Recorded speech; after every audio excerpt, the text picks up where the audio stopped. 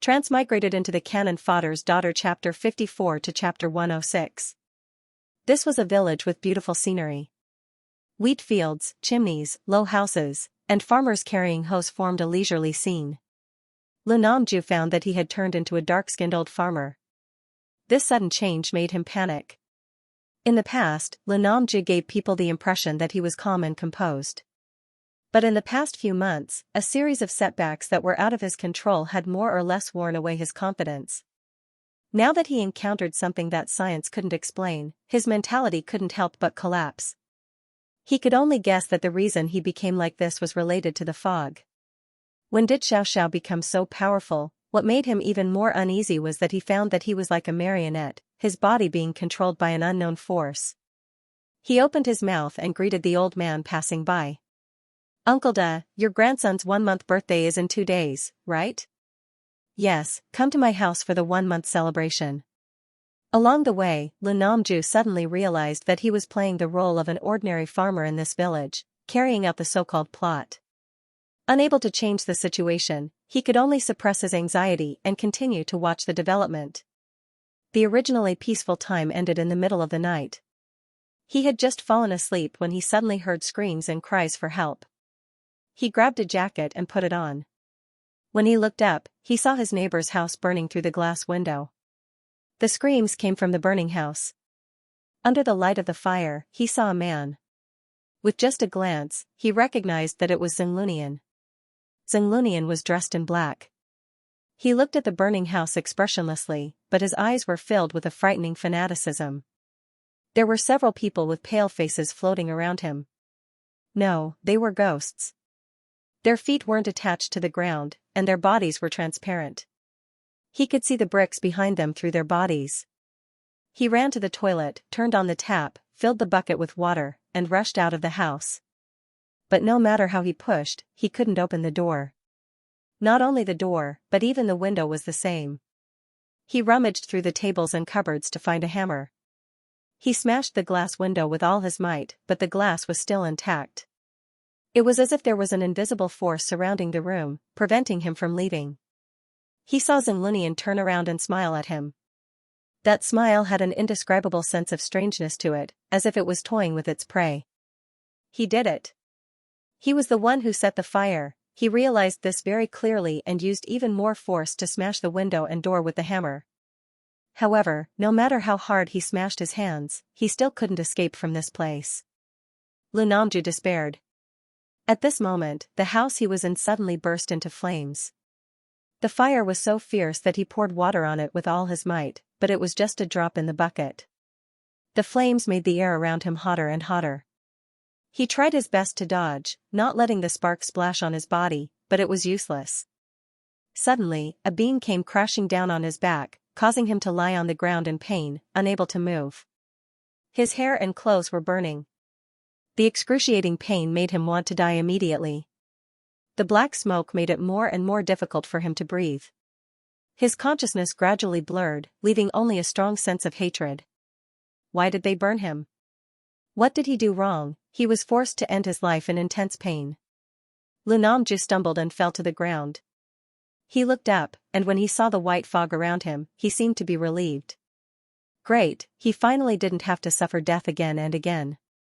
Just now, he seemed to have played the role of many people, personally experiencing what they went through before they died. They were either burned to death, controlled by evil spirits, forced to hang themselves, or fell into a well and died. He couldn't resist, and he couldn't change his fate. He could only watch the Xianxia use all kinds of methods to kill him. They used his pain and despair before he died to refine evil things. He watched as the people in the village were turned into a deserted village by the Xianxia. Although Li Xiao once said that the Xianxia had killed hundreds of people, Lu Namju thought that she must have exaggerated it. It wasn't until he experienced it himself that he realized the Xianxia's evil side. The continuous deaths caused him to have a mental breakdown. He gasped for breath. In his mind, he couldn't help but remember Chan Kain's evaluation of the Xianxia. The Lunian isn't a bad person. He's just a bit awkward and protective. You see how well he treats Phil and me. You know he's a good person. When he was young, his grandfather died early, so he suffered a lot in the village. He's very pitiful. Don't always look at him with prejudice. As long as you treat him well, he'll treat you well too. He's a good friend of mine. I believe in him. Xianxia's gentle face gradually became distorted. The scene of him being killed was so unforgettable that he couldn't look at his wife, who was defending the Xinglunian with a straight face. A good person? If the Xinglunian was a good person, then there wouldn't be any evil people in the world. The Xinglunian didn't have the slightest bit of humanity. Other than Xianxia, everyone else was just an ant in his eyes. Would a person feel guilty for stepping on an ant? That's impossible. The Xinglunian probably had this kind of mentality when he killed someone. Lu Namju closed his eyes, but he couldn't help but think, if Xianxia didn't save the Xinglunian, those people wouldn't have died. They would still be living a peaceful life in the small mountain village. Because Lu Namju had experienced what they went through and felt their despair before death, he couldn't help but feel resentment and confusion towards Xianxia. He stood up, suppressed those surging emotions, and tried to find an exit. He more or less guessed that the reason he was trapped here was because of Li Xiao. But after what he had just experienced, he couldn't blame Li Xiao with righteousness. He regretted it. Li Qianfei, Chu Lian, and the chauffeur were not the only ones who suffered the same fate as him. Zhang Jiayin was also tortured. I don't know anything. I didn't set the fire. Don't look for me. Look for the Xinglunian. He did it. I didn't push you. Xianxia fell into a nightmare. She was surrounded by many ghosts. They bit her, pinched her, and tortured her in all kinds of ways. They looked at her like poison needles, forcing her to see their tragic deaths. They even let her experience the feeling of being killed by the Xinglunian. Xianxia was going crazy. Why did these people put the blame on her? She was obviously innocent. She regretted. Maybe she shouldn't have saved the Xinglunian in the first place. Over the years, although she faintly felt that there was something wrong with the Xinglunian, he was always silent and reliable in front of her. He was so good to her. How could she have the heart to report him? All she could do was try her best to influence him. At most, she helped the Xinglunian make a fake ID.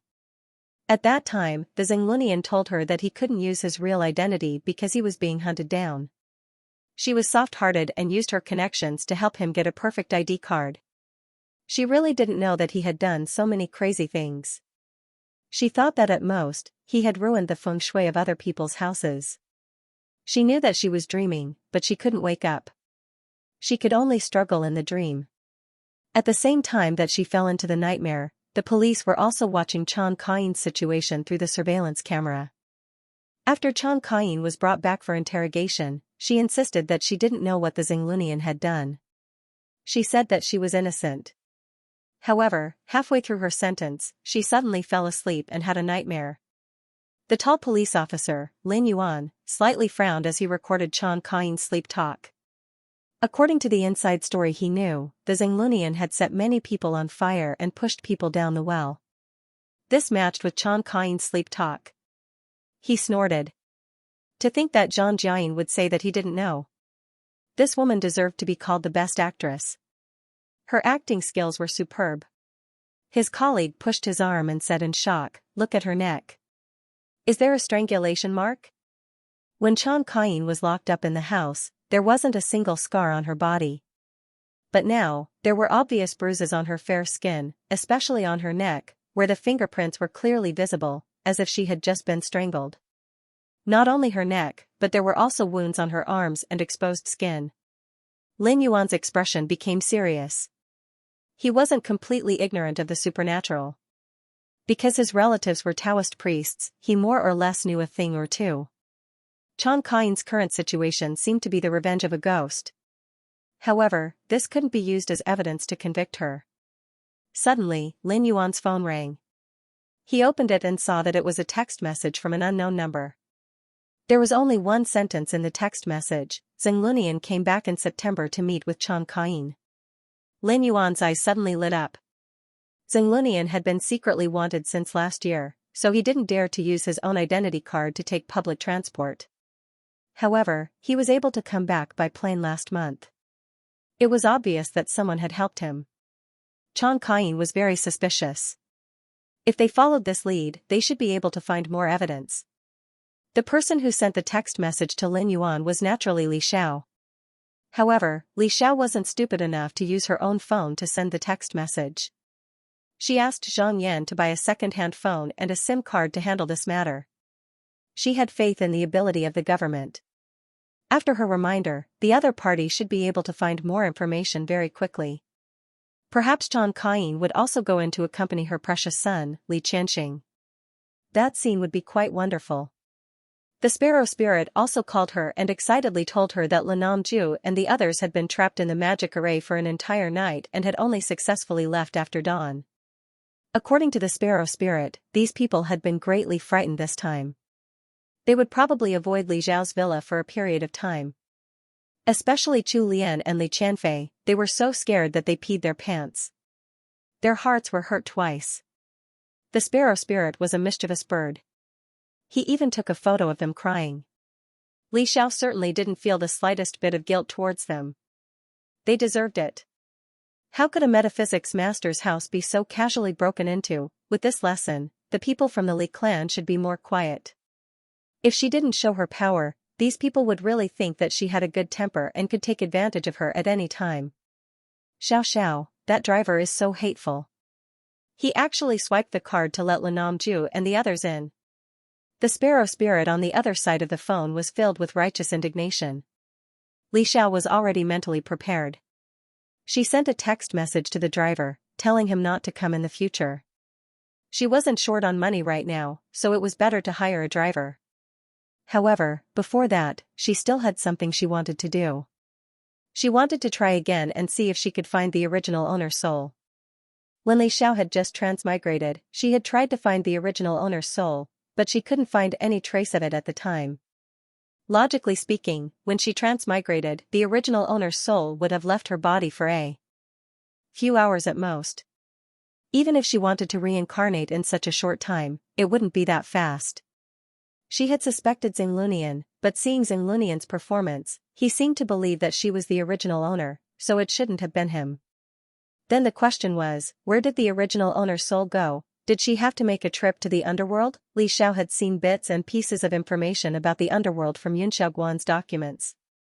She knew that it wasn't easy for a living soul to go there. If they were accidentally discovered, they could be besieged by ghost generals. In the eyes of those ghosts, living souls were great supplements. Not to mention humans, even Yao couldn't go there. She didn't have any relationship with the King of Hell or the judges. However, the current her wasn't a newcomer who didn't know anyone. Perhaps she could ask Songhai. It just so happened that she had obtained the Cultivation secret dragon transformation from Xing Lunian, so she could use this as a reason to find him. If Songhai was a carp spirit, then this cultivation method would be more or less useful to him. Li Xiao didn't need this so-called secret cultivation method. She was already very satisfied with Yun Xiaoguan's cultivation method. That cultivation method suited her very well. Her master had said that she was a rare genius in this area. She could understand it with just a little bit and was born to be in this line of work. Li Xiao didn't know if what her master said was true or false. She only knew that although she was young, she hadn't met a worthy opponent.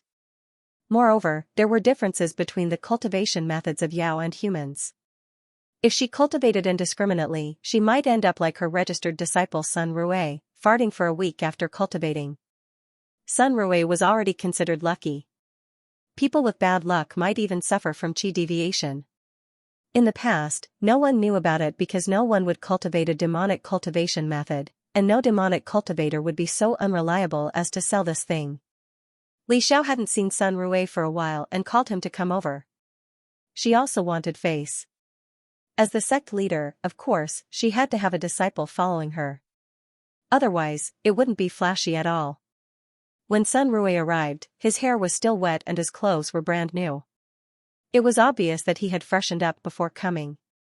When he came over, he said excitedly, "Master, I've already memorized the book you gave me before." Li Xiao flipped it open and randomly checked a section. She found that Sun Rue did not lie. He had memorized the entire book.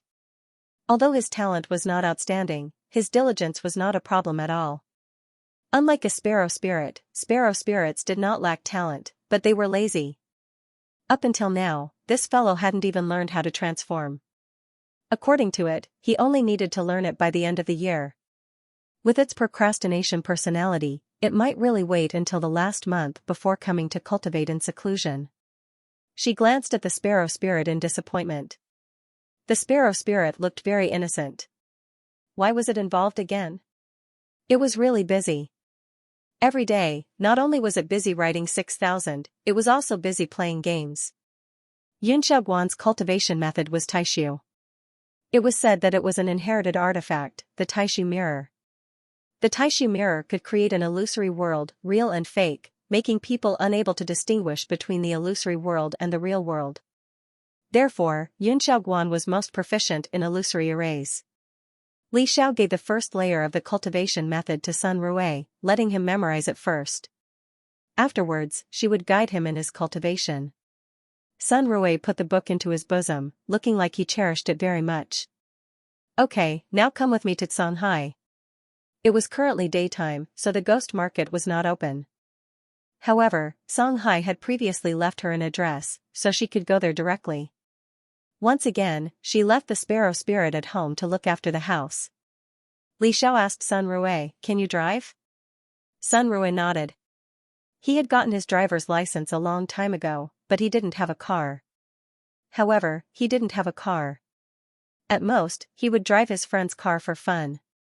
Li Xiao directly threw a key to him, "Then you will be my driver today." She was too lazy to get her driver's license. The previous driver, because he let Lanam Ju and the others in, was fired by her. Li Xiao was too lazy to accept the access card, and she also didn't want him to have the guts to enter her villa again.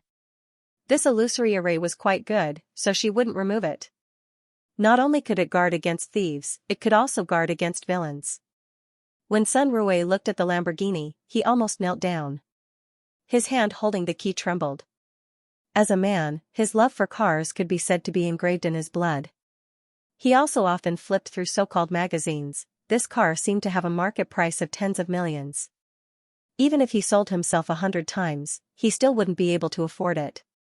What if it accidentally scratches or bumps? Li Xiao indifferently said, "It's insured. If it's damaged, then we can change to another one." At that time, she chose this car not because she liked it, but because it was expensive and she could cheat Lanamju more money. "Don't worry and drive. Anyway, you're not the one paying for the car." Li Xiao looked like she didn't care. Sun Rui was slightly relieved and sat in the driver's seat. However, because it was the first time he drove this kind of car, Sun Rui was still uncomfortable and drove slowly. The originally 1-hour drive was reduced to 2 hours by him. However, Li Xiao was more free now, so she treated it as a drive. When they arrived, it was already 4 in the afternoon. Xianxia lived in the suburbs. It was quite big, and there was a large lake behind the house. The sparkling water was full of spiritual energy, and it was a natural feng shui array. Li Xiao wanted to rob it. The person who came to pick them up was Xianxia's subordinate, Lu Haixing. Lu Haixing took them into the house. There weren't many furnishings in the house, but they could feel the ancient charm of everything. In short, they were valuable. Xianxia seemed to like cyan very much, and all his clothes were of the same color. However, this kind of cyan shirt was very suitable for him. It was casual and elegant. He raised his eyes and looked at Li Xiao. "Has the Xinglunian been dealt with?" He was well aware of the grudge between Li Xiao and Xinglunian. Li Xiao nodded and sat down opposite him. At a close distance, Xianxia's skin was perfect and clear, and not a single pore could be seen. Because his skin was so good, every flaw was clearly visible. She could even see the marks on his face. Wait, this person was definitely sleeping just now, right? He probably just woke up not long ago. Li Xiao took out the book Dragonization and handed it to Xianxia. Xianxia took the book. After seeing the cover, a trace of understanding flashed across his face. He flipped through it and said leisurely, "The Xing family indeed has some flood dragon blood." When he mentioned the flood dragon, his tone was very calm, and even a bit dismissive. In the next second, the book was burned to ashes. It was as if the cultivation techniques inside were nothing to Tsang Ming. If the Xinglunian were still alive and saw this scene, he would probably be so angry that his eyes would split open. The thing that they treasured so much was abandoned by someone else like a worn-out shoe. Li Xiao instantly overturned her previous judgment. This guy's bloodline was definitely above that of the flood dragon, and not some carp. After all, even carps could only become dragons after jumping through the dragon's gate. Speaking of which, carps weren't the only animals with good luck. She had indeed taken it for granted before. Song Hai said, "Thank you for sending this book." Li Xiao pondered for a moment and said, "Do you know how a living soul can enter the underworld?" Song Hai yawned. "Suicide." Li Xiao's eyelids twitched. "This joke isn't funny." Song Hai asked, "What do you want to do in the underworld? Do you have someone you want to save?" Li Xiao was silent. After a while, she looked straight at Song Hai. "I want to find the original owner of this body."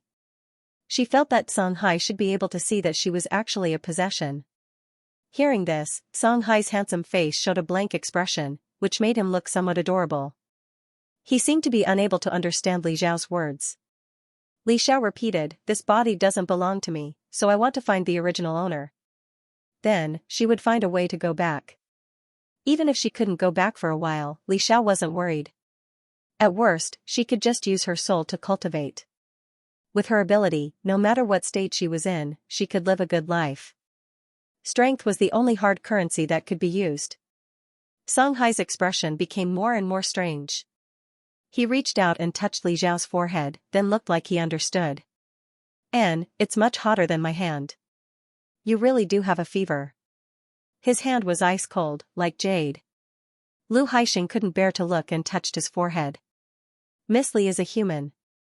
It's normal for her body temperature to be higher than ours." Song Hai suddenly understood and frowned slightly. "But you're not a possession. Your soul and the body are so compatible. It's impossible for you to be a possession." His tone was firm, without the slightest hesitation. Li Xiao was stunned. According to Song Hai, she was the original Li Xiao, then what about the more than 10 years before she transmigrated? No matter how good Li Xiao's temperament was, she couldn't help but be at a loss at this moment. At this time, Lu Haixing's phone rang. He picked up the phone and after a while, he hung up with a subtle expression. Lu Haixing coughed and said to Song Hai, "Boss, there's business at the door. Do you want to take it?" The other party offered a lot of money. As he spoke, he couldn't help but glance at Li Xiao, who was still in a daze. Li Clan. Chu Lian, Li Qianfei, and Lan Namju sat in the living room, staring at each other.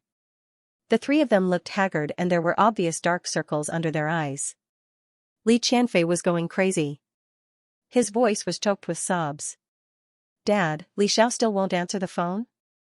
Lan Namju nodded with a sullen face. Because he hadn't rested well for several days, he was now sleepy and tired. Of course, he wasn't in a good mood. After they left Li Xiao's villa, they never lived a peaceful life again. It was as if they were haunted by evil spirits. As long as they closed their eyes to sleep, they would relive the experience in the white fog in their dreams. No matter who it was, they couldn't escape from this nightmare. In this situation, of course, they couldn't rest well. After a few days, they were exhausted. Chu Lian also tried to amplify the sorrow mantra at home and ask for all kinds of charms, but it didn't work at all. Because he couldn't sleep well, Chu Lian was now like a cannon, ready to explode at any moment. But no matter how angry she was, with the previous experience, she didn't dare to ask for Li Xiao's help. She was unconsciously afraid of this granddaughter of hers.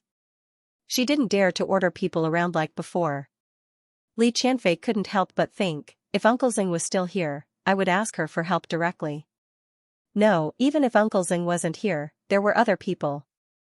Li Xiao wasn't the only master of metaphysics in the world. She hurriedly asked Lan Namju, "Dad, do you know any powerful master of metaphysics? Quickly ask him to come over and help us get rid of this curse."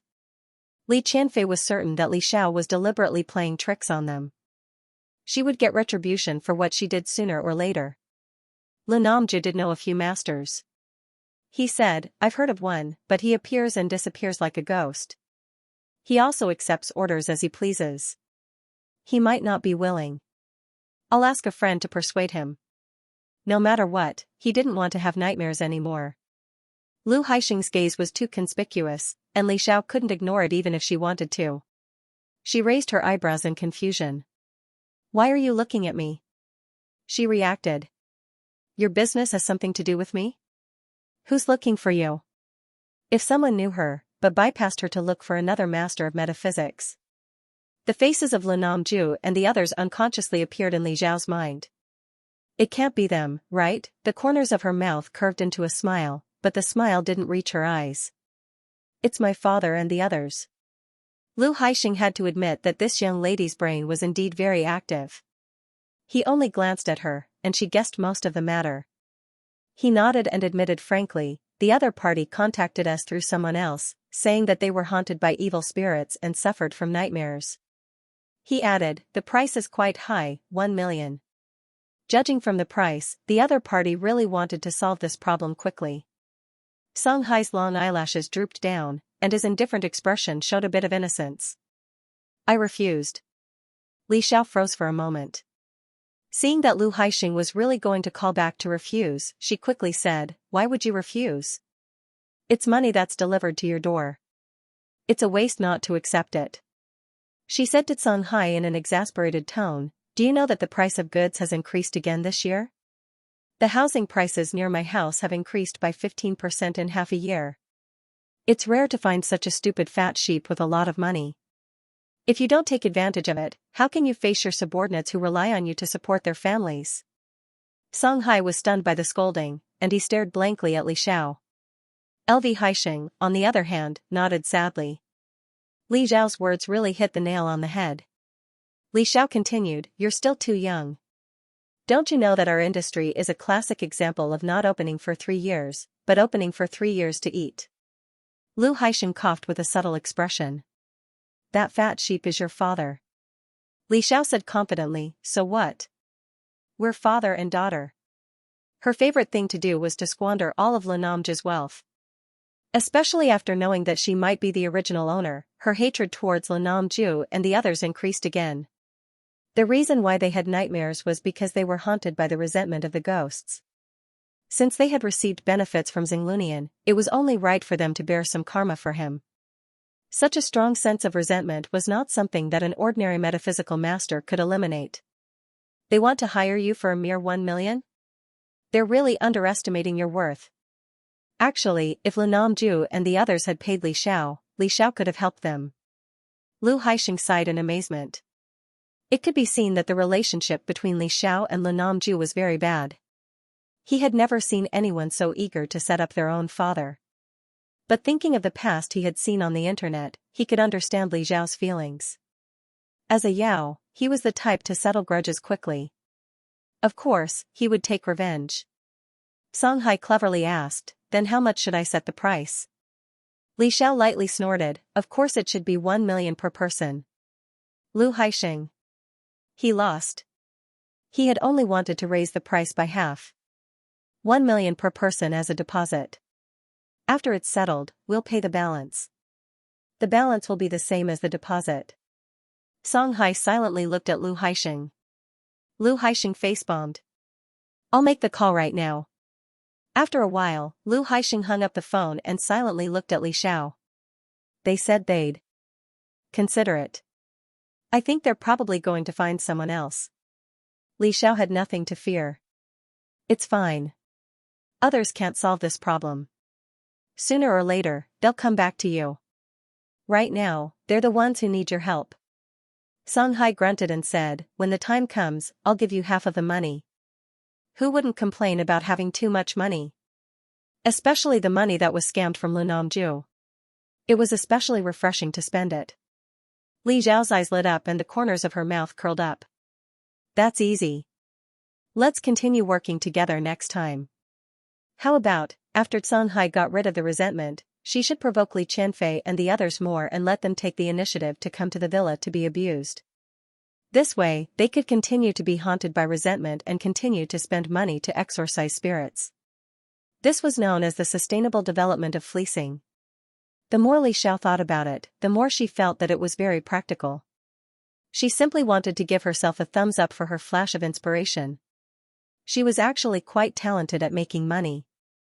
After she was intoxicated by herself for a while, she remembered something and said, "By the way, give me your cell phone number. It's easier to contact you." Song Hai turned to look at Lu Haixing. "What's my cell phone number?" Lu Haixing. "I'll get you a card." He turned to Li Xiao and said, "When the time comes, I'll send you the number directly." He had already given his cell phone number to Li Xiao before. Speaking of which, boss clearly didn't use a cell phone before, saying that the ringtone would disturb his sleep. His suspicious eyes couldn't help but fall on Li Xiao, and he began to ponder. Could it be that he liked the girl because she was pretty, so he was willing? Speaking of which, when was boss's estrus period? Was it coming soon? Lu Haixing found that his thoughts were getting more and more divergent, and he hurriedly suppressed these very disrespectful thoughts. Li Zhao's purpose of coming over this time could be considered to have been achieved. In a few days, she would be able to earn some extra money, so her mood was a lot better. Of course, part of the reason was because she knew that Namju and the others were troubled by nightmares these days and couldn't rest well. Knowing that they weren't doing well, she was happy. "Then I'll go back first." Song Hai said, "Thank you for sending that cultivation method. If you want to refine magic tools, you can find me again." Li Xiao didn't expect that Song Hai didn't count his reminder as a reward. The smile on her face deepened. "Then I won't be polite." She left Song Hai's residence, but didn't immediately return to the villa. Instead, she asked Sun Rui to send her to the Huawu company. "What's wrong? Why do you look hesitant? This isn't like you." Yuan made a cup of coffee and made Li Xiao fruit tea. Li Xiao didn't like to drink coffee since she was a child, and only liked to drink sweet and sour fruit tea. In front of others, she would more or less pretend to be a young lady, and in private, she would do whatever she liked. Yuan wasn't married, and didn't have any children. He had always treated Li Xiao as his own child, and Li Xiao's favorite food was placed in the office all year round. Li Xiao took a sip of the fruit tea, put down the cup, and asked with some hesitation, "After I lost my memory, you didn't seem to ask me how I changed so much." In the past, she had always avoided thinking about this problem. In her heart, she would go back sooner or later, and she would definitely return her body. Yuan looked at her lovingly. "Although you don't remember many things, you haven't changed much. For example, when she was nervous, she would unconsciously purse her lips, straighten her chest, and pretend to be very confident. She liked to hear others praise her, and she was a little narcissistic. She was also very stubborn and didn't want others to worry about her. Because Li Xiao didn't have her memory, she always thought that there was a big difference between them.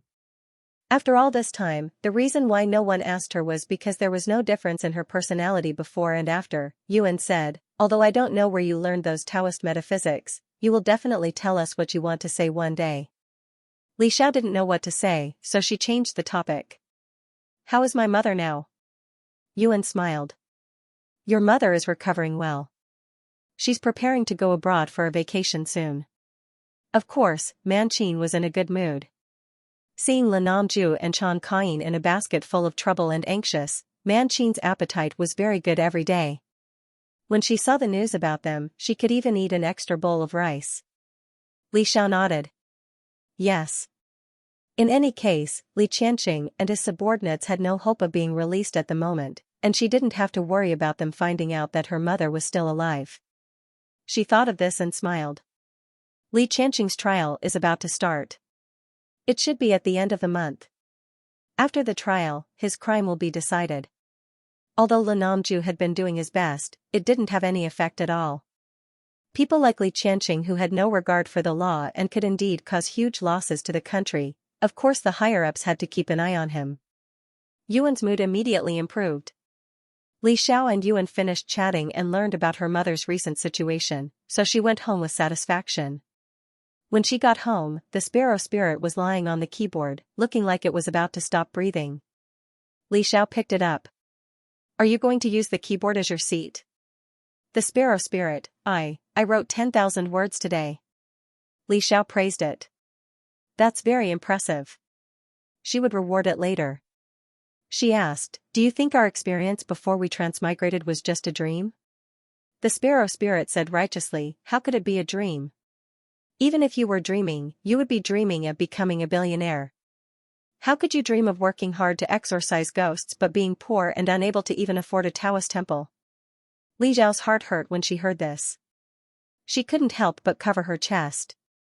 This freeloading sparrow spirit had the face to call her poor and poor. Actually, it's good that we don't go back. Otherwise, we would have to work hard to make money to renovate the Taoist temple. For the sparrow spirit, the friends it was familiar with in this world were still there, so it didn't have any obsessions. Li Xiao narrowed her eyes. This sparrow spirit really couldn't be kept. It should be fried and served with wine. She picked up the sparrow spirit with a cold face and threw it out. Very good, a home run, October 16th. In the end, Lin Namju invited Song Hai over. Even though Song Ming's price was very high, he could not afford to hire other masters to heal them. It was impossible for them to do so.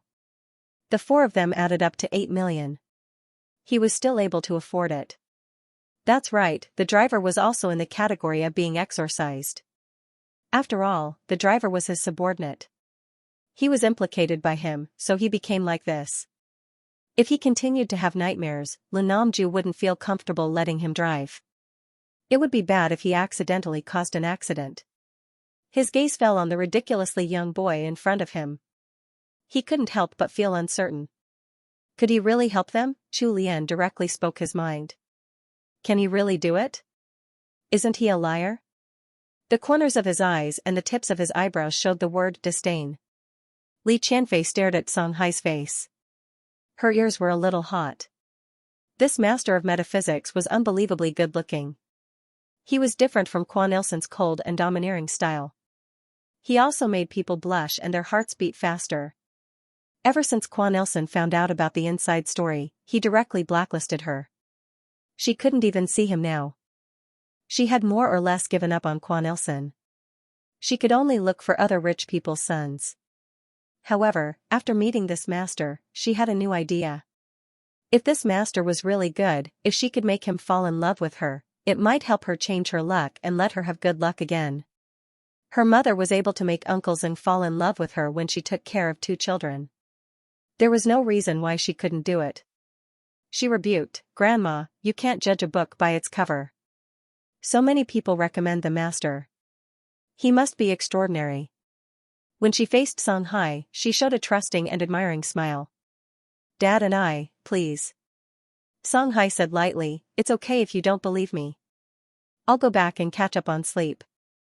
He added, "But I won't refund the deposit." After saying that, he turned to leave. Chu Lian was just being picky out of habit. She also wanted to pressure Song Hai. Her family was already very sincere to spend 1 million to invite him. However, the other party asked for an exorbitant price. Each person's deposit and follow-up payment would cost 2 million. 4 people would go for 8 million. Even if she had the money, she wouldn't be willing to spend it like this. Because of the anger in her heart, when she saw the ridiculously young Song Hai, she couldn't help but talk back. She was old, and she was Lin Namju's mother. Even if she was a little arrogant, others would more or less give in to her. This encouraged her arrogance and made her feel that everyone should flatter her. However, she didn't expect that Song Hai didn't buy it at all. She hadn't rested well these past few days. Plus, she was old and had a bad temper. Now that Song Hai talked back to her, her anger suddenly rose. She was so angry that she didn't know what to say. "Leave. If you leave directly, I'll help you spread the word in the circle. Let's see who dares to hire someone like you in the future." She had already received the deposit, but he didn't do his job properly. If he was an employee of the company, he would have been fired 100 times. Didn't he know that the customer was God? Chu Lian, who thought this way, didn't consider that Song Hai wasn't her employee, and now they were the ones who were rushing to beg him. Song Ming stopped in his tracks and coldly spat out 2 words, "Do as you wish." Since the customer agreed to let him leave, then he could leave. He nodded in his heart and felt that there was nothing wrong with his logic. He didn't delay the time. If he went back now, he could catch up on sleep. Recently, he had been very sleepy, as if he could never sleep enough. Li Qianfei felt uneasy and subconsciously wanted to grab his hand. However, before her hand touched his clothes, it was as if it was burned by something, causing her to jerk back. In the next second, Song Hai's figure blurred in their vision, like an ink painting that was gradually fading. They blinked and could no longer see Song Hai's figure. In just an instant, he had already disappeared in front of them. He had left so decisively that they did not even have the chance to regret. Li Qianfei and the others were dumbfounded. They stared blankly at the air. Chu Lian came back to his senses and was so angry that his body was trembling. He actually ran away just like that. Lu Namju was mentally exhausted. These days, he spent a lot of time with his mother at home. He deeply understood how unreasonable his mother could be. His voice was tired and angry. Didn't you ask him to leave? It wasn't easy to invite a master of metaphysics, but his mother had completely offended him. Those who were truly capable were more or less prideful. Of course, they wouldn't be able to stand being wronged. Chu Lian's personality had never been good, but she rarely vented her anger on Lu Namju. Lu Namju did not feel anything. He thought that at most, others would be more tolerant. Now that he had tasted the bitter fruit, he personally felt that his mother was wrong. Chu Lian gritted his teeth and said, "He's too unprofessional. Get the deposit back. Don't give him a single cent." Li Qianfei still wanted to have a good relationship with Song Hai. It would be best if he could fall in love with her. How could she watch her grandmother pester them endlessly? She was very impatient. Her grandmother still thought that the Li clan was the same as before. Her temper was still so bad. "Grandmother, you've offended him by doing this. It's impossible to invite him again in the future." Lu Namju said, "According to the signed agreement, as long as he comes, the deposit will have to be given to him." Chu Lian lost 4 million yuan in a short period of time. She also suffered a belly full of anger. It was simply suffocating. Feeling the disapproving look from her son, she muttered, "How would I know that he has such a bad temper? I'm an old person. What's wrong with him giving in to me? He doesn't know how to respect his elders at all." Thinking back to the days when she couldn't sleep well and had a splitting headache every day, Chu Lian endured it. Then invite him back again. I'll apologize to him. That should be enough. Li Qianfei cursed in her heart. "Grandmother, you think my apology is worth a lot?" Lu Namju called Song Hai, but the prompt said, "The number you have dialed is busy." He instantly understood that he had been blocked by the other party. He could only call his friend who had acted as an intermediary and mention this matter to him. He asked his friend to help persuade him again. His friend was also very dissatisfied. "Nanju, I also used my own connections to invite this master for you. As a result, your family directly offended him. How do you want me to explain this? What if something happens to me in the future and he refuses to come?" Lu Namju could only apologize to his friend and promise some conditions. Only then did his friend reluctantly agree. "Okay, I'll try again. You also have to control Auntie well. Not everyone will fall for her tricks." Lu Namju's face was obscure and unreadable. Li Qianfei saw this and couldn't help but complain to Chu Lian, "Grandmother, you see, it's all because of you. Dad is such a proud person, but he still has to humble himself to others. In the past, Dad was high-spirited and looked down on the world. With a smile, he made several families go bankrupt. Now, he had lost his momentum and seemed to have lost a lot of his charm." Chu Lian was sullen, but this time, it was her fault, so she could only endure. With this delay, it was already night time. Song Hai finally relented. Lu Namju said to Li Qianfei, "He agreed to come, but it has to be tomorrow." Of course, in order to invite this master again, he had to pay a deposit again. This meant that this time, they would have to spend 12 million yuan to exorcise the ghost. However, there was no need to tell this to his mother, in case she caused trouble again. Chu Lian was sleepy and tired now. When she heard this, she perked up and complained, "Why not now?" Thinking that she would continue to have nightmares tonight, she shivered. She was old and couldn't endure it like the young people. If this continued, she would have to lie in the hospital. Lu Namju thought of the reply and his face sank. His subordinates said that he's already asleep. He has a bad temper when he wakes up. Chu Lian, who hadn't slept well these days, was envious and jealous. Li Xiao also fell silent after knowing that Song Hai had cheated Lin Namju of another sum of money. Song Hai's learning ability was really good. He grasped the essence of cheating money so quickly, and even surpassed the master. Having a student who had made such great progress, she also felt a sense of accomplishment as a teacher. However, the Li clan's eyes grew on their foreheads. The more Song Hai put on airs, the more they would value Song Hai. Li Xiao knew their characters very well. When Song Hai came to the Li clan, again, the attitude of the Li clan was different. The first time he came, there was a hint of doubt, but this time, there was an attitude of "you're right." Song Hai suddenly felt that Li Xiao's words were quite reasonable. Maybe some people couldn't be nice to them. Therefore, he also put away his previous lazy attitude and put on a serious face. Li Qianfei dressed up carefully this time. Her makeup was perfect. It was the kind of clear makeup that looked full of youthfulness, and it highlighted the advantages of her own facial features. She wore a white dress with orchids embroidered on it. Her whole person looked pure and sweet. She smiled. "I'll leave it to you. I'll go first." Her unreserved attitude of trust was obvious.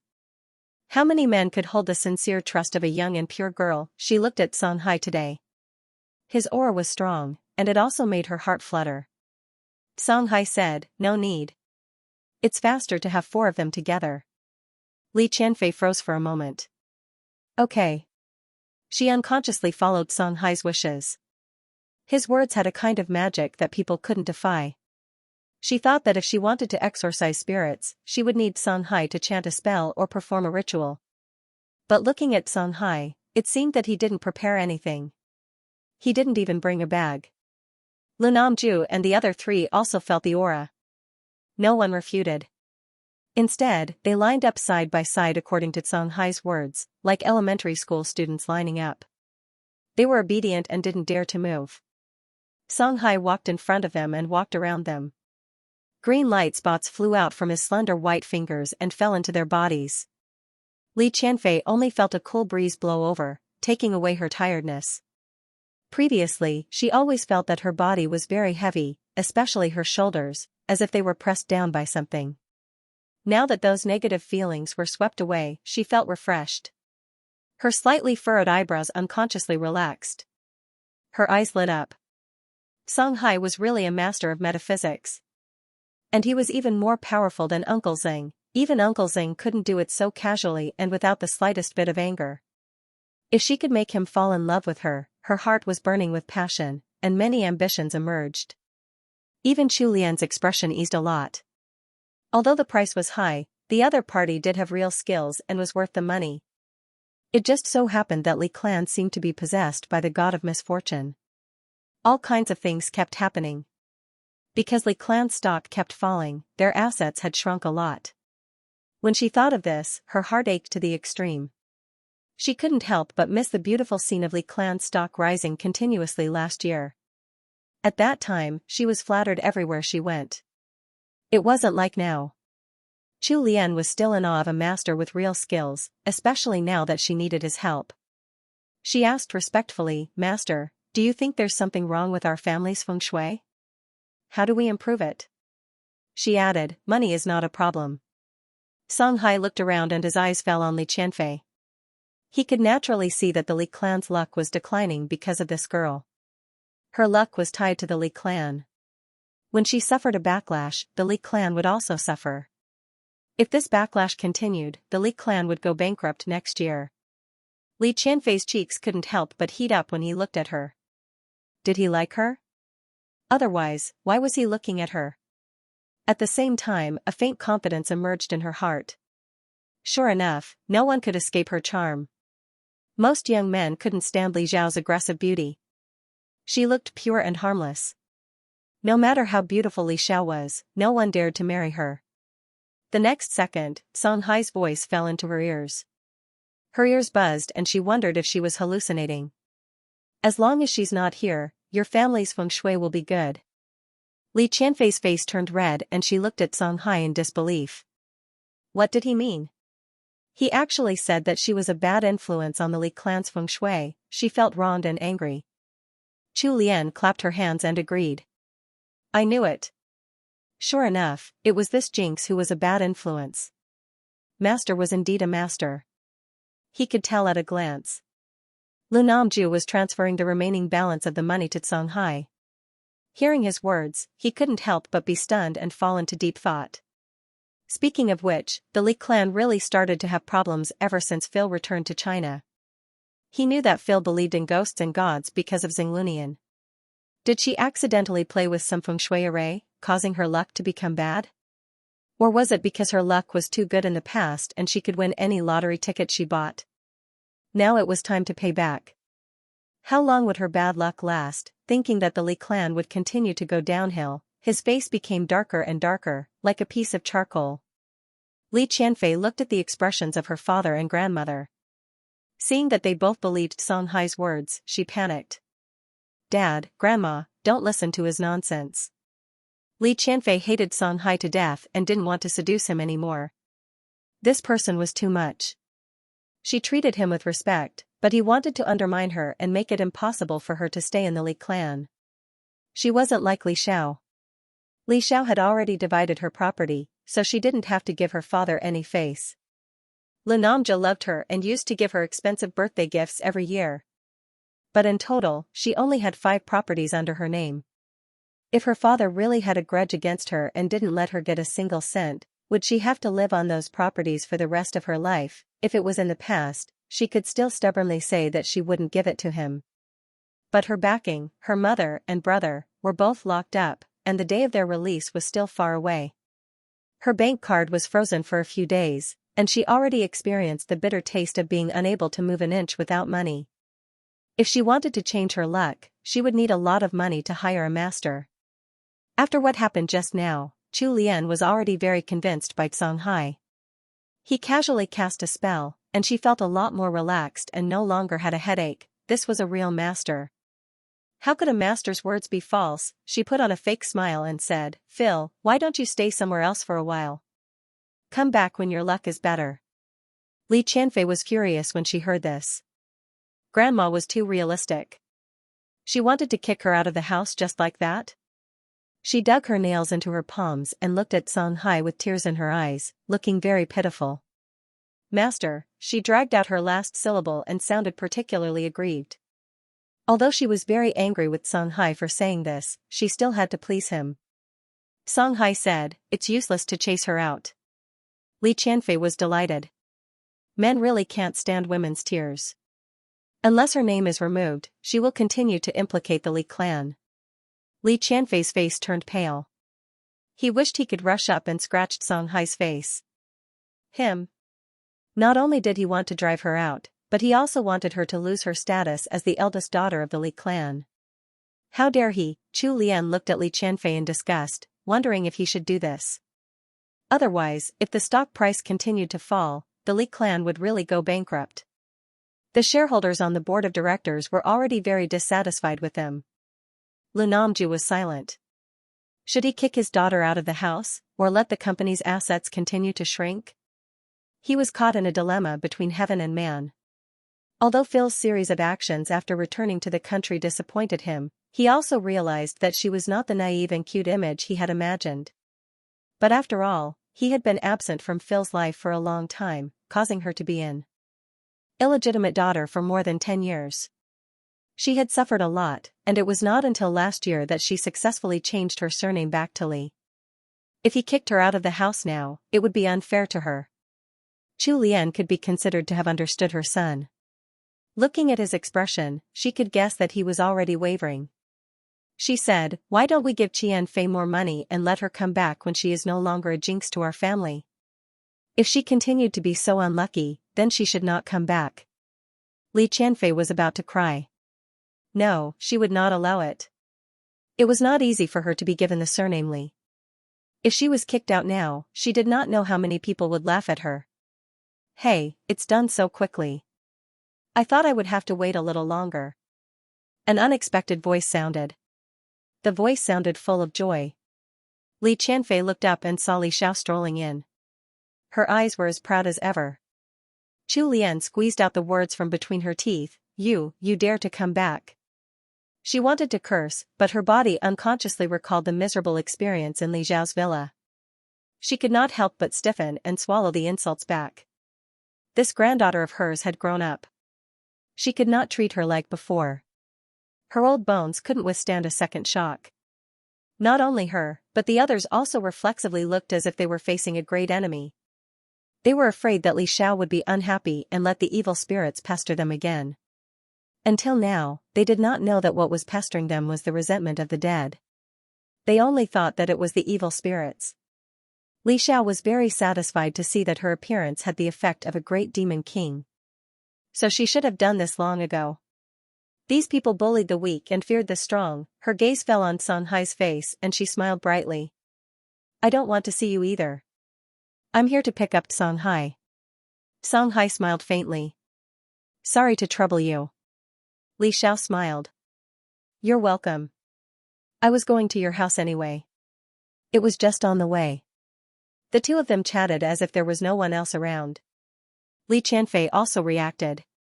She pointed at Song Hai with her index finger and then moved to Li Xiao. You two know each other. And from the looks of it, not only did they know each other, but they were also very familiar with each other. Song Hai turned his head and said to Li Xiao, I earned a total of 12 million yuan this time. Give me your card number later and I'll transfer half to you.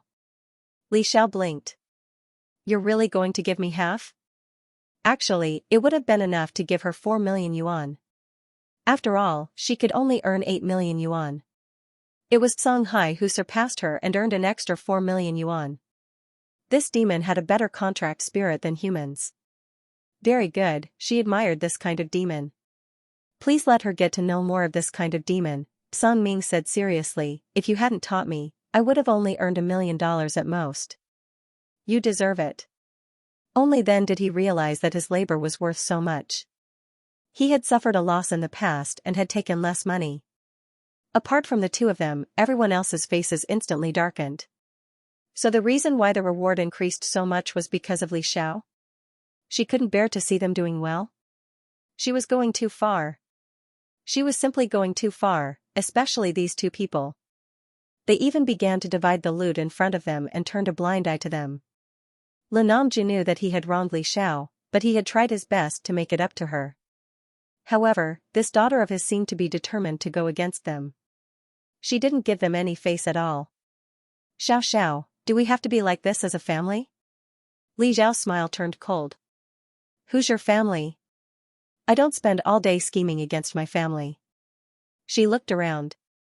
The next time you dare to casually come to my door, you can continue to have nightmares. Anyway, you've received benefits from Xinglunian. It's only right that you bear some of the burden for him. When she mentioned Xinglunian, Li Namju had nothing to say. His expression changed slightly. The tragic deaths of those people in his dream were all because of Xinglunian. Of course, you can continue to come to my door. That way, I can continue to make money.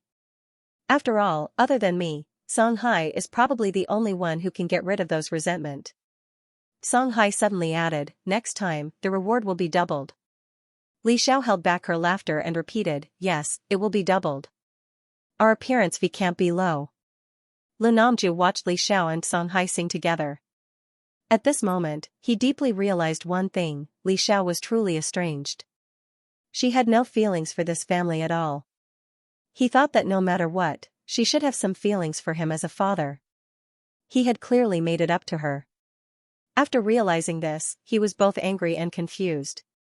Chu Lian was so angry that she couldn't speak. Her temples were throbbing. Her eyes rolled back and she fainted on the spot. Li Xiao was elated and prepared to leave with Song Hai. Wait! Li Qianfei shouted at her back. Was it you who told Song Hai to say that I'm a jinx? Li Xiao must have instructed Song Hai to drive her out. Li Qianfei seemed to be grasping at straws. How could you do this? Li Namju's expression also became hesitant. It seemed that he also suspected that Li Xiao had deliberately instructed him. Li Xiao turned to look at Song Hai. Song Hai's calm voice sounded a little aggrieved. I didn't lie. Li Xiao certainly knew that he didn't lie. She just didn't expect Song Hai to directly say that to Li Namju. Li Xiao didn't answer Li Qianfei's words. If she wanted to think so, then so be it. It would be best if Namjia really thought so. If Li Qianfei was driven out of the family now, how could Li Qianfei lead the Li clan into decline? It would be best if Li Qianfei was bound to the Li clan for a long time and never separated. Otherwise, she really didn't know how to make the Li clan go bankrupt. She wasn't good at business wars. If Li Qianfei used it well, it would be a powerful weapon. Li Qianfei only took it as her acquiescence. He sounded like he was about to cry.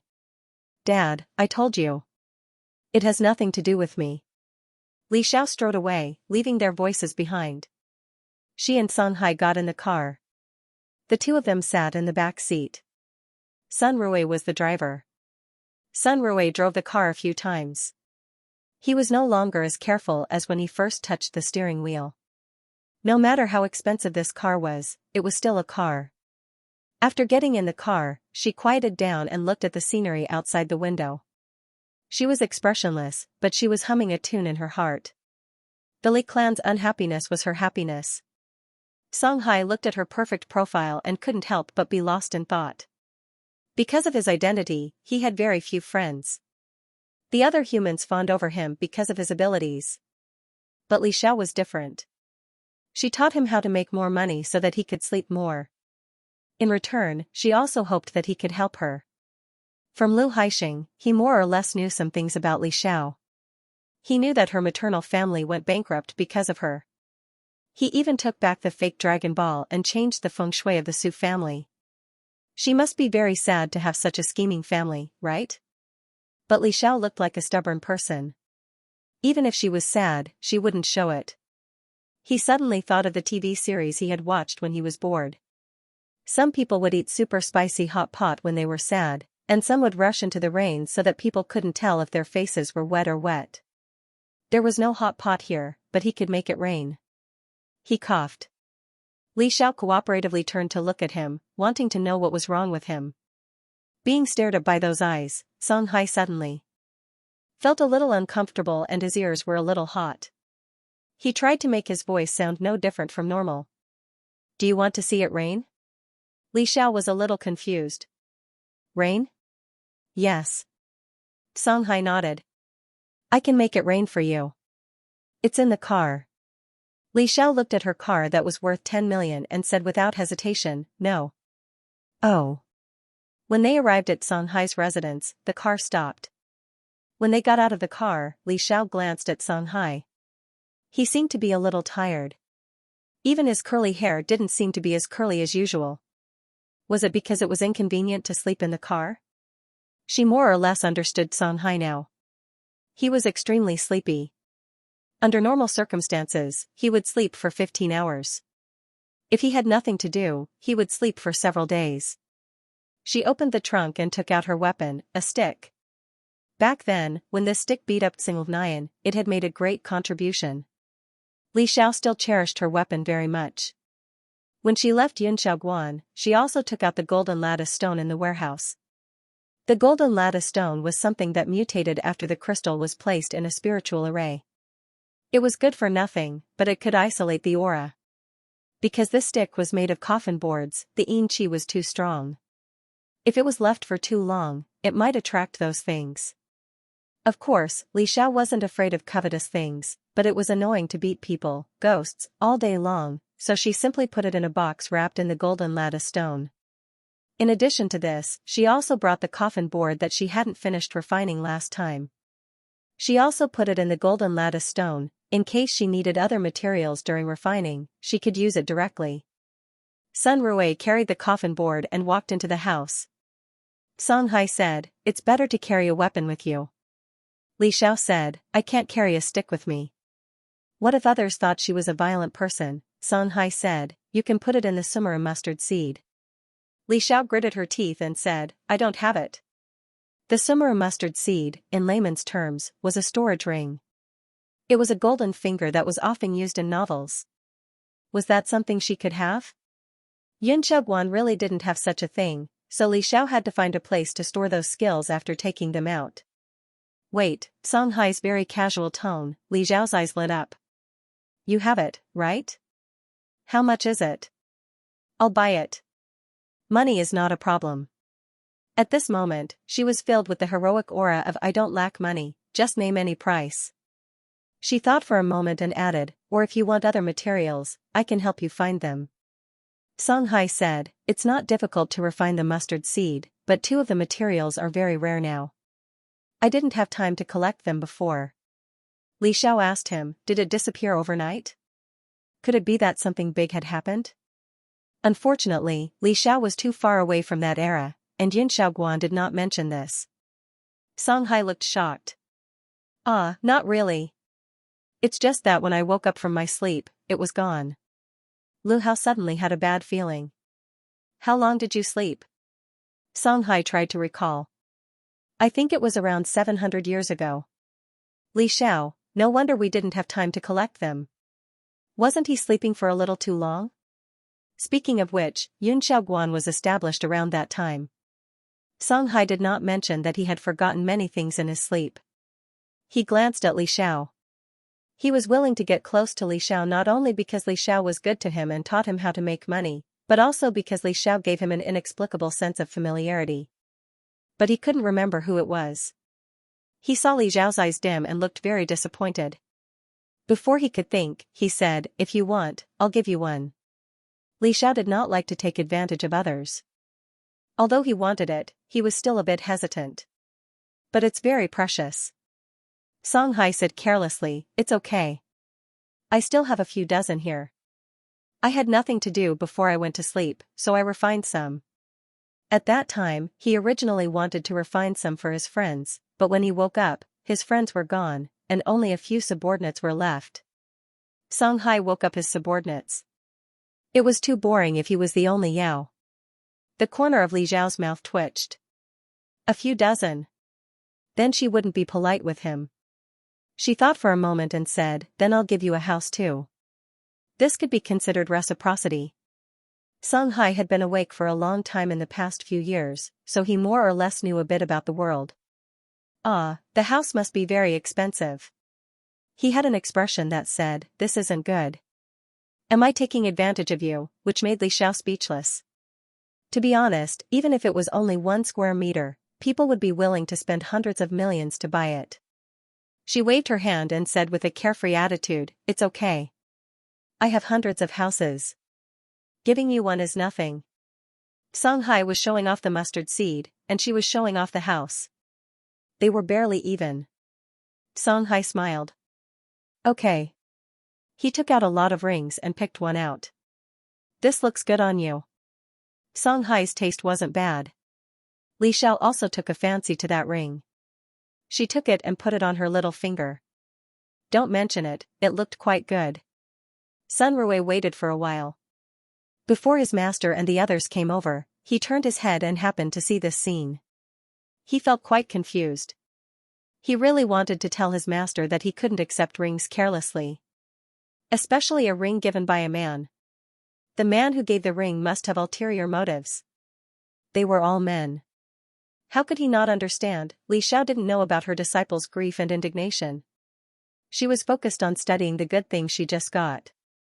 She used her divine sense to explore the ring and left her mark on it. This way, no one else could open the mustard seed, unless someone with a stronger mental power than her erased her mark. The space inside the mustard seed was bigger than she imagined. It was about the size of a basketball court. Very good. In the future, she could stuff all her valuable things inside. She showed a satisfied smile. "When you go out with me tomorrow, you can choose a house that you like. I'll transfer it to your name." She paused and asked, "Oh right, are you an unregistered resident?" "Did he have an ID card?" Songhai blinked. "I have an ID card." Yes, the relevant departments helped him with it. Not only him, but his subordinates also had one. Li Xiao took the rod out of the gold lattice stone box. Songhai's eyes flashed. Previously, the rod was placed in the box and its aura was isolated, so he didn't feel it. Now, he realized that the rod had the aura of his scales. In the past, he would casually put away the scales after they fell off. When he woke up, he found that the small box containing the scales was gone. He didn't expect that it would be in Li Xiao's hands and be used by her to refine a weapon. Li Xiao saw that Songhai was staring at her rod. She said generously, "There's a scale in this rod. This scale used to be in the hands of the Xinglunian. After he refined it, it can absorb the luck of the surroundings. I used it. It turned out that it was indeed very useful." Songhai didn't lack scales. Needless to say, they had been refined by the Xinglunian. It would take some effort to restore them to their original state. He really didn't want to waste his strength. It was better for the scale to be in the hands of Li Xiao than in the hands of criminals. He took the rod and quickly went into the room to refine it. Li Xiao was bored in the room, drinking tea and waiting. Lu Haixing accompanied her to talk. He now had a particularly good impression of Li Xiao. In the past, they received a lot of orders in a month, but they might not be able to earn 1,000,000. After Li Xiao's guidance, the speed of their income increased. A good person. A good person who didn't discriminate against demons, Li Xiao asked him, "Are you the only one under Songhai?" Lu Haixing said, "There are other demons, but they have other jobs. Some are game boosters, some are bodyguards, some are cowherds, and some are policemen. Not every demon was as capable as him. However, their manpower was mainly used to maintain the opening of the Ghost City. The Ghost City and the two worlds of Yin and Yang had to spend more effort." Li Xiao listened with deep respect. This was really a group of demons with aspirations. They hid their identities in the human world and worked conscientiously. It was simply moving China. As for that cowherd demon, was he serious? Li Xiao chatted with Lu Haixing on and off. About half an hour later, Songhai came out. He held a blue rod in his hand. The texture of the rod was like jadeite, emerald green, and glistening. The rod that Li Xiao fiddled with before was as gray and unremarkable as the stove in the kitchen. After passing through Songhai's hands, its grade suddenly went up. It looked particularly high and mighty. Who would like good-looking things? Li Xiao couldn't wait to take it. Now, the rod's energy was restrained unless she stimulated it. She casually shook it. Very good, its power had increased by about 50% compared to before. "Thank you, I like it very much." She looked at Songhai with sparkling eyes. This person's level was really amazing. She thought of Songhai, a demon who wanted to sleep all day, but in order to let his subordinates have food to eat, he personally took up the post of a heavenly teacher. He was simply an old leader of the new era. This noble character was really praiseworthy. According to Lu Haixing, those demons still had quite a few savings to make a down payment. She said very straightforwardly, "You've worked hard. I'll give you another house." And, in any case, right now, what she didn't lack the most was a house. An insignificant house was nothing compared to the value of a weapon. She would still calculate this account. In the past, Li Xiao would try not to use the original owner's money as much as possible, only using the money that she swindled. But now, she was very likely to be the original owner, so she didn't feel guilty about using it. Lu Haixing's eyes were practically brimming with tears. He looked into Li Xiao's eyes as if he was looking at the god of wealth. She was really rich. After Li Xiao took the weapon and left in satisfaction, Lu Haixing continued to flatter Li Xiao. In his mouth, Li Xiao was simply the #1 philanthropist in the world. Her entire body was emitting the light of a saint. Songhai suddenly said, "She gave me 2 houses today." He selectively ignored the fact that he had also given Li Xiao more valuable sumaru mustard seed and helped her refine weapons. Lu Haixing's expression became strange. "Boss, do you count as being kept?" Song Ming asked. On the TV, it was said that she was kept as a mistress. Does that mean that all she does is sleep with him every day? Lu Haixing really wanted to say that it wasn't like that, but when he met his boss's gaze, his conscience hurt a bit and he said, "Yes." Songhai revealed a smile. "And, being kept is also not bad." Lu Haixing, he was at a loss. If his boss was kept, did that mean that Li Xiao's status was higher than his boss's? Then what should he call her? Boss big, *********. Li Xiao left her mark on the wooden stick and then put it into the mustard seed. Sun Rui was very calm when the stick suddenly disappeared. This was probably the legendary Taoist technique, right? Li Xiao took off the ring. She originally wore it on her right pinky finger, but she felt that it was a bit loose and easy to fall off.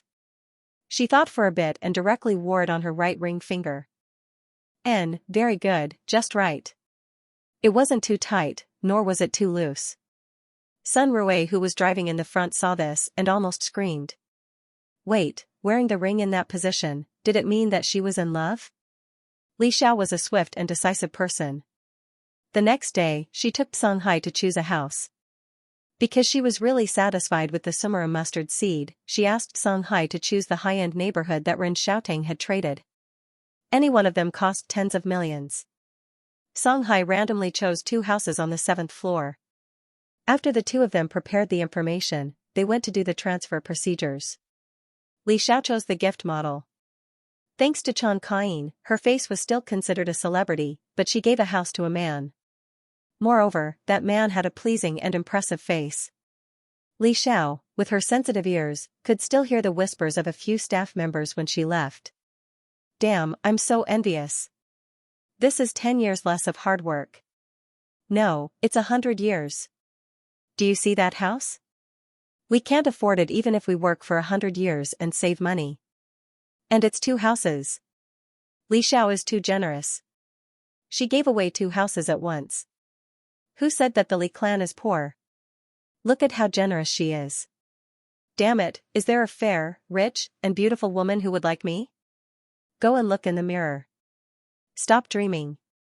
Even if you want to live off a woman, you have to be good-looking. Look at that gigolo, his face is more than enough to survive in the entertainment industry. Li Xiao didn't believe that Songhai's hearing was worse than hers and couldn't hear their conversation. Normal people would be unhappy if they were treated as living off a woman. She turned her head to look at Song Ming, who looked calm and collected. She originally wanted to comfort him, but now it seemed that there was no need. His psychological quality was still quite high. It would take a while for all the procedures to be completed. Li Xiao felt that it was time for her to find an assistant, but she had a lot of secrets. Even if she wanted to find an assistant, she had to find someone she could trust. This was a bit troublesome. She suddenly remembered that she hadn't been to school for almost a month and couldn't help but feel a little guilty. She might as well find some time to go to school and complete the procedures for her suspension. Their parents would definitely be notified when they were going through the suspension procedures. However, Li Xiao didn't care about Lanamji's opinion. She pondered that in her free time, she could actually go to other sects and exchange Dao techniques. That would be good too. After she came out of the school building, she went to find Jiang Tian and have lunch with him. When she arrived, the 4th period was not over yet. Li Xiao was sitting on a chair outside waiting for the class to end. She was browsing Weibo while she was at it. Chan Kain had not been released yet, and there was no news about her on the internet. The netizens thought that she was hiding at home because her reputation was ruined and she couldn't get any good scripts. The Li clan wouldn't be so stupid as to go around spreading the news that their mistress had been arrested. Previously, when Li Qianxing was arrested, it had already affected the company. If Chan Kain was arrested, many shareholders would probably go to the rooftop. Li Xiao read a piece of news and couldn't help but laugh. The article was titled Candlelight Dinner? Movie King Ren's good news is coming. She clicked on it and saw that it was a picture of Ren Xiaotang having a meal with a woman. After that, Ren Xiaotang accompanied the woman to go shopping and carry things. The woman's appearance in the photo wasn't very clear, but it was clear that she was a beauty. Li Xiao was very surprised. Wow, Ren Xiaotang, the infatuated spare tire, has finally given up on Chan Kain. The article was obviously controlled by Ren Xiaotang's remaining fans. Although a lot of his fans had left, the number of fans that stayed behind was still very strong. Is this sister-in-law? Sister-in-law is so beautiful, she and Yutong are a match made in heaven. Yutong already has a new girlfriend, so a certain married movie queen please don't throw herself at him. Thank you, please take the initiative to release yourself. So some marketing accounts should stop spreading rumors. Yutong and a certain movie queen are just friends. Just friends. There is no relationship beyond friendship. If you spread rumors again, I'll report you. Yutong is indeed at the age to get married. If he announces it, we will give him our blessings. Like other celebrities, as long as there were photos of them dating, their fans would deny it and try their best to clarify it, even if their faces were swollen. But when it came to Ren Xiaotang, his fans were celebrating the new year with joy when they saw his scandal. They couldn't wait for him to make an official announcement and announce it to the world. This was also because the previous scandal between Ren Xiaotang and Chen Kaiying had hurt his popularity too much. It made these fans, who used to be very proud, feel dejected. When they fought with their opponents, a sentence like "Chen Kaiying is your cooking goddess" was enough to make them vomit blood and return in defeat. Li Xiao was reading the scandal with relish. When she heard the bell ring, she stood up. She had already sent a text message to Jiang Tiantian, so Jiang Tiantian came to find her after class. Behind Jiang Tiantian, there was a boy in a white shirt who looked quite handsome. "Tiantian, let's have lunch together." Jiang Tiantian frowned impatiently and said in a cold tone, "Stay away from me." The boy was still smiling brightly, completely unaffected. "Tiantian, give me a chance to pursue you." Li Xiao put away her phone and walked to Jiang Tiantian's side, staring at this unknown boy. Li Xiao's beauty was undeniable. Her skin was as white as snow, and her eyebrows were picturesque. Even without makeup, she was enough to move people. Being stared at by such a lively beauty, the boy couldn't help but swallow his saliva and feel his heart beat faster. He couldn't help but start dreaming. Could it be that this beauty, Li Xiao, has taken a liking to me? Then should I agree or not? The corners of his mouth curled up, revealing a hearty smile that he had practiced countless times in front of the mirror. Based on your physiognomy, the boy only felt half his body go limp. She was beautiful, and her voice was pleasant to hear. Your eyebrows are curved like a silkworm cocoon. It's obvious that you have no self-control and are fickle in love. There's a blue color on your forehead, and the blue color is drifting upwards. There's also a yellow aura on your age and longevity. And, so recently, you've been making a small fortune, and then a big fortune. Your small fortune is also related to women. Your mouth. She spoke slowly, and her tone was neither light nor heavy. There was a certain magic that made people believe in her, and the boy was stunned. Her words made the boy's heart pound. He felt as if he had been stripped naked and was lying under the sun. He wanted to shiver. Li Xiao said one by one, and her tone turned cold. So your recent fortune is also related to women.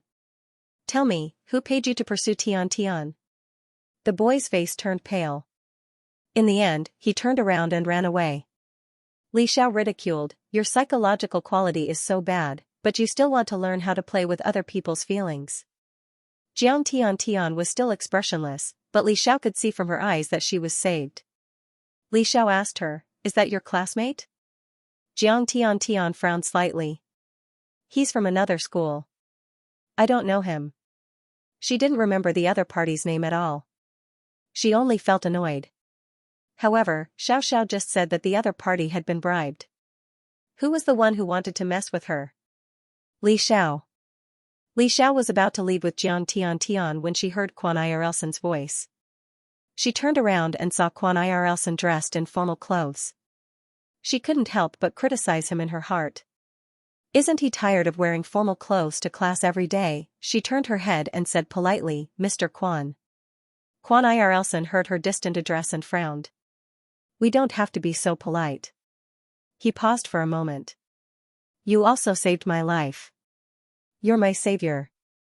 Although Quan Irlsen had just transferred to the school as an exchange student this year, he was already a famous person on campus because of his family background and appearance. When he stood there, he attracted everyone's attention. Li Xiao didn't want to be the focus of the school forum again. She said politely, you've already given me a very generous reward. We're even. After saying this, she turned around and left without hesitation.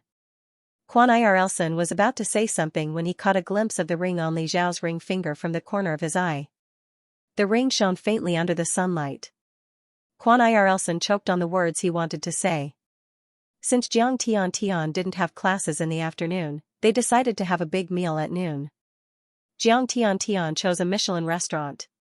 Although Li Xiao didn't have much interest in Western food, it was good to eat here occasionally.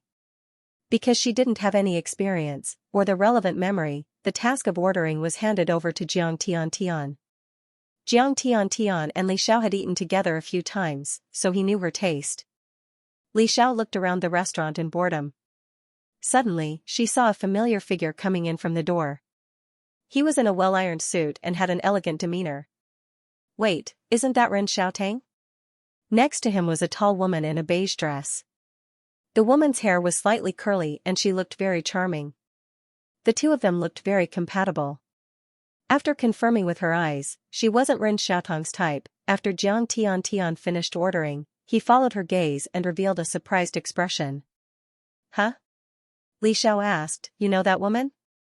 Jiang Tian nodded and said, she's Su Lanqing, the eldest daughter of Su Lu Group. As soon as she mentioned Su Lu, Li Xiao instantly knew. This was the largest electronics company in China, but the chairman was very low-key and rarely appeared in front of people. Li Xiao wondered if this was a blind date arranged by the family. Ren Xiaotang and Su Lanqing finally sat in the seats by the window. From Li Xiao's angle, she could see everything that was happening over there. Although she didn't like Ren Xiaotang, if he didn't provoke her, Li Xiao couldn't be bothered to deal with him. As for reminding Su Lanqing, that was even more unnecessary. Ren Xiaotang's scandals were all over the internet, so it was impossible for the woman to not know.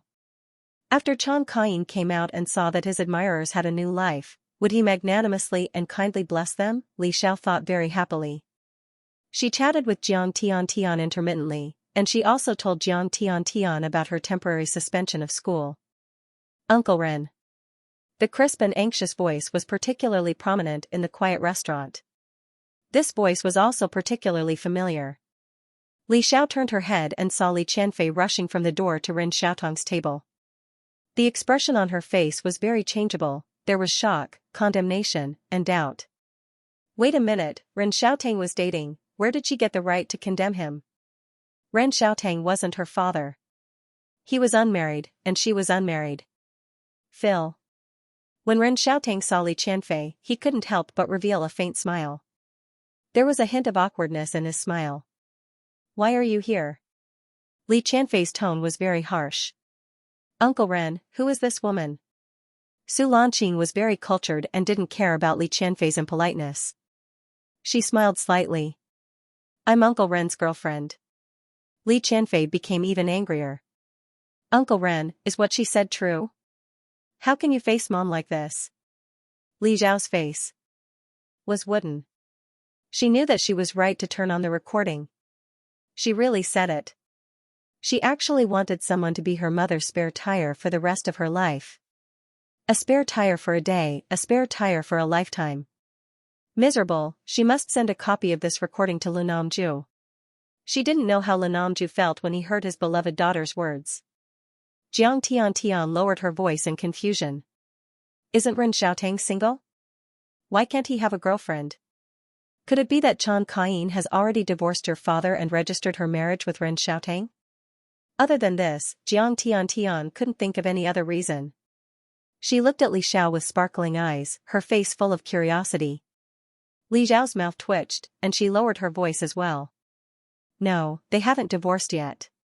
Jiang Tian was even more confused. So why does Li Qianfei think that Ren Xiaotang can't date other people? Jiang Tian always had a cool look on her face. Now that she was in a daze, she seemed a little cute. Li Xiao had the urge to reach out and pat her head. She coughed. We don't need to understand. Don't be fooled by Li Qianfei's logic. She turned her head and continued to watch the show. Her position was really good. Not only could she clearly see the development over there, but it was also difficult for the other side to see her because of the decorations. What surprised Li Xiao was that Ren Xiaotang really did follow Li Qianfei's train of thought. He looked guilty. Ren Xiaotang took a deep breath and half closed his eyes in pain. You're right. I've let Jiang down. He had clearly told Jiang that he would love her for the rest of his life. This feeling would never change. But now he was a little tired and wanted to find a place to rest. Ren Xiaotang's grandfather, who used to dote on Ren Xiaotang, was quite critical of him because of his purchase of Li Clan's shares. As a result, his authority in the Ren family plummeted, and he was no longer able to use the family's influence to help Jiang clean up the negative comments on the internet. Coincidentally, Su Lanqing had returned to the country. His grandfather asked him to go on a blind date with Su Lanqing, saying that the two families were well matched. Ren Xiaotang naturally didn't have feelings for Su Lanqing. He had investigated Su Lanqing and knew that she had dated several men when she was abroad. She was open-minded, so he couldn't help but look down on her. But Su Lanqing was the eldest daughter of the Sula group, and she seemed to like him. If he couldn't be with Jiayin, then he was willing to compromise himself and choose a marriage alliance so that he could have enough power to protect her. Although he already had this idea, when faced with Li Qianfei's question, he still felt guilty. At that moment, Ren Xiaotang's face is Ren Xiaotang, Jiayin Xiaotang's S. At this moment, he seemed to see Jiayin from 20 years' Uncle S's. Ren's, a look. A S voices. I have something very important to tell you. I've been trying to find you these days, but I've been blocked. I called your phone, but no one answered. Ren Xiaotang had always regarded Li Qianfei as his own daughter. Hearing this, his heart ached. He couldn't care less about Su Lanqing. He decisively said, okay. He took out his phone and found that Qianfei's and Jiayin's numbers had been blocked. Of course, he couldn't have done this. Someone must have done something when he wasn't there. No wonder he hadn't received their calls these days. He stood up and left with Li Qianfei. He didn't even give Su Lanqing an explanation. Or rather, he was full of confidence in his own charm. Su Lanqing heard the sound of him leaving without hesitation. Although she was severely humiliated, she didn't feel angry at all. Instead, she showed an amused expression. When she was abroad, she had heard the rumors about Ren Xiaotang. She knew that he was good-looking, but his brain wasn't normal. He was being played around by a married woman. After returning to China, she had the idea of watching the fun. After knowing the purpose of the Ren family's visit, she agreed. Ren Xiaotang didn't let her down. His brain wasn't just filled with water. He clearly only had water in his brain. Ren Xiaotang didn't know what Su Lanqing was thinking. He just anxiously explained to Li Qianfei that his phone had been tampered with. Li Qianfei said, Uncle Ren, please save my mother. Her mother hadn't come back since she was caught. Although her father said that he was looking for connections, it didn't work at all. Li Qianfei was afraid that her mother would be like her brother and be locked up forever. She didn't think of looking for Uncle Ren until she saw Uncle Ren's scandal on Weibo. She saw that he was dating another woman. Then she thought of him. Although the Ren family wasn't as rich as the Li clan, they had power. Maybe Uncle Ren could let her mother go. In this case, she didn't want Ren Xiaotang to marry another woman. If Uncle Ren got married and had his own family, he wouldn't treat her and her mother as well as before. No, she had already lost the love of so many people. She couldn't lose Uncle Ren too. She went to the Ren family before, but she was kicked out before she could see them. Because of this, she immediately chased after Uncle Ren when she heard that he was dating at this restaurant. Ren Xiaotang was anxious when he heard her words. What happened to your mother? Isn't she fine at home? Ren Jiatong really didn't know about Zhang Jiayin's arrest.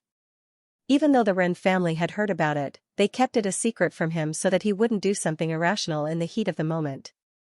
Li Qianfei saw the unreserved concern in his eyes and felt sad. Uncle Xing is dead.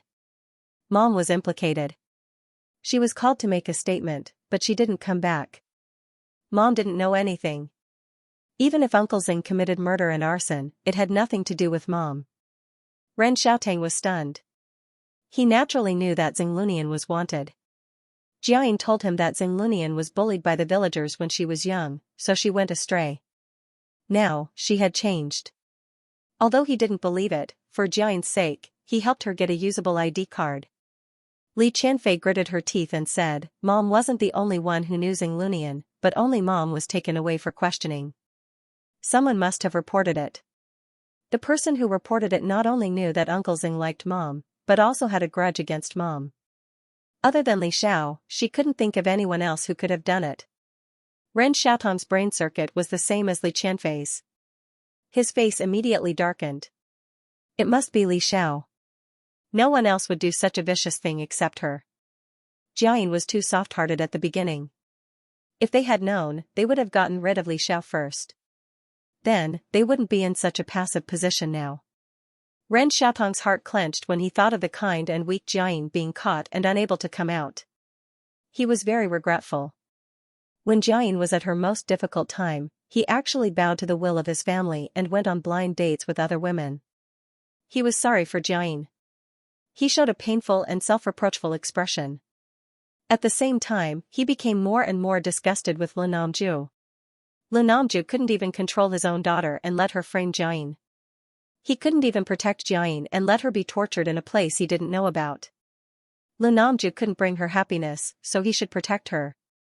He shouldn't have given up his true love so easily to Lu Namju. Li Qianfei whispered, but even if we know that she did it, we can't do anything about it. She recalled what had happened a while ago and couldn't help but tremble. She didn't want to face Li Xiao again. What if she continued to have nightmares? Ren Xiaotong's tone was firm. Don't worry. Leave it to me. I'll definitely save your mother. At this moment, in Li Qianfei's heart, Ren Xiaotong's figure was so great. Ren Xiaotong felt full of strength when she looked at him with trust and intimacy. Ren Yintong's heart was filled with Zhang Jiayin's matter. He had completely forgotten about Su Lanqing, whom he had abandoned. He didn't even have the intention to call her to inform her. But when Ren Xiaotong rushed home excitedly, his grandfather gave him a blow to the head. Don't get involved with Chan Kayin again. You should get along well with Su Lanqing. Su Lanqing is the most suitable person for you. Do you have to ruin your life for a fickle woman like Chan Kayin? If you want to use the power of the Ren family to help her, then I can only expel you from the family. Grandpa Ren looked at his grandson's stubborn appearance and had a headache. He doted on him a little because his grandson looked like him when he was young. This grandson was smart and calm since childhood, but when he met Chan Kayin, it was as if he was under a spell. Now, whoever got involved with the Li clan would be unlucky. The 10% shares that he bought at a high price shrank by 1/3 in just a month, which made him so angry that he almost vomited blood. These shares were now like chicken ribs. They were tasteless, but it was a pity to throw them away. Grandpa Ren couldn't let Ren Xiaotong drag the Ren family into the mire for his own selfish reasons. He didn't want this grandson. So he could only express his attitude coldly. Ren Xiaotong gritted his teeth and wanted to say that he didn't care. But if he was really expelled from the family, there would be no hope. He took a deep breath and said, I know. I will get along well with Su Lanqing. He felt unprecedented humiliation, but he had to do this. Since the family couldn't do anything, he could only rely on himself. Phil's 18th birthday was coming soon. Jiayin had been thinking about this before. He couldn't let Jiayin be locked up forever and couldn't even attend his daughter's coming-of-age ceremony. Wait, maybe he could start with Li Xiao. As long as he could find a way to trick her into admitting that she framed Jiayin, then the government couldn't keep holding Jiayin. Didn't Li Xiao like to record? He also wanted to use his own Dao to exchange for his own body. Li Xiao handed the recording pen to Lu Namju. I suddenly remembered that I didn't give you a birthday present this year. This is a belated birthday present. Although Li Xiao didn't have the original memory, Lu Namju's birthday was when Su Manqin was locked up for recuperation. At that time, her relationship with Lu Namju was at its worst. It was obvious that she didn't give him a present. When Lu Namju saw the recording pen, he was almost traumatized. Every time Li Xiao gave him a recording pen, something bad happened. On one hand, he didn't want to accept it, but on the other hand, he wanted to know the content. In the end, he hesitated and accepted it. Li Xiao was satisfied and smiled. Li Qianfei's birthday is coming soon, right? I'll come and attend. She came to watch the fun. Unfortunately, Chan Kayin wouldn't be there at that time. Otherwise, it would be more interesting. After saying this, she turned and left. She had already thought of a birthday present for Li Qianfei.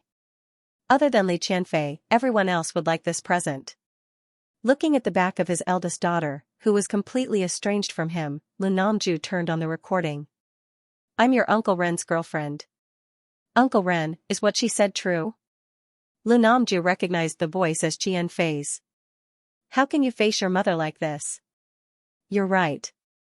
I'm sorry for Jiayin. Li Qianfei's voice kept replaying in Lu Namju's mind. It made Lu Namju doubt his life. How could Ren Xiaotang be sorry for Jiayin by having a girlfriend? When he saw that Ren Xiaotang had a girlfriend, he really believed that he had given up on Jiayin. However, he heard Ren Xiaotang's statement in the recording with his own ears. Even Qian Fei knew about the relationship between Jiayin and Ren Xiaotang. Had she been helping to hide it all this time? His beloved daughter was trying very hard to make him a cuckold in a place he couldn't see. Was this retribution? Was it retribution for letting Su Manqin down? Li Xiao was called out for afternoon tea by Yuan, and the first thing she said was business. Your cousins have returned to the country. Li Xiao looked indifferent. She didn't have any memories of the past, so she didn't have any impression of her cousins. They should be relatives of the Su family? After the Su family went bankrupt, they scattered. According to her previous investigation, they had all gone abroad to avoid the Li clan's suppression. Yuan obviously knew as well. He said, you might not remember, but you were very close to Ah Ro at that time. Ah Ro has a soft personality and can get along with everyone. Su Ro was Li Zhao's cousin. She was ranked third in the Su family, but the Su family didn't differentiate between men and women. Li Xiao thought for a moment. I remember that Sister Ro is already married. She lowered her head and did a search. The internet was so advanced nowadays that even the oldest dark history could be dug up. Not to mention, when Su Ro got married, the Su family was flourishing. In addition, the man was not from a small family and could be said to be of equal social status. Therefore, the wedding was not small. She could find a bunch of photos just by doing a search. Su Ro in the photos looked somewhat similar to Su Manqin, but her facial features were gentler and she had a smile on her lips. She looked like a gentle beauty. After looking at her appearance, Li Xiao had a good impression of her. As the saying goes, one's appearance is born from one's heart. She was a righteous person, worthy of being her cousin who was close to her. Her husband, Wei Ting, was handsome. His peach blossom eyes were full of affection, and he had an elegant temperament. The photo of the two of them was very compatible. They looked like a perfect match. Li Zhao's gaze landed on Wei Ting. She sked. With his appearance, it was obvious that he had a lot of suitors. Yuan nodded. Previously, your uncle was worried that something would happen in the country, so the whole family hurriedly moved abroad. Now that the Li clan can't even take care of themselves, your cousins came back first to check out the situation. Li Xiao was actually not worried about the Su family. After the feng shui of the Su family was improved, they would more or less protect them. But since they were back, she had to find time to meet them. As soon as she mentioned it to Yuan, Yuan immediately called them. In less than an hour, Li Xiao saw his cousin, Su Shufeng, and his cousin, Su Ro. Su Shufeng was only a few months younger than Li Xiao. Perhaps it was because he had gone through a family tragedy. The arrogant and domineering young man in the photo had a calm temperament. Her cousin, Su Ro, had a bit of melancholy on her face, but when she saw Li Xiao, she still gave her a gentle and quiet smile. Xiao Xiao. Sister Ro. Li Xiao called her by her habits. She felt that if she really was the original owner, then some of her habits should be the same. Su Ro clearly did not show any surprise at this name, which meant that she called her correctly. Yuan directly found an excuse to leave first, leaving the three of them alone. Su Shufeng said to Li Xiao as soon as he saw her, Xiao Xiao, you've suffered. Li Xiao? She ate well, wore well, and often went to anger the Li clan. How had she suffered? She looked so good, she didn't look like someone who had suffered. Was there something wrong with this cousin's eyes? Su Shufeng said angrily, I know you didn't want us to worry, so you never told us. I saw the news. The Li clan bullied you too much, they've been bullying you. Li Qianfei even framed you. Li Zhao's face was wooden. She understood. Su Shufeng must have checked Weibo a lot when he was abroad to pay attention to the news in China. On the internet, Qian Kaiying and the others had a bad reputation. In contrast, Li Xiao was fiercely doted on by the majority of netizens. In the hearts of the netizens, Li Xiao was originally a pampered girl, but Qian Kaiying, the mistress, came into her happy family. With a mistress, a stepmother would have a stepfather. At home, she was framed and mistreated. She was like a little cabbage, yellow in the fields. Su Shufeng interpreted her expression as tacit agreement, and promised her seriously, "Don't worry, I've opened a company now. Although it's far from our family's previous company, it's enough to support you. You don't have to stay in the Li clan and continue to suffer. I bought a few houses in China this time. When the time comes, I'll transfer one under your name." Su Shufeng and Li Xiao were about the same age. In addition, his mother had passed away early, and his aunt, Su Manqin, was worried that he would be wronged, so she often protected him. Therefore, he had a good relationship with Li Xiao. Now that his aunt was missing, the only thing he could do was to take good care of Li Xiao, his cousin, who was not much older than him. Su Rou added, "I have some spare money, so I asked Feng to buy a few houses for me. When the time comes, you can choose one too." Li Xiao was both amused and touched. How should she put it? Although this cousin of hers was a little naive, he had a good character. He had just made some money, but he was already thinking about Li Xiao. Su Shufeng continued, "Li clan stock has fallen quite badly recently, so I'm planning to buy some at a low price now." What he wanted most was to revive the Su family, but Su family's company had already gone bankrupt, so he had to settle for the next best thing, which was to buy Li clan. At that time, the Su family had put in a lot of effort into Li clan's company. If all of it fell into the hands of Chan Kaiyin's son and daughter, he would vomit blood. Li Xiao raised her voice. "You bought the shares?" Su Shufeng was stunned. "Not yet." Li Xiao said seriously, "You're not allowed to buy them. Li clan stock will only fall more and more." Su Shufeng thought that she had obtained some insider information, so he braced himself. However, the next second, he heard Li Xiao say, "I've observed the stars at night, and the Li clan will go bankrupt by next year at the latest." Li Qianfei didn't know how to do good deeds and accumulate good karma. The more bad things she did, the faster her luck dissipated. Su Shufeng and Su Rou both showed an indescribable expression. Su Shufeng wanted to say something, but he stopped himself. Was cousin cheated by some scammer? Li Xiao was a little helpless. Okay, actually Chan Kaiyin is about to cry. When the news comes out, the stock will definitely fall again, so you'd better not buy it. Su Shufeng heard this and dismissed the idea of buying the shares. Li Xiao said, "You should develop your company well. Your company still has a bright future." Su Shufeng was surprised. "Do you know what company I started?" Li Xiao just smiled. Of course she didn't know. But she knew how to read people's faces. Su Shufeng's face showed that he would face a tribulation when he came of age. This tribulation was the bankruptcy of the Su family. After overcoming it, he would be like a great bird spreading its wings and roaming the 9 heavens. She changed the topic. "As for the house, you don't have to give it to me. You can keep it." She saw that the siblings didn't agree with her, so she quickly said, "Do you know Zijuan district?" Su Shufeng nodded. Of course he knew. This district was famous for being expensive. In the past, the Su family also bought some houses here, but unfortunately, they were all sold. Li Xiao said calmly, "There's an entire building in this district that belongs to me." So she really wasn't poor. Su Shufeng was embarrassed at this time. He thought that his cousin was living a miserable life, but in fact, she was a rich person who had many apartments in her hands. Lu Namju was actually willing to give her a share of the money? He thought that Lu Namju only cared about the child Chan Kaiyin gave birth to for him. Li Xiao said, "I have some spare money on hand.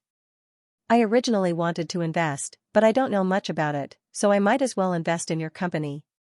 Su Shufeng was very touched. Xiao trusted him so much that she was willing to invest in him without asking anything. He had to admit that this was actually a beautiful misunderstanding. "How much spare money do you have on hand?" Li Xiao said, "I have a few billion in cash. I'll take out 1 billion to invest." She knew that all eggs shouldn't be put in the same basket. Su Shufeng, whose company's total assets didn't exceed 200 million, his mood was very complicated, very complicated. In the end, Li Xiao and Su Shufeng reached an agreement to invest 100 million first. When the company developed and expanded, they would increase the investment. Su Rou looked at the two of them discussing. The gloominess on his face disappeared, and there was a smile in his eyes. Just as they were talking, Li Zhao's phone rang. She looked down and saw that the caller ID was Ren Xiaotang. Haha, this idiot, she directly hung up. But why did Ren Xiaotang call her? She didn't hesitate to use the worst possible way to judge Ren Xiaotang. Li Xiao gave her address to Su Shufeng and his brother and went back first. She also asked Zhang Yan to find a ghost to keep an eye on Ren Xiaotang and see what he was up to. Unknowingly, Zhang Yan had already gathered 9 wandering ghosts. Ren Xiaotang's face darkened. He called her again and again, but he was rejected every time. He didn't expect that his plan would be stuck at the first step. Li Xiao didn't give him any face at all. She didn't even answer the phone. Li Qianfei was also a little anxious. How could their plan succeed if they couldn't even meet her face to face? Of course, she didn't dare to use her phone to call her. She was afraid that Li Xiao would hate her and take revenge on her. It was obvious that Li Qianfei's feelings for Ren Xiaotang were just plastic. Ren Xiaotang took a deep breath, swallowed his anger, and sent a long text message. The content was nothing more than saying that he felt guilty that he, an elder, had dealt with Li Xiao before, so he wanted to apologize to her in person. He hoped that Li Xiao would let bygones be bygones and give him a chance. Otherwise, he would toss and turn in bed because of guilt. As he typed, he comforted Li Qianfei, who had an ugly expression. "Don't worry, there won't be a problem this time. I've already accepted the invitation of Douhu live streaming website. When the time comes, I'll reveal her true face to the public." The website also personally sent him a live streaming tool. It was very secretive, so Li Xiao definitely wouldn't find out. Li Qianfei nodded her head. She was fed up with the life of a street rat. How she wished that Li Xiao could experience what she had gone through. While the two of them were waiting for Li Xiao's reply, Li Xiao also received first-hand information. Standing in front of Li Xiao was a girl who unfortunately died at the age of 14. She repeated Ren Xiaotang's words. Li Xiao lowered her eyelids. Go, of course she had to go. It was rare for Ren Xiaotang to send himself to her door. Of course, she couldn't go so easily. Wouldn't that be letting them take advantage of her? Ren Xiaotang's so-called apology was worthless, not to mention that it was a fake apology without any sincerity. She would use the money she got from him to invest in her cousin's company. She was really a peerless elder sister. She gave herself a thumbs up first, thus, she replied. Your apology is worthless. I'm a little tight on money recently. Give me 100 million and I'll consider it. After sending it, she began to flip through the Taoist book she brought from Yunxiaoguan. How did she draw the Talisman of Truth? She had never drawn it before, so her memory wasn't deep. For example, she could draw the Fireball Curse and Thunder Curse with her eyes closed. But the Talisman of Truth. If others knew that she knew this, they would be wary. So this time, even if she wanted to use it to trick Ren Xiaotang, she had to do it secretly. Li Xiao rubbed her hands silently. When Ren Xiaotang received Li Xiao's text message, he was so angry that his stomach hurt. Li Xiao didn't have the demeanor of a rich family's daughter at all. She kept talking about money. This time, she was even more greedy and directly asked for 100 million. Lu Namju didn't mistreat her, right? Didn't they give her a lot of property? Why was she so obsessed with money? If Li Xiao knew what he was thinking, she would probably roll her eyes at him, who would complain about having too much money. Although he was very unhappy, Ren Xiaotang had to obediently raise the money. Previously, Li Xiao cheated him of 1 billion yuan, which had already used up all the cash he had. Now, in a short period of time, he had to prepare another 100 million yuan. He couldn't help but feel a little anxious. His grandfather was afraid that he would use money to smooth things over for Jiayin, so the family company's dividends were temporarily suspended. In addition, he had been avoiding the limelight recently and didn't take on any scripts. This 100 million yuan really trapped him. Ren Xiaotang also couldn't borrow money from Li Qianfei. This would simply damage the reputation of his elders. He could only privately find a few close friends to raise some money, and he couldn't let the news leak to his grandfather. On the other hand, he hurriedly put several of his houses up for sale to recover some money. His friends were indeed not short of money, but it wasn't easy to take out so much cash all of a sudden. Ren Xiaotang thought of Su Lanqing, who he went on a date with, and couldn't help but feel a little guilty. As the favored daughter of the Su family, Su Lanqing definitely wasn't short of money. He thought for a moment and asked Su Lanqing out. Su Lanqing was still smiling, as if she wasn't angry at his negligence that day. She really liked him. Maybe he could marry her in the future and be a respectful couple. With this thought, he said, Lanqing, can you lend me 60 million yuan? I'll definitely pay you back in a few days. Su Lanqing froze for a moment and looked at Ren Xiaotang with a strange expression. She thought that Ren Xiaotang invited her out to apologize to her, but it turned out to be to borrow money? Furthermore, he was borrowing money from the woman he was going on a blind date with. At this moment, she had the urge to log into the account. My blind date is a weirdo. She pursed her lips and said, is this a new joke in the country? I've just returned to China, so I don't know much about the domestic trends. She kindly gave Ren Xiaotang a way out. Ren Xiaotang gazed at her deeply. Being stared at by him, one would have the misconception that this person loved you. His eyes were very beautiful and naturally filled with affection. It was as if the lake water could drown a young girl's heart. However, Su Lanqing wasn't a naive girl. How could she be coaxed so easily? Ren Xiaotang said seriously, I have something to do recently, and I need money. I will pay you back soon. He added, in return, I am willing to go out with you. His haughty attitude of dating her is a gain for her made eldest Miss Su so angry that she laughed. Hee, if she didn't want to see how stupid this idiot was, did he think she would waste her time coming out with him? With her background and appearance, she didn't lack pursuers at all. She didn't need anyone's charity. Her face turned cold. No need. You're not my type. I've never dated a big star before, so I'm curious. Ren Xiaotang was stunned. He thought that Su Lanqing liked him a lot, so she could tolerate his rude behavior. Su Lanqing's lips curled up. Do you want to borrow 60 million? Sure, but the interest will be 1 cent per day. Ren Xiaotang wanted to vomit blood. 1 cent per day? This was even worse than loan sharks. Su Lanqing really couldn't be compared to Jiayin. Jiayin knew that he was in trouble, so she prepared the money without saying anything. Su Lanqing said leisurely, anyway, you're just borrowing for a few days. That little bit of interest is nothing to you. Of course, you can also choose to borrow from loan sharks. She was just angry at Ren Xiaotang's shamelessness, so she didn't give him any face at all. She remembered that there were a few girls who liked Ren Xiaotang. When the time came, she had to advertise in front of them so that they would open their eyes and stop liking this idiot.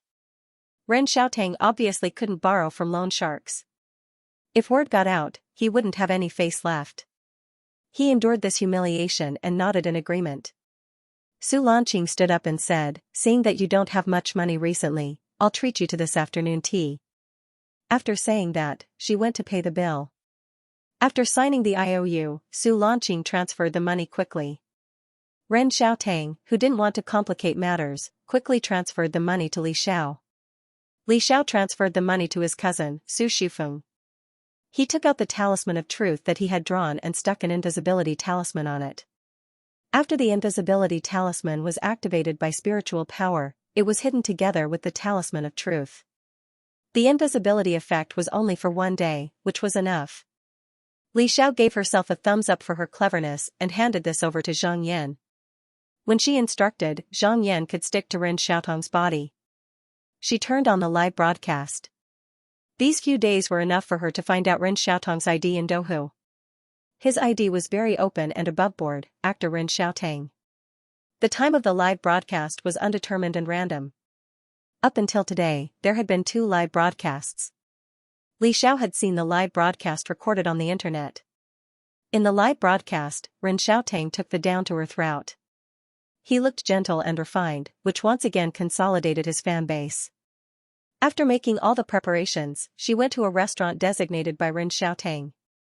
She walked into the restaurant, told the waiter the number of the private room, and led her there. Li Xiao opened the door. Ren Xiaotang was already prepared.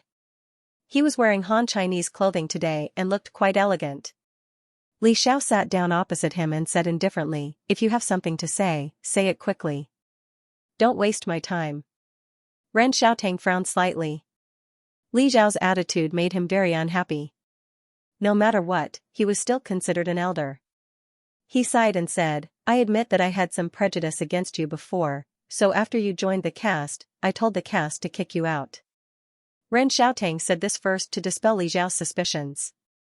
Li Xiao glanced at her phone. Sure enough, he hadn't opened the live broadcast room yet. She knew that Ren Xiaotang would definitely not leave any evidence for her. Li Xiao hooked the corner of her mouth. Well, since you're done apologizing, I should go. She stood up, looking like she didn't want to talk to him anymore. Wait. Ren Xiaotang stopped her. I have something to ask you. Li Xiao sat down again and took out a piece of paper. Come on, I owe you an IOU. My time is very precious. Ren Xiaotang gritted his teeth and signed the IOU of 10 million yuan. Let's drink some tea first. After signing the IOU, he made a cup of tea. He had received relevant education since childhood, so he was very good at this aspect. The whole process of making tea was very smooth and artistic. At the same time, melodious music sounded in the private room.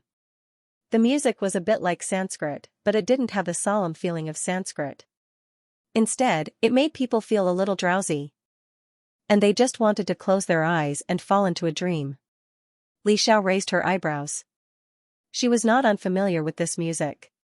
She had met a group of evil people before. They were good at using music as a weapon, and this music had a hypnotic effect. However, it had no effect on Li Xiao, who had strong inspiration and strong willpower. Ren Xiaotang was indeed prepared. She was afraid that he had added something to the tea. Li Xiao picked up the teacup and drank the tea under Ren Xiaotang's gaze. However, under the cover of her hand, the tea didn't fall into her mouth, but flowed into the mustard seed. She lowered her eyes and made a listless look. Seeing this, the stone hanging in the air in Ren Tong's heart finally fell to the ground. He originally thought that he would have to spend more time talking, but he didn't expect that things would go smoother than he imagined. At first, he didn't intend to use this method, but Qian Fei said that Li Xiao was the most cunning and thoughtful person. If he wasn't careful, she might find out. He couldn't wait to turn on the live broadcast. He looked at Li Xiao and said in a painful tone, Jiayin has been missing for a while. You should know about this, right? Li Xiao answered cooperatively, of course I know. She was taken away directly in front of us.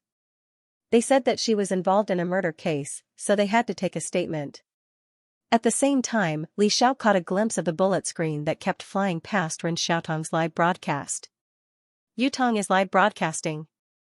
There's no announcement this time. It's so sudden. Fortunately, I'm always on guard. Yutong, charge. Where's Yutong? Is that Li Xiao?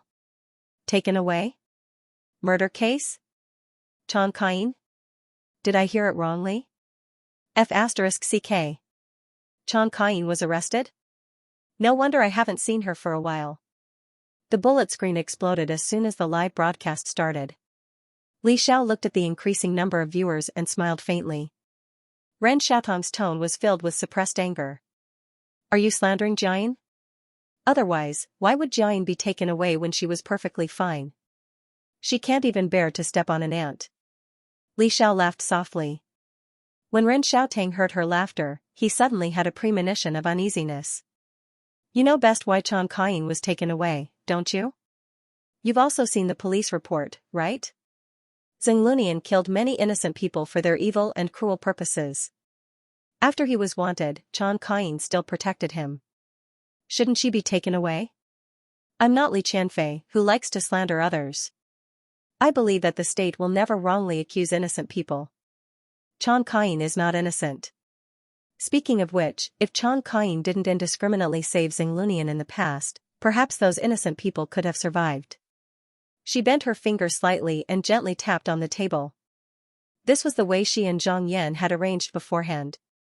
Zhang Yan immediately pasted the talisman on Ren Xiaotang's back. Ren Xiaotang was now emotional and didn't notice that something was wrong.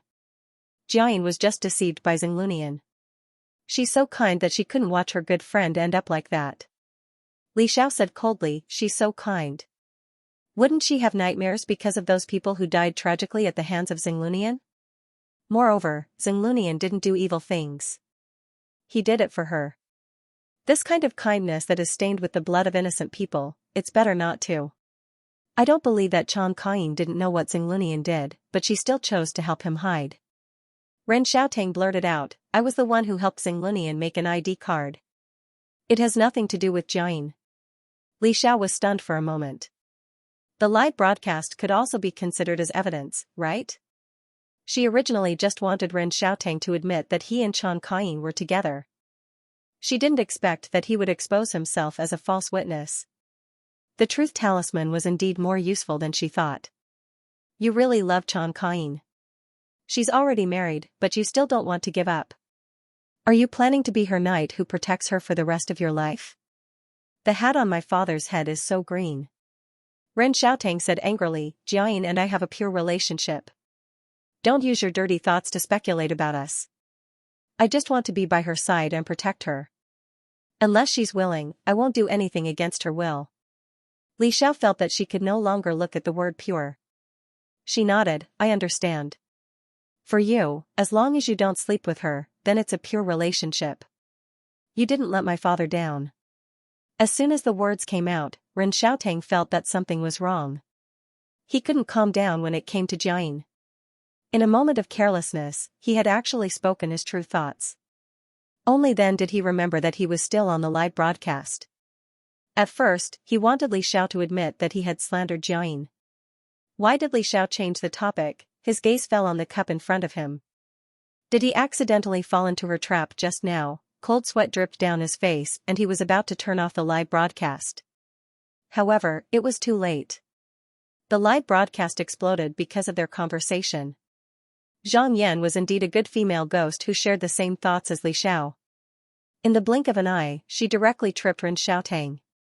As a result, the seemingly elegant Ren Xiaotang staggered and fell to the ground. Even if he was a handsome guy, if he suddenly fell without any preparation, his posture would not look good no matter what. Ren Xiaotang felt pain in his mouth, and his mouth was full of the taste of blood. He spat out a mouthful of saliva mixed with blood, and the fallen tooth in the blood was very conspicuous.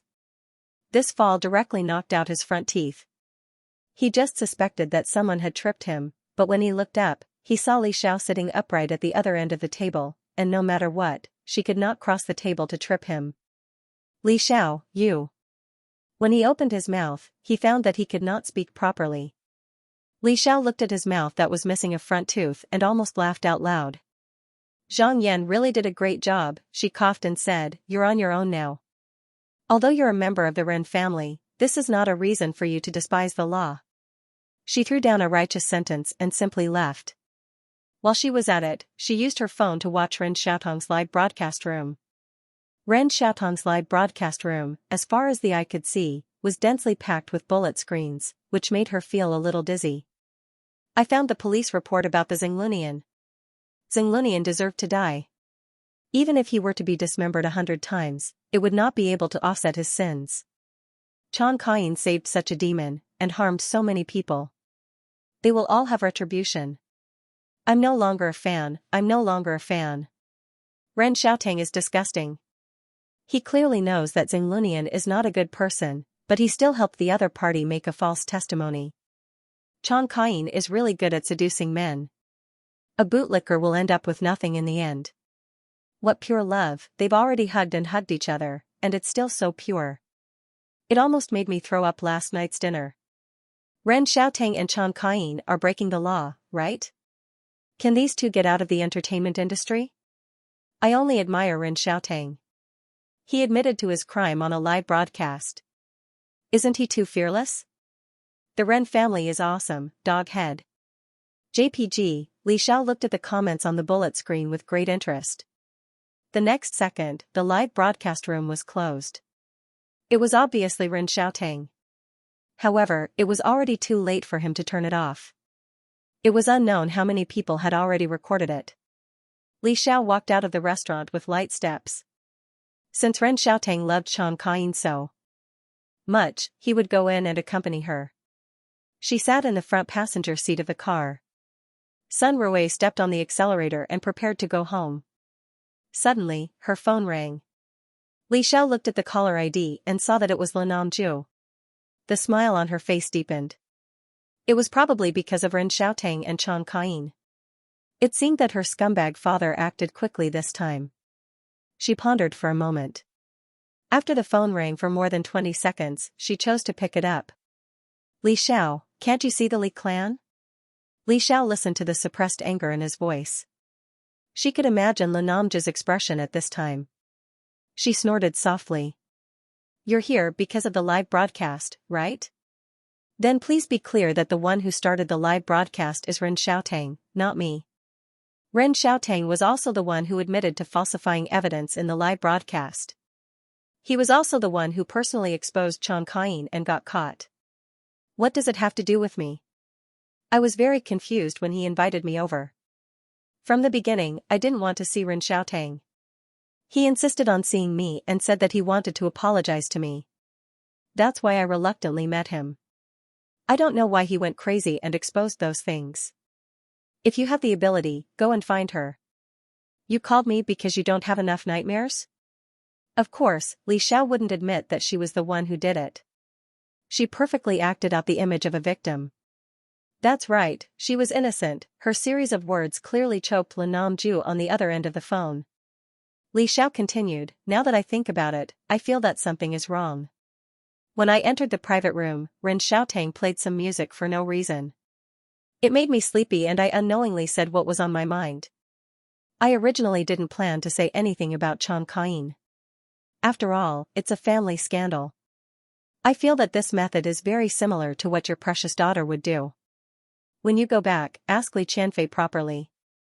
It seems that the lesson she learned last time wasn't enough. Oh right, you should actually thank me. You see, before, everyone thought that Ren Xiaotang cheated on you. Now, the whole of China knows that the two of them have a pure relationship.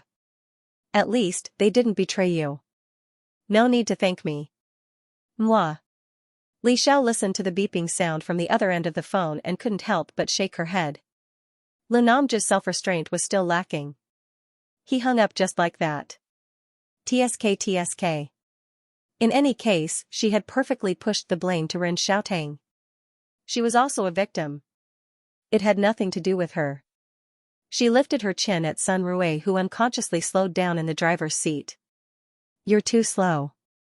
Sun Rui came back to his senses. Oh, okay. He wiped the sweat from his forehead. Master's ability to speak the human language when meeting people and ghosts really made him gasp in admiration.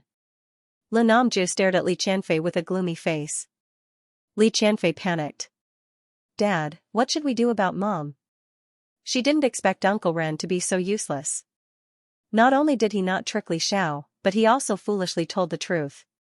Now, the whole country knew about her mom, and even the relationship between her mom and Xinglunian. Lan Namju said in a low voice, you and Ren Xiaotang originally planned to set Xiao Xiao up? Even though Li Qianfei didn't answer, Lan Namju understood everything from her dodging eyes. His face became even darker. Li Qianfei's voice sounded like she was about to cry. I'm sorry, Dad. We just wanted Li Xiao to admit that she framed Mom and let everyone know that Mom is innocent. Other than this, I don't know how to save Mom. The veins on Lan Namju's forehead throbbed. He sneered. You're really close to Ren Xiaotang. Even I was kept in the dark about this. In your heart, I'm afraid you'd rather Ren Xiaotang be your father. He really shouldn't have had any hope for Qianfei. She was an ingrate. He was afraid that Jiayin had taught her this. If it weren't for Jiayin being intimate with Ren Xiaotang in front of her, how could Qianfei treat Ren Xiaotang as her father? But for this kind of mother and daughter, he abandoned Su Manqin, who loved him deeply, and lost Li Zhao's admiration for him. I.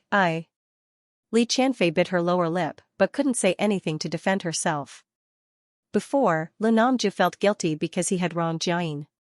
But now, the guilt in the depths of his heart had disappeared. Fortunately, he still had other children. Otherwise, if he counted on Qianfei, he was afraid that he would be depressed in his old age. Mom also called him a few days ago, saying that 6 of the women from before were pregnant. Maybe he should put more energy into the child that was about to be born.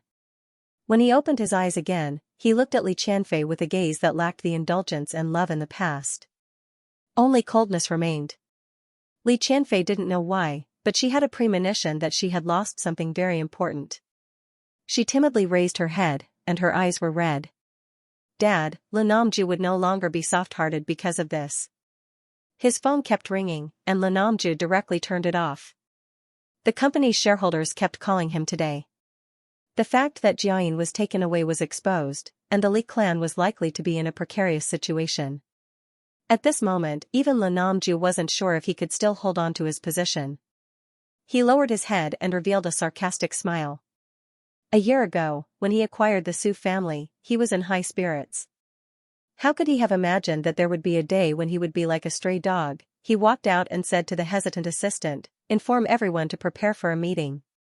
Whether or not he could survive this time, even he wasn't sure. Ren Xiaotong's live broadcast had been recorded and spread widely on the internet.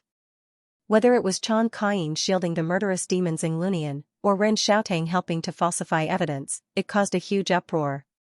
This was Ren Xiaotong's own initiative to broadcast. Everyone saw it with their own eyes, and they couldn't help but believe it. As a result, Qian Kaiying and Ren Xiaotong's originally bad reputation became even worse, and could no longer be washed away. The two's official Weibo accounts directly announced that they were no longer fans. Faced with this irrefutable truth, those fans couldn't continue to deceive their own fans. Especially Ren Xiaotong's fans, they felt even more insulted. The more they protected Ren Xiaotong before, the more they hated him now. The more they stopped being fans, the more they trampled on him. Ren Xiaotong get out of the entertainment industry and Qian Kaiying get out of the entertainment industry were the two hot searches. Under the public's anger, the Ren family couldn't block the news even if they wanted to. Jiannan Entertainment Company was on the verge of collapse, and was directly boycotted by netizens. After all, the legal person of Jiannan Company was Qian Kaiying. Many netizens expressed that they wouldn't support any of Jiannan's productions in the future, and the company's shares fell so much that the shareholders' hearts turned cold. Anyone with a discerning eye could see that Jiannan, the entertainment giant that was previously on par with Chinese dance, was about to fall. Many celebrities in the company were also getting restless, ready to find their next home.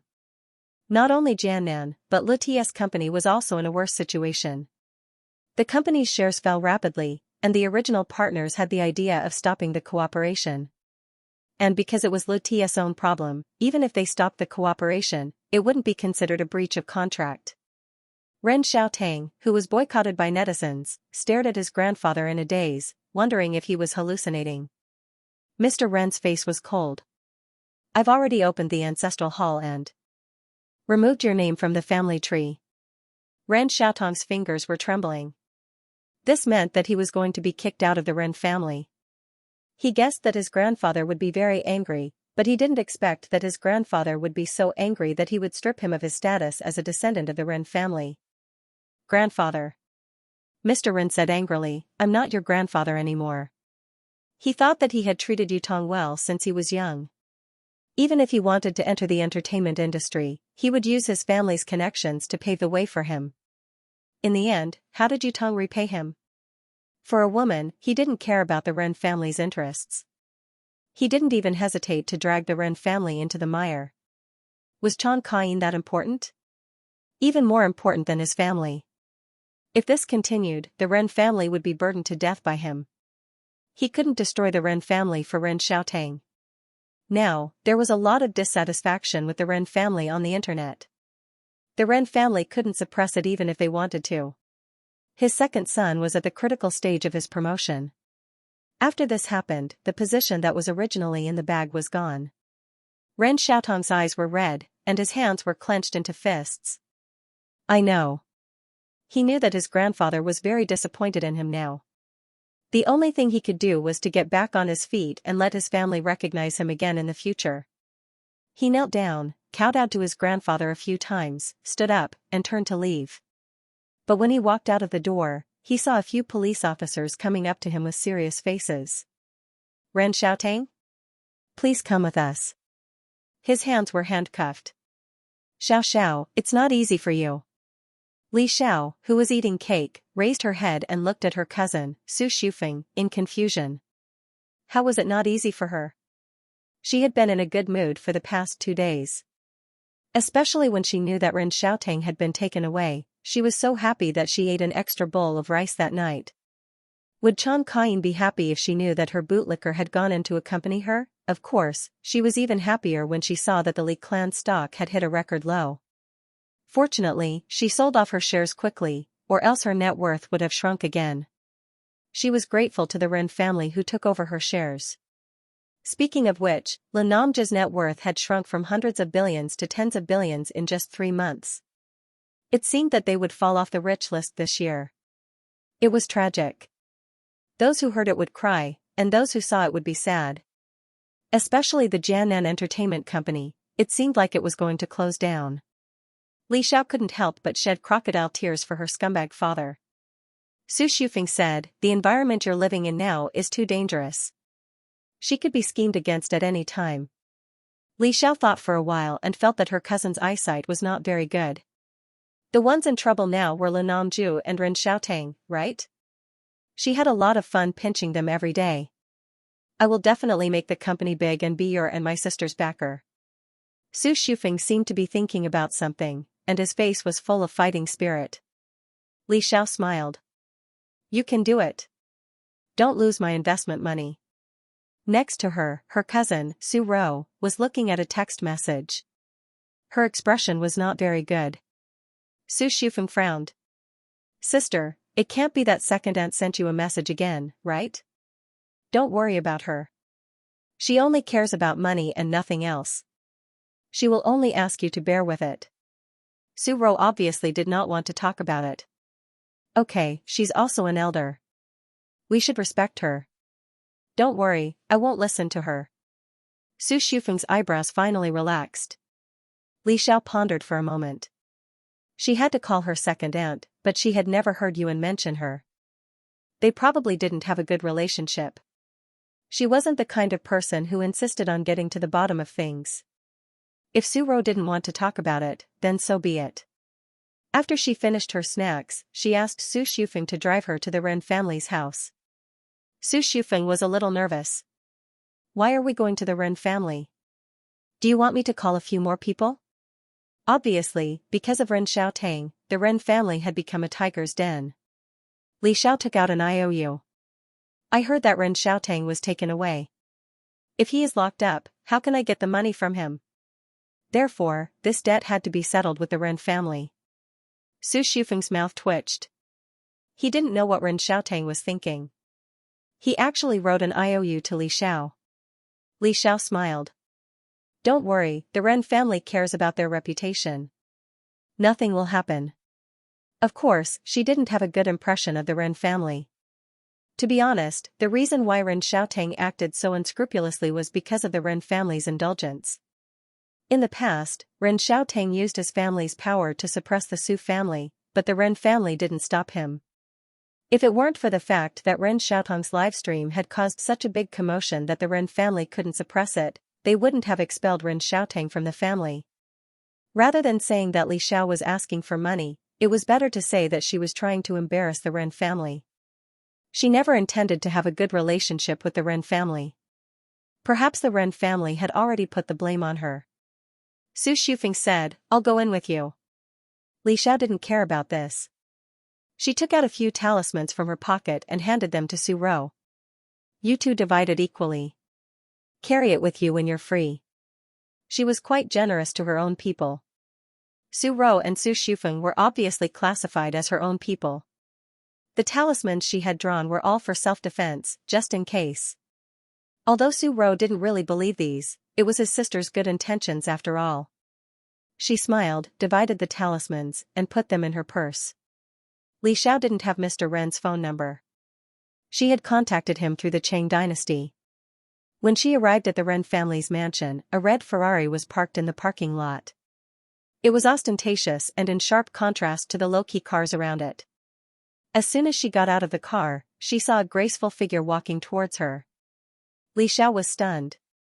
Wasn't that Ren Xiaotang's former date, Su Lanqing? Why was she here? Su Lanqing was also slightly stunned when she saw her. Her bright red lips pursed into a smile, and she nodded slightly as a greeting. Then she got into the red Ferrari and drove away. Li Xiao arrived at the gate. The door opened automatically, and a butler led her in. It was Li Xiao's first time seeing Mr. Ren. Her occupational habit kicked in, and she couldn't help but start to look at his face. From his face, she could tell that he was a tough and stubborn person. He would be in a bloody disaster within a month, but his life wouldn't be in danger. Old Master Ren's voice was low and deep, giving off a sense of awe-inspiring might. Li Xiao, you're very good. It was obvious that he was being sarcastic. Li Xiao smiled sweetly. I also think that I'm very good. My mother taught me well. Mr. Ren choked. He had just been angered by Su Lanqing, who had come to ask for money. He didn't expect that the Yutong would actually borrow money from Su Lanqing, and Su Lanqing also came to ask for the debt without any regard for the relationship between the two families. Now, even a junior like Li Xiao didn't take him seriously. Although the Yutong had only himself to blame for being taken away, he didn't believe that this girl didn't have a hand in it. He had also read some information about Li Xiao. This girl was very strange. Li Xiao took out the IOU and said, "This is the money that your grandson owes me." Mr. Ren's expression didn't change. Yutong is no longer a member of the Ren family. Oh, Li Xiao said with a smile. Then I'll upload the IOU. Maybe one of Ren Xiaotong's good friends will help him pay it back. Mr. Ren looked at her deeply. It's good that young people are bold, but be careful not to encounter ghosts at night. This was a threat. He was definitely threatening her. Li Xiao sneered. I'm the best at beating up ghosts. If one came, she would beat one. If two came, she would beat a pair. Mr. Ren's mountain-like aura disappeared. He took out a check and wrote 10 million yuan to Li Xiao on the spot. After Li Xiao took the check, she tore the IOU. She nodded slightly and turned to leave. As soon as she walked out, she handed the check to Su Shufeng. Just in time to invest in the company. She said to Su Shufeng, who was driving, when your company becomes bigger in the future, you can run to that old man and give him a toast. Say that the Ren family contributed to this and thank him properly. Su Shufeng's eyelids twitched. That old man would definitely be pissed to death. However, imagining that scene was really quite satisfying. For a moment, Su Shufeng was full of motivation to work hard. October 26th, Li Xiao looked at the gowns that covered the bed. Which one should she wear today? Today was Li Qianfei's coming-of-age ceremony.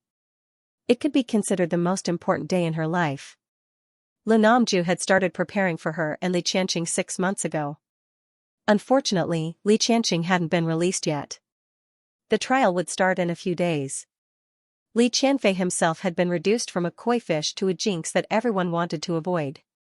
In addition to the Li clan's current situation, the rich and powerful people who had originally agreed to come found excuses to decline. The location of the banquet was changed from the original state guesthouse to home, and only a few friends were invited. However, Li Xiao felt that after Li Qianfei had done so much, Lu Namju was still willing to hold a coming-of-age ceremony for her. In the end, she chose a sky-blue dress and changed into it. She asked the makeup artist to do her exquisite makeup. Then, she took a box and headed to the Li clan's mansion. In the box, there was a gift that she was going to give to Li Qianfei. The Chu Lian looked around the romantic courtyard with dissatisfaction and said, "They're really giving her too much face. I don't think they should hold a coming-of-age ceremony for her.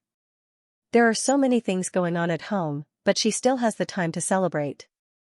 Last year, Li Xiao didn't hold a coming-of-age ceremony either. The Chu Lian hated Li Qianfei, his granddaughter, to the extreme. Because she and Ren Xiaotang conspired to scheme against Li Xiao, the news of Chen Kaiyin's arrest was made known to the world, and the company's stock price fell. If it weren't for the fact that Nanju and her own shares, they would have been kicked out of the company long ago. Lu Namju's face was expressionless. "I've already agreed to it. It's not good to cancel it." The Chu Lian took a deep breath and said, "I think you should find a time to divorce Jiayin. Otherwise, our family will be burdened by them." By this time next year, she would have 6 grandchildren. It was impossible for none of them to have any grandchildren. Chen Kaiyin's twins would lose their value. Lu Namju frowned. "If we divorce at this time, our reputation will be even worse. The outside world will say that we're trying to curry favor with the rich and powerful." His love for Chen Kaiyin had been worn away by these events. The love between the two of them had become a joke. However, he couldn't divorce yet. If he abandoned Xianxia at this time, the outside world would say something terrible. He knew that he was deceiving himself, but he could only bite the bullet and continue. The Chu Lian looked at his phone. His originally wrinkled face smiled like a chrysanthemum. They're almost here. It's time for Qianfei to meet them. After all, we'll be a family in the future.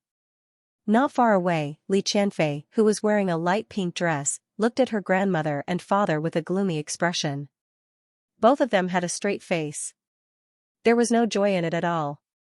Today's coming-of-age ceremony was completely different from what she had imagined.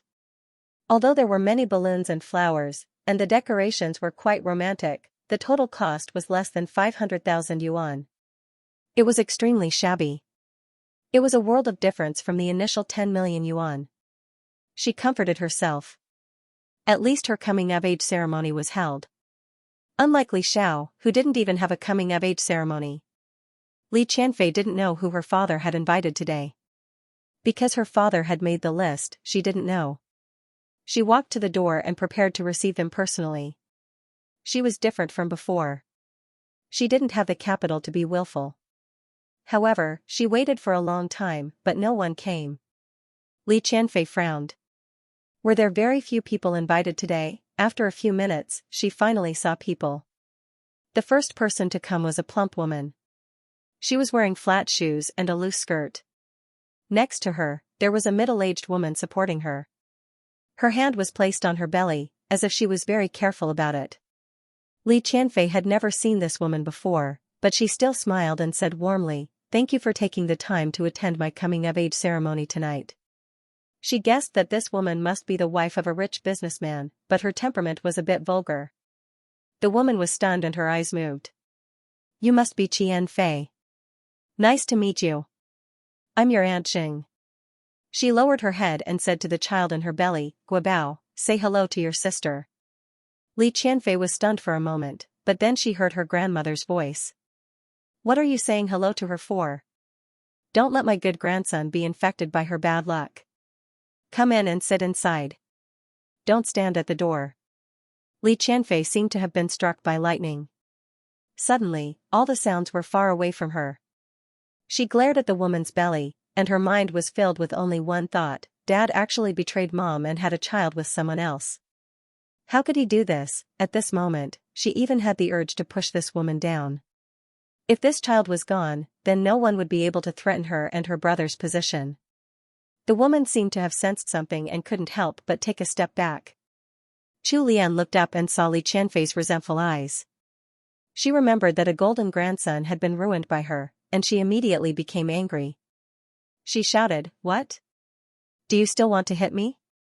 Let me tell you, if anything happens to the child in Yang Mei's belly, don't be surnamed Li." This time, she was determined to ensure that these children were born safely.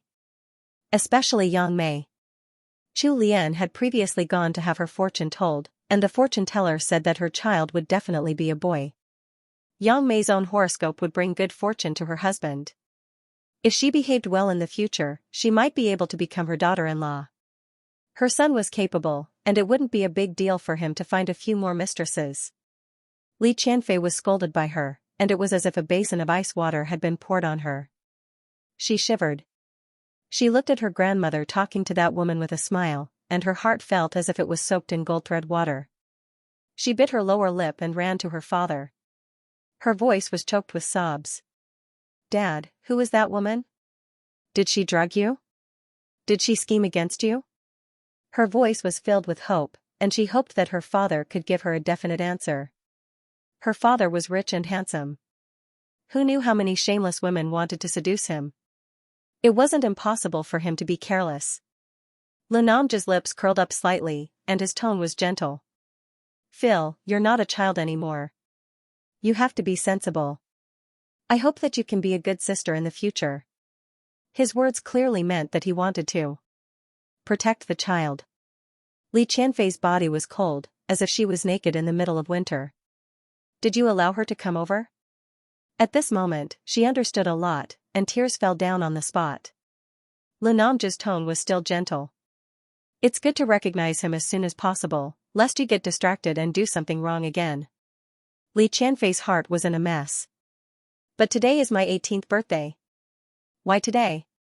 On her most important day, her father had given her such a heart-wrenching gift. I'm your daughter. Li Qianfei was hurt by Li Namju's ruthlessness. In the past, whenever Li Qianfei cried, she would imitate her mother and cry like a pear blossom in the rain. She looked even prettier than when she smiled. But now, she was so sad that she didn't want to care about that at all. Tears and snot flowed down her face, and the makeup on her face was smudged. She looked dirty and miserable. A year ago, Li Namju wouldn't have thought that he and Qianfei would have such a day. He couldn't even feel the slightest bit of pity for her tears. All that was left was a faint impatience. In the past, Qianfei always used her tears to control his feelings. Every time she cried, he would stand on her side and angrily scold Li Xiao. But now, he wouldn't do that anymore. He put away his gentle smile and said coldly, "You don't need me as a father. You still have Ren Xiaotang, right? Or, do you want him to be your biological father?" Li Qianfei choked and stopped crying. She opened her eyes wide and looked at Li Namju in disbelief. At this moment, her IQ came online for once, and she was enlightened. You did it on purpose. You let her come over today to take revenge on me." Li Namju said, "It's not her, it's them." Li Qianfei was so frightened by the word them that she stopped crying. Soon, she knew the exact number of them that Li Namju was talking about. She looked at the 6 pregnant women in a daze. They were either pure, seductive, or dignified. Each of them had good looks and charming figures, and they were all pregnant with Li Namju's child. Was this a nightmare? If it was a nightmare, why didn't he wake her up from it sooner? Next year, she would have 6 younger brothers and sisters. How ridiculous. When her brother and mother were locked up, her father was actually in the mood to sleep with other women.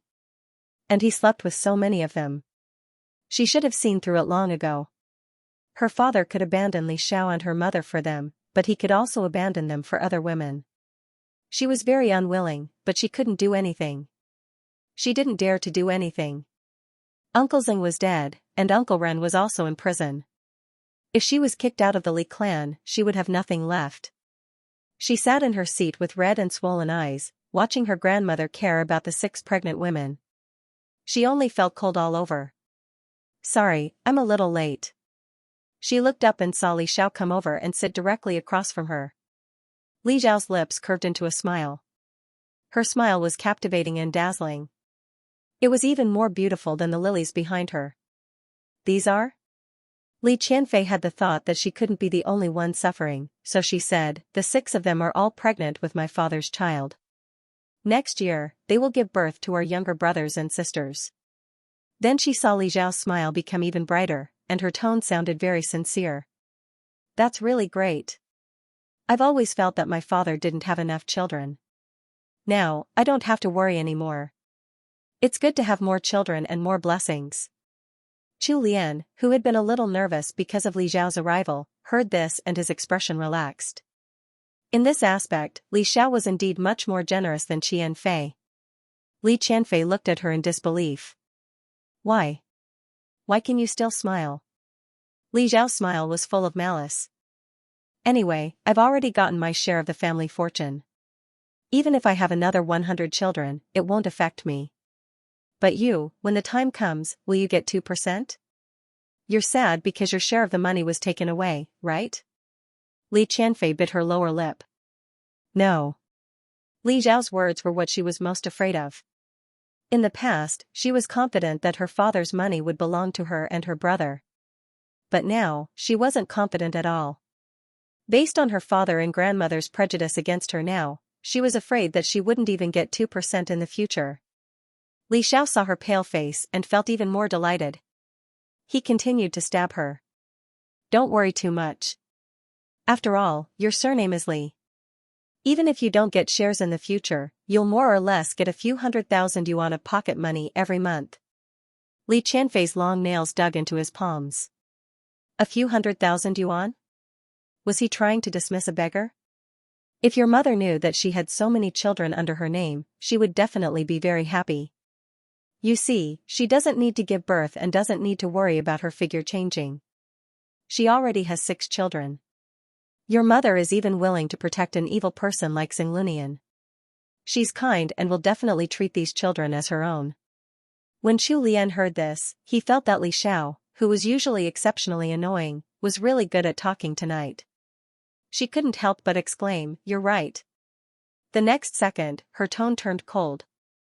If she can't even do this, then she doesn't deserve to be the madam of the Li clan.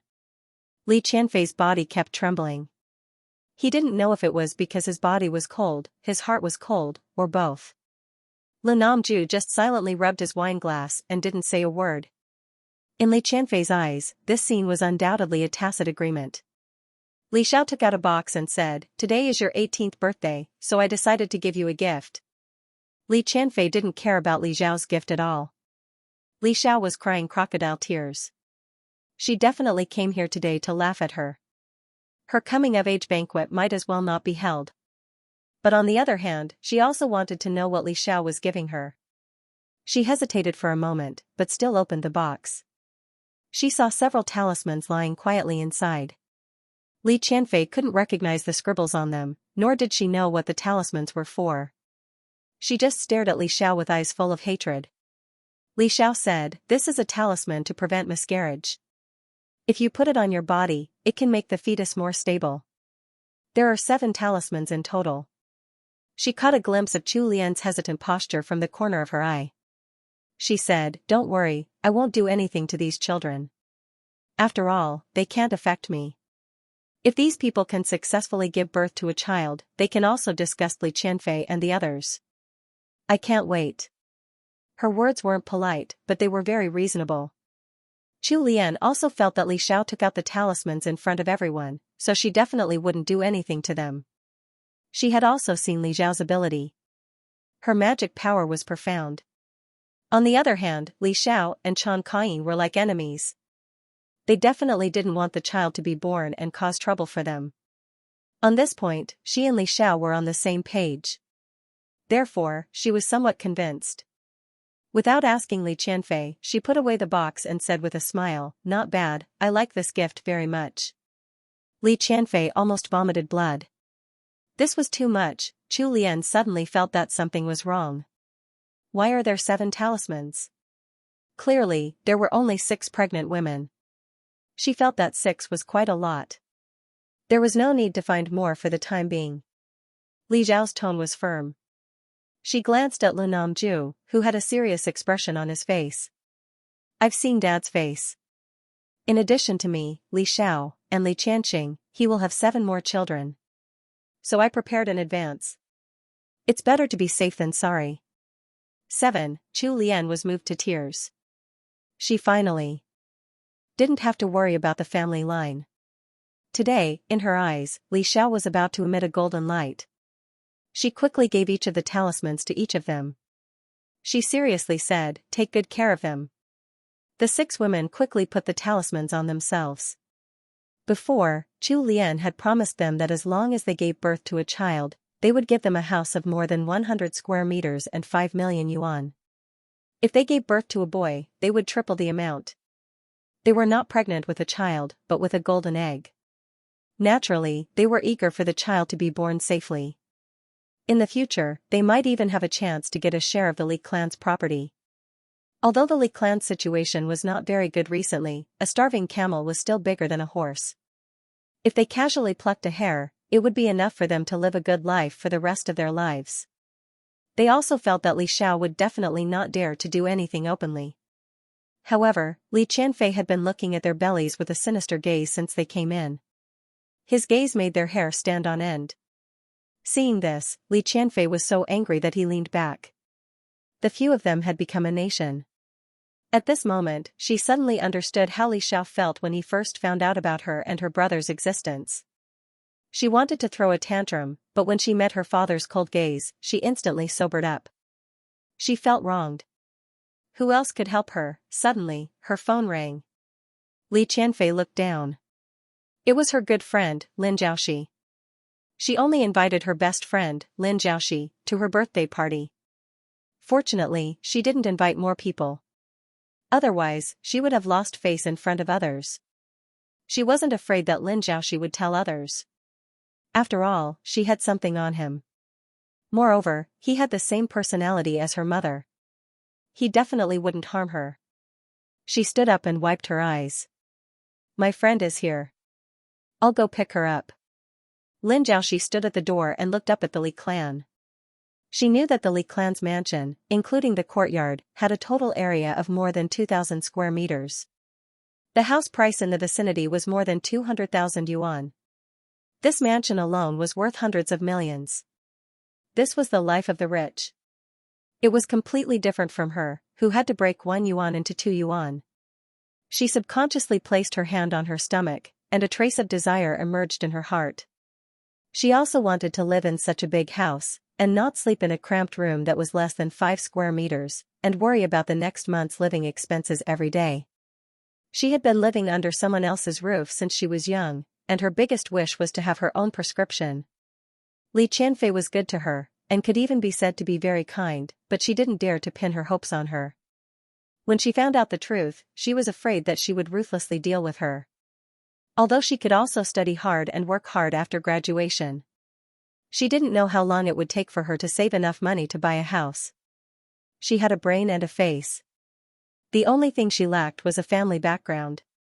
If Chang Kain could do it, why couldn't she? She could even do better. If it was her, she would know her limits and not deal with the children left behind by her parents like Chang Kain. She took a deep breath and waited for Li Qianfei to pick her up. But when she saw Li Qianfei, she was stunned. In the past, Li Qianfei always looked bright and beautiful in front of her.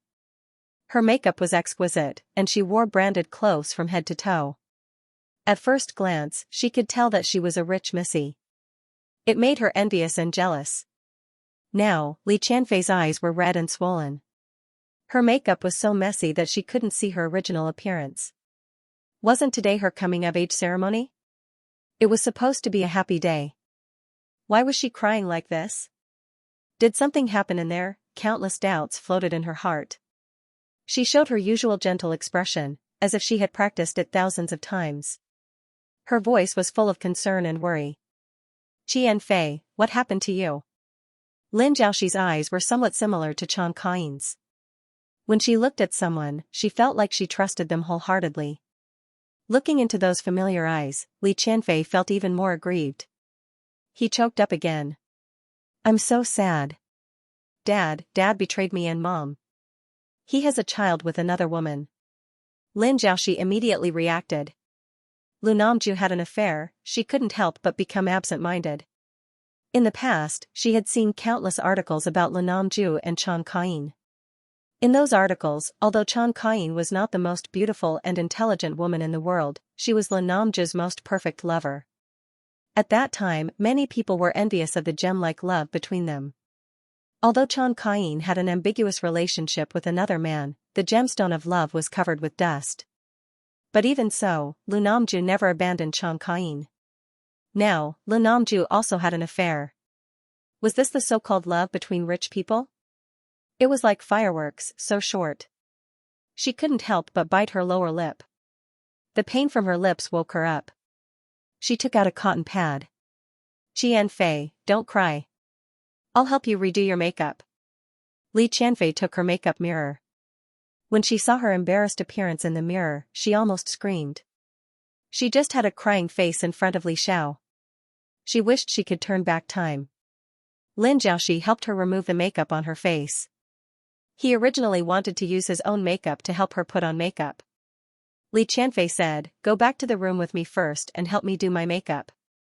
Lin Xiaoxi used cheap products that cost less than 10 yuan. She really wasn't used to such cheap products. Lin Xiaoxi's hand paused. She showed a gentle smile. Okay. In front of Li Qianfei, she was always gentle and considerate, as if she didn't have her own temper. Li Qianfei, who was originally in a bad mood, couldn't help but say, Xiaoxi, you're so nice. Although Xiaoxi didn't have money, she was still willing to make friends with her because of her loyalty. When Li Qianfei redid her makeup and appeared with Lin Xiaoxi, it was already half an hour later. Li Xiao's eyes fell on Lin Xiaoxi. She had a playful smile on her face. Lin Jiaoxi really came. She didn't come in vain. Probably because she was still in the early stages of pregnancy, it was hard to tell that she was more than 2 months pregnant. Her figure was still slim. Her facial features were delicate and pure. Her temperament was really similar to Qian Kaiying when she was young. It was a pity that Qian Kaiying wasn't here now. Otherwise, this drama would be even more exciting. Li Qianfei introduced her to everyone. This is Lin Jiaoxi, my best friend. Lin Jiaoxi smiled sweetly. She glanced at the 6 unfamiliar women. She couldn't help but have some doubts in her heart. Which one of these 6 was Lin Namju's cheating partner? At first glance, Lin Namju felt that Lin Jiaoxi looked very familiar. Her name also sounded very familiar. Too many things had happened in the past 2 months, so much so that he had forgotten about the young female student who had once been with him and had even been attracted to him. Because of this inexplicable sense of familiarity and intimacy, his originally tense handsome face revealed a faint smile. Qianfei's temper isn't very good. I'll have to trouble you to take care of her. Lin Jiaoxi avoided his gaze and lowered her head. Her cheeks were slightly red. Don't worry about it. Qianfei is a very good person. During this time, Qianfei took care of me. Otherwise, I wouldn't know what to do. Li Qianfei's lips curled up. Obviously, he was very pleased with her words. Lin Namju felt even more familiar. However, he couldn't remember anything. In the end, he could only suppress his doubts. Because none of the guests who had been invited were willing to come, Lin Namju simply treated this as a family dinner. After everyone had arrived, he nodded slightly and began to serve the dishes. Li Xiao almost laughed out loud in her heart. This coming-of-age ceremony was a little too shabby. It was as if they were just here to have a casual meal.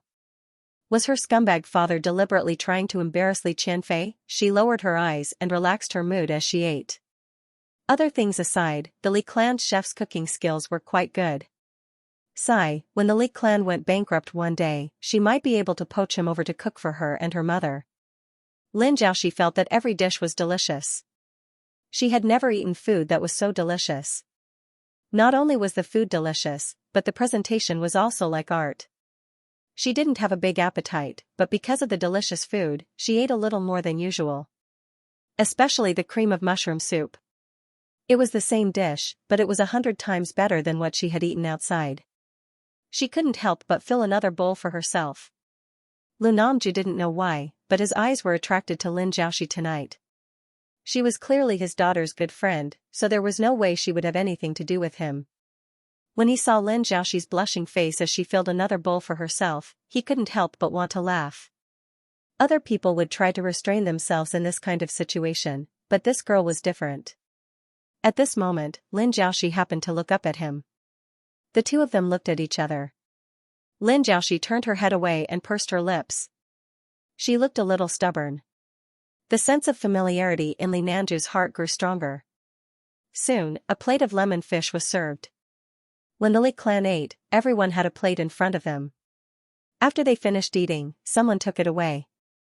The light citric acid entered her nose, making her feel better all of a sudden. Lin Jiaoxi hesitated for a moment, but still tried it. This lemon fish was sweet and sour. If she wasn't pregnant, she would definitely finish it. But after she ate a few pieces, the familiar feeling of vomiting came again. Lin Jiaoxi couldn't hold it in.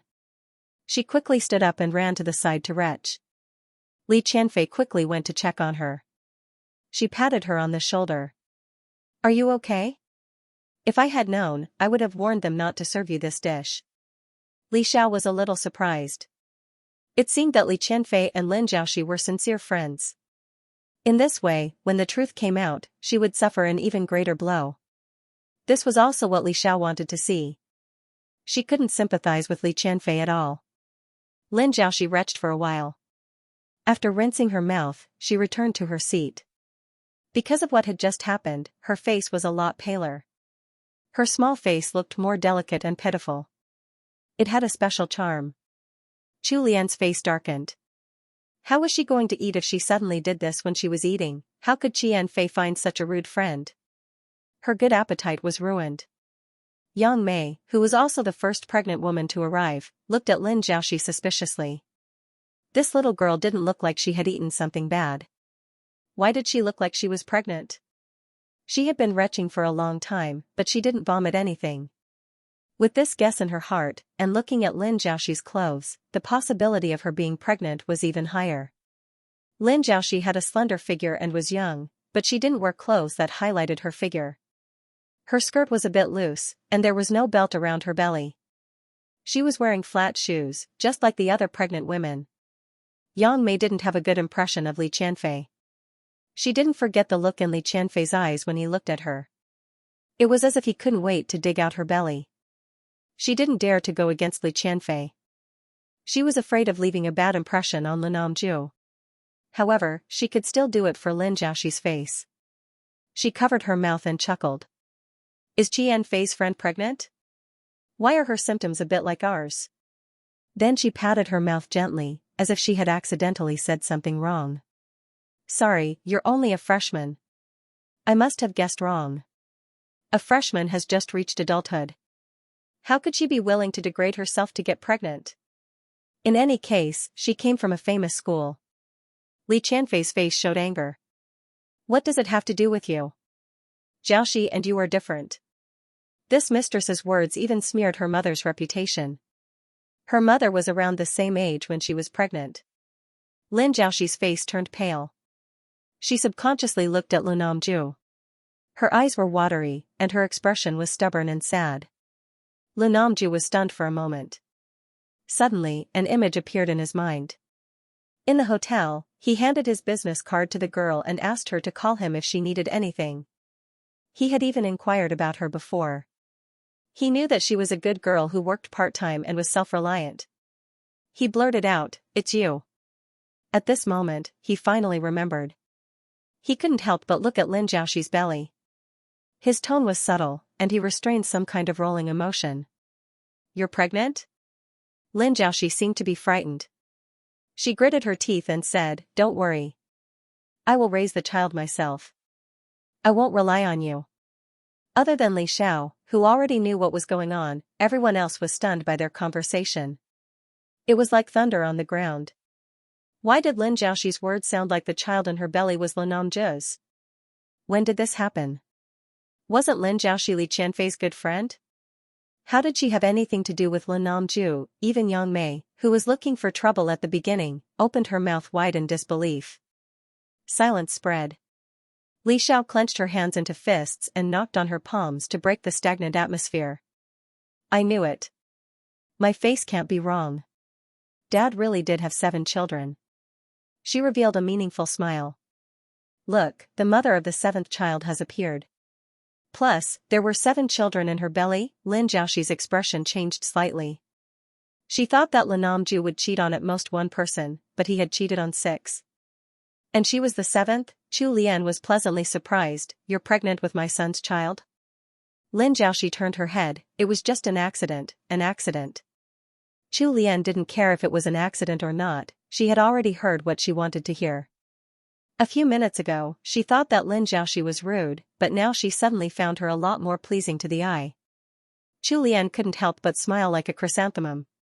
She calculated in her heart, this little girl was able to get into a famous school, which means that she's quite smart. Her child is more likely to be a smart child. Lin Namju's mood was very complicated.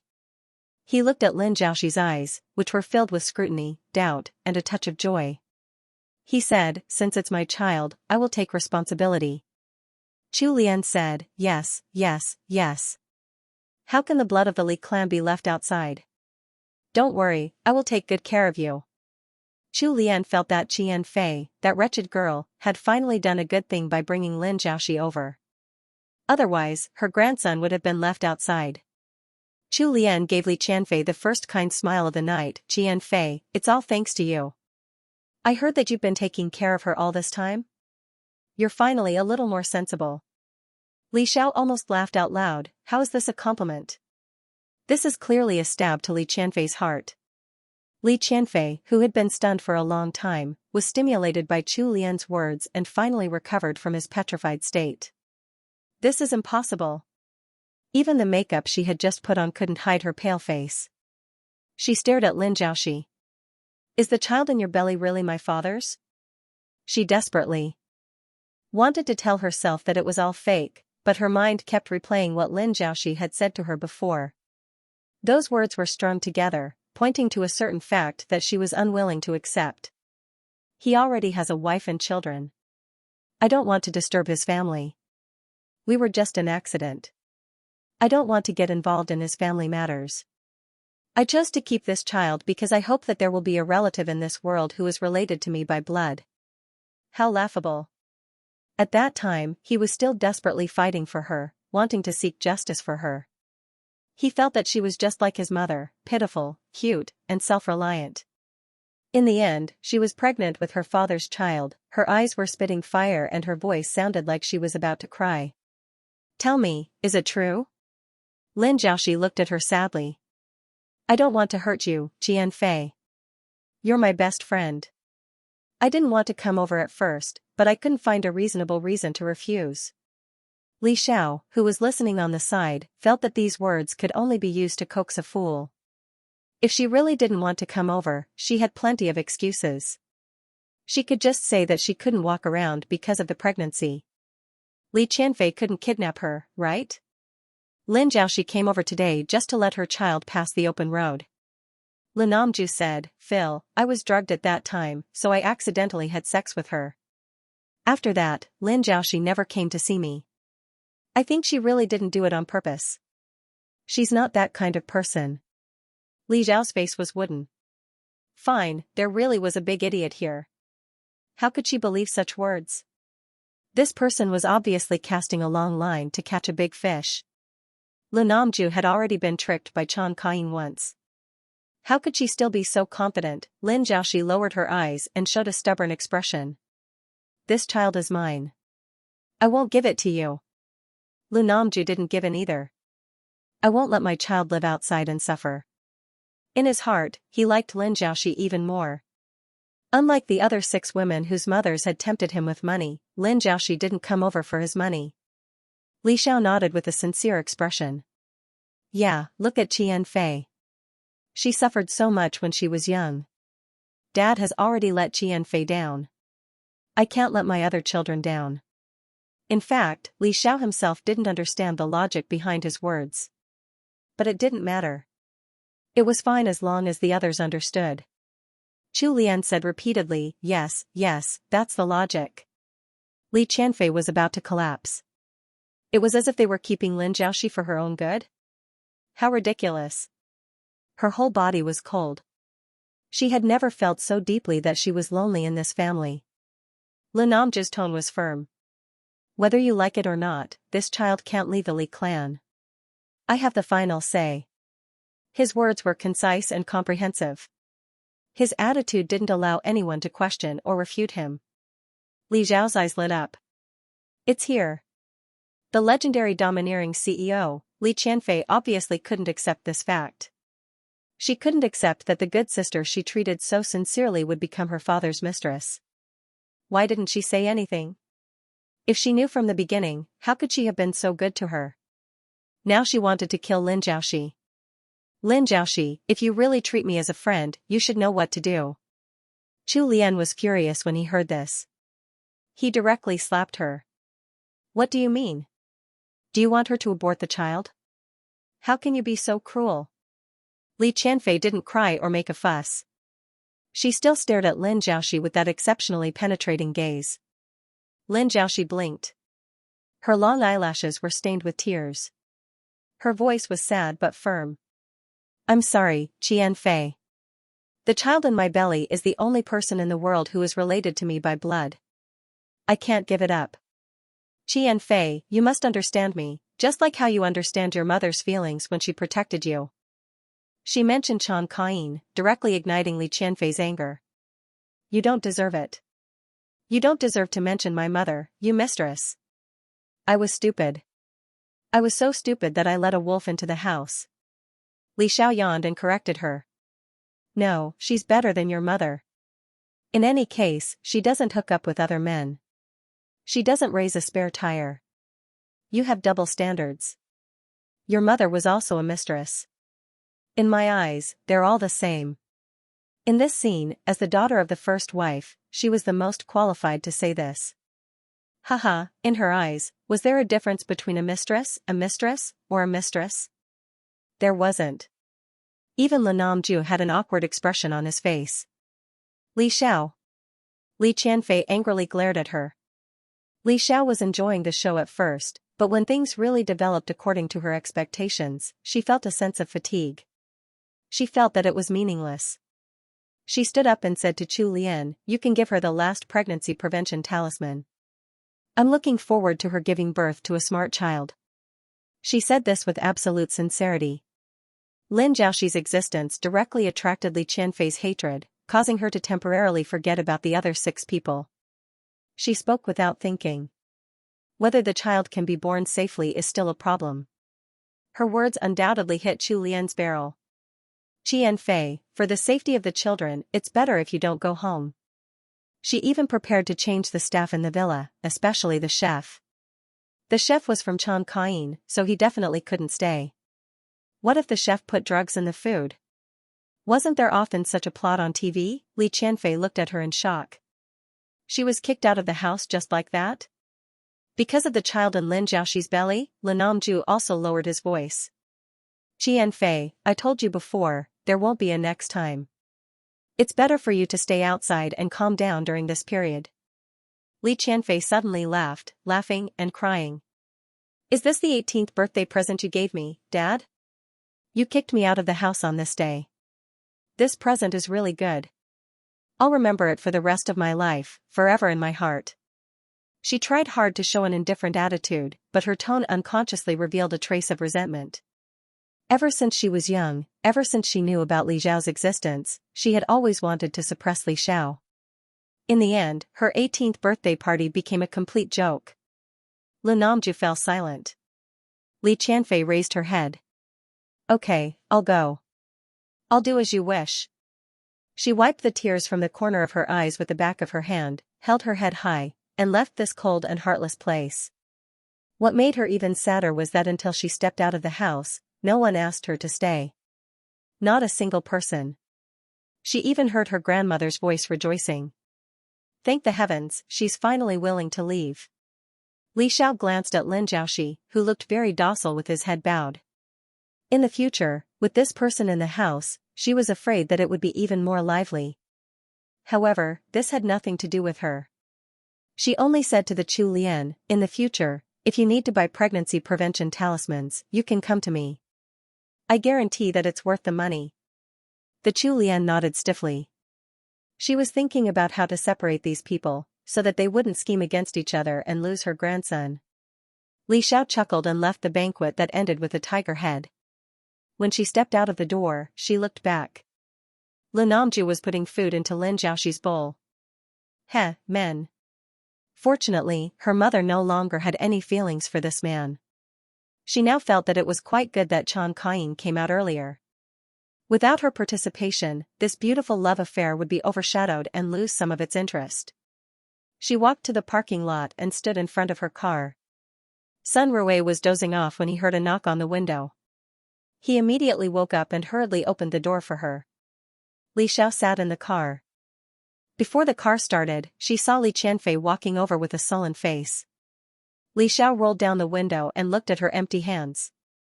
She couldn't help but sigh that this person was really inexperienced. She ran away from home and didn't bring anything with her. She couldn't even get out of here. This was a group of villas. People came and went by private cars. The nearest bus station was more than half an hour away. Li Qianfei said, "Are you happy to see me in such a sorry state?" She didn't understand why she ran over to talk to Li Xiao. Perhaps it was because she felt that Li Xiao was the only one who could understand her feelings at this time. Li Xiao nodded very honestly, "Yes, I'm very happy." You. Li Qianfei regretted. She really shouldn't have come to humiliate herself. Li Xiao asked with interest, "Can I ask you a question?" She didn't refuse, so Li Xiao took it as acquiescence. You and Lin Zhaoxi are classmates. When she marries Dad in the future, will you call her auntie? Or call her mom? If you don't practice more, maybe she'll be happy and give you a large sum of money to change your words. Li Xiao. Li Qianfei was so angry that her voice cracked and her expression became distorted. It's true. Think about it. Lin Jiaoxi is your good friend. If she gets married, it'll be better for you than if the other 6 women get married. If you go back and say a few words to her, she'll definitely be willing to get back together with you. If you work together, you'll have a chance to suppress the other 6. Shut up. Stop talking. Li Xiao shook her head and said to Sun Rui, let's go. Really, she couldn't even bear such a small setback. She was kind enough to remind her to practice and change her words in advance. Sun Rui drove with a blank face. Daughter's classmate became a stepmother? Are rich people so good at playing? As soon as Li Xiao got home, she saw a short-haired girl lying on the sofa, chewing on an apple and staring at the big TV screen without blinking. Her face was round and very likable. She had a pair of black eyes and a delicate nose. Overall, she was a very cute little girl. Li Xiao was sure that she had never seen her before. Even so, she could guess her identity. You've learned how to transform. Her tone was certain. The sparrow spirit's eyes widened. Eh? How did you guess it was me? Originally, she wanted to give Xiaoxiao a scare. This was not fun. Li Xiao sat down and said angrily, I've already set up a formation in this house. No one can come in without alerting me. Other than the sparrow spirit, no one else could. It just so happened that it had been working hard recently to learn how to transform in order to prepare for the meeting at the end of November. Li Xiao knew it was her even if she thought with her knees. However, the appearance of the sparrow spirit was indeed very childish. She looked like a minor, especially her height. She was only about 1.5 meters, very petite. The sparrow spirit said happily, I found that there are benefits to transforming. She straightened her chest and said, using human fingers, my speed has doubled. And I can eat even more now. Hee, if she wanted to eat something in the future, she could go out and buy it herself. She did not need to wait for Li Xiao to pack it for her. She should have transformed long ago. She should not have delayed until now. Li Xiao pulled her up and said, let's go. I'll take you to buy clothes. After transforming, this fellow rummaged through her wardrobe to find clothes to wear. However, Li Xiao was 168 centimeters tall and had a beautiful figure. When the sparrow spirit wore her clothes, it was like a child stealing adult clothes. It was very funny. The sparrow spirit was excited. New clothes?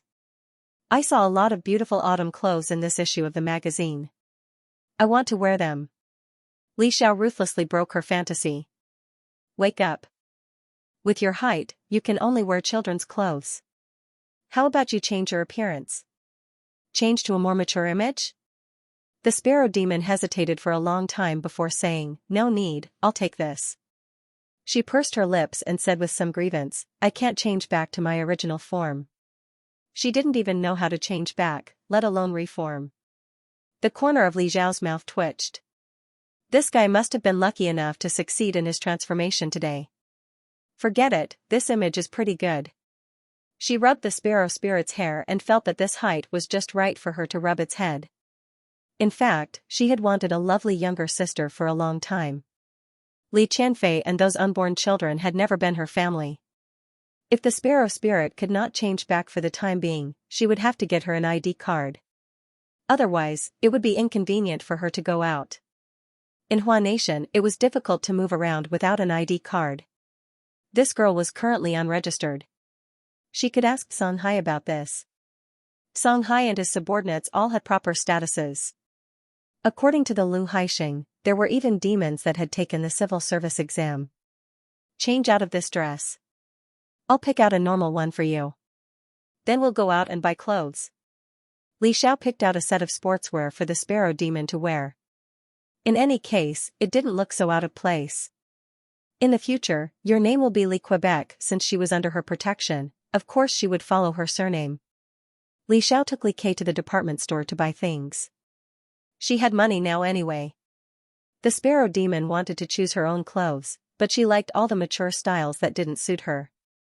After being blinded several times, Li Xiao decisively deprived her of the right to choose clothes. While buying clothes for her, she felt like she was dressing up a doll. Unknowingly, she bought more and more clothes. After sweeping through several floors, even Li Xiao was a little tired.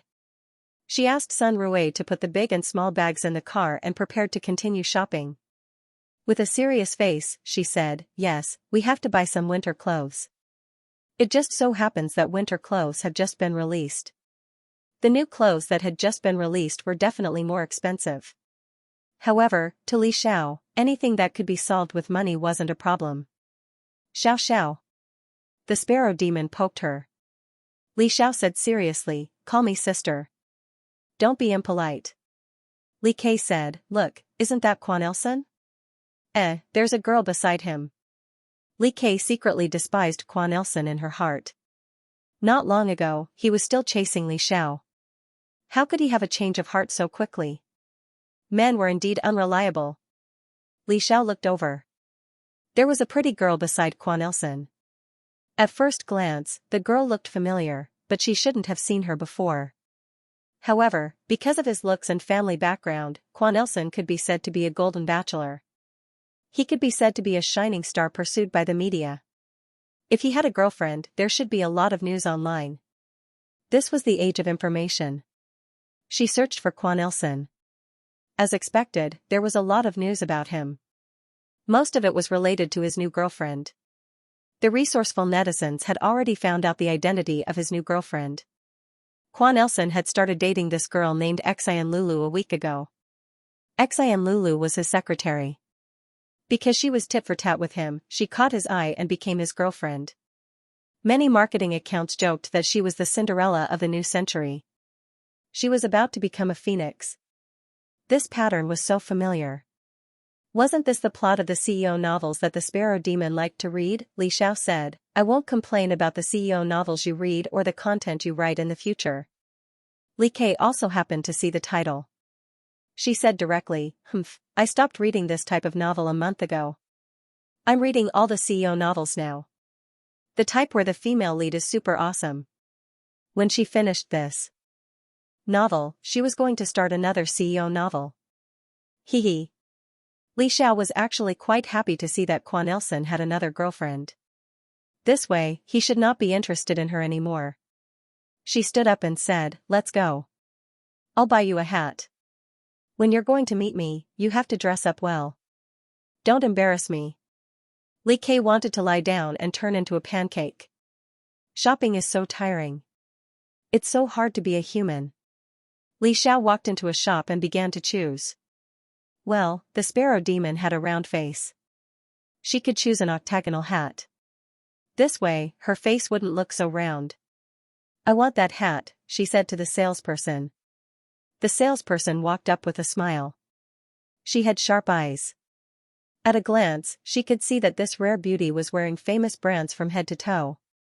It was obvious that she was not short of money. A low and deep voice sounded. "I want all of these hats. Pack them up." Li Xiao turned her head. It was indeed Quan Elson. What's wrong with this person? Xian Lulu, who was beside him, looked at Li Xiao curiously. The salesperson revealed a bright smile. "Okay, sir. Please wait a moment." Quan Elson's gaze fell on Li Xiao, including the hat in her hand. Well, Li Xiao was sure now. This person was doing it on purpose. Isn't this person too stingy? Is he doing this just because I rejected him? After all, I saved his life once. The salesperson looked embarrassed. This young lady saw this hat first. Li Xiao said, "It's okay. This color doesn't suit my sister." She directly handed the hat to the salesperson. She was too lazy to argue with this childish man. The salesperson sighed in relief. This lady was willing to give in. This saved her from a dilemma. Li Xiao turned to Li Kei and said, "Let's go. Let's go to the next store." Quan Elson saw that she had completely ignored him. Instead, he felt like he was not going to admit defeat. Whether it was his appearance or his family background, he was 1 in 100. Only women would flock to him like a flock of ducks. However, Li Xiao was not moved by him at all. Instead, she avoided him. This made him want to conquer her even more. However, his pride made him disdain to lower his head again and again. When he met Xian Lulu, whose side profile was similar to Li Xiao's, he had an indescribable feeling. He dated Xian Lulu and made a big fuss about it. When he found out that Li Xiao was shopping here, he even appeared in front of Xian Lulu with him and booked the entire store for Xian Lulu. He thought that he could see Li Xiao's other expressions. Even if she was unwilling or jealous, it would be fine. However, she gave up easily. It was as if his provocation was just a passing cloud. She did not take it seriously at all. He punched directly on cotton. He was unwilling and at a loss. As expected of Li Xiao, she was indeed different from the others. At the same time that he was defeated, his fighting spirit was ignited even more intensely. Only a woman like her deserved to stand by his side. He looked deeply at her back. His aura was like a towering mountain. Xian Lulu smiled at him. I want to go to the bathroom. Li Xiao, he's so annoying. He actually stole the hat that we wanted. When Li Kei came out, she was still a little unhappy. She did not like the hat that much, but she was not very happy. Li Xiao said calmly, don't tell me you want me to compete with him for a hat that is less than 1,000 yuan? Wake up, he's richer than me. His net worth is dozens of times more than mine. Li Kei also knew this. She comforted Li Xiao. It's okay. You can beat dozens of him alone. Li Xiao did not feel comforted at all. Li Kei suddenly felt enlightened. Ah. I was wondering. The more I look at his new girlfriend, the more familiar she looks. That Xian Lulu looks a little like you from the side. Li Xiao had goosebumps. Thinking back, that was really the case. No wonder she felt that she looked familiar even though she had never seen her before. She could not help but complain, what kind of stand-in lover drama is this? Quan Ilson was indeed the male lead of a CEO novel. He had all kinds of romantic plots at his fingertips. It was a pity that he did not act in a CEO TV series. He was completely acting himself. Li Xiao. She turned her head and saw that it was Xian Lulu, who they had just mentioned, was walking towards them. Xian Lulu smiled at her in a friendly manner. Li Xiao's thoughts unconsciously wandered. If this was a CEO novel plot, this would be the stand-in running over to see the main character after realizing that something was wrong. After realizing that she was just a stand-in, she was dejected and left the male lead heartlessly. After she left, the male lead realized that she was no longer a stand-in and that she was so important to him. Pan Ran repented and ran to pursue the stand-in lover. In the end, he died. The stand-in lover in her eyes opened her red lips and smiled a little shyly. Can you go to these stores later? She took out her phone and dialed the names of the stores. Li Xiao was a little confused. These shops were all selling branded bags, which were expensive. Xian Lulu was still smiling shyly. I know the salespeople in these stores. If you help me sell a few more bags, I'll also get a commission. When the time comes, I'll take half of the ingredients. Li Xiao's mouth twitched. Girl. You've just said something very incredible, this stand-in lover is a little vicious. Aren't you an accomplice?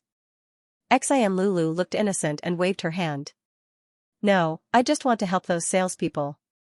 Now that the economy is in recession, even big companies can be easily laid off if they don't perform well. That's why I want to help them so that they won't be fired. She paused for a moment. I can also earn some pocket money for myself. No, Li Xiao believed that the second half of her sentence was her real reason. This girl is very strong. Quan Ilson definitely didn't know that she had such a side to her. From the encounter just now, it was obvious that Quan Ilson didn't care much about Xian Lulu. He didn't even ask for Xian Lulu's opinion when he bought the hat. He didn't care about her preferences at all. He just wanted to compete with Li Xiao. However, she didn't hate this girl. Xian Lulu looked into the distance and looked a little disappointed. Those who use their looks to attract people will fall in love when their looks fade.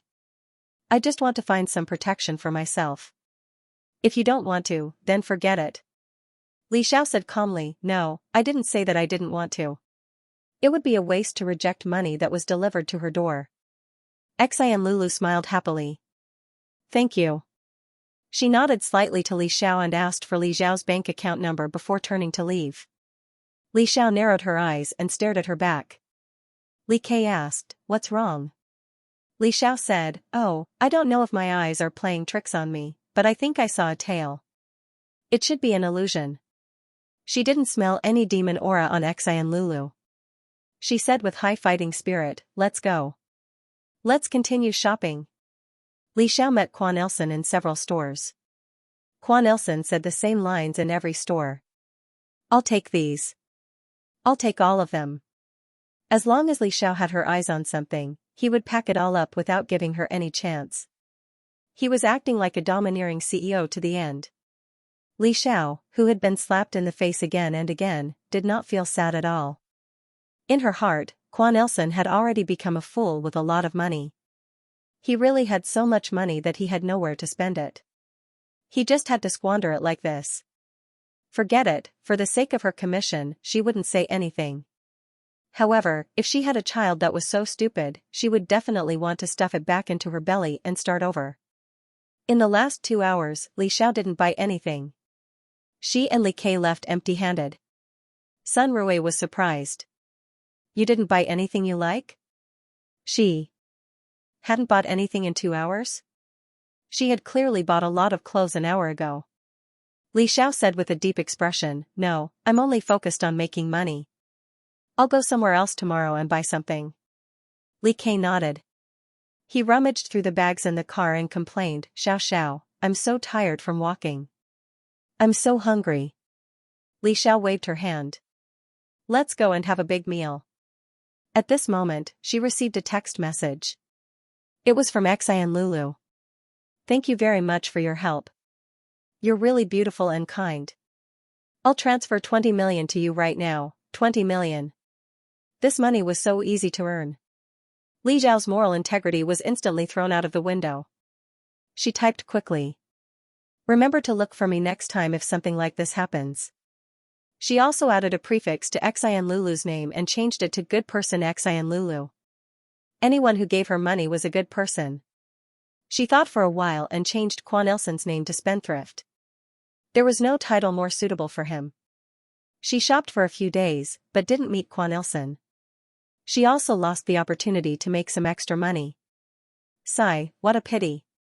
But in these few days, she bought all the things that Sparrow Spirit needed. On the other hand, Quan Ilsen's scandals suddenly increased. She casually searched the internet and found a lot of information. Quan Ilsen fell in love for Beauty's private shop? Xian Lulu, the Quan family's next mistress? Quan Ilsen never denied it. Who was Xian Lulu? The comments under the marketing account were filled with envy, jealousy, and hatred for Xian Lulu. Li Xiao threw this matter aside after seeing the commotion. It had nothing to do with her anyway. She asked Ghost to keep an eye on the Li clan so that he could report back to her. The Chu Lian was still worried that all the women would move into the Li clan's mansion. After all, there were so many pregnant women. It would be a big show when they gathered together. The other 6 pregnant women were arranged to live in 6 different houses. In order to appease them, Chu Lian even spent a lot of money to give them these 6 houses. The one who moved into the Li clan's mansion was Lin Jiaoxi. It was said that the Chu Lian went to a fortune teller, and the results showed that Lin Jiaoxi and Lin Namji's 8 characters were very compatible. She came from a famous university and was quite intimidating. Naturally, she agreed with the Chu Lian and had the upper hand in her heart. On the other hand, Lin Namju favored her more. Therefore, Lin Jiaoxi moved into the Li clan's mansion. In order to create the best environment for her to nurture the fetus, the Chu Lian directly changed the people in the mansion. This also meant that the original people in Chongqing were all kicked out. Because of her pregnancy, Lin Jiaoxi even went to school to apply for suspension. As for Li Qianfei, he left the Li clan and his whereabouts were unknown. The Sparrow Spirit was a little surprised. Didn't Chongqing's maternal family come to seek justice? Li Xiao could guess this. She said, Chongqing's maternal family are all ordinary people. They rely on Chongqing to work in the Li clan's branch office and get a salary. They can't afford to offend Lin Namju, so they can only turn a blind eye. A family that was really particular would have already taught their daughter a lesson when she ran off to be someone's mistress. From this, one could also see the Zhan family's upbringing. The Sparrow Spirit nodded. Although she often read novels and dramas, she was still a little lacking when it came to interpersonal relationships. Li Xiao didn't care. After all, she was here. She smiled. Let's go. Let's go find Songhai and ask him how to apply for his ID. Songhai, who had just woken up, rubbed his face to wake himself up. Do you want to apply for an ID for her?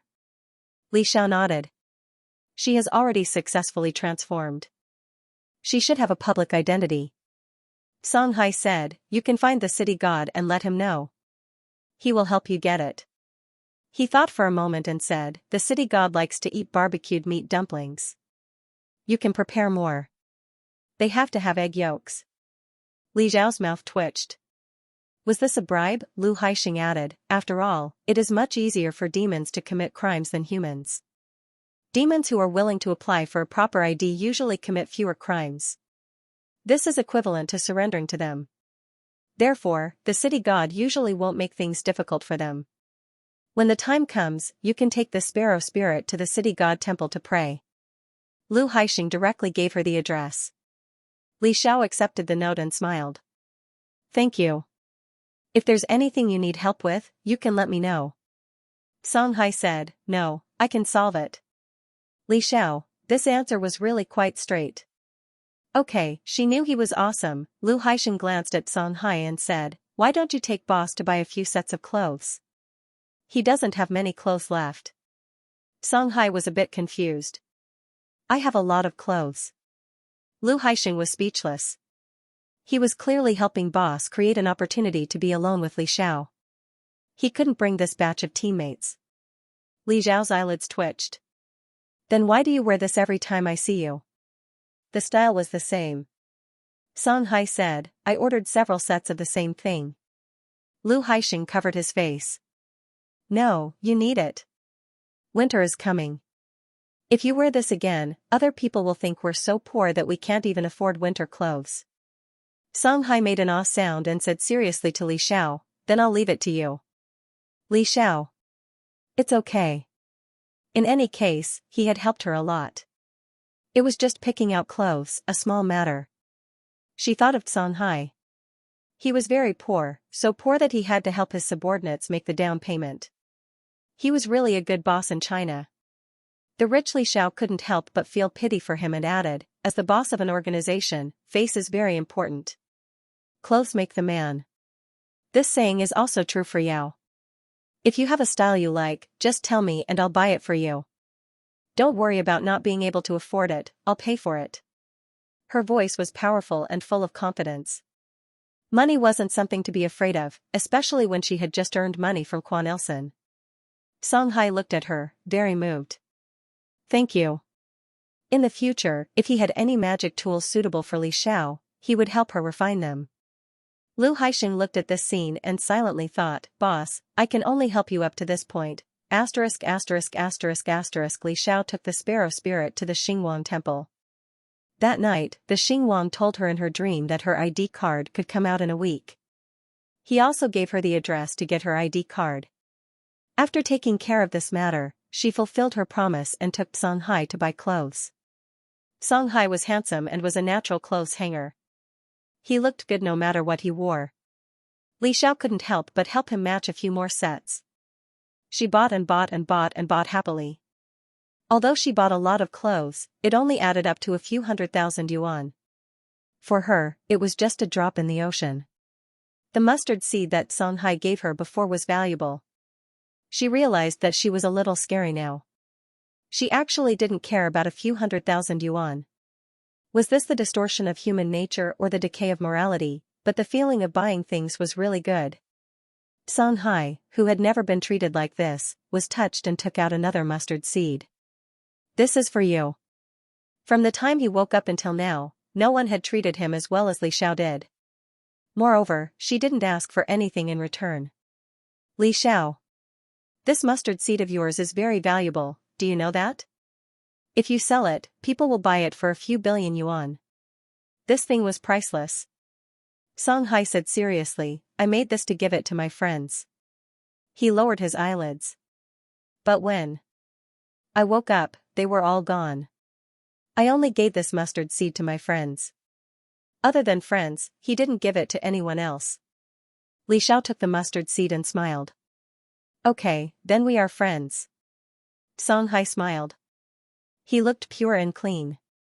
Li Xiao, who didn't have a conscience, felt as if she had been purified. On the other hand, the salesperson next to them looked at Li Xiao with a pained expression. She had a good impression of Li Xiao, who was generous and didn't hesitate to buy things. However, such a fair-skinned, rich, and beautiful woman took a fancy to a pretty boy and bought so many branded clothes for him. In the end, this pretty boy only gave her an ordinary-looking ring that was probably worth less than 1,000 yuan. Many people dreamed of reaping without sowing. The salesperson wished that she could change her personality and hook up with a fair-skinned, rich, and beautiful woman. She couldn't help but take a picture and post it on the company's forum. Are fair-skinned, rich, and beautiful women so easy to coax these days? Coincidentally, this store was one of the Quan family's brands. Her post was seen by Quan Ilsen's assistant, Zhang Yao.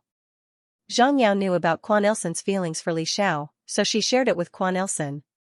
Quan Ilsen stared at the post, his body exuding a cold aura.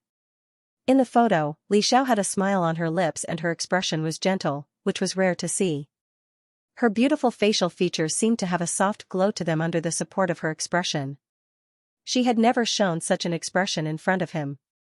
She was either as awe-inspiring as a queen, or with a formal smile, showing politeness and alienation.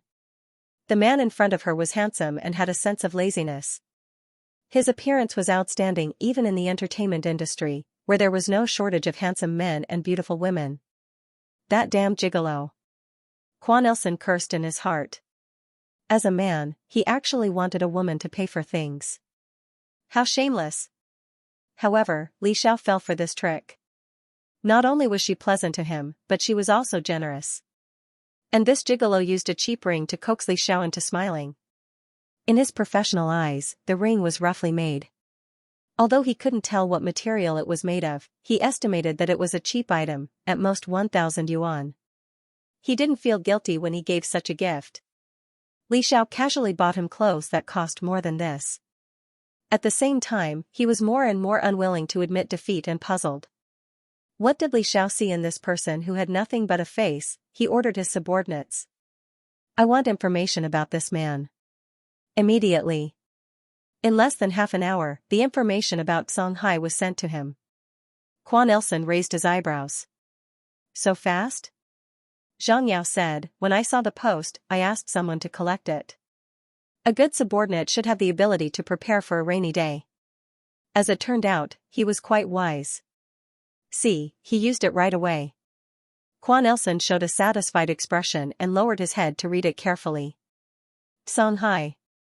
It was said that he had some attainments in metaphysics, and his hobby was sleeping. Not long ago, he received 2 houses that Li Xiao transferred to him. The total market value was tens of millions.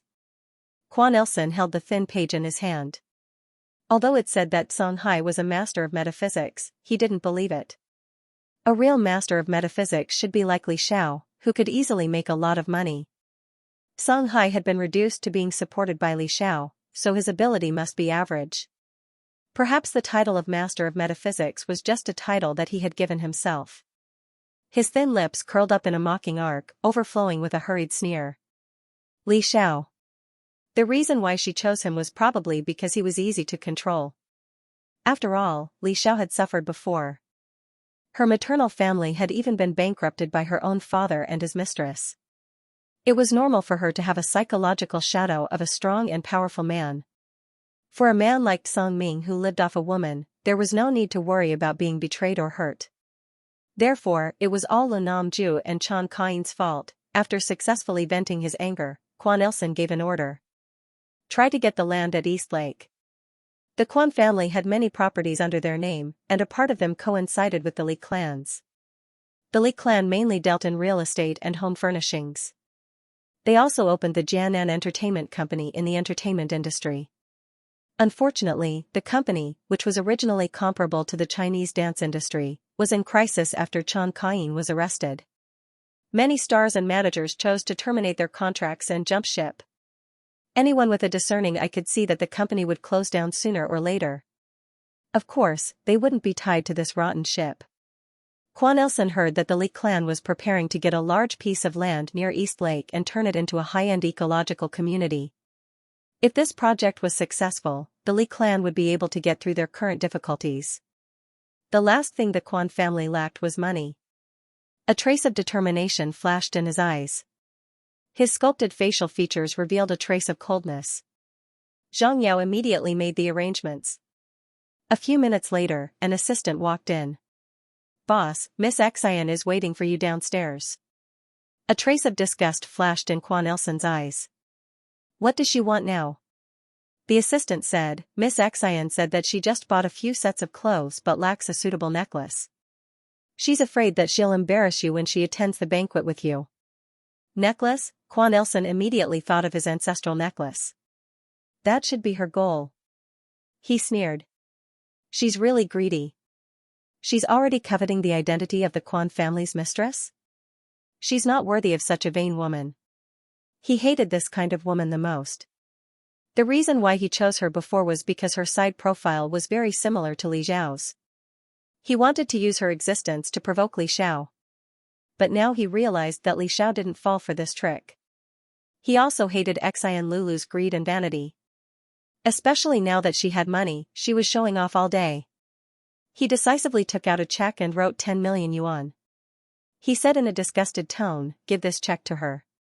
Tell her that this is the breakup fee."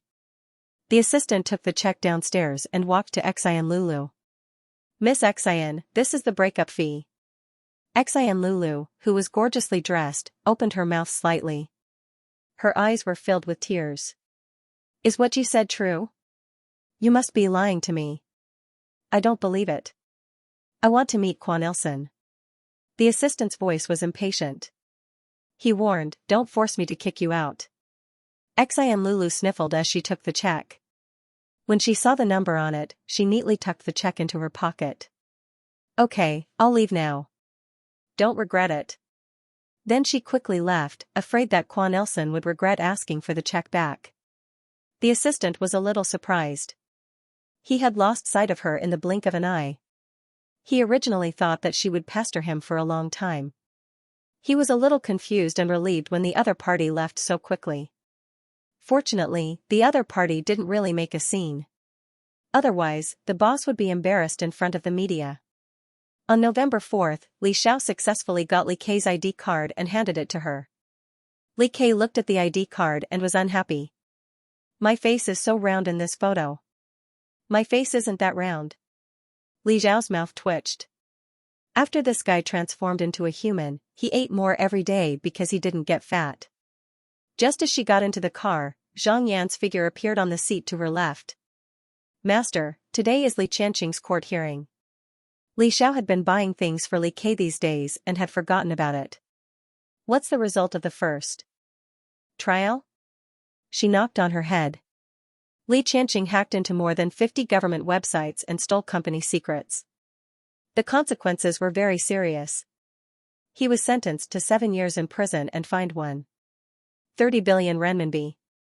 7 years, Li Xiao was quite satisfied with the result. He would continue to be locked up. However, Lu Namju would probably have to help pay the fine. However, Li Xiao still felt that Li Qianqing was too lenient. He had caused the bankruptcy of 2 large companies. Perhaps he had done a lot of things behind the scenes. Zhang Yan said, "Lu Namju attended the court hearing today. It seems that they are going to continue with the appeal." Li Xiao's mouth twitched. Was Lu Namju stupid? If they continued with the appeal, Li Qianqing would probably be sentenced more severely when the prosecution dug up more evidence. With Li Qianqing's unscrupulous personality, he would definitely do more than this in private. When she got home, she searched the internet. Sure enough, there was news about Li Qianqing. It was all on the hot search list. The Li clan was not without competitors. Of course, they had to hold on to such a big piece of evidence. After the police report was released, the netizens found out about the specific crimes Li Qianqing had committed. It caused another wave of heated discussion. Li Xiao, the victim of the bankruptcy of her maternal family, was pulled out of the limelight again. When she refreshed the page, she saw that the hot search list was gone. Li Xiao couldn't help but laugh. The Li clan must have paid a lot of money to remove the hot search list. Speaking of which, who was Chan Kaiyin's lawyer? She had to contact the lawyer so that Chan Kaiyin could know what was going on at home. After all, Chan Kaiyin was in the detention center. The only person who could meet with her was the lawyer. Chan Kaiyin was so concerned about her son. She must want to know about Li Qianqing's situation. She might as well do a good deed. Of course, Li Xiao would never admit that she was taking revenge. She was just doing a good deed. When Chan Kaiyin found out that the lawyer was coming to meet her today, she was nervous but also excited. When she first came in, Nanju would ask the lawyer to come over every 2 days to comfort her and say that he would find a way to get her out. However, recently, the lawyer came less and less frequently. It had been 8 days since the last meeting. Every minute in jail was torture. She felt that the days were like years. She wished that she could grow a pair of wings and fly out of this place. If she had known this would happen, she wouldn't have helped Xing Lunian. She only hoped that the Li clan would allow her to be released on bail as soon as possible. In this place, she was used to eating exquisite food. It was inevitable that she wasn't satisfied with the food. It took a lot of willpower to force herself to eat every meal. If she didn't eat, she would starve. Without expensive cosmetics, her skin lost its luster and became rough. When she saw the pores on her face in the mirror, she couldn't believe that it was her. At this time, she was only glad that Nanju couldn't come in to visit her. She didn't dare to appear in front of her husband like this. She took out a comb and combed her hair over and over again. After receiving the notice, she walked out. When she saw the lawyer, she couldn't wait to ask, "When can I get out?" The lawyer looked at her with a subtle look of pity. This made Chan Kaiyin a little uncomfortable. She didn't like being looked at like this. She had a bad feeling in her heart. Mr. Li didn't say. Chan Kaiyin anxiously asked, "Then did he have anything to tell me? Even if it was just a few words of sympathy, it would be good. Was he that heartless?" "No." Chan Kaiyin gritted her teeth. "Then what's the situation at home? Where's Qian Fei? Where's Chiho? Has Chiho been released?" The lawyer said, "Yesterday, Mr. Li Qianqing's trial was completed. He was sentenced to 7 years in prison and fined 130 billion yuan. 7 years, Chan Kaiyin widened her eyes in disbelief. Was her Chiho going to spend the best time of her life in prison? She was almost out of breath, as if she was going to faint at any time. She didn't expect that Nanju didn't think of a way to help. That was his biological son. How could he do this? The resentment was like a hand that tightly wrapped around her. "Your stepdaughter, Li Xiao, asked me to tell you something." Chan Kaiyin's lips moved. She subconsciously wanted to refuse, but her throat seemed to be choked by something, and she couldn't make a sound. At Li Qianfei's coming-of-age banquet, Mr. Lin Namju brought back 6 pregnant women. Li Qianfei brought back one of whom was more than 2 months pregnant. "Next year, you will have 7 more children." In terms of the law, Li Xiao was also Chan Kaiyin's relative. If she wanted to convey a message, the lawyer naturally had to do it. Chan Kaiyin's ears were ringing. She had only been in prison for a month, and he had betrayed her. 7 children? She showed a sad smile. After having 7 children, Chiho was worthless. It turned out that she and Chiho had been abandoned by the Li clan. Blood boiled in her throat. Her vision turned black. Unable to bear the blow, she fainted. "Thank you, Master Tsong. Thank you so much. If it weren't for you, I don't know how many things would have happened to our family." The rich businessman, who was smiling like a Maitreya Buddha, said a lot of good words and transferred the high reward. Even though this Master Tsong was young and expensive, he was truly a capable person. His house had been haunted for a month.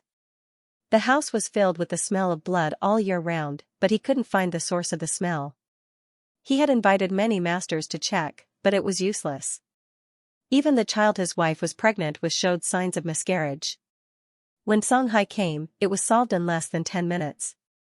"It was worth the money," Song Hai nodded. "If something like this happens again in the future, you can call me." This rich businessman was quite generous with the money. He could develop into a long-term partner. The rich businessman's face stiffened. He complained in his heart, who wants to encounter this kind of thing again? It's scary enough once. Sigh, maybe this is the common problem of masters. They don't know how to talk. Song Hai received the transfer. His expression didn't change. He still looked like an immortal, but flowers bloomed in his heart. So much money, in the past, his price wasn't high. Sometimes, he would only earn a few thousand yuan when he went out sleepily. Now, he directly started at 100,000 yuan. Although there were fewer people looking for him, he earned more money, and he could sleep for a while longer. Fortunately, Li Xiao taught him this. It turned out that making money could be so easy. Therefore, a good metaphysics master disappeared and was replaced by Zhou Bapi No. 2. Walking out of the neighborhood, he was about to go back when a stranger in formal clothes stopped him. Song Hai glanced at his face. This person had a small income recently, but his luck with women wasn't very good. However, since the other party didn't pay, he wouldn't help others for nothing. Well, this was very important. He had to remember. The man smiled and said, "Song Hai? Please come with us." Song Hai was stunned and said indifferently, 100,000 yuan. The person who came to invite Song Hai was Quan Ilsen's assistant, Zhang Yao. When he heard that Song Hai asked for 100,000 yuan, he couldn't help but feel confused. Shouldn't most masters treat money like dirt? Why did this guy talk about money the moment he opened his mouth? He walked to the side and called his boss. According to his understanding of his boss, he would definitely agree. As expected, Quan Ilsen immediately agreed. For the sake of money, Song Hai followed him. He wasn't worried that something would happen. After all, no one could beat him. When Quan Ilsen saw Song Hai, his face immediately fell. As the saying goes, when two love rivals meet, their eyes would turn red. Especially when Song Hai asked for an appearance fee, it made him look down on him even more. This kind of person who talks about money the moment she opens her mouth is not worthy of Li Xiao at all. He was there for the money. She didn't know if he had used sweet words to coax Li Xiao. "You are Song Hai." Song Hai nodded. Quan Ilsen sneered, "Leave Li Xiao. You are not worthy." Song Hai was stunned for a moment, then said seriously, "No, the one who is not worthy is you." He and Li Xiao were the same kind of people. They were both powerful, while Quan Ilsen was just an ordinary human. Moreover, this human definitely wouldn't live past 100 years old. He and Li Xiao were different. Quan Ilsen was enraged. "How can you compare to me?" He actually dared to talk nonsense in front of him. Song Hai thought seriously for a moment, then replied, "Face, and strength." Quan Ilsen looked at this arrogant man and smiled coldly. His smile was full of sarcasm. "Tell me, how much money do you want to leave Li Xiao? Is 100 million enough?" When he said 100 million, his tone was full of disdain. He could almost imagine what would happen next. A greedy person like him would definitely be like his ex-girlfriend, Xian Lulu, taking the money and running away. He had already seen through them. The next second, he saw Song Hai take out his phone and make a call. After the call went through, Song Hai's tone sounded a little wronged and confused. "Xiao Xiao, someone gave me 100 million to leave you." Song Hai was really wronged. Why couldn't he be friends with Li Xiao? Why did he have to leave? Quan Ilsen almost vomited blood when he heard this. He gritted his teeth and glared at Song Hai. He was a man. How could he have the nerve to call and complain? Moreover, he was putting on an act. Sure enough, he didn't even want 100 million. It was clear that he had a big plan.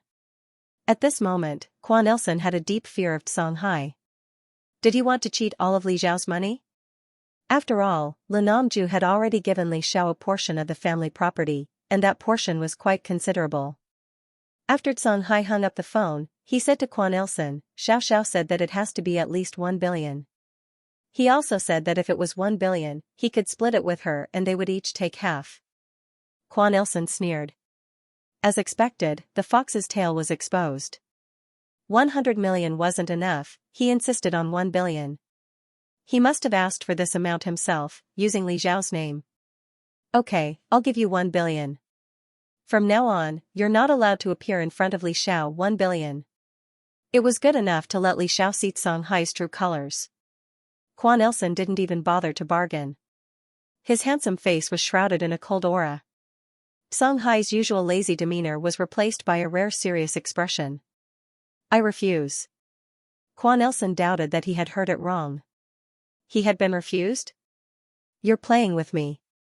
His face was as calm as water. He stared at Songhai with an oppressive aura. Songhai said, although Xiao Xiao said that 1 billion could be considered, that was Xiao Xiao's idea, not mine. Xiao Xiao was the first friend he made after he woke up. He didn't want to leave her.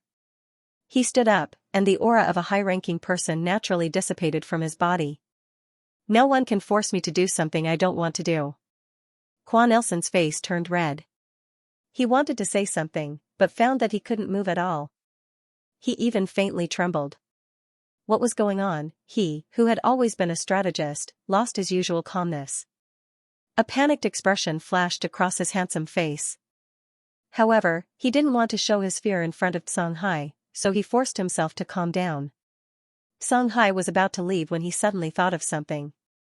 He took out his business card and placed it on the table. Looking at your face, there will be a calamity within a month.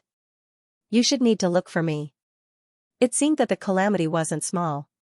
Songhai felt that other than him, no one else would be able to solve it. This man threw money in the hundreds of millions. He was generous, so he shouldn't be stingy when the time came. Songhai thought that they would cooperate again, so he left his business card. Maybe after this deal was done, he could sleep for a month. Thinking of this, his mood unconsciously soared. Quan Ilson watched him leave. The aura that had been suppressing him suddenly loosened. His limbs, which had been unable to move, regained their senses. He moved his fingers and exhaled deeply. He didn't know if it was an illusion, but he felt that he had just walked on the line between life and death. Compared to his initial disdain, his current expression had more fear and vigilance.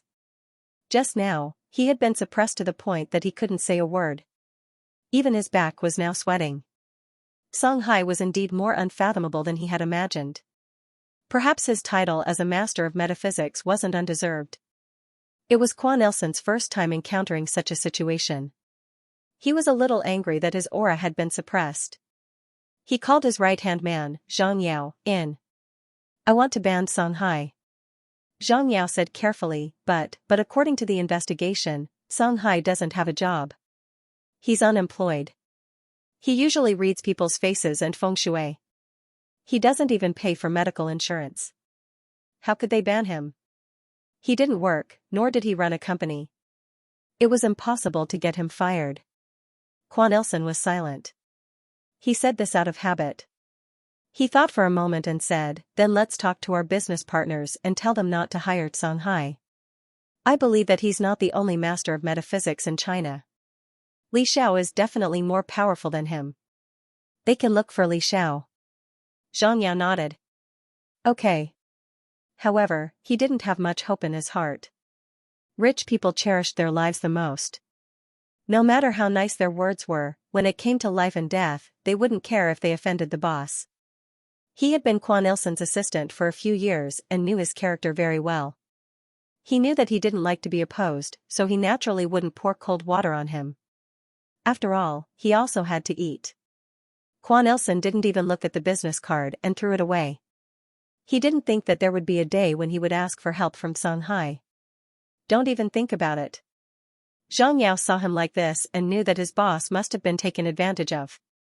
He found an opportunity to secretly put the business card away. Who knew when he would need it? I've already rejected him. Songhai ran to Li Xiao with a serious face. Li Xiao had the illusion that she saw stars. She asked in confusion, why did you reject him? That's 1 billion. Even if the two of them split the money, each of them would have 500 million. Songhai should be quite short of money.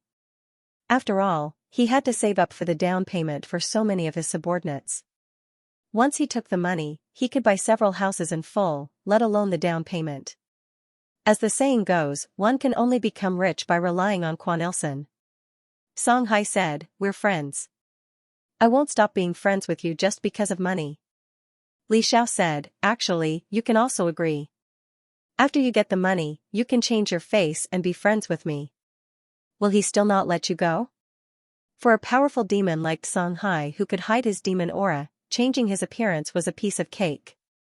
If it was Li Xiao, she would have agreed long ago.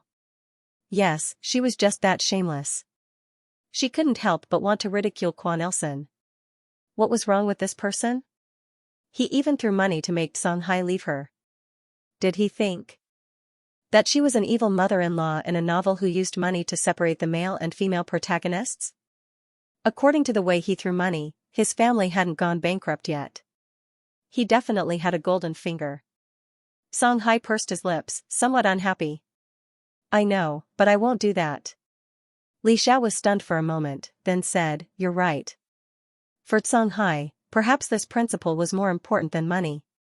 She shouldn't have used her model on Xianxia. Li Xiao said, let's go eat. I'll treat you. Xianxia shook his head. Today, I'll treat you. I just made 200,000 today.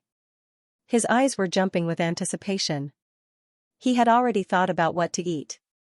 Li Xiao certainly wouldn't discourage him. Okay.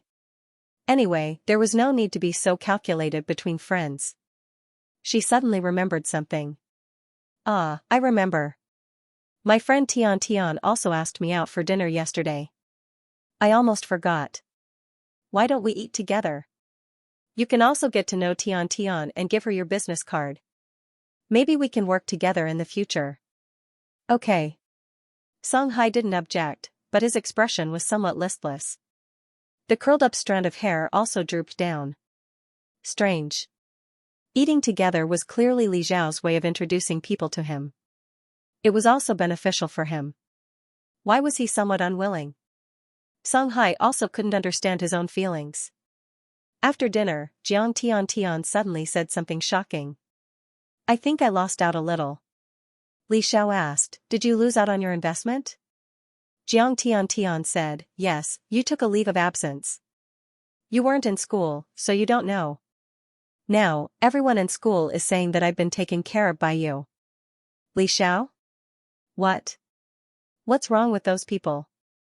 Do they only care about being taken care of?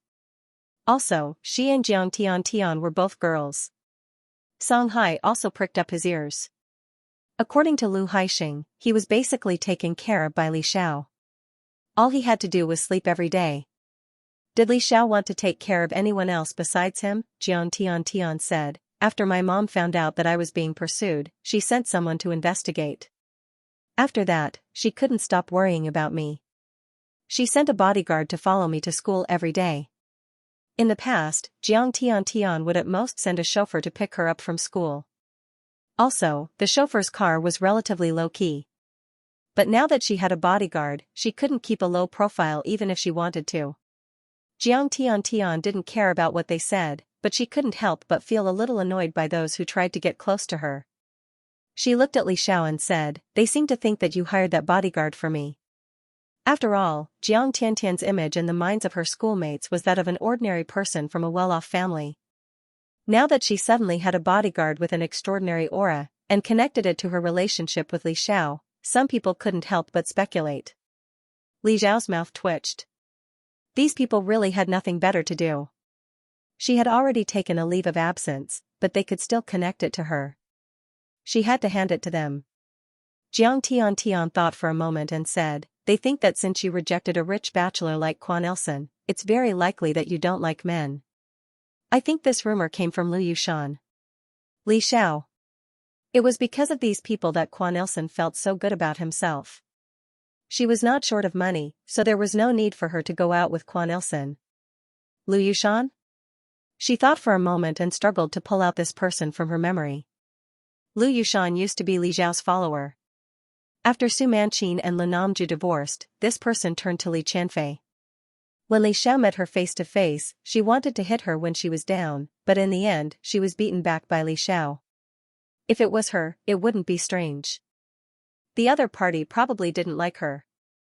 A woman's jealousy. Xianxia pondered, so you can keep several people at the same time. He was a little unhappy. Li Xiao changed the topic. So where do you think you're at a disadvantage? Jiang Tian said seriously, I'm richer than you. Even if you want to keep someone, I should be the one keeping you. The Chang dynasty only had one daughter, Jiang Tian. In the future, the family property would undoubtedly be left to her. Therefore, Jiang Tiantian's net worth was definitely in the hundreds of billions. Li Xiao said seriously, it's very expensive to keep me. I can't be satisfied without 1 billion a month. 1 billion, when Song Hai heard this, he silently set a goal in his heart.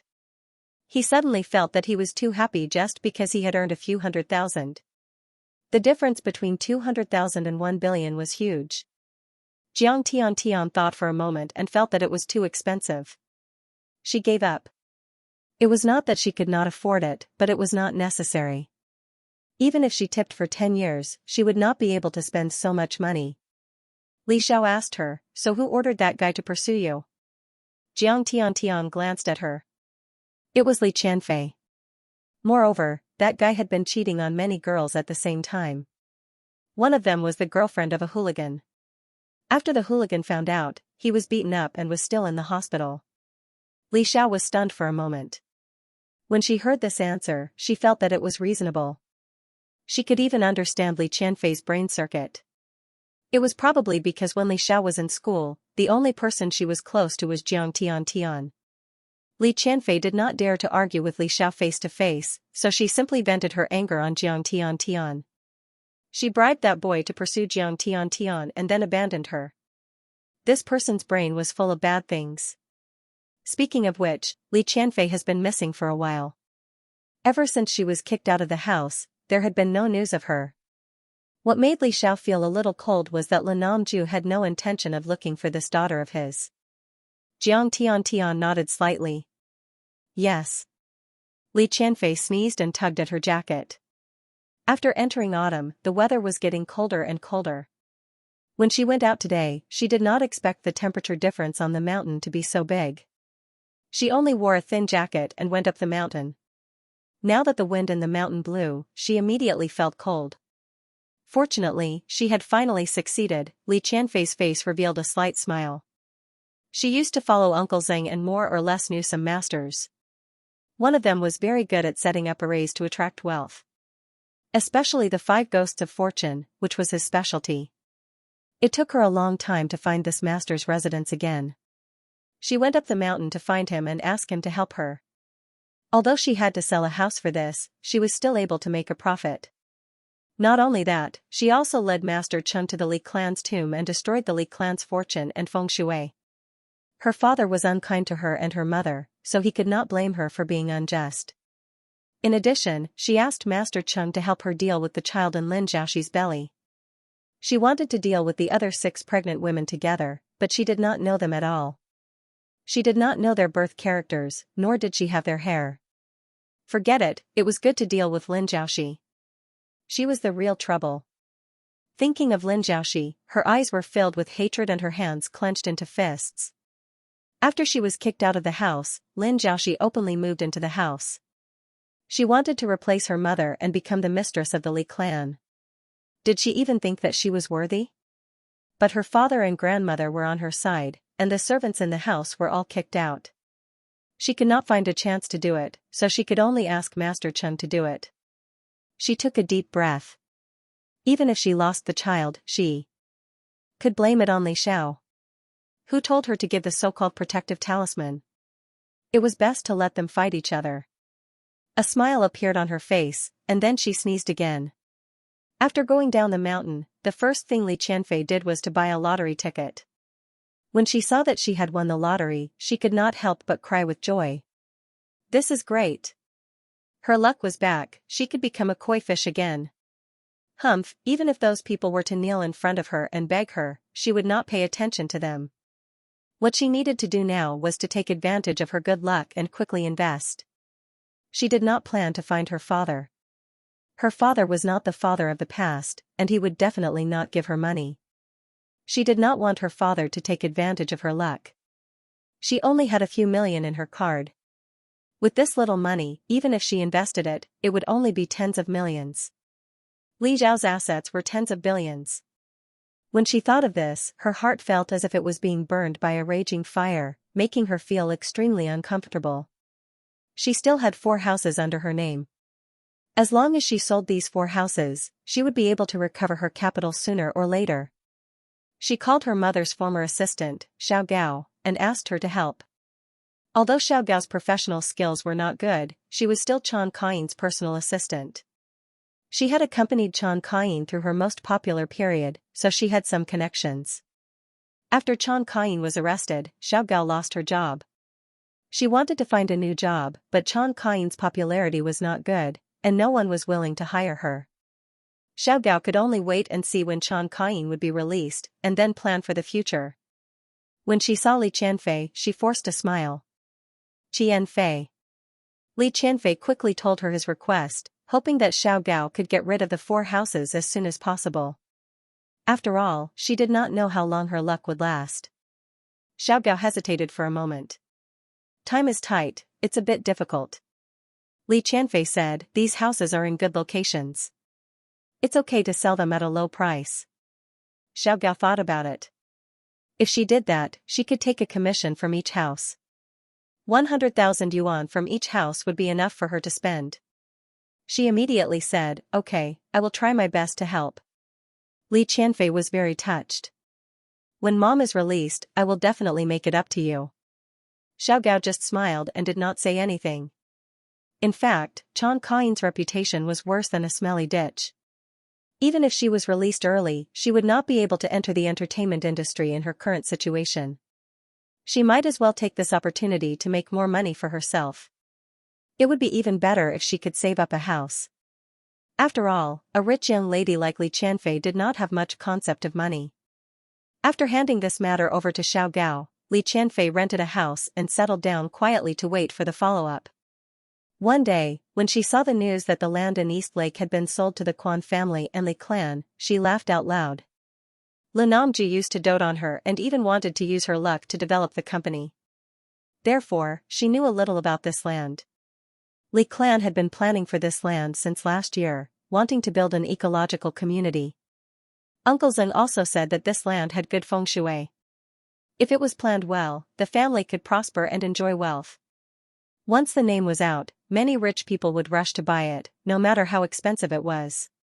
Li clan had been preparing for this land for a long time, and their connections were more or less established. As long as this residential area was built, Li clan would have the capital to turn the situation around. In the end, after more than a year of preparation, it was all for naught. Li Qianfei did not have any thoughts of sharing the glory with them. She only wanted to gloat. After chasing her out of the Li clan was going downhill. This was definitely because Master Cheng had destroyed Li clan's feng shui. She was more and more convinced of Master Cheng's abilities. In a few days, she would definitely be able to make a lot of money. She thought of Lin Jiaoxi and a malicious smile appeared on her face. She wondered if Lin Jiaoxi could still keep her child. If she lost her child, what right did she have to fight with her? Lin Jiaoxi woke up from her dream with a start. Her forehead was covered in sweat, and her eyes were still filled with fear. She had a dream just now. In the dream, there were several ghosts pressing down on her stomach. She was in so much pain that she wanted to scream. At this time, a talisman flew out from her body, emitting a bright yellow light. The ghost screamed under the light, then turned into a black fog and dissipated. Fortunately, it was just a dream. She touched her stomach with lingering fear. She unbuttoned her dress and saw a faint handprint on her stomach. The print was very small, not like an adult's, but more like a child's hand. She couldn't help but feel her hair stand on end, and her face turned pale. She seemed to have thought of something and hurriedly took out the pregnancy prevention talisman she always carried on her body. The blood-like runes on the yellow talisman had already faded, leaving only a faint pink color. No, that wasn't a dream. It was that talisman that had saved her life. She had almost lost her child. She hurriedly got out of bed and hurried to find Chu Lian. No matter what, she could not lose this child. The Chu Lian sat in the pavilion. Her eyes fell on the seemingly ordinary cobblestone path, and her eyes flashed with fear. She needed to mentally prepare herself before coming to Li Zhao's villa. She didn't forget that she had nightmares for several days when she wanted to break in. Li Zhao's illusion array was still there, and she didn't want to bring the Chu Lian into the house, so she simply took her to sit in the pavilion in the courtyard. The Chu Lian said, "Do you still have the pregnancy stabilizing talisman? Can you give me a few more?" She didn't expect the pregnancy stabilizing talisman to be so useful. It even had the effect of chasing away ghosts. Li Xiao raised her eyebrows. What happened? You actually used it so quickly. Because of the pregnancy stabilizing talisman, the Chu Lian now believed that Li Xiao really wanted the baby to be born smoothly, so she didn't hide it from her. That's what happened. I just don't know who did it. She unconsciously gritted her teeth. Something like this happened in her territory, which was a provocation to her. Li Xiao asked, "Is there anything in the house that can cause Yanxing's death?" "You can look for it. Generally, people who can curse from a distance are likely to bury something around them." The Chu Lian said without hesitation, "That's impossible. I've asked people to search inside and out. There's nothing like that. Moreover, all the servants in the house now were personally hired by her, and they only listened to her." Li Xiao said, "If it's not this, then it's very likely that someone got Lin Zhaoxi's hair and her birth characters." The first person she suspected was Li Qianfei. With her hatred for Lin Zhaoxi, it was very likely that she did this. Li Qianfei also disappeared for a period of time and kept a low profile, which was completely out of her character. The Chu Lian's face didn't look very good. Obviously, she guessed the same thing. It must be that damned girl Qianfei. Other than her, there is no one else. Li Qianfei had a good relationship with Lin Zhaoxi before, so it was not strange that she knew her birth date. As for the other 6 pregnant women, even if they wanted their birth characters, it would not be so easy to get them. When she faced Li Xiao, she had a different kind of expression. "Li Xiao, do you think you can help me this time?"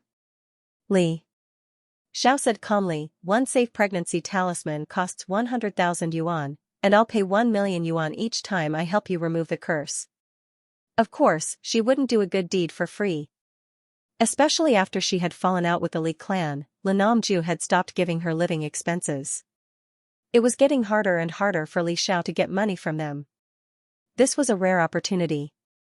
It would be a waste if she didn't take it. The Chu Lian's face instantly darkened. It wouldn't cost so much to hire other masters.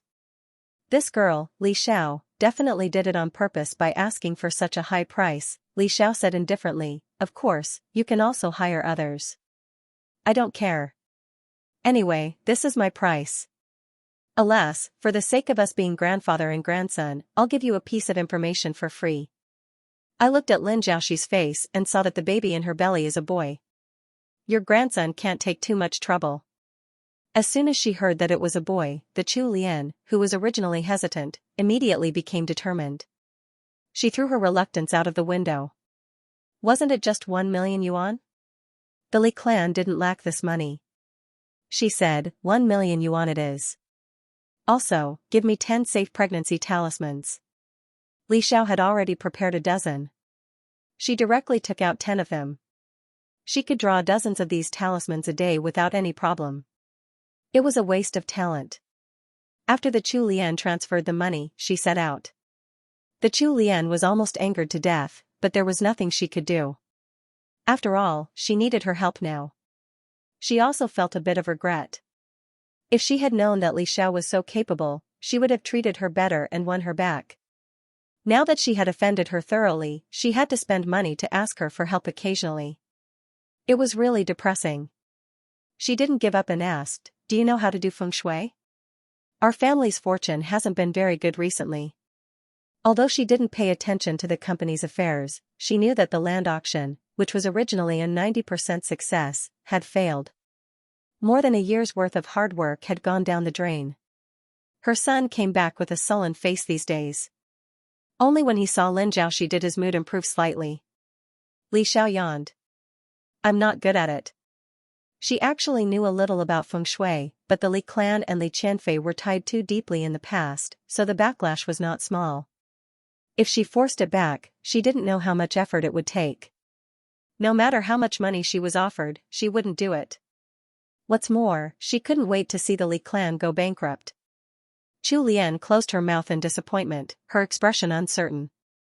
She was thinking in her heart that if it really didn't work, she would break off the relationship with Li Qianfei and drive her out. Unfortunately, she also knew that if she really did that, others would think that they were adding insult to injury, and then their reputation would be even worse.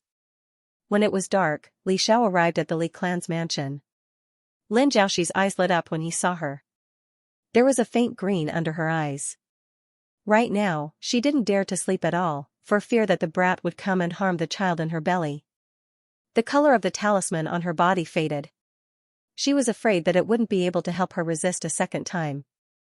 Li Xiao only took a glance and saw the black gas wrapped around her body. This black gas was actually equivalent to a kind of mark, which would attract the brat. Lin Namju saw Li Xiao's arrival and wasn't surprised. "I'll leave Xiaoxi in your care." Li Xiao cursed in her heart, "Xiaoxi is so affectionate." She nodded slightly, her smile very formal. "Don't worry, I have a lot of professional ethics in this area. Since I've received the money, I'll do it well." Lin Namju suddenly said, "I'm going to put Jianan up for sale." Li Xiao froze for a moment. Although the industry could see that Jianan's current situation was very bad, and it was only a matter of time before it went bankrupt. But when Jianan was first established, Lin Namju made it more convenient to escort Chan Kain. It represented the relationship between the two. At that time, who knew how many people in the entertainment industry envied Chan Kain? She didn't expect that Lin Namju would put the company up for sale without even struggling. Her gaze fell on Lin Jiaoxi, who was in a daze when he heard that. Could it be that because of this new love, the old love became mosquito blood? To a certain extent, Lin Namju was indeed very selfish. This person should love himself the most.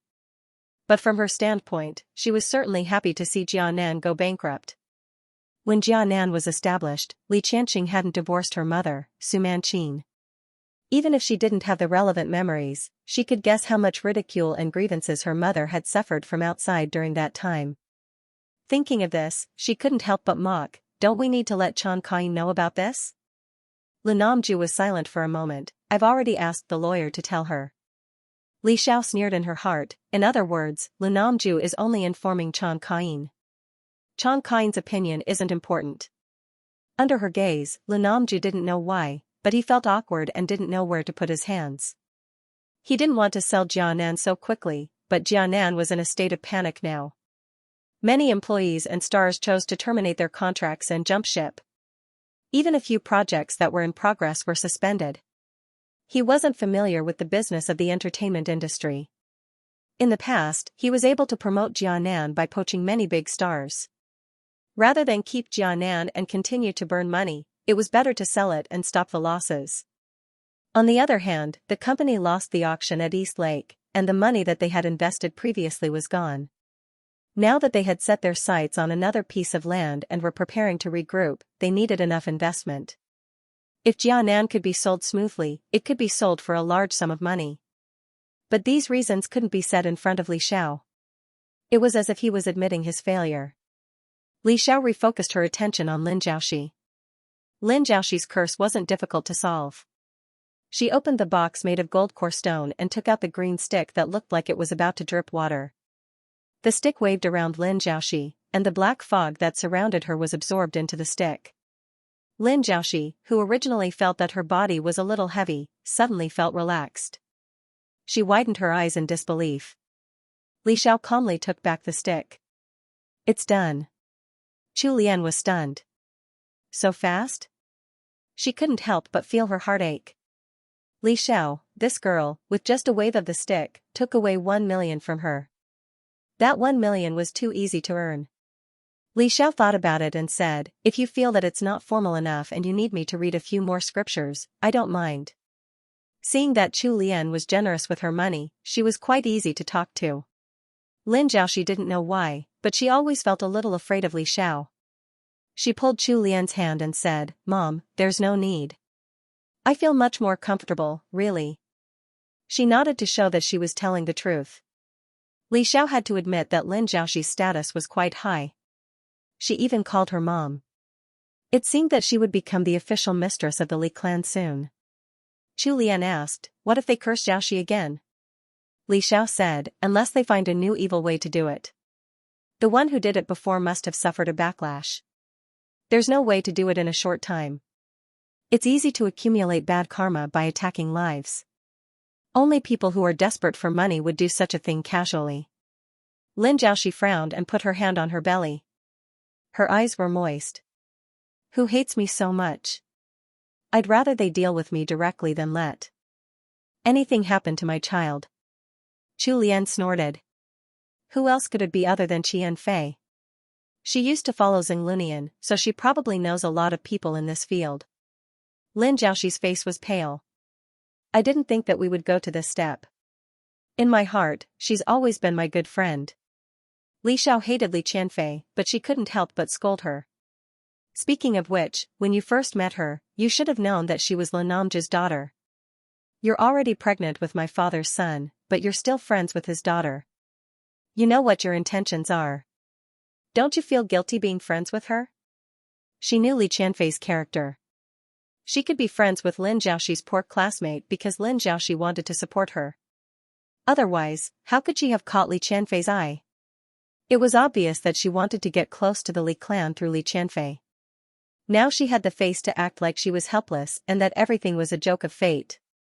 Wasn't this a typical example of being a chaste archway but still doing something? Lin Jiaoxi's face was even paler, and her body was on the verge of collapsing. She lowered her head. After a while, she said, You're right. I was too selfish. I knew that I shouldn't keep this child, but I still chose to keep it. I knew that I should stay away from Qian Fei, but I couldn't help but get to know her so that I could hear a few words about Nanju from her. I thought that I would always look at him from afar and never have any interactions with him. It's my fault. She hates me and wants to deal with me. It's all right. I don't blame her. Her expression was sad but firm. She perfectly portrayed an image of someone who endured for love, tolerant, and infatuated. Lu Namjia looked at her emotionally. Li Xiao, her hunch was right. This person could really become Chan Kaiyin's lifelong enemy. She really hoped that Chan Kaiyin would come out sooner. Sigh, you're so stupid. You can't even set up this formation properly. The sparrow spirit chewed on an apple and pointed. Sun Rui rubbed his head. His innate talent wasn't considered good, so after being apprenticed for so many years, he hadn't been accepted by any sect. Li Xiao saw that he was really persistent and needed someone to help her, so she accepted him. I'll try again. His tone was firm. He had already learned the first level of the Taishu technique. Under Li Xiao's guidance, he could produce some spiritual energy in his body and know how to convert it into mana.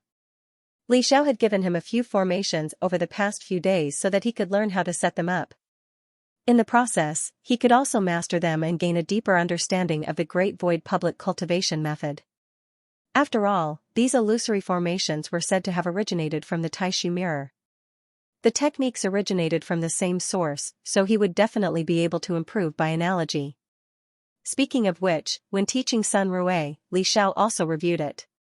Her stagnant cultivation showed signs of loosening. She could not help but wonder, she did not seem to have seen similar situations in the ancient books passed down from Yunxiao Guan. Was she special? What was so special about her? Although she had many questions in her heart, it was a good thing to improve her cultivation. Therefore, she was happy to teach Sun Rui more. Fortunately, although Sun Rui was not smart and did not have much talent, he was willing to work hard. If he worked hard and steadily, there was still hope for him to improve. She picked up the 6th level of the Taishu technique and cultivated it in one go. The Taishu technique had a total of 9 levels, but the last 2 levels seemed to have been lost. Yun Xiaoguan only had 7 levels. Li Xiao had cultivated to the 5th level.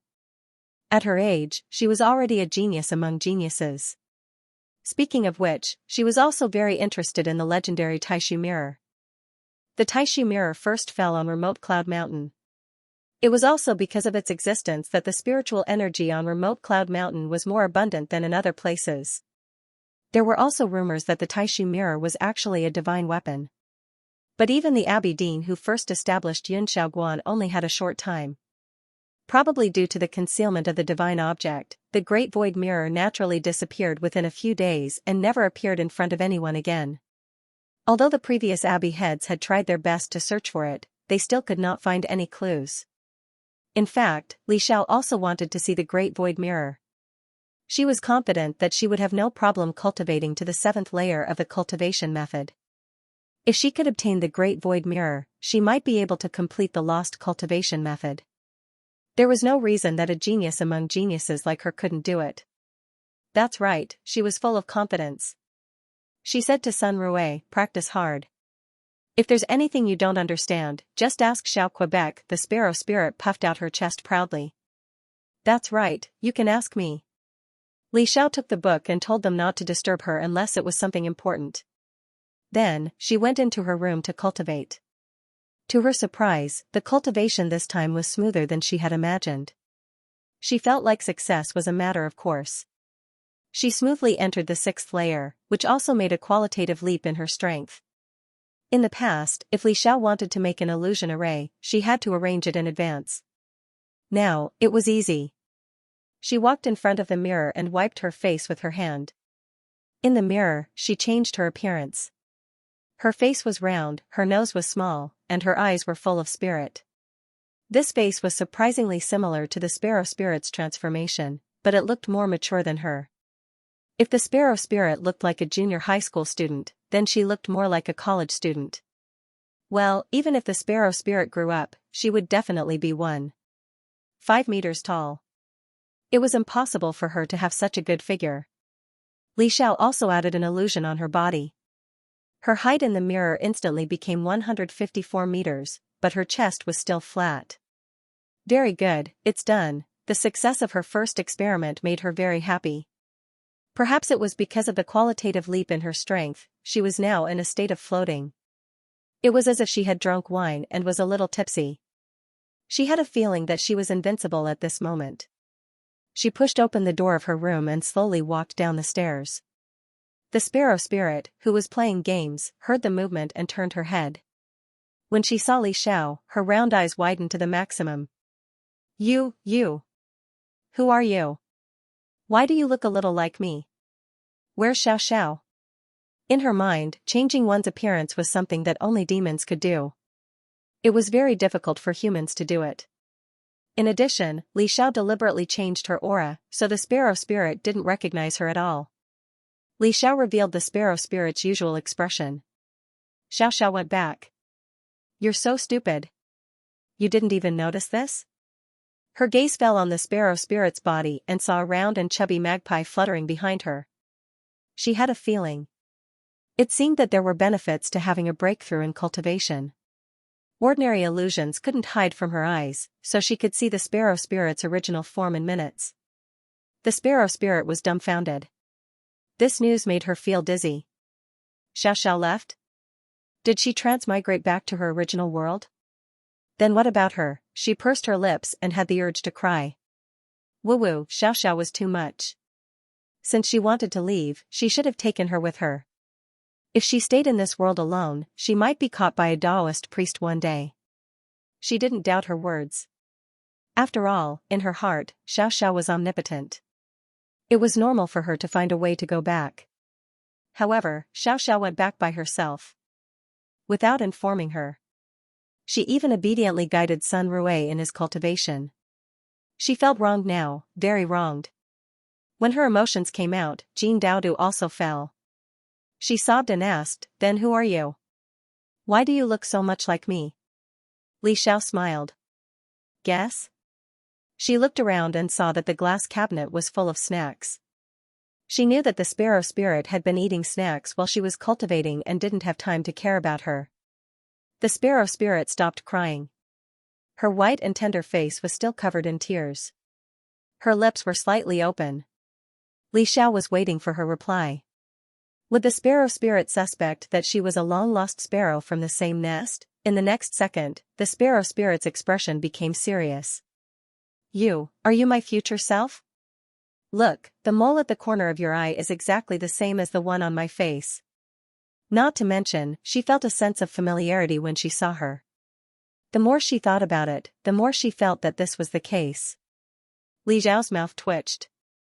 The expression she had originally maintained almost broke. This guy was indeed a novelist.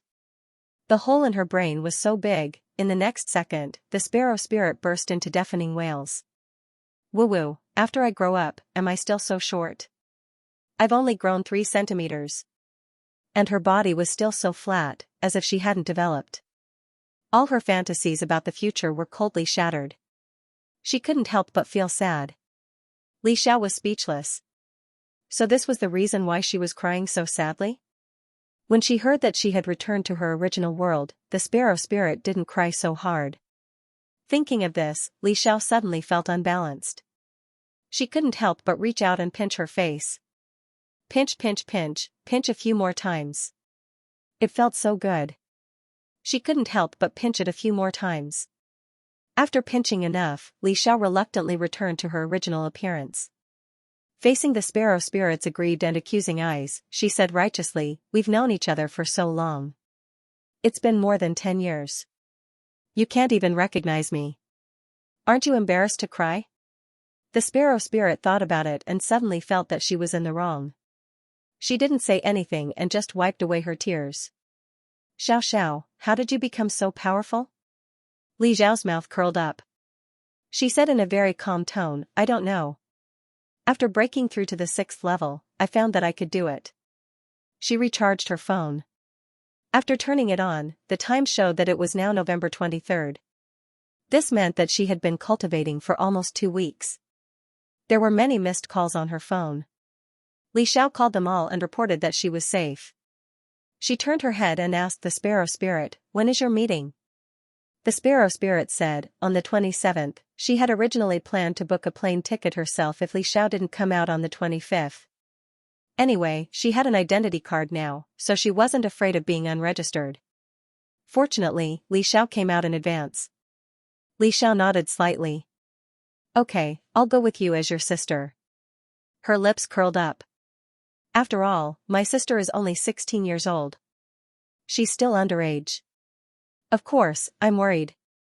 She was really worried about letting the sparrow spirit go by herself. This fellow was so stupid that she didn't even realize that she was being bullied. Even if her pet was being bullied, she could only bully it.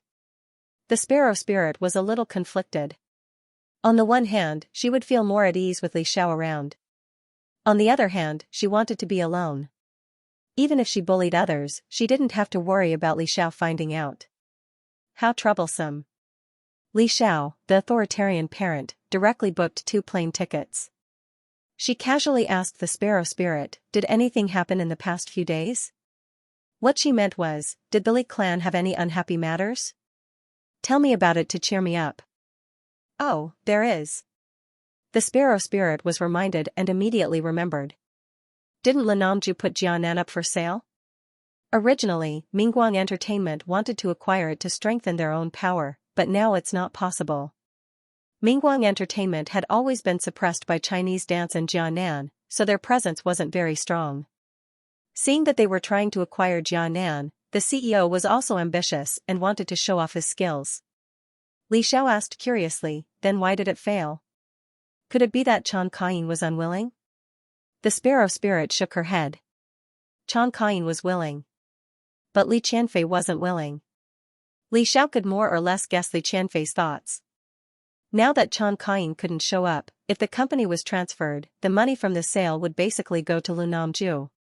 Originally, Lunamju had paid for the company, so even if he took the majority of the money, no one could blame him. There were so many women around Lunamju now, so of course Li Qianfei wasn't willing to see those women use the money. How did she mess it up? Although Li Qianfei was indeed very good at crying, making a fuss and threatening to hang herself, it would be difficult for her to directly disrupt the business cooperation. After losing the so-called koi glow, how many people would be willing to give her face? The sparrow spirit held back her laughter. When she found out, she almost sprained her waist because of her actions. Oh, she ran to report Jianan for tax evasion, and now the higher-ups are starting to investigate. Cough, cough, cough, even Li Xiao almost choked on his saliva. What kind of suicidal maneuver was this? In particular, it could be seen that Li Qianfei really didn't have any fatherly feelings for Lunamju. Otherwise, she wouldn't rather hurt the enemy than hurt herself. Moreover, Li Qianfei was the daughter of Lunamju and Chan Kain. the two of them wouldn't hide it from her. She was more or less clear about the company's affairs, so she reported it. Li Qianfei was indeed a ruthless person. However, no matter how Li Xiao looked at Li Nanju, she was so happy that she wanted to raise her head in front of Li Nanju. For the first time, Li Xiao admired Li Qianfei. Cough, cough, cough. Li Qianfei's face was red because of the violent coughing. She put her hand on her forehead, and sure enough, her temperature had not subsided. During this period of time, she lived alone in a house with 2 bedrooms and 1 living room. She didn't pay attention and caught a cold and fever. Because she didn't want to pay rent every now and then, Li Qianfei simply bought this small house. The area here was average, and the house was small. A unit cost about 1 million. She sniffled, and her nose was a little blocked, which made her feel even more irritable. The grievance spread like a tide, making her want to cry. If it was in the past, her sneeze would be a big deal in the eyes of the whole family, and everyone would surround her. But now, she lived alone in a small and narrow house. In Li Qianfei's eyes, the 2 bedrooms and 1 living room added together were only as big as her room. Not only was she sick, but she was also thirsty and hungry. The people who really cared about her in this world were either gone, or they couldn't even protect themselves and couldn't obtain freedom. She could only be alone. She turned on her phone and saw that there was a new message. She patted her face and felt refreshed. She opened it and saw that there were 2 new messages. One of them was a notification from her bank account that 100 million had been deposited. The corners of her mouth curled up. She had successfully sold her few houses for 80 million. After investing during this period of time, her fortune had exploded and she had successfully recovered her capital. With the addition of this 100 million, she had a total of 260 million. She would have more capital to make money. As long as she continued, her assets would multiply many times, and she might even surpass Li Xiao.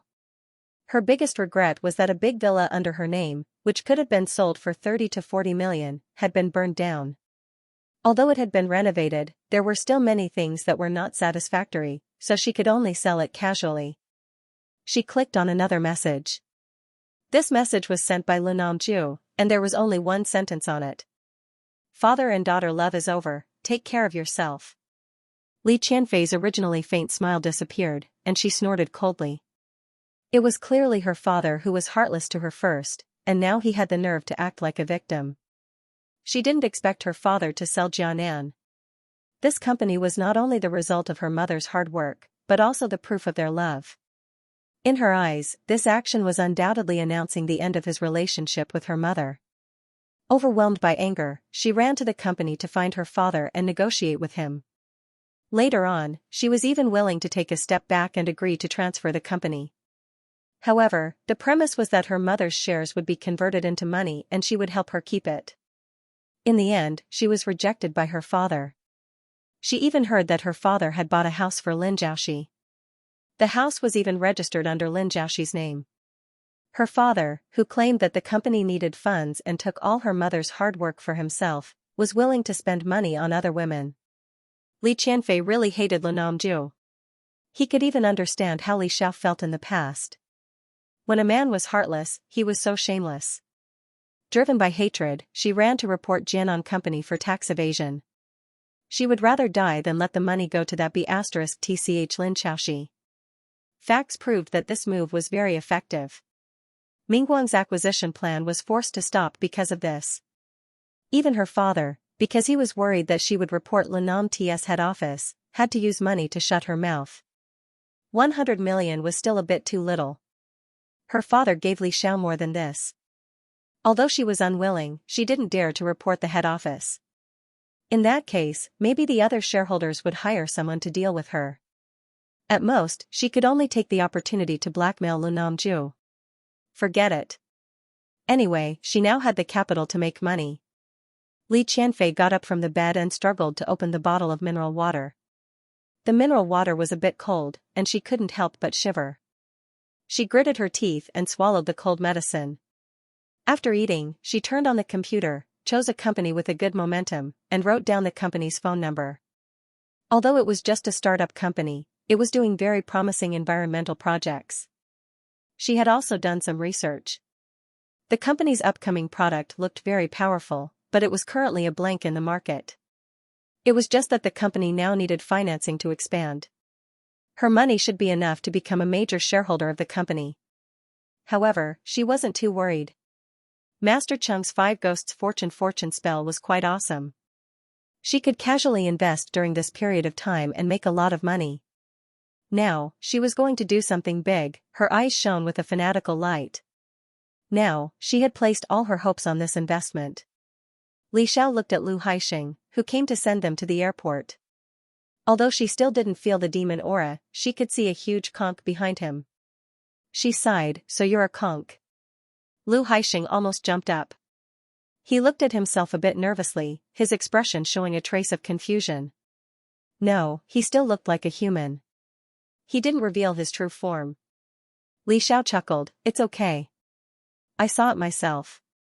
Other than me, there shouldn't be many people who can see it." Lu Haixing let out a long breath. It was really close. It was nothing to be seen through by Li Xiao. Li Xiao raised the sparrow spirit as her own daughter. Looking at how the sparrow spirit was raised, it could be seen that she didn't discriminate against demons. Otherwise, they wouldn't have such a good relationship with her. Lu Haixing said, "Then you definitely can't see my boss's true form." After Li Xiao came out of seclusion, she hadn't seen Song Hai. Hearing this, she couldn't help but be a bit eager. "When I come back, I'll go take a look." Lu Haixing took out a photo and said, "If you're going to participate in the Sword Heart online activities, can you help me see if this person is there?" He specially sent Li Xiao and the Sparrow Spirit to the airport today for this relationship. The Sparrow Spirit usually mainly played this game. Li Xiao took the photo. In the photo was a handsome yellow-haired youth. He had a somewhat rebellious temperament and looked like a handsome young man. Lu Haixing sighed, "This is my younger brother. He couldn't stay at home, so he ran out. He also likes to play the Sword Heart game. I reckon that with his lively personality, he will also go. It's just that I can't find the time to catch him." This was a piece of cake for Li Xiao, so he agreed immediately. As the parent of a naughty child, the Sparrow Spirit, she couldn't help but feel sympathetic when she saw Lu Haixing sighing in front of her. Oh, that's not right. The Sparrow Spirit was much more obedient than Lu Haixing's younger brother. In any case, she didn't run away from home. Otherwise, Li Xiao would definitely throw her into the pot to wake her up. Li Xiao asked, "Is there anything you want me to tell him?" Lu Haixing showed a reserved smile, "You can ask him. Keyboard or durian, choose one." Li Xiao's eyes became strange. This was also a fierce demon. She nodded and didn't say any more nonsense to Lu Haixing and went through the security check first. The Sparrow Spirit boarded the plane as a human, so she couldn't help but be very curious. Her eyes kept rolling and looking around. However, when she got on the plane and waited for it to take off, she became restless and kept looking out of the window as if she wanted to leave at any time. Li Xiao asked, "Are you afraid?" The Sparrow Spirit cried, "Xiao Xiao, will I fall?" She had done some research on the internet and it was not impossible for the plane to crash. Fortunately, she only whispered and they bought a business class ticket, so the people nearby couldn't hear her. Otherwise, they would probably glare at the Sparrow Spirit. Li Xiao was speechless for a moment. "You've been on a plane before, right?" Although she was checked in as a pet. The Sparrow Spirit said in a small voice, "That's different. At that time, I had wings. I could fly." But now, she didn't even know how to change back to her original form. What if she fell? Would she be the first sparrow in history to fall to her death? No, if that happened, her embarrassing story would definitely spread throughout the demon world. Li Xiao had to admit that her words were reasonable and self-consistent. She took out a talisman and patted it on the sparrow's hand, "Now you can rest assured." This talisman was a flying talisman that she casually drew. The Sparrow Spirit finally stopped. It turned out that the Sparrow Spirit's worries were groundless. The probability of a plane crash was very low, so they wouldn't be so unlucky. After she got off the plane, she directly chartered a car to go to a hotel. The venue next to the hotel was booked as the venue for tomorrow's offline Sword Heart game. Because of this, the hotel could be said to be overcrowded. There were also many game players who checked in. The rooms below 1,000 yuan were all booked a week ago. Although Li Xiao had just booked the room yesterday, no one fought with her because she had booked a presidential suite that cost 16,000 yuan for one night, so the booking went very smoothly. The Sparrow Spirit was living with her in a big villa every day, so the presidential suite didn't surprise her. After lying down for a while, she turned on the computer and hurriedly saved more manuscripts. Li Xiao also admired her work ethic. She didn't forget to write even when she came out to play. She searched for delicious food nearby and finally chose a foreign restaurant with a relatively high reputation. After the Sparrow Spirit finished writing, she took the Sparrow Spirit to have a good meal. The Sparrow Spirit especially liked their yogurt and bread, so she packed several portions for supper. She carried the things and was very happy. She felt that it was good for Xiaoxiao to come out with her. She could eat well and wear well. If she was alone, she definitely wouldn't be willing to spend so much money. As soon as they entered the hotel, they saw a long Rolls-Royce slowly driving over. The flashy luxury car immediately attracted everyone's attention. The Sparrow Spirit said, "Xiaoxiao should have driven your Lamborghini here. That's a limited edition one. There are only a few in the world." Li Xiao was speechless. It was 1,000 kilometers from S-City to here. The luxury car was almost like an old car. The car stopped and the door slowly opened. They first saw a pair of slender white legs, then a curvy figure, and finally a face that was quite similar to an international model. People couldn't help but sigh that a luxury car was matched with such a beauty. However, Li Xiao clearly saw a fox with a wagging tail behind this beauty. This was clearly a fox spirit. Strangely, she felt that the fox's aura was a little familiar, as if she had seen it somewhere before. The door on the other side opened and a fat man with a slightly round figure got out from the driver's seat. Actually, this fat man's facial features were not bad, but he couldn't stand the fact that he was fat and ruined everything. Moreover, when he stood next to the beauty, the comparison was a little tragic. A man even beat his chest and stamped his feet. A fresh flower stuck in cow dung. The fat man held the beauty's arm, straightened his chest, and walked proudly into the hotel. The Sparrow Spirit sized up the fat man and then said, "He hasn't lost his primordial yang. He's still a virgin." Some people, with luxury cars and beautiful women, looked like winners in life, but were actually inexperienced virgins. After the Sparrow Spirit said that, she looked as if she suddenly realized something. No wonder, why does he look so familiar? Isn't he the pay-to-win player in our server? Sparrow Spirit was a chatterbox. Even if she didn't have anything to talk about, she would create something to talk about. When she had nothing to do, she would often tell her some gossip about the game. According to her, these 818 games were more interesting than novels. She often used them as writing material. She was so interested in the online game this time because it was easier to collect material. The idea of the pay-to-win player she mentioned was be left with nothing but money. He was known as Xianxia in the game. Xianxia lived up to his ID. As long as he was there, the air seemed to be filled with the smell of money. His equipment and weapons were all the best and most expensive. Under the power of money, no one could outbid him. It was said that in order to create the best equipment, he had spent tens of millions in the game. He was never stingy to the people around him. Although his photo was exposed and he was fat, there were still many players who were willing to be his girlfriend. Originally, he had a girlfriend named Wind-Blown Straw Fragrance. Everyone usually called her Xianxia. However, after the two of them made others envious for a while, Xianxia ran away with another pay-to-win player, Louis. This made Xianxia lose face. It was said that all three of them would come to this meetup. Sparrow Spirit made the final decision. As long as the three of them get together, the slots for the 818 game will be reserved. I just don't know if Xianxia or Louis will be rich. Li Xiao thought for a while and said, "Maybe they won't be as rich as me." Sparrow Spirit was stunned. What she said made sense. Li Xiao's assets added up to tens of billions. She could be said to be the richest of the rich. Although she wasn't in the top 10 in China, she could easily look down on others. Li Xiao thought.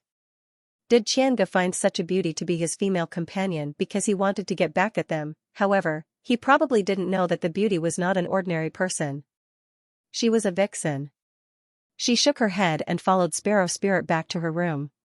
When she woke up the next day, the Sparrow Spirit had already changed into new clothes and was full of energy. The clothes she was wearing were very similar to the clothes she wore in the game. She had 2 buns on her head, and the hairband was hanging down, making her face look white and cute. She was wearing a bright yellow dress that reached her knees. No matter how one looked at her, she looked like a cute little loli. Li Xiao saw that her clothes were not excessive, so she was too lazy to say anything. "When did you buy it?" The Sparrow Spirit puffed out her flat chest. "I ordered a few sets online when you were in seclusion." Li Xiao reminded her, "Remember to put on your coat. Although I know you're not afraid of the cold, normal humans wouldn't wear such thin clothes when the weather is below 5 degrees Celsius. There should be heating in the venue. You can take off your jacket when the time comes." Since he wanted to be a human, of course he had to act like one so that he wouldn't give himself away. Sparrow Spirit nodded and pulled out a down jacket that looked very warm from her luggage and wrapped it around her body. Li Xiao also changed into more low-key clothes and covered half of her face with sunglasses. Then she set off with Sparrow Spirit. According to Sparrow Spirit, the offline meetup would start in the afternoon. There were some activities arranged by the game officials in the morning, and there was a player dinner in her server in the evening. When she went out, Li Xiao wiped her face in a blind spot where the surveillance camera could not see. She changed her face into a face that was somewhat similar to the Sparrow Spirit's. It happened to be her appearance when she reached the peak of cultivation. At that time, she even fooled the Sparrow Spirit and made her think that it was her a few years later. This face was really convincing to be Sparrow Spirit's sister. Li Xiao's original face was quite famous thanks to Chen Kain. She was afraid that she would be easily recognized. She spent the whole morning playing with Sparrow Spirit. The game officials were quite attentive. Many of the scenes were made in the game. They were so lifelike that it made people feel like they were back in the game. Sparrow Spirit was very happy. She took pictures from time to time and waited in line for the voice actor's autograph, just like ordinary game players. She looked like a soft and cute loli.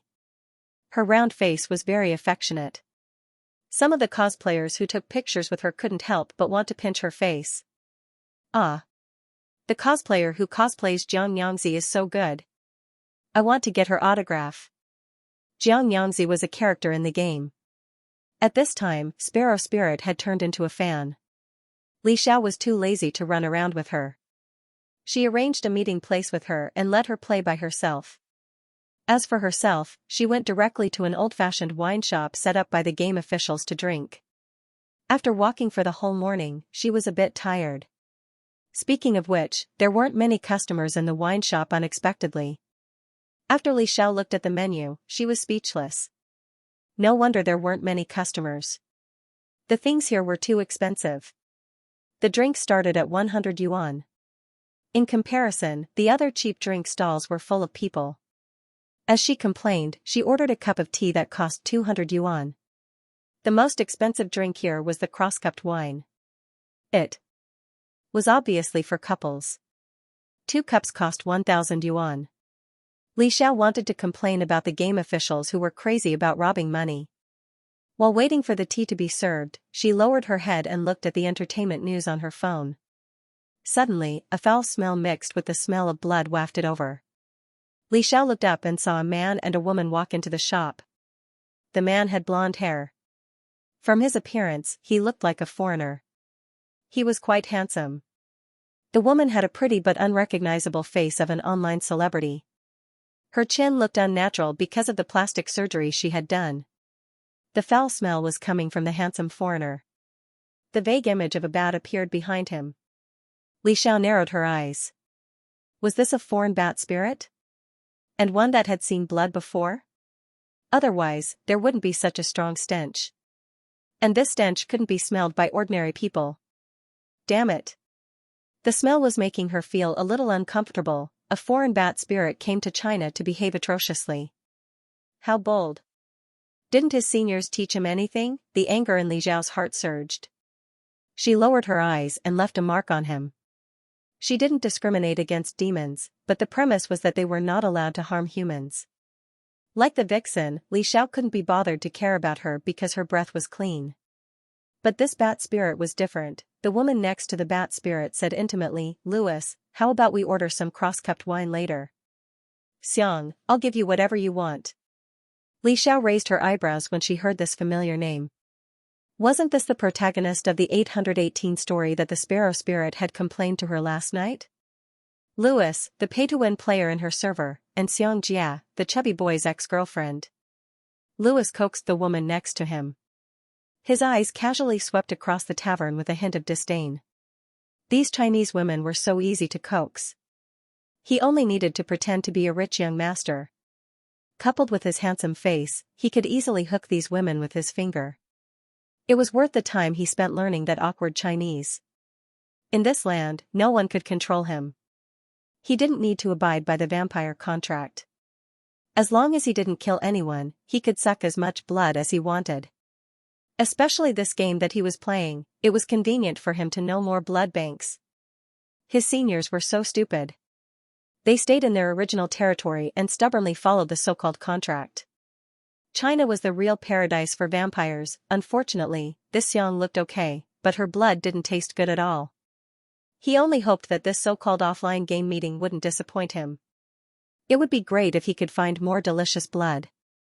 While he was thinking, he suddenly smelled a very tempting blood smell. Louis's blue eyes lit up. He looked over and saw a girl in a white coat. Her face was a little round, and the sweet blood smell was coming from her body. He licked his lips. If not for Xiang beside him, he would have gone up to talk to her. But it didn't matter. As long as he left a mark on her body, he could find her.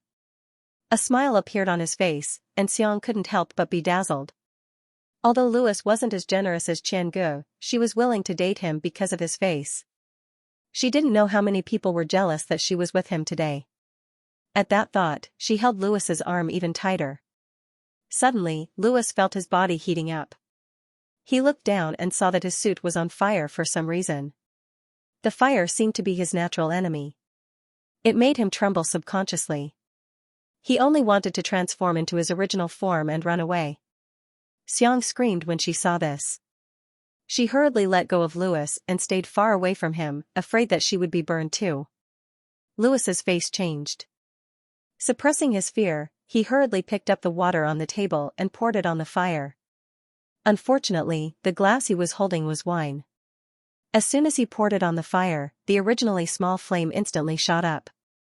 If he wasn't afraid of being discovered, he would have used his ability to extinguish the fire.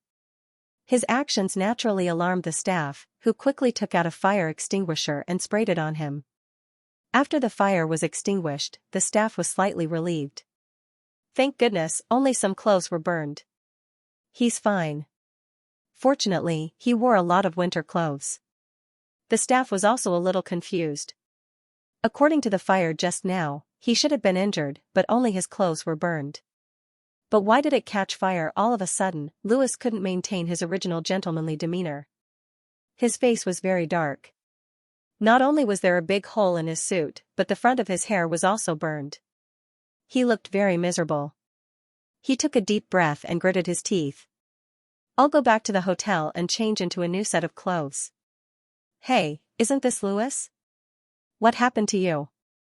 When the little fatty Qiangu heard that Louis and Xiang were here, he hurriedly brought his female companion over to show off. Although he was abandoned by Xianxia, she was still his female companion.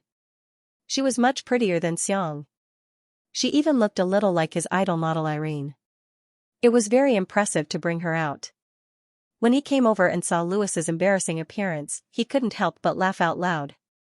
Louis's face was dark, but when his gaze fell on the beauty beside the little fatty, his eyes lit up.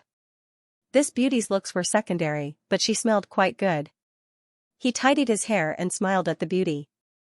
Do I have the honor to meet you? The beauty said indifferently, no.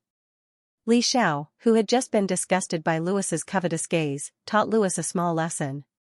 She hid her merit and fame. She looked at the azure arena in front of her and sent a message to the sparrow spirit. Didn't she like the azure arena the most? Here was the perfect material. On this side, Louis and Qiangu were arguing, and their words were full of provocation. On the other side, the sparrow spirit hurriedly pulled a yellow-haired young man over. The yellow-haired young man's face was exactly the same as the face in the photo that Lu Haixing had given her. And behind him was an orange cat. Li Xiao fell into deep thought. So why is Konk's brother an orange cat? Also, this game's offline event is very toxic. Including the Sparrow Spirit, there are already 4 demons. Do these players know how dangerous their situation is? After Sparrow Spirit dragged the young man over, she hurriedly introduced him to Li Xiao. This is the god Huang Jinmiao who often takes me to dungeons in the game. He is also Lu Haixing's younger brother. Then, she sat in her seat and watched with shining eyes as Qiange and Louis mocked each other with fake smiles. Qiange, your hairstyle today is really fashionable. Did you hire a famous hairstylist? Louis, can't help it. I'm good looking, so I'm not afraid of messing up my hairstyle. Qiange, haha, I see that your clothes are quite badly burned. Did you bring a spare? Do you need me to give you a set? Louis, no need. Your clothes are too big for me. They don't fit me. Not only them, but Xianxia and Qianji's female companion, Fox Spirit, were also fighting. They were just short of fighting. Xianxia, sister, your face looks quite good. Which plastic surgeon do you want to find? Can you recommend me? Fox Spirit, don't call me sister. My family is all born beautiful. We don't have an ugly sister like you. Plastic surgery freak, don't randomly call people your relatives. The little fatty who lost the argument gave her a look of approval. Xianxia gritted her teeth. You're the one who has plastic surgery. Fox Spirit, your chin, nose, the corners of your eyes, and your chest have all had surgery. Oh, and your feet have also had injections. It must have cost a lot of money. To do so many things. Xianxia was so angry that her face distorted. Haha, are you jealous that I have the money to do plastic surgery? Fox Spirit, I'm not jealous. Only people who are uglier than me after plastic surgery need to be jealous. Li Xiao couldn't help but laugh out loud. This Fox Spirit's fighting strength was indeed extraordinary. Xianxia was so angry that her eyes were about to roll back. However, the Fox Spirit's voice sounded very familiar. She definitely heard it somewhere before, but she couldn't remember where. Louis walked to Xianxia and said, okay, let's go back first. For some reason, that fire just now made him feel fear from the bottom of his heart. He needed to hurry back and replenish his strength. Although he was already prepared, he still had to be careful. This cautiousness had prevented the Taoist priests and monks from Huan Nation from discovering anything wrong with him. Xianxia, of course, was eager for Louis to leave as soon as possible. Just now, Louis's eyes were glued to several people, which inevitably gave her a sense of crisis. She took Louis's hand possessively and hurried away. Louis looked around. He would be back. There were a few more people who smelled good, and he couldn't help but look forward to it. In fact, even Fatty's blood was sweeter than Xianxia's. However, as someone who was obsessed with appearances, Louis couldn't swallow it no matter how delicious his blood was. Sparrow Spirit was taking notes very seriously. After she finished, she said, he ran really fast. Li Xiao said indifferently, he will definitely come to the meet and greet in the afternoon. Don't you have an offline dinner in the Great River East Go server tonight? Sparrow Spirit's game server was called Great River East Go server. Qianji's eyes lit up when he heard this. Hey, you guys are in the same server as me. His gaze fell on Sparrow Spirit and he said with a smile, little girl, don't you need to do homework at home? Sparrow Spirit, who didn't go to school, blinked and lied through her teeth. Scholars like us don't need to do homework to get first place. Yes, that's right. She and Sun Rue were the only candidates. She was definitely stronger than Sun Rue. She was the prodigy.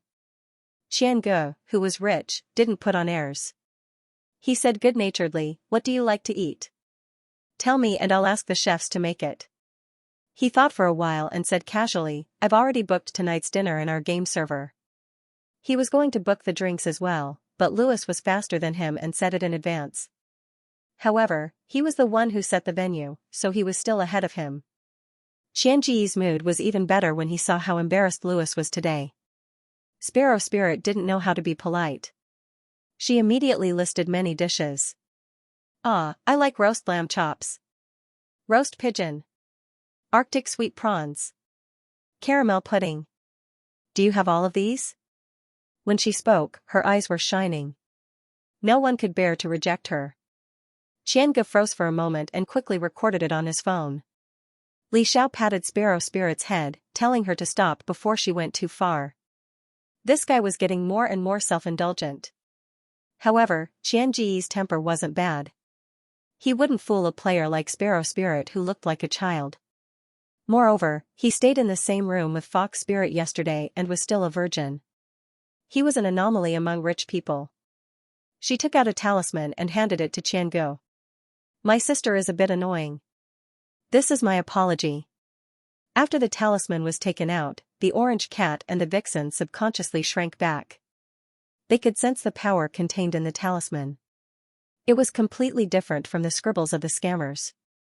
It was something that could truly harm them. Xianxia was never good at rejecting girls. Although he didn't believe in the scribbles, he still accepted it. Then, he left with his female companion, Nana. He was very satisfied with Nana. Not only was she pretty, but she was also good at dealing with people. She gave him a lot of face and didn't care about Louis. Although the price was a bit high, it was still worth it. After they left, Li Xiao stopped drinking tea. She left with Sparrow Spirit and Orange Cat and found a place where there was no one else. Orange Cat was very obedient. He didn't think that he couldn't beat this girl, but it wouldn't be good if he revealed his true form. He wanted to continue playing the game. He also didn't want to give up the game account that he spent a lot of effort on. He was the #1 expert in East River Goes. Moreover, the little demon beside this girl didn't even know how to hide her demon aura. She was so stupid. Moreover, she was his little brother, Little Bird Fly, that he usually played with. Li Xiao went straight to the point and said, Lu Haixing asked me to bring you a message. When Orange Cat heard this name, his body trembled reflexively. The corner of his mouth twitched. So she was Xingqia's friend. Unconsciously, he lowered his guard against Li Xiao. What did he want me to say? Could it be that he wanted him to go back? Li Xiao said, choose between the keyboard and the durian. The Orange Cat had a bitter expression, displaying a pitiful expression. Li Xiao was a bit confused. Even if he was asked to kneel on the keyboard and the durian, it shouldn't be like this. Don't cats like to step on the keyboard? Seeing her thoughts, Orange Cat complained, you don't know. Xianxia is very cruel. He asked me to kneel on the keyboard and the durian when I was in a dungeon. In that kind of situation, how could he play the game well? His reputation would be ruined. Li Xiao, Lu Haixing really knows how to play. Orange Cat sighed and walked away with a distressed face. Li Xiao could almost see his ears drooping. Sparrow Spirit was very happy and said, Xiao Xiao, do you know? He is the god of our game, Huang Jimiao. He is very good at playing games. He grasps the timing very well. People in the game say that he has the hand of God. Li Xiao glanced at her, why are you so happy? Sparrow Spirit said, isn't he Lu Haixing's brother? That means he is also a conch. If he doesn't take me to dungeons in the future and doesn't share the materials with me, I will threaten him and eat him. Li Xiao coldly broke her delusion, you think too much. His original form is an orange cat. He is the natural enemy of sparrows. You will be eaten by him. Do you want to eat him in your dreams? Not only did he suppress her species, but his cultivation level was also much higher than hers. Sparrow Spirit could only be bullied by him. This was the so-called thunder from a clear sky. Sparrow Spirit's face turned pale, that's too much. It was actually an orange cat? She was most afraid of cats and eagles. She was like a frosted eggplant. She was so sad that she didn't have the mood to continue shopping.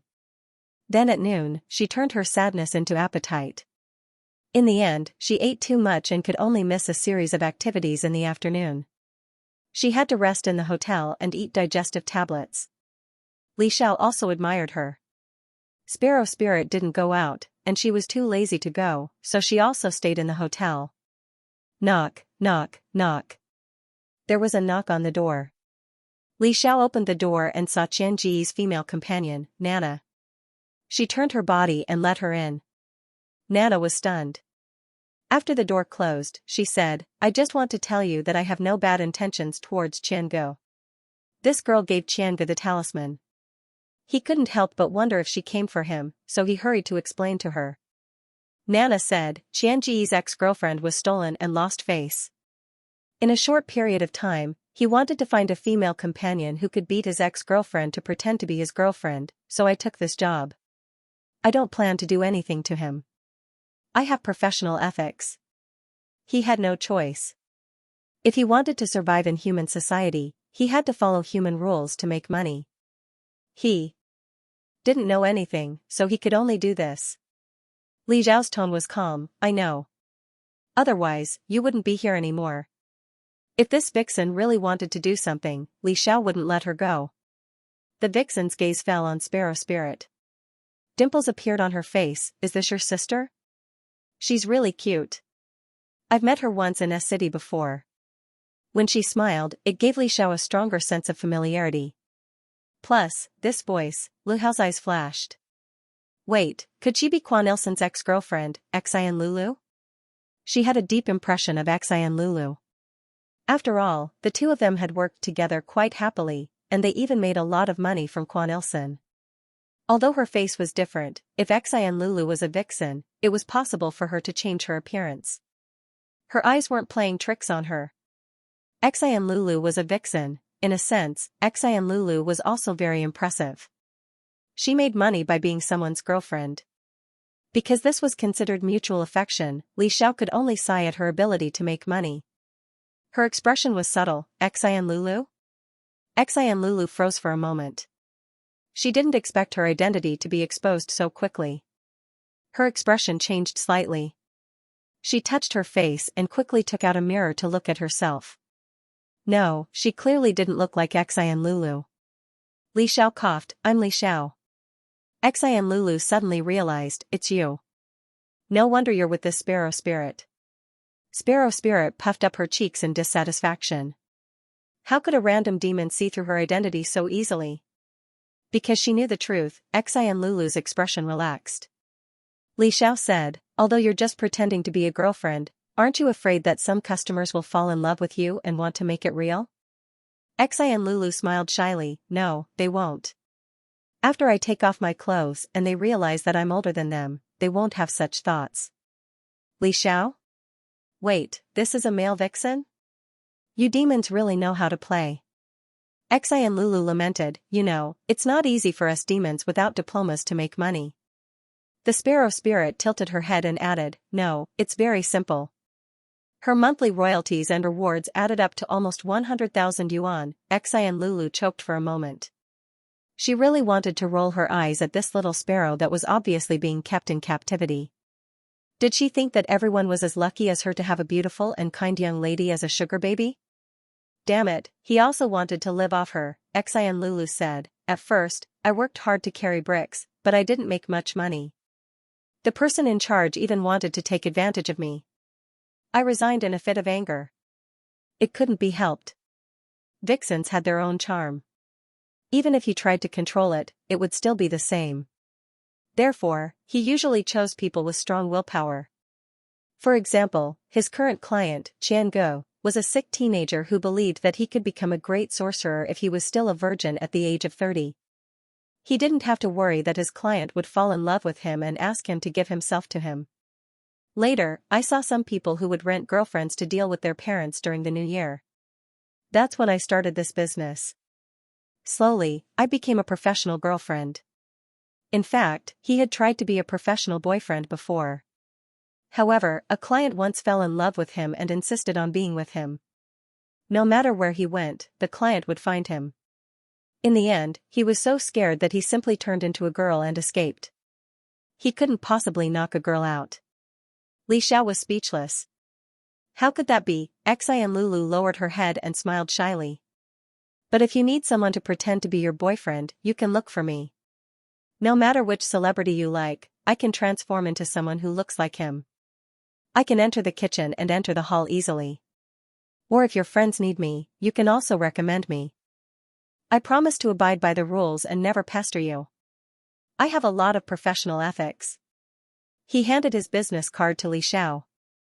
The vixen's other spells were only average. Only this transformation spell could be said to be practiced to perfection. Li Xiao suddenly thought of a sentence he had read on the internet. I have all the looks you like. This sentence really suited him. She accepted the business card and smiled. Okay. Before Xian Lulu turned around and left, she winked and gave her a very sweet wink. Li Xiao looked down at the name card. The name on the card was Xian Lulu. It seemed that the name Xian Lulu was the name he used as a demon in the human world. She stuffed the business card into her bag. After a while, the sparrow spirit woke up and complained that it was hungry. Li Xiao looked at the time and said, "It's almost time for dinner." When Sparrow Spirit heard this, she quickly changed her clothes. Li Xiao conveniently mentioned Xian Lulu to her. Sparrow Spirit was stunned and then fell into deep thought. You've reminded me. For my next novel, I can write a male supporting character who is a crossdresser.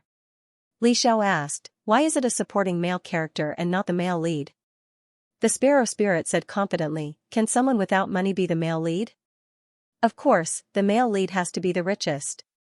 But for my next novel, I'll probably have to change my alias.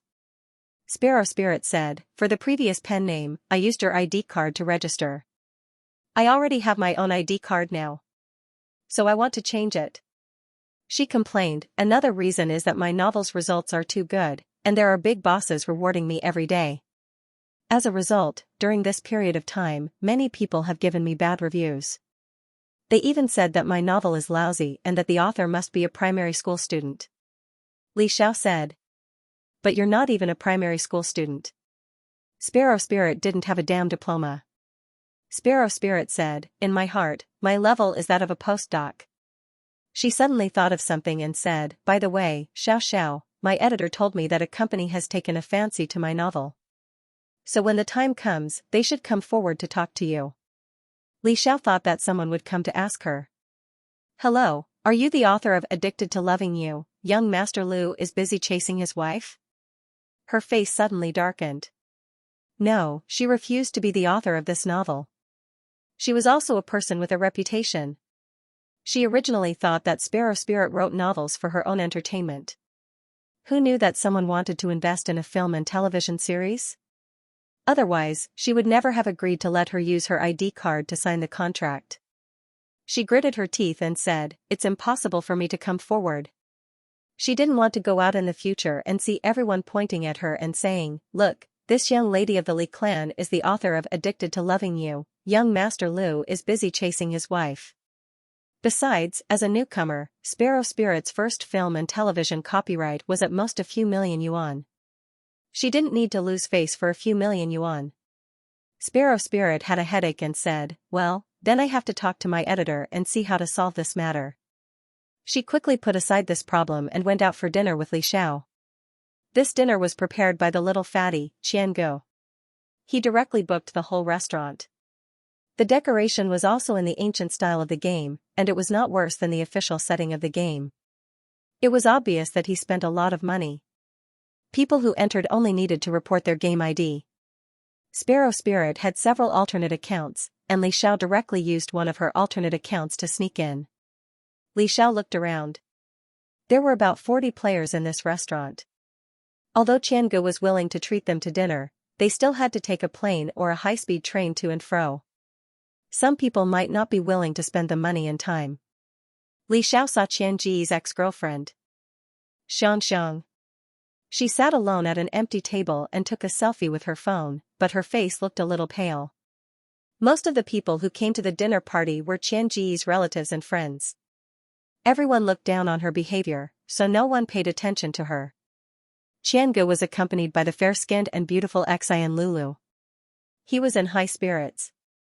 There were many players around him, and laughter could be heard from time to time. The two sides formed a sharp contrast. Qiangu saw Li Xiao and Sparrow Spirit and waved at Sparrow Spirit. Hey, little girl, I've asked the kitchen to prepare your favorite dishes. He also specially invited a chef who was good at cooking. Li Xiao felt that although this person was a little chunibu, he was not a bad person. He could be said to be a clean stream among the rich second-generation heirs.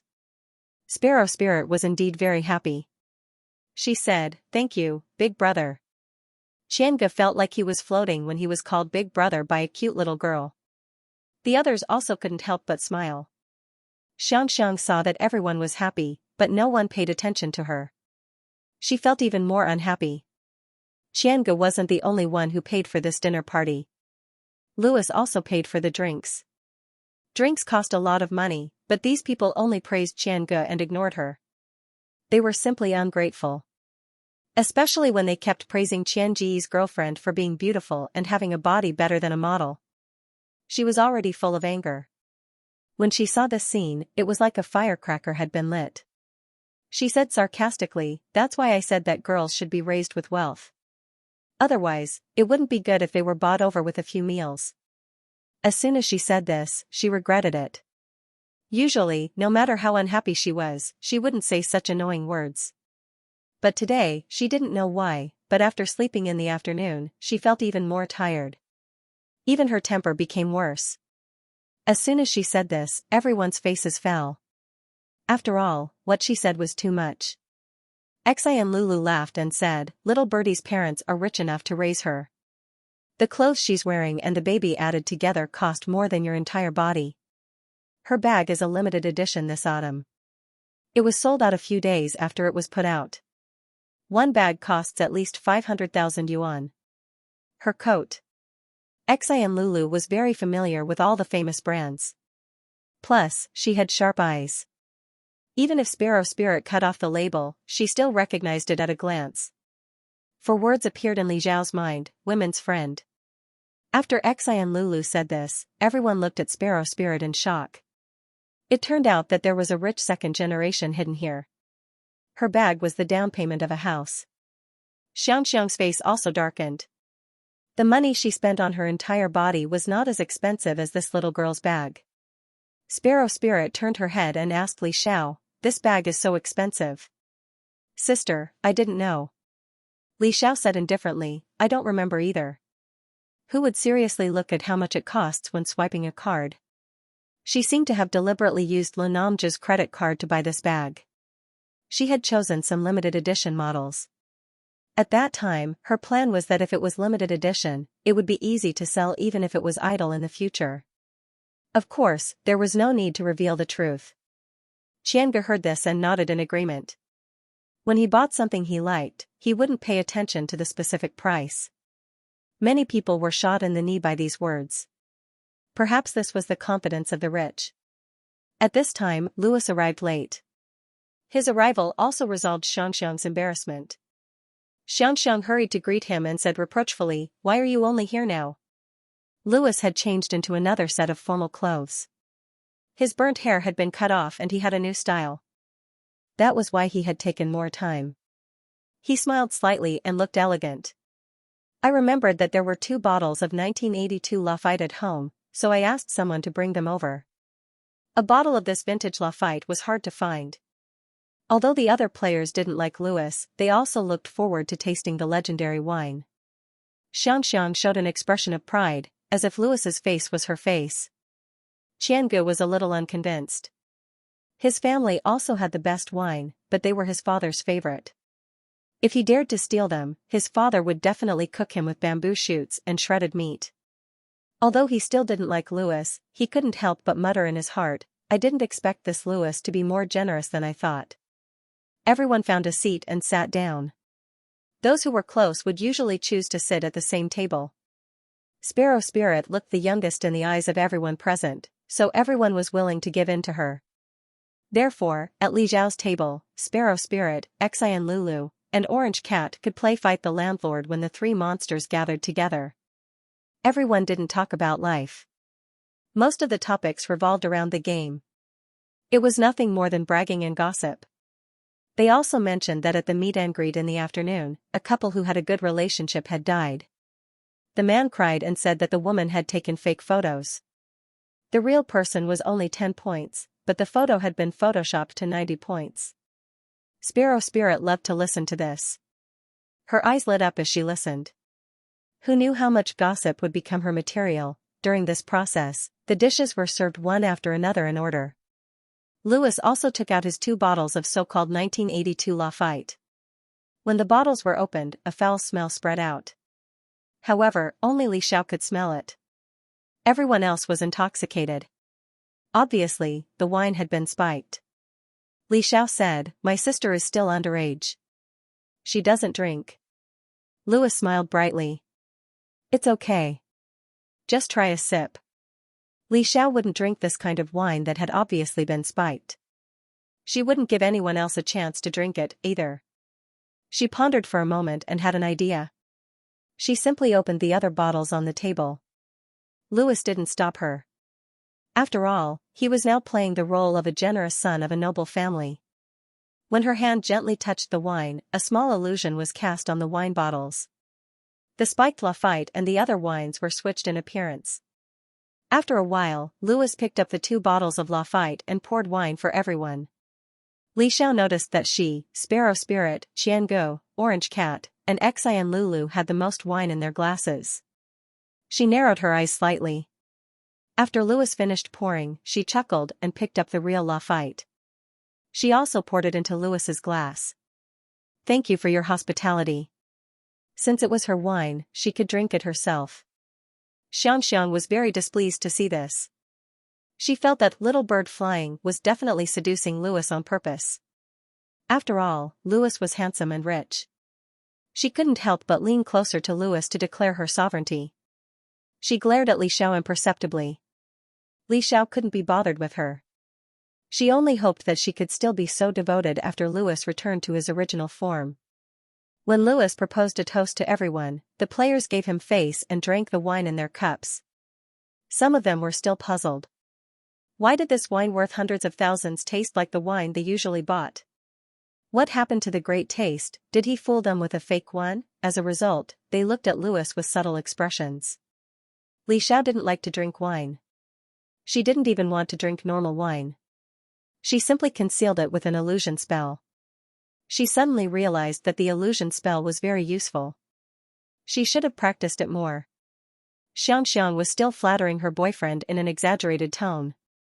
As expected of the best wine. I've never tasted anything so delicious. Thanks to Louis, we have such an honor. She didn't forget to look at Louis affectionately as she spoke. Louis smiled and looked around at them. A red light flashed in his eyes. The wine had been mixed with his and his great-grandfather's blood. The purity of his blood was too low to transform these Chinese people into low-level vampires. Therefore, he could only borrow the power of his great-grandfather's blood. But because he used a certain spell, these low-level vampires would become his blood slaves. He had a natural suppression over them. After he sucked those delicious blood slaves, he might be able to advance further and become a viscount in the vampires. In the vampires, nobility was related to power. For example, he was now a baron in the vampires, and his great-grandfather was an earl. He looked at the players with a lofty look in his eyes. The modest smile on his face was replaced by a hint of madness. Xianxi's family was rich, and it wasn't like he hadn't drunk Lafite before. Therefore, when he took a sip, he could tell that this was just an ordinary wine. She originally wanted to leave them some face, but when she heard Xianxia flattering Louis, she couldn't help but say, "Did Louis buy a fake bar? My Lafite doesn't taste like this no matter how I drink it." Xianxia said unhappily, "How can your ordinary Lafite be the same as this one? There are differences between Raffi and Raffi." Then, she took another sip and showed an intoxicated expression. He didn't know if it was just his imagination, but this wine had an indescribable mellow fragrance. Louis's lips cracked open. Perhaps it was due to his excitement, but he felt that he was filled with strength after drinking the red wine.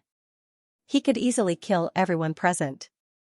Because of the overflowing power, his previously hidden wings directly tore apart his suit and revealed them. His teeth became sharp, and red light flashed in his eyes as he greedily looked at the food in his eyes. Louis had been the focus of everyone's attention in the first place. When such a change happened to him, everybody naturally noticed it immediately. Someone screamed. "Ah! Monster! His eyes are red! Monster! Run!" Qianji's legs turned to jelly. He didn't expect that Louis, who had always argued with him, wasn't a human being. He subconsciously wanted to beg for mercy, but when he remembered that it was Louis, he swallowed his words. He and Louis were so close. Even if he begged for mercy, Louis wouldn't let him go. He might as well die bravely. As if he were grasping at the last straw, he took out the rune from his pocket and clutched it tightly, mumbling, "Spirit of the heavens, spirit of the earth." The players had never seen such a scene before. Their faces were all pale. Those who reacted quickly had already left their seats, preparing to escape. But when they reached the door, they discovered in despair that the door was tightly locked. No matter how they pushed, they couldn't open the door. At this moment, a few bats appeared out of nowhere and flew in front of them, triggering a new round of screams. Some wanted to call for help, but there was no signal at all. Xianxia's mouth was wide open in fright. She wanted to escape, but found that she had lost all her strength. She collapsed in her seat, her face full of terror. She only hoped that Louis wouldn't kill her on account of their past relationship. Tears and snot flowed down her face, and she looked extremely pathetic. Suddenly, she seemed to have thought of something. Her tone was hopeful. "Louis, are you one of those noble vampires in the novels? Can you turn me into one of your kind?" The vampires in the novels were eternally young and had eternal life, although they were afraid of sunlight. However, seeing that Louis had spent a lot of time under the sun with her these days, she knew that there were differences between the novels and reality. At this thought, her heart, which had been filled with fear, became passionate. Her desire to be young and beautiful forever overcame her fear of death. Louis's pale fingers caressed Xianxia's face gently. "Since we're playing together, I'll satisfy you. This is something that many people can't even dream of. You should kneel down and thank me for my generosity. Kneel down to me, my servants. Come and lick my feet." He opened his arms and revealed an intoxicated expression. No blood servant could disobey his master's orders. It was as if he could already see everyone prostrating themselves in front of him and swearing loyalty to him. Just imagining it made him so excited that his entire body trembled. The coat on his upper body seemed to be torn apart by an invisible force, turning into pieces. Once again, he loved China, where no one could punish him, and where he didn't even have to abide by the blood clan contract. But after waiting for a while, he didn't hear anything. Louis opened his eyes and saw many players hiding behind Little Bird Fly's sister. Several fireballs floated in the air around her, surrounding the players as if they were protecting them. The fireballs surged with power that made him afraid to move forward. Naturally, Li Xiao was the one who summoned the fireballs. While the vampire was playing the role of a Chunibu, she created the fire and gave each of them a talisman. She looked at Louis as if she was looking at a dead man and said coldly, "Who were you talking to just now?" "The last demon who dared to talk to me like that. It's already in the pot," the sparrow demon interrupted with a smug look. Li Xiao glanced at the sparrow demon who liked to add to her drama and continued, "You're very arrogant to do such a thing in my territory." Louis's expression changed. "Why aren't you here yet?" Under normal circumstances, these people who had drunk wine should have become his servants. Li Xiao had already removed the illusion spell on bottle. "Oh, we drank ordinary wine. You have bad taste. You seem to have poured the wrong wine." Louis's gaze fell on the table and found that the wine in front of him was ordinary red wine. Qianga poked his head out and said with Li Xiao's support, "He's a bat demon after all. It's normal for him to have bad eyesight." Louis's expression darkened completely. He waved his hand, and many bats appeared in the air. They were so dense that people with trypophobia would faint at the sight. Those bats flew toward them, but before they could get within 3 meters of Li Xiao, they were engulfed by fireballs and burned to ashes. The orange cat quickly reached out and slapped down a bat that had slipped through the net. He moved so fast that people could only see a blur. He looked excited as if he had found a toy. Louis's mouth was bleeding. The deaths of those bats had more or less injured him. He looked at Li Xiao with more vigilance. He realized that this Chinese girl in front of him was more powerful than he had imagined. No, not only this Chinese girl, but the almighty in the game, Huang Jinmiao, was also not an ordinary person. He suddenly realized. "You were the one who set the fire in the venue." His voice sounded more like he was gnashing his teeth. Li Xiao turned to the orange cat and the fox demon and said, "Look after them. Don't let them get hurt." The sparrow demon raised her hand and asked enthusiastically, "What about me? What can I do to help?" She also wanted to help Xiao. Li Xiao said, "You're in charge of shouting 666. This sparrow did not know how to do anything other than eat and play. If he really let her help, he was afraid that he would fall into her trap. Although the sparrow demon was not very willing, she still obeyed obediently. The orange cat looked at the bats with a hint of eagerness in his eyes. "Can you leave some bats for me to play with?" Meow. He accidentally ended his words with a meow. It couldn't be helped. As a feline, when she saw flying things, she had the urge to play with them. Li Xiao reminded him, "Don't go overboard. Don't accidentally reveal your true form if you have too much fun." The orange cat nodded and stared at Louis with his round eyes. "Little bat, release a few more bats for me to play with." Louis almost vomited blood. Were his bats toys? Play your ass. Under everyone's watchful eyes, Li Xiao couldn't take out her weapon from the mustard seed. But she did not need to use her magic weapon to deal with this bat demon. She strolled leisurely. With every step she took, a ball of fire appeared in the air. The fireball smashed onto Louis.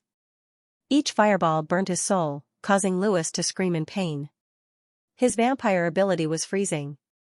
But before the coldness could spread to the feet of this Chinese woman, it evaporated into steam under the fireballs. The bewitching ability of the Blood Clan had no effect on her. He could only dodge the fireballs, but no matter how he dodged, the fireballs seemed to have a mind of their own as they chased after him and burned him. Louis was not a fool.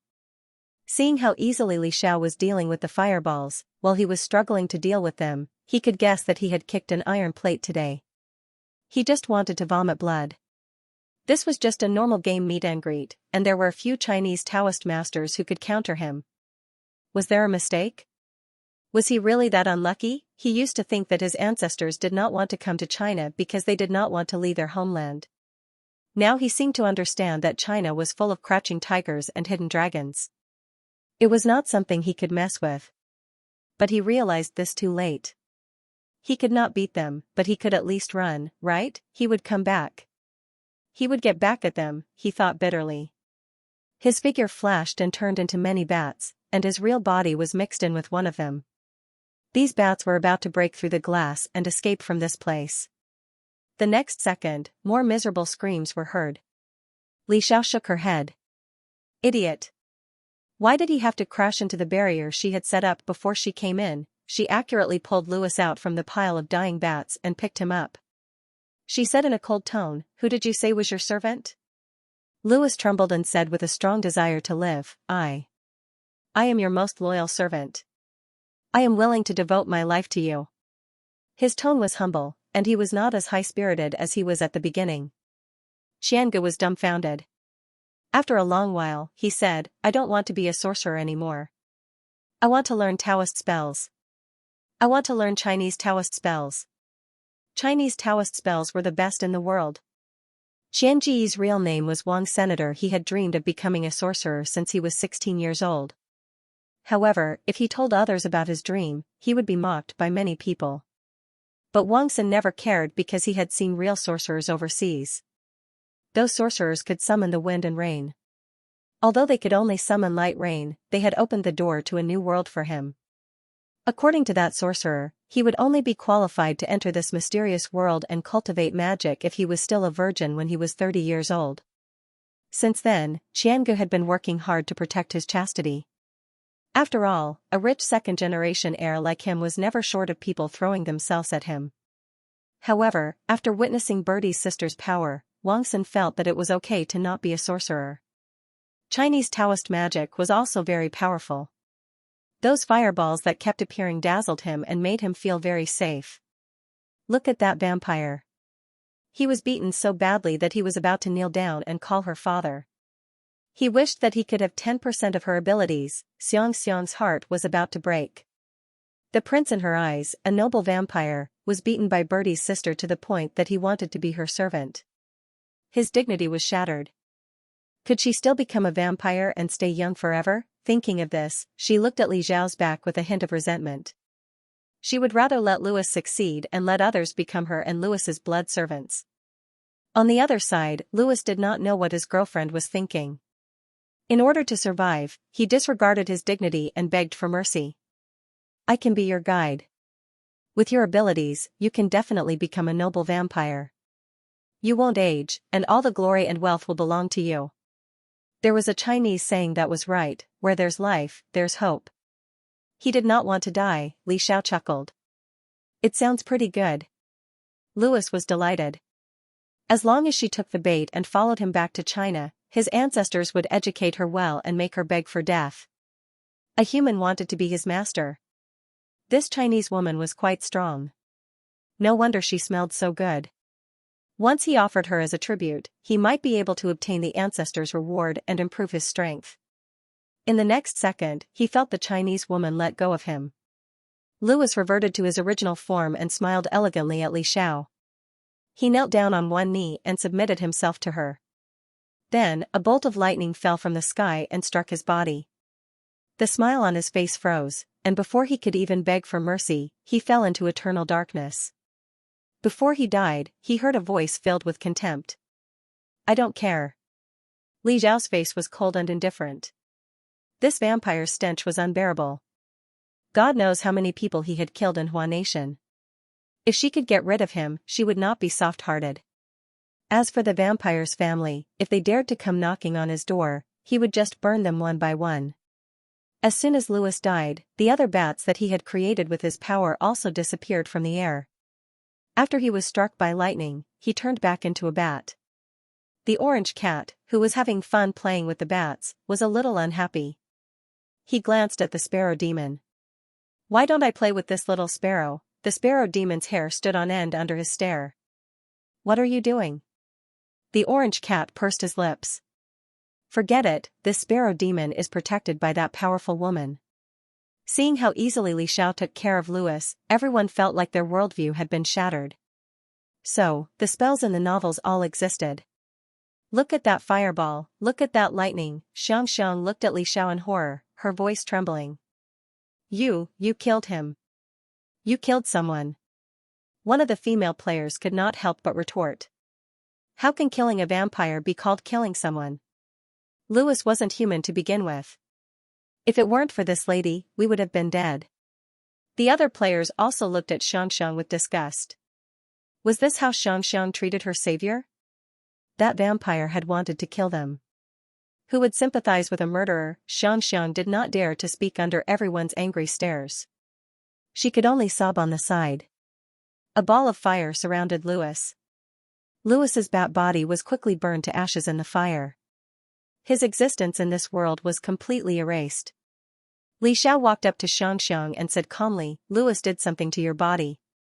Xianxia could not help but take a step back and touch her neck subconsciously. In her memory, Louis liked to bite that spot the most.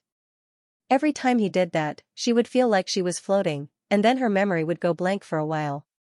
She could not help but have a guess. Did Louis turn her into a member of the blood race? Wasn't that often written in novels? A noble member of the blood race fell in love with an ordinary human girl. In order to be with her forever, he turned the human girl into a creature like him. Thinking of this, her eyes turned slightly red. Li Xiao looked at her expression and was speechless for a moment. What were young girls thinking these days? She said indifferently, according to my guess, you'll have to drink his blood for a while. Otherwise, you'll become a monster that thirsts for blood. Xianxia looked at the ashes on the ground and wanted to vomit blood. You burned him to ashes. Where was there blood for her to drink?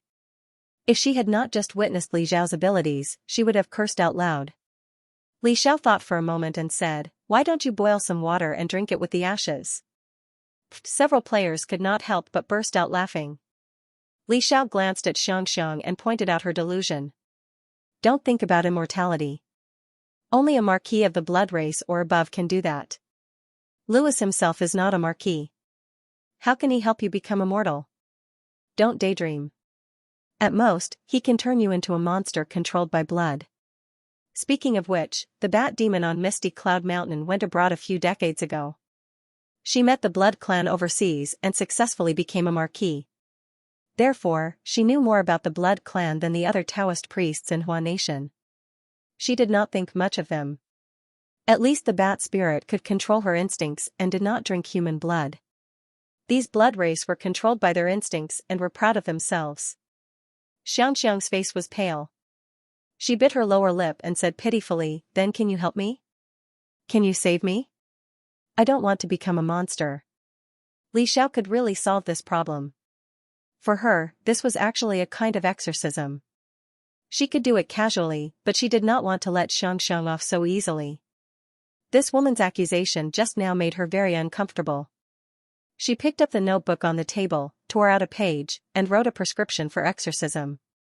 Then, she added urine, saliva, and other things.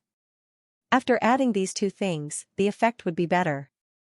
Of course, the effect would not be affected even if she did not add them. Xianxia had already experienced the feeling of thirst in her throat. She felt that everyone was emitting a sweet smell that attracted her. She hurriedly took the piece of paper. When she saw the urine and saliva of a boy, her face immediately darkened. It was too disgusting. Who would dare to drink this? Can you change it? She begged. The others could not stand it anymore and said, "You're being picky when you're asking for help. It's good enough that they're willing to forgive you and save you." Everyone thought that Xianxia was too insensible. Sparrow Spirit was even more unhappy. "What's wrong with you? You're so insatiable. Don't you know that my sister is already very kind to give you a prescription for free? She used to charge at least 1,000,000 yuan for exorcism." That's right, 1,000,000 yuan was referring to the spendthrift Chu Lian. When everyone heard the number, they looked at her as if Xianxia made a fortune. Some people thought that they had found the truth. No wonder the sisters were so rich. Even their bags were limited edition bags. It was because they knew how to make money. Xianxia felt wronged, but she did not dare to show the prescription to everyone. Otherwise, based on how much they hated her, they would definitely help spread the news and let the whole server know about it. She could only swallow her anger and thank Li Xiao. Then, she collected the ashes of the bat on the ground and wrapped them in paper. She was a little hesitant. Was she really going to drink the water made from ashes? Although Louis was not a human and could be treated as a bat spirit, she still felt uncomfortable. Xian Lulu said, "Since you're going to exorcise the evil, of course you don't have to drink this." Xianxia finally reacted. As if her hand had been burned, her hand trembled and the ashes scattered all over the ground. Li Xiao looked around. Because of this farce, the place was now a little messy. The wine and dishes on the table were scattered all over the ground. Wang Sen, also known as Qiangu, rubbed his hands and ran to Li Xiao. "Little birdie's sister, do you think I have the talent to learn Taoist magic arts?" For experienced metaphysics masters like them, it was easy to see the root of a person's body. Li Xiao said, "I think you have a better future as a magician." Qiangu sniffed. "Money is really not a problem." Li Xiao said, "I'm not short of money. No matter what, I have tens of billions." Qiangu, his father was rich, but his assets added up to tens of billions. Moreover, this money did not belong to him. He had lost. He touched his head and could only give up the idea of using money to buy a place to be apprenticed to a master. She was richer than him. How could he spend money? He looked around, took out his phone, and called the restaurant owner. He asked them to come over and help clean up. He also asked the kitchen to make a new dinner. The price was not a problem. At this time, the signal was restored. Obviously, it was Louis's doing. He also ordered some expensive drinks to comfort the frightened people. Speaking of which, what happened today was really full of twists and turns. It was more exciting than a TV drama. Many people remembered that this master had just given them a talisman. They quickly put the talisman away. If used properly, it could save people. Li Zhao's strength was too strong. There was a gap between them and her. In front of her, they did not dare to be too presumptuous. They could not help but be timid. Therefore, they were full of enthusiasm for this cute lowly, little birdie. "Little birdie, I have an extra set of purple equipment here. I'll give it to you when I go online. Little birdie, I'll take you to a dungeon. You can even go offline. F***ck, you guys are too shameless. Little birdie, don't be fooled by them. They are not as reliable as me. I'll take you to level up and do missions. Orange Cat coughed. She despised this group of people who acted according to the wind. Shameless, really shameless. Then, she turned her head and said to Sparrow Spirit, I'll take you to the arena. I guarantee that you'll be in the top 10. Oh my, this Sparrow Spirit's sister was really awesome. She was so bold when she threw talismans. She was rich, too rich. She was not as stingy as his boss. He had to quickly hug this golden thigh. As soon as he spoke, the others fell silent. They really could not promise this. After all, everyone knew that little birdie's skills were bad, very bad. Other than the number 1 guru, Huang Jinmiao, no one else was confident that they could bring her along. So what if she was number 1 in the server? Yes, she was indeed very good. I had so much fun coming out this time. After the meal, Sparrow Spirit was still very excited. Li Xiao glanced at her. Of course, she was happy. A group of people were supporting her and wanted to take her to the instance dungeon to complete the plot. She was the one who saved the people, but this sparrow was the one who got the benefits. However, Li Xiao didn't care. To her, it was a piece of cake. Besides, even if she didn't come this time, nothing would happen at the meet and greet. The Orange Cat and Fox Spirit were there. However, these two wanted to maintain their image as ordinary players, so they didn't do anything. Li Xiao asked her, Are you still afraid of the Orange Cat? Sparrow Spirit was a little scared when she found out that it was a cat.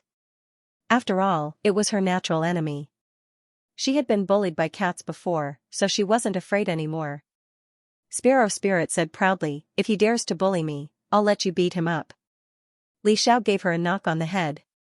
Did she think that she was her hired thug? She said coldly, The appearance fee is 1 million.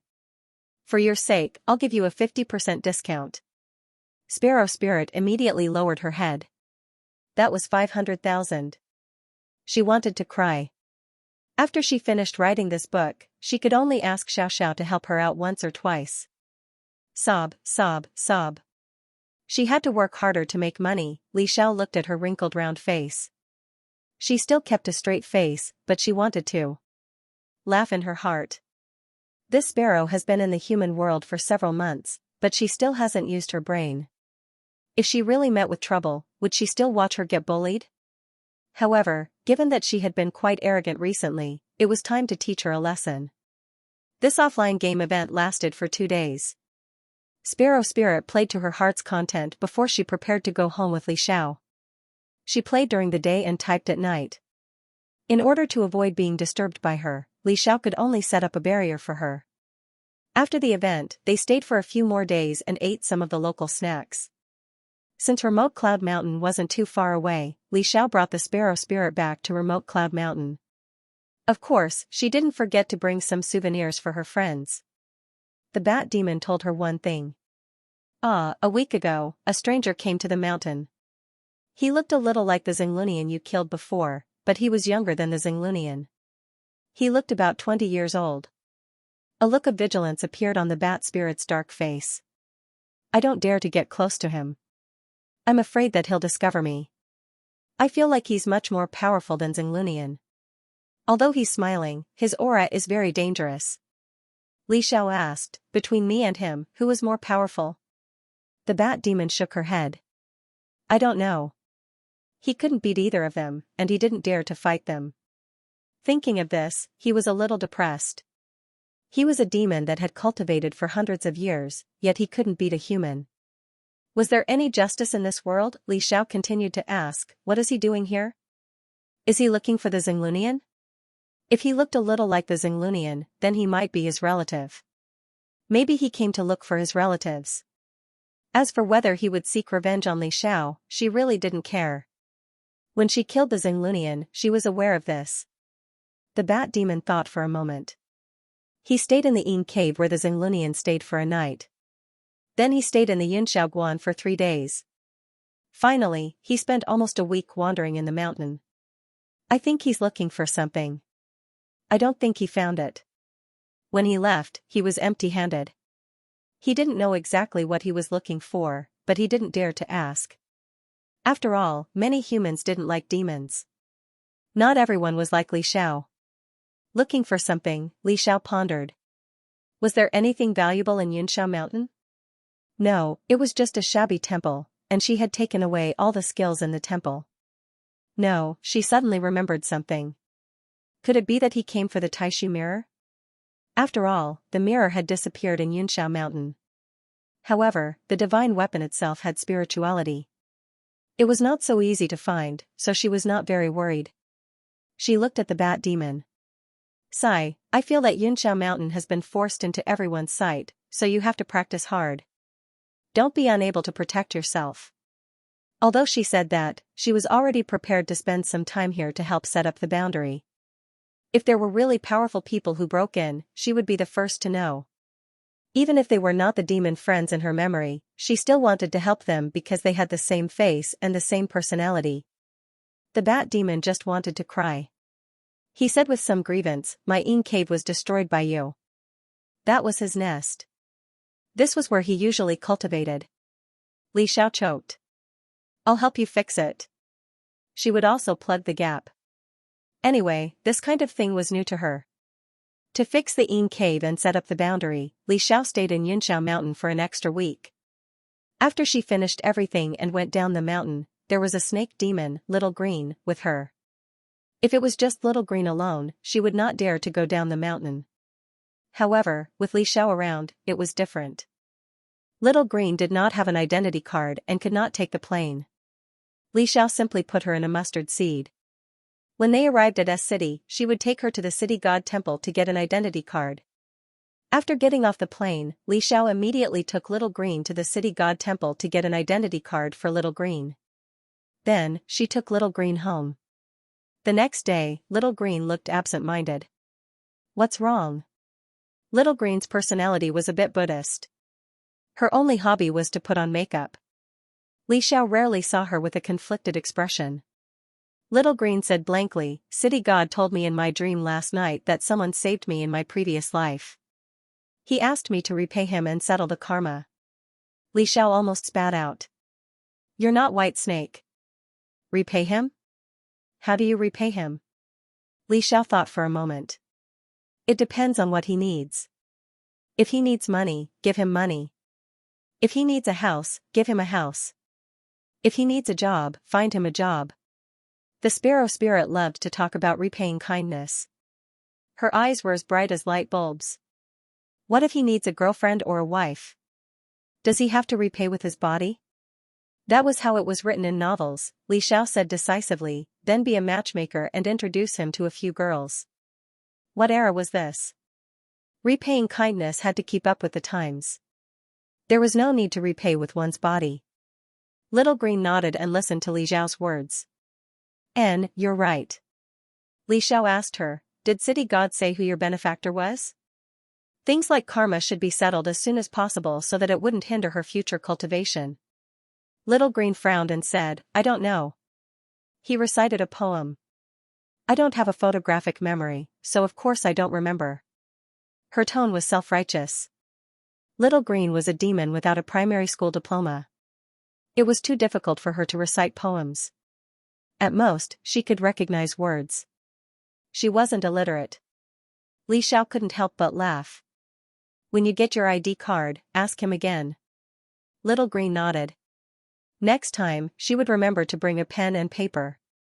With Li Xiao watching over her, she definitely wouldn't let Little Green be like those novels, tormenting herself just to repay kindness. She went out for a few days this time. When she came back, she had a meal with Jiang Tian and gave her the specialty of Misty Cloud Mountain, sun fruit. When she went back this time, she picked a lot of sun fruit from the peak. After drying them, she brought them back. When the time came, she could use them to make tea. Misty Cloud Mountain's spiritual energy was more abundant than other places.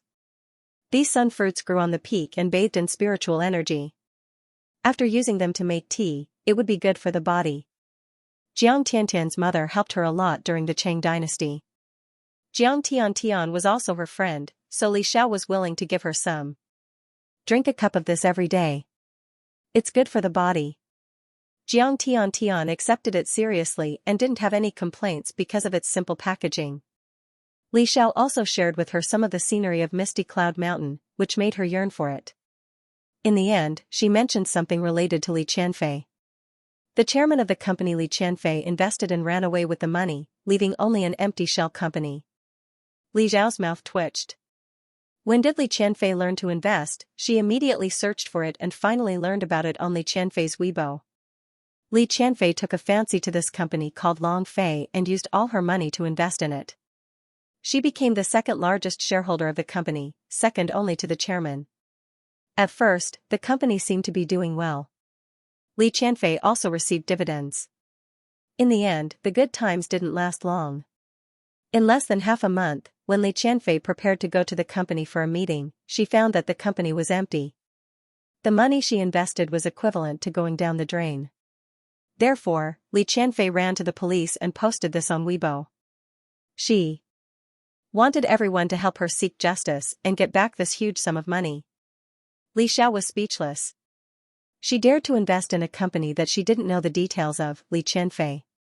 Did she think that she was still the invincible koi from before? Once again, Li Qianfei came to the company's Long Fei.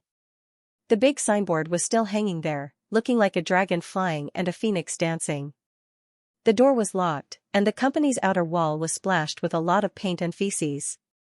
This was done by the shareholders who were the victims. She stood at the door in a daze. Her whole mind was blank. She didn't know what to do now, nor did she know how to get her money back.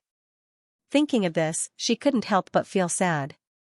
A week ago, she had already made 1 billion yuan. Because of the high profits, she invested the money again and borrowed some money from loan sharks to successfully become the company's second largest shareholder. She originally thought that she could make a lot of money with this company and share the limelight with the Li clan. In the end, everything changed overnight. The boss ran away, the employees resigned, and even the machines in the factory were removed overnight, leaving only an empty shell. Her money was all gone. There was only 5,000 to 6,000 yuan left in her account, and she was burdened with debt. Although she also called the police also said that she couldn't get the money back unless she found the culprit. Li Qianfei was in pain. Why did this happen? Didn't Master Cheng help her set up a feng shui array? Why did she lose all her money? Why were those people so hateful? How could they deceive her? Suddenly, she heard a commotion. Li Qianfei looked up and saw a group of people running towards her. Their faces were murderous, and their eyes were red with hatred. Yes, it's her. She's the major shareholder of Long Fei. She's even on the photo wall. Trash company. Give us back our hard-earned money. They must be jackals of the same lair. A company that makes black money will die a horrible death. Li Qianfei looked at the people rushing towards her and couldn't help but turn pale. Li Qianfei turned her head and wanted to escape. However, she was just 160 centimeters tall, so she always liked to wear high heels when she went out to make her legs look longer. For the sake of beauty, she never wore those with thick heels. Instead, she chose thin heels. These shoes were fine for walking, but when she ran, she staggered and sprained her ankle after a few steps.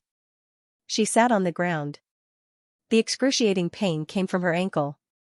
It was so painful that she gritted her teeth and tears welled up in her eyes. These shareholders had already caught up with her and surrounded her, blocking all her escape routes. Return the money. Return our hard-earned money to me.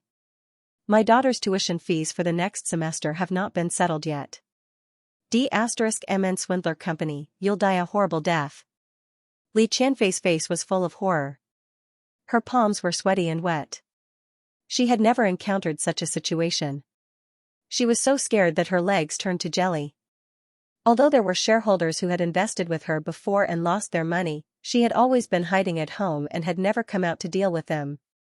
Hence, she had never faced their anger directly. Now, she was surrounded by a group of people with ferocious expressions. These people looked as if they wanted to tear her apart. It was the first time she felt that her life was really threatened. I don't know. I've been cheated too. All my money has been cheated. She sounded like she was about to cry. Don't look for me. I'm a victim like you. I've also called the police. Stop lying. You must have colluded with the boss to cheat everyone of their money. Otherwise, why would you advertise for the company on Weibo every day? We all thought that a celebrity like you would not joke about your own reputation. That's why we bought shares with you. Li Qianfei felt bitter in her mouth. She had not thought of so many twists and turns. At that time, the boss had said very nicely that she was a celebrity. With her help in advertising, they would save money on hiring big stars. He was also willing to give her more shares because of this. Who knew that this person had bad intentions from the beginning? He only wanted to cheat a large sum of money and run away. She did not have much money on her now. She did not know how to live the rest of her life. Not only that, but in order to earn more money, she also went to borrow a loan from a loan shark. The assets under her name were only left with a cramped small house with 2 bedrooms and 1 living room. Even if she sold it, she wouldn't be able to make up a fraction of the loan. Now that she was surrounded by these people, her heart was filled with regret and fear. The others didn't care about this. Even if they couldn't find the boss, they couldn't let Li Qianfei, the second largest shareholder, off the hook. Thus, they pulled and pulled. Li Qianfei screamed, "If you don't move away, I'm going to call the police." As soon as she said that she would call the police, the others somewhat restrained themselves. They exchanged glances with each other and directly formed a circle, trapping Li Qianfei inside. Unless Li Qianfei gave them an explanation, they would not let her go. It was not easy to catch her. In their hearts, they had the unrealistic hope that Li Qianfei, as the eldest daughter of the Li clan, would come forward to help clean up this mess. Even if it was just a little, it would reduce the loss. Li Qianfei was very anxious. Her feet were very painful and swollen. She couldn't walk at all. She felt that she couldn't cry for help. She had never been so embarrassed and helpless. She covered her face and began to cry. Why did this happen? Everything was fine at the beginning. Why did everything suddenly change? She thought of her father, Lu Namju. At this time, she had no other choice but to ask him for help. She gritted her teeth and sent a text message. She told her father her address and asked him to quickly come and save her. Sending a text message wasn't enough. She even called him. Fortunately, these people didn't seem to have any intention of stopping her. About an hour later, Lu Namju came in person, followed by many bodyguards. These bodyguards were all dressed in black. The surrounding people couldn't help but feel timid. In fact, Lu Namju didn't want to come. He wanted to teach Li Qianfei a lesson. She was so bold that she even dared to invest in a company that she didn't know the background of. She even proudly showed off on Weibo. He originally wanted to remind her in 2 days, but he didn't expect the boss to run away so quickly. Although Lu Namju didn't want to care about his daughter, who had become more and more arrogant after returning to China, he was also afraid that something would happen to her. After receiving her text message for help, he still brought people over. The bodyguards around him were all tall and strong. One of them could take on several people. The people surrounding Li Qianfei were bullying the weak and fearing the strong. Seeing this, they didn't dare to pester them. They let Li Qianfei be smoothly brought out. One of them said, "What about the money we invested? When will you compensate us?" Lu Namju's face was cold. "You can call the police yourselves. My daughter is also a victim. She also lost a lot. The Li clan has a big business.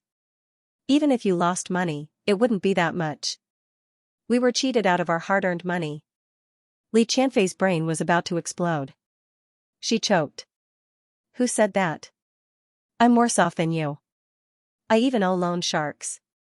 She had borrowed almost 500 million yuan from loan sharks. Together with the money she had invested, she could become a major shareholder, second only to the boss. Lu Namju almost couldn't breathe. He stared at Li Qianfei. "You also borrowed money from loan sharks?" He regretted coming. He should have left Qianfei to fend for herself. She even dared to borrow money from loan sharks. Why didn't she go to heaven? Li Qianfei felt a chill behind her neck. She lowered her head guiltily. In the beginning, the company's momentum was really good. In the best days, the company's stock price increased by more than 200%. She thought that at this rate of profit, even if she borrowed money from loan sharks, the interest would be a drop in the bucket compared to the profits. At that time, she thought that she had invested in the company and that her luck was driving the stock price. She knew that there would be a backlash, but she didn't expect the backlash to come so quickly and suddenly. It was too late for her to regret. Lu Namju said coldly, "Take her back."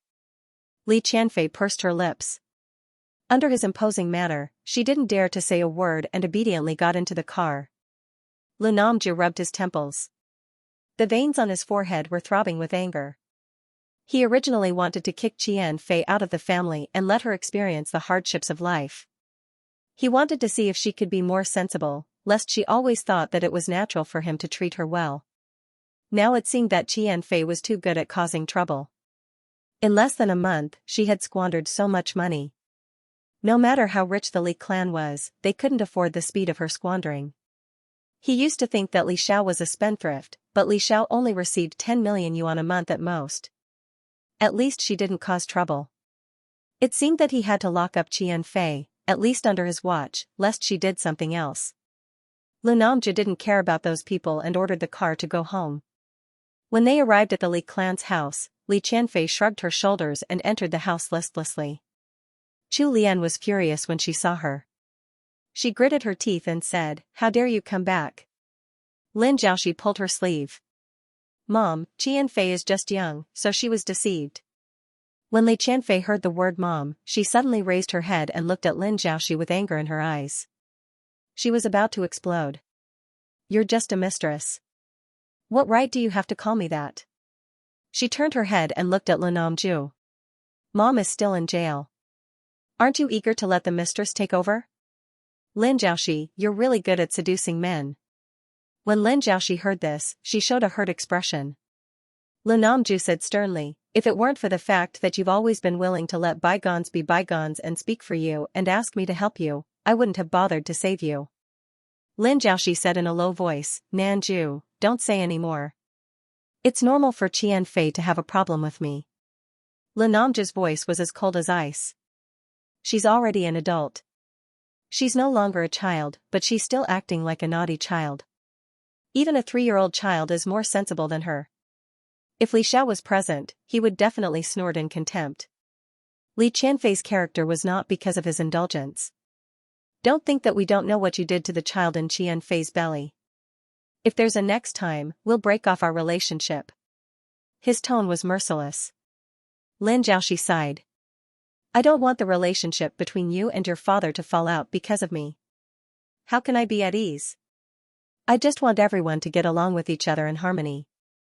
She was so reasonable that Lu Namju felt even more guilty towards her. Li Qianfei's lips quivered. She looked at her father, who was scolding her for Lin Jiaoxi, and felt that his angry face was so unfamiliar. In a trance, she seemed to have returned to 2 years ago. At that time, her father took her and Li Qianxing back to the house. For the sake of the two of them, he scolded Li Xiao harshly and threatened to expel her from the house. At that time, her mother was also gently persuading her from the side. "Nanju, don't be angry with Li Xiao. The child is still young. Even if she's not sensible, just teach her well. I believe that she'll understand sooner or later. I'll patiently wait for the day when she understands us." The scene at that time was so similar to what it was now. It was just that at that time, she was protected by her father. Now, her position was reversed. She was the Li Xiao who was hated and scolded. This was the so-called every dog has its day. Her eyes reddened. She seemed to be able to understand Li Xiao's feelings at that time. At that time, Li Xiao held her head high and looked at them coldly. She said to her mother, "I believe that 3 people are eternal." Now, her words came true. She blinked and blinked away the tears in her eyes. She would never show her weakness in front of Lin Jiaoxi, that be *tch. Lu Namju was annoyed by her stare. He ordered, "Lock her in the room and let her calm down." For the next period of time, it was better for her to stay in the room and not come out. Even if she came out, she would only cause trouble. Thinking of the loan sharks that Li Qianfei owed, he couldn't be nice to Qianfei. "No need. I'll go by myself." Li Qianfei endured the pain in her ankle and walked to the 2nd floor to return to her room. When she opened the door, the room was filled with a dusty smell that made her sneeze. She felt sour in her heart. Obviously, no one cleaned her room when she was not at home.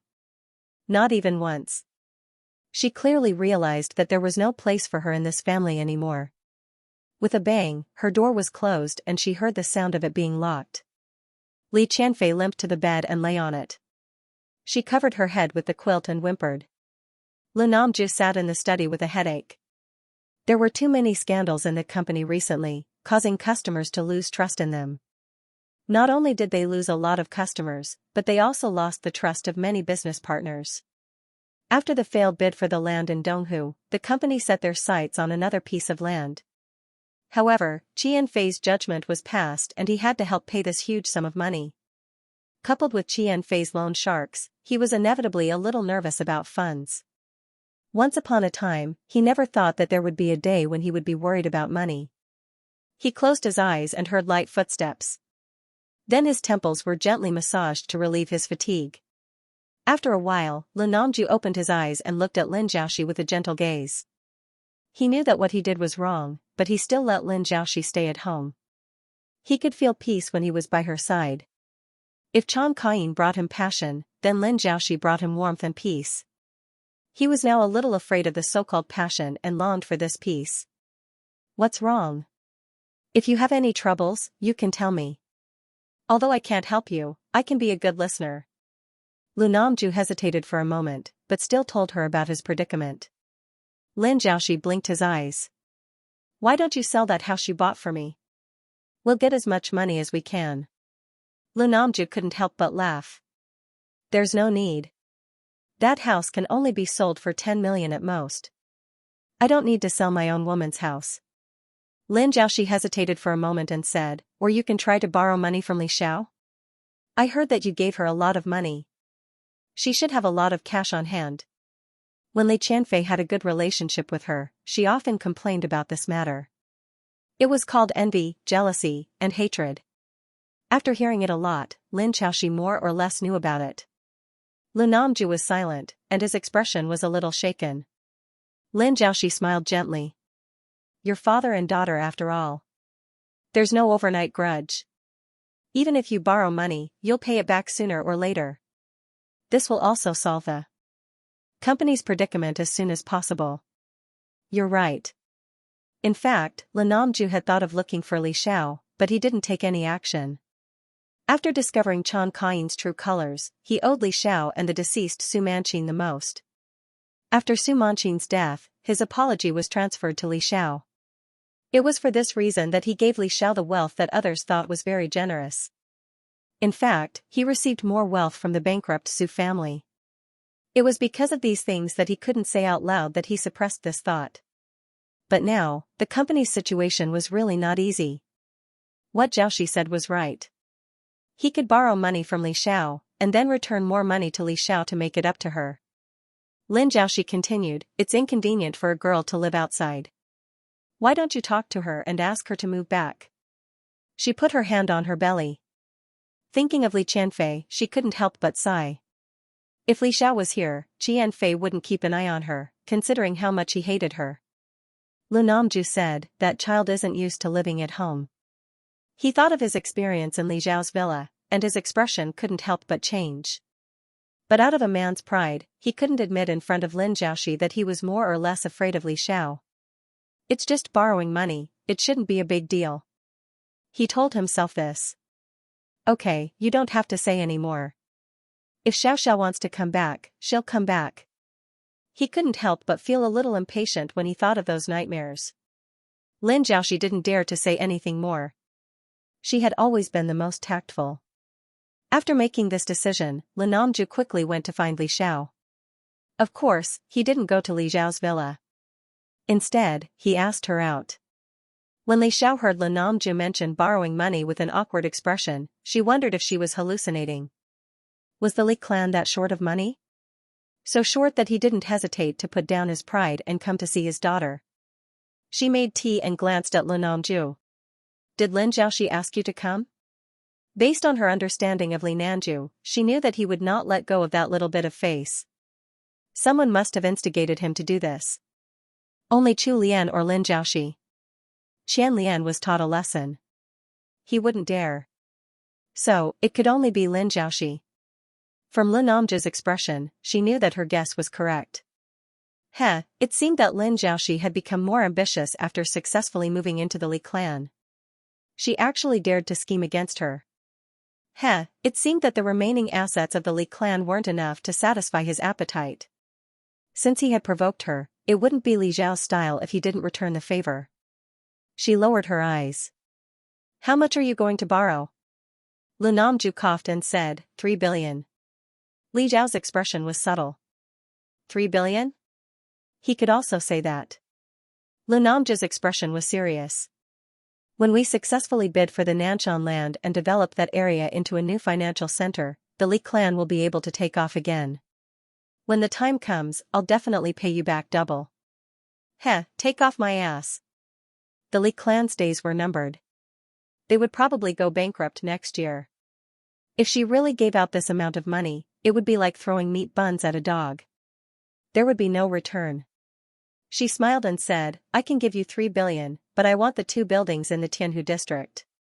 She more or less knew a little about Lin Namju's assets.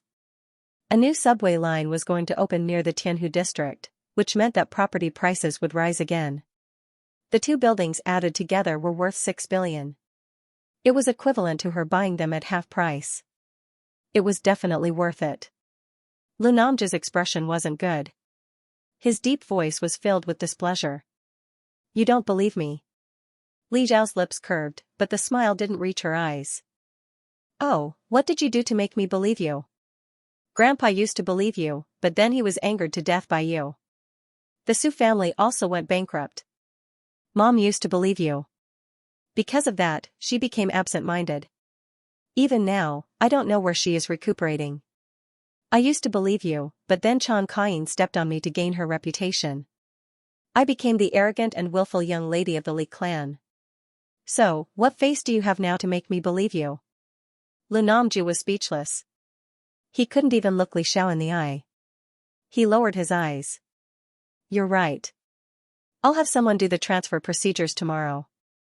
Li Xiao said, I can give you the 3 billion. I don't even need a house or a loan receipt.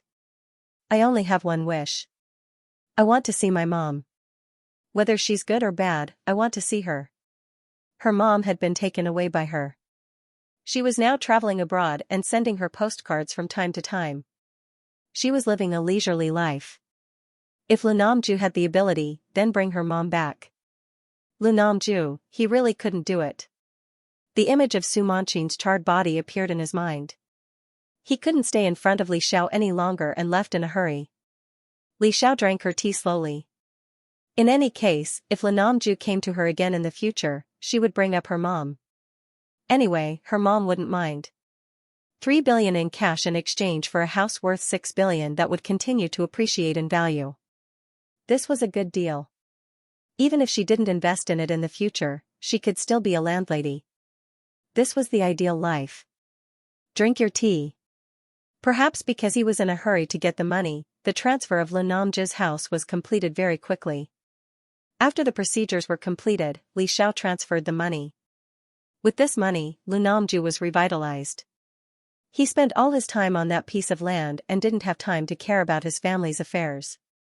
However, in order to prevent Li Qianfei from causing trouble, he still grounded her and locked her door from the outside. She only sent him 3 meals a day. To his surprise, Li Qianfei didn't cry or make a fuss. She was surprisingly quiet. Li Namju only thought that she had learned her lesson and knew how to be obedient. He was slightly relieved. No matter what, he didn't want his family's affairs to drag him down at a critical time in his career. The previous series of impoliteness caused his reputation in the company to plummet. If he failed again this time, even if he had more shares, he was afraid that his position as the chairman wouldn't be stable. After all, his cousin's family was still eyeing him covetously, ready to take a big bite out of him at any time and drag him down from his position. On the other side, Li Xiao was also preparing to give Lin Jiaoxi a small gift. She felt that Lin Jiaoxi was too idle right now, so he was in the mood to scheme against her. If she didn't return the favor, it wouldn't be in her character. She had investigated Lin Jiaoxi's previous family a long time ago, so she more or less knew a bit. Lin Zhaoxi's parents weren't around when she was in elementary school, so she was adopted by her uncle and aunt. She lived under their roof and developed the ability to observe people's expressions. Her uncle and aunt weren't easy to deal with. They were willing to adopt her because of the hundreds of thousands of yuan pension. Over the years, the money they spent on Lin Zhaoxi was probably less than 1/5 of the pension. If this couple, who were greedy for money, knew that their niece was living in a luxurious house, eating and drinking well, and that their child would soon have a lot of property, how could they let Lin Zhaoxi go so easily? Lin Zhaoxi could even forgive Li Qianfei, so in front of Lin Namju, he definitely couldn't chase away her uncle and aunt who had raised her. He had to repay evil with kindness and take good care of him. She asked the female ghost, Zhang Yan, to take several photos of Lin Zhaoxi. In the photos, Lin Zhaoxi was either dressed in branded clothes or strolling around the department store, enjoying the hospitality of the salespeople. Or she was getting out of a luxury car, showing the demeanor of a rich lady. Anyway, in every photo, she was full of the aura of a winner in life. On the back of the photos, the address of the Li clan's mansion was printed. Zhang Yan sent the photos to Lin Zhaoxi's uncle and aunt. She was very familiar with this kind of thing. After doing this, Li Xiao didn't care about Lin Zhaoxi anymore. Compared to this, she was more interested in the snake demon, Little Green, repaying her kindness. Little Green had now successfully obtained her identity card in the human world and met her benefactor. According to her, her benefactor looked very young and was a very nice person. Little Green said with emotion, "I used to think that the people in the foot of the mountain were very bad, but now it seems that there are more good people." I said that I wanted to repay his kindness, but he kept saying that there was no need. He said that he didn't lack anything, not a house, not a girlfriend, so he didn't need me to introduce him. Later, he couldn't persuade me, so he asked me to buy a bottle of drink for him to repay his kindness. She looked relieved. Li Xiao heard her say this and couldn't help but sigh, it seems that he really is a good person who doesn't ask for anything in return. With this matter resolved, Little Green pondered about buying some new makeup products. Sparrow Jing was tired from typing and volunteered to be her guide. The two happily went out. Li Xiao directly gave a credit card to Little Green. Anyway, the cosmetics didn't cost much. She stayed at home and cultivated for a while. After cultivating for half a day, her cousin, Su Shufeng, came. Su Shufeng came to give her this month's dividends. Ever since the company had expanded, Li Xiao had been able to get more dividends. In addition to this, Su Shufeng also came for another matter. He sighed and frowned. "Did you really borrow 3 billion from Lin Namju?" His company's business was developing very quickly and he had made some connections. He heard this from some of his business partners. Li Xiao was very calm. It's okay. I didn't lose anything." She told him about her deal with Lin Namju. Su Shufeng was relieved. That was good. He was afraid that his cousin would be fooled by Lin Namju. Li Xiao said, "Do I look like someone who can be fooled so easily?" Su Shufeng smiled and quickly changed the topic. "Oh right, Xiao, let me tell you. I met a swindler today. Moreover, the swindlers are getting more and more sophisticated. It's impossible to guard against them. She suddenly appeared in front of me and said that I was her benefactor and that she wanted to repay me. She even asked me if I needed anything." Li Zhao's expression became subtle. Wait, this so-called swindler had a strong sense of déjà vu. This must be a new type of badger game. I saw through it long ago. So I rejected all of them. I said that I didn't need anything and asked her to buy me a bottle of mineral water as repayment. He shook his head. "That little girl is quite good-looking. Why did she have to do this kind of thing?" In the end, he sighed with emotion. "You're a beauty, but why did you become a thief?" Li Xiao, this little cousin of hers definitely didn't know what he had lost.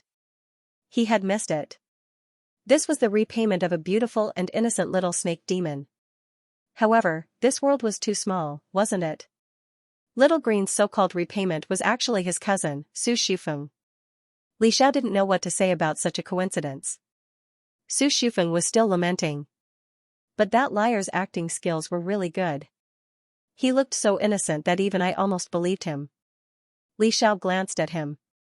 Her Little Green was really innocent, but then again, if she had met a handsome man on the road who kept saying that he wanted to repay a debt of gratitude, she would have thought that it was a scam. After Su Shufeng mentioned this matter, he brought up another matter. Second aunt's family is preparing to return to China. After Su Shufeng and Su Rou returned, Li Xiao had looked for Yuan to ask about the Su family.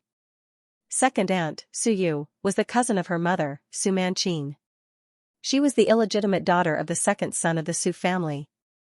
But because she was the only child of the second son, she had returned to the Su family a long time ago. When the Su family was being suppressed, she was afraid that she and her husband's family would be implicated, so she ran abroad as fast as she could. Now that she had returned, she probably saw that Su Shufeng and his family were doing well in China. Li Xiao was very calm. Su Manqin and this cousin of hers weren't on good terms. Plus, after what had happened, she didn't need to give her any face. She didn't even give face to Lu Namju, who was her nominal father, let alone other unrelated people. Su Shufeng frowned. Other than Li Xiao, he couldn't say this to anyone else. I think second aunt came back because she wanted to start a business in China again. She also wants to persuade big sister to return to her husband's family. He smiled sarcastically. Second brother-in-law is now working for the Wei family. Of course, she wants to flatter the Wei family. She would rather trample on big sister's face. The Wei family was Su Rou's family. After hearing what he said, Li Xiao realized that something was wrong. Su Rou was already married, but this time, she left her husband and went back to China with her younger brother, Su Shufeng. It seemed that she didn't plan to go back for a while. She said in a low voice, Sister Rou, is she not doing well in the Wei family? Other than this, there was no other reason. Back when Su Rou and Wei Ting got married, it was considered a free love and not a business marriage. Her grandfather doted on his grandchildren quite a bit. Su Shufeng said, I brought my sister back this time. On the one hand, I want her to relax. On the other hand, I want her to get a divorce. Anyway, even if she gets divorced and never remarries, I can still support her. He used to be a hedonistic second generation, but after going through a series of family mishaps, he had grown up and wanted to protect his family. My brother-in-law has someone outside. Li Xiao was a little surprised. She had also seen Wei Ting in photos. Although his face was flirtatious, his love line was quite faithful.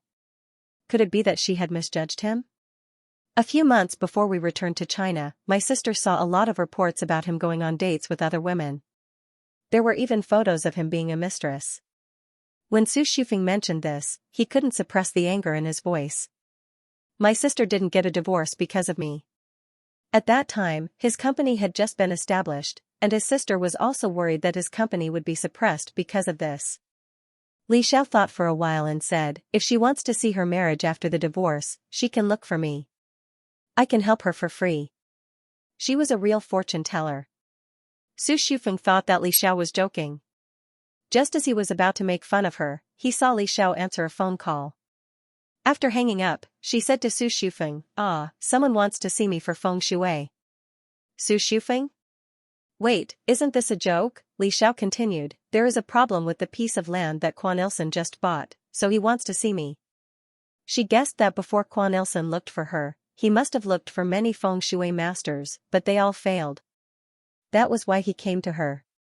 Quan Ilsen spent a lot of money to snatch that piece of land from the Li clan. If it failed, even the Quan family couldn't bear the loss. Su Shufeng had also heard of Quan Ilsen's name. As the heir of the Quan family, he was born to be favored by God. How could such a person invite Li Xiao to see feng shui? He was a little absent-minded, but then he heard Li Xiao say, I am going to take a look now. Do you want to come with me? Yes, Su Shufeng said without hesitation. He also wanted to see Li Xiao's ability to make Quan Ilsen personally call to invite her. Li Xiao nodded and asked him to drive the car. During this period of time, her disciple Sun Rui was immersed in cultivation. She didn't want to disturb him, so she asked her cousin to be her driver. When Li Xiao arrived at the location, it was already evening. The feng shui of East Lake was not bad. It was close to mountains and rivers. Li Xiao looked from afar and saw the qi surrounding the mountains. The qi came from the top of the mountains and went straight to the sky. This was the qi of the mountains. This qi was strong and solid. It was bright yellow, which represented wealth and prosperity. There were rivers on both sides of this piece of land. The water in the west flowed into the continuous mountains, while the water in the east was crystal clear. Living here made it easier for one's descendants to enjoy a good life. The mountains were good and the water was beautiful. No wonder the Li clan was determined to get this piece of land and spent a lot of effort. Zhenlunian must have seen the benefits of this piece of land and told Chang Kain. Unfortunately, no matter how much the Li clan schemed, they couldn't beat Quan Ilsen. All their efforts were in vain. She slowly walked to the river and felt the wind gently blowing on her face. There was a faint demonic aura in the air. There are monsters here. Quan Ilsen saw Li Xiao and walked over in person. His expression was serious. Li Xiao said, "What happened to this piece of land?" Quan Ilsen's gaze fell on Su Shifeng. He recognized that he was Li Xiao's cousin. So he calmly stopped talking and talked about business. "I asked the construction team to start working last week. After that, there were a lot of accidents." When he said this, his expression became serious. At first, the construction site's cars and some machinery went missing. We turned on the surveillance camera, but there was a period of time when the camera seemed to be disturbed. Later, our workers simply set up tents at the construction site and took turns to guard it at night. Quan Ilsen gritted his teeth and said, "Then, when everyone came over the next day, they found that the workers who were resting at night were all gone." Su Shifeng gasped. He had goosebumps in the middle of the day. Especially when the wind blew, he felt that his neck was cold. Quan Ilsen said, "I also asked people to look for their whereabouts. On the third day, these people silently appeared by the river. Their bodies were soaked. I asked them, but they didn't have any memories of when they went missing. After that, I didn't dare to let them stay here anymore. I asked some people to come over and take a look. They all said that there was no problem with the feng shui. It was just that there were ghosts causing trouble." Li Xiao originally had some guesses. After listening to his words, she became more and more certain. "This should be its territory. You disturbed it, so it came to warn you." She couldn't help but wonder if this monster had been separated from society for too long. It was not the same world as before. The human race was prosperous. It really wasn't afraid of a powerful monk or Taoist priest coming to capture it. Quan Ilsen nodded slightly. Those masters said the same thing. Li Xiao looked at the river in the west and said, "It should be hiding in there." "What did those monks and Taoist priests say?" Quan Ilsen said, "They can't go into the water." Li Xiao's mouth twitched. "They don't know the water avoidance spell?" Quan Ilsen was a bit confused. What was the water avoidance spell? Su Shifeng was just as confused as him. Li Xiao couldn't help but shake her head. This year's monks and Taoist priests were not good enough. She rolled up her sleeves and said, "Let me do it." She took out the materials that she had specially prepared before leaving the house from the trunk.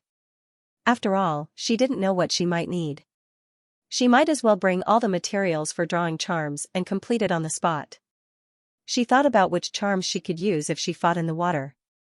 The water avoidance spell was a must, but the thunder curse was definitely out of the question.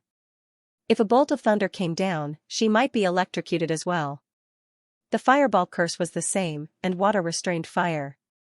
Earth restrained water, so she could start from there. She could draw a few mountain-twisting earth curses, a few Saturn curses, gold star curses, demon-breaking curses, and purple chi curses. She could also draw some defensive charms. Li Xiao didn't know how other people drew charms, but it wasn't difficult for her at all. In the past, she could only draw a few dozen charms a day. However, ever since her great void technique had improved, the spiritual energy in her body had increased by quite a bit. If her spiritual power was like a bowl of water in the past, now it was at least a bucket of water. Therefore, after drawing about 30 charms, she was still in high spirits. Su Shifeng's eyes lit up. Li Xiao didn't finish drawing a single one, but the charms always flashed with a clear light, showing that they were different from others. It really wasn't magic. He realized that Li Xiao wasn't joking with him before. She really had the ability to draw charms. He remembered that Li Xiao once said that the Li clan would fall next year at the latest. He felt sad and happy at the same time. He was happy because he could see the Li clan suffer retribution in the next few years. But he was depressed because although his company was developing well, it was like a small child meeting a big one if he wanted to overthrow the Li clan. This also meant that he couldn't take revenge himself. After drawing the charms, Li Xiao picked up her stick and prepared to go into the water. Suddenly, she remembered something and said to Quan Ilsen, "Actually, I'm not very good at fighting in the water. But I know one person who can do it." Quan Ilsen wanted to settle this matter as soon as possible, so he quickly asked, "Who?"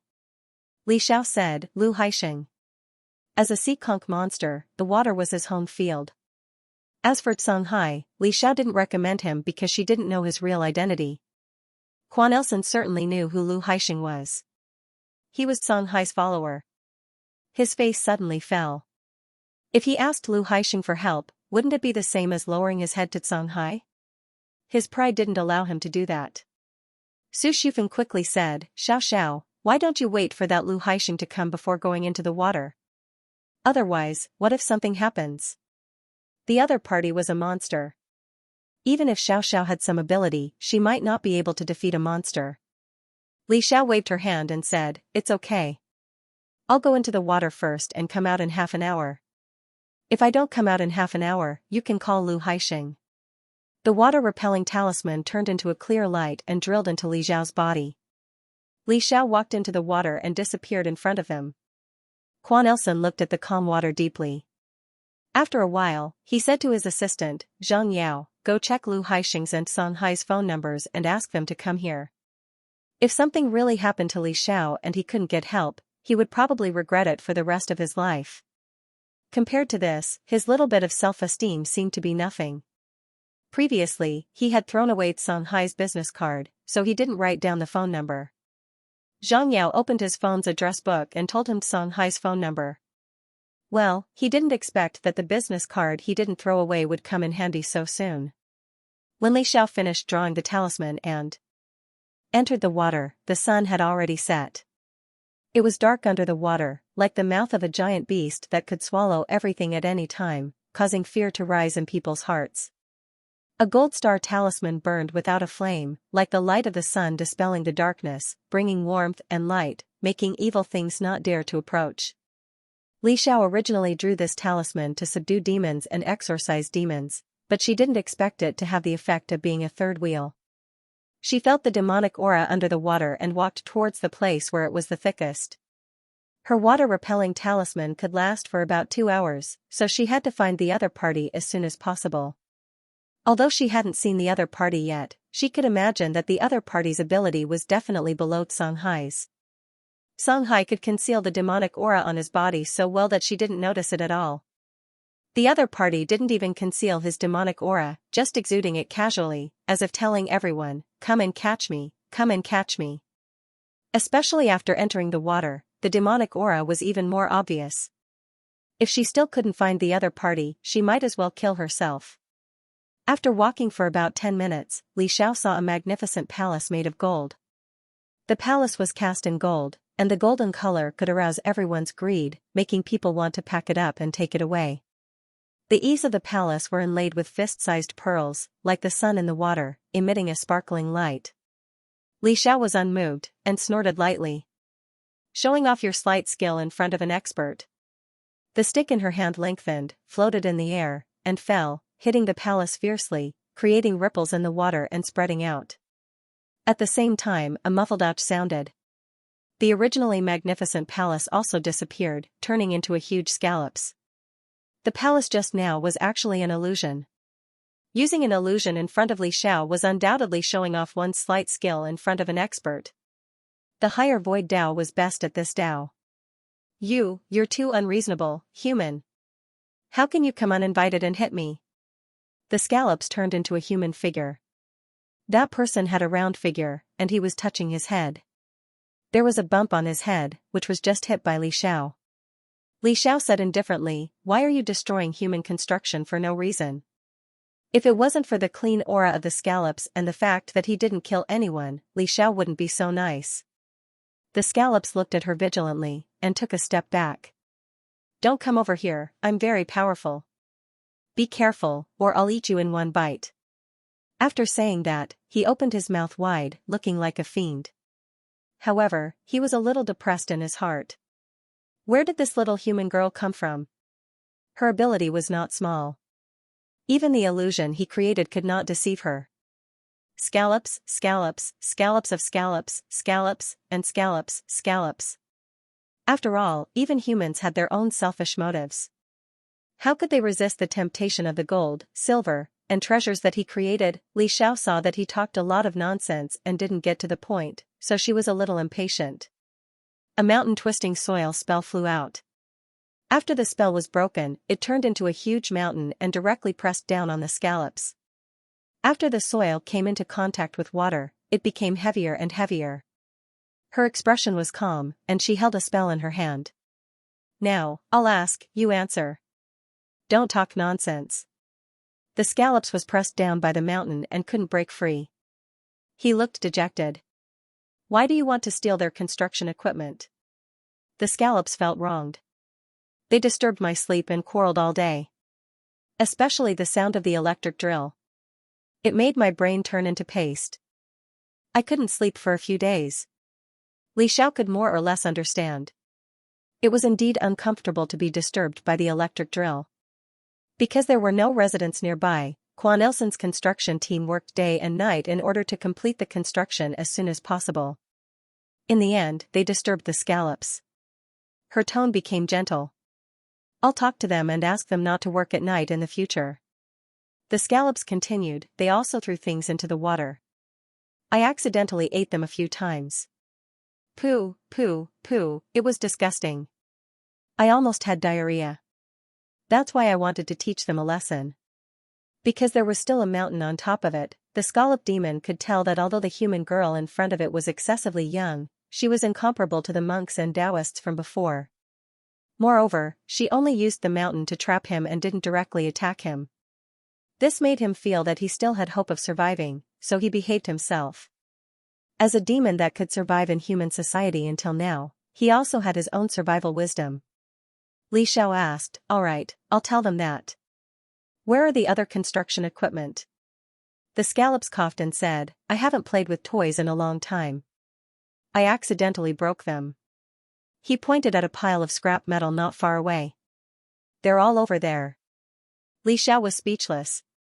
He was also quite impressive to be able to play with those vehicles and equipment like that. All right, I'll take it as Quan Ilsen's tuition. This incident also taught everyone that everyone had a responsibility to protect the environment. They couldn't simply make noise, or else they would attract the demon's revenge. Fortunately, this demon was still alright and didn't harm anyone. At most, it would give them a warning. The scallops continued, I just wanted to teach them a lesson. That's why I let them sleep in my stomach for a few days and sent them back. Li Xiao pointed her finger, and the mountain that was originally on top of the scallops disappeared. The scallops hurriedly got up and took a step back with lingering fear. Suddenly, he seemed to have seen something. His eyes lit up like 200-watt light bulbs. He even shed tears, and his expression was very emotional. He pointed at Li Xiao and danced with joy. Milady! Milady, I finally see you. This human bullied me just now. Milady, help me take revenge. Hang her up and hold her upside down for a day before throwing her ashore. Li Xiao felt a familiar aura. She turned her head and saw Xianxia slowly walking over. He was dressed in a green robe. Compared to his usual appearance underwater, he seemed less adorable and more indescribably dignified. Li Xiao could see Lu Haisheng's original appearance, but she still couldn't see Xianxia's. She had a premonition that she would have to wait for her cultivation to improve before she could see this. The scallops acted as if he had seen his family. Just now, this little girl used the mountain to press me down. It was so heavy that my shell was about to crack. It was too much. Li Xiao's mouth twitched. She really didn't expect that this scallops was Xianxia's subordinate. Could this be considered a flood rushing against the Dragon King's temple? Li Xiao asked, why are you here? And so quickly. Xianxia blinked. I heard that you went underwater. I was a little worried, so I hurried over. He walked to Li Xiao's side and stood side by side with her. His gaze fell on the scallops, and there was a trace of confusion on his face. "Who are you? Why did you call me milady?" The scallops didn't feel good. He was about to cry. Not only did milady forget about him, but she was also in cahoots with that human. Sob, sob, sob, he was actually standing beside that human. He cried until his snot and tears came out. The whole demon exuded a sorrowful aura. Li Xiao felt that he was a little pitiful. Thinking about it, he only did things like pranks. He was already quite well behaved. She pushed Song Hai. "He said he was your subordinate." Song Hai said, "I don't remember." He paused. "But all the creatures of the East Sea obey my orders." When he said this, his tone was flat, as if he was talking about something as simple as eating. Li Xiao was shocked by the content of these words. Wait, all the creatures of the East Sea had to obey him? Was Song Hai's identity so awesome? "You are the Donghe Dragon King?" "Ah, no. How can the Donghe Dragon King compare to milady?" The scallops, a demon who had just been heartbroken, immediately jumped out to boost Song Hai's status. His loyalty moved people. The Donghe Dragon King also has to respectfully salute in front of milady. "It's normal that milady doesn't remember me. I was just an inconspicuous scallops before." Li Zhao's expression became subtle. Was Song Hai so powerful? In her impression, Song Hai was a good leader who worked conscientiously in the human world and saved money for his subordinates. But in the scallop's mouth, he became the true master of the East Sea. An answer emerged in her heart. She said with certainty, "You are Qing Long." Qing Long was the god of the East, one of the 4 spirits of heaven. He could also become the 4 symbols, Qing Long, white tiger, vermilion bird, and black tortoise. According to what she knew, the 4 spirits should have left the human world long ago. She didn't expect that Song Hai was still alive. Song Hai lowered his eyelids. His long eyelashes cast a fan-shaped reflection. He didn't deny Li Zhao's words. Li Xiao said with some annoyance, "You didn't tell me." Song Hai said innocently, "You didn't ask me." If she had asked, he would have told her. Li Xiao. What he said made sense. She pointed at the scallops and roughly mentioned what the scallops did. But this matter, Quan Ilson and the others disturbed him first, so you can't blame him. In this regard, Li Xiao was quite reasonable. He seems to be very loyal to you. Why don't you accept him?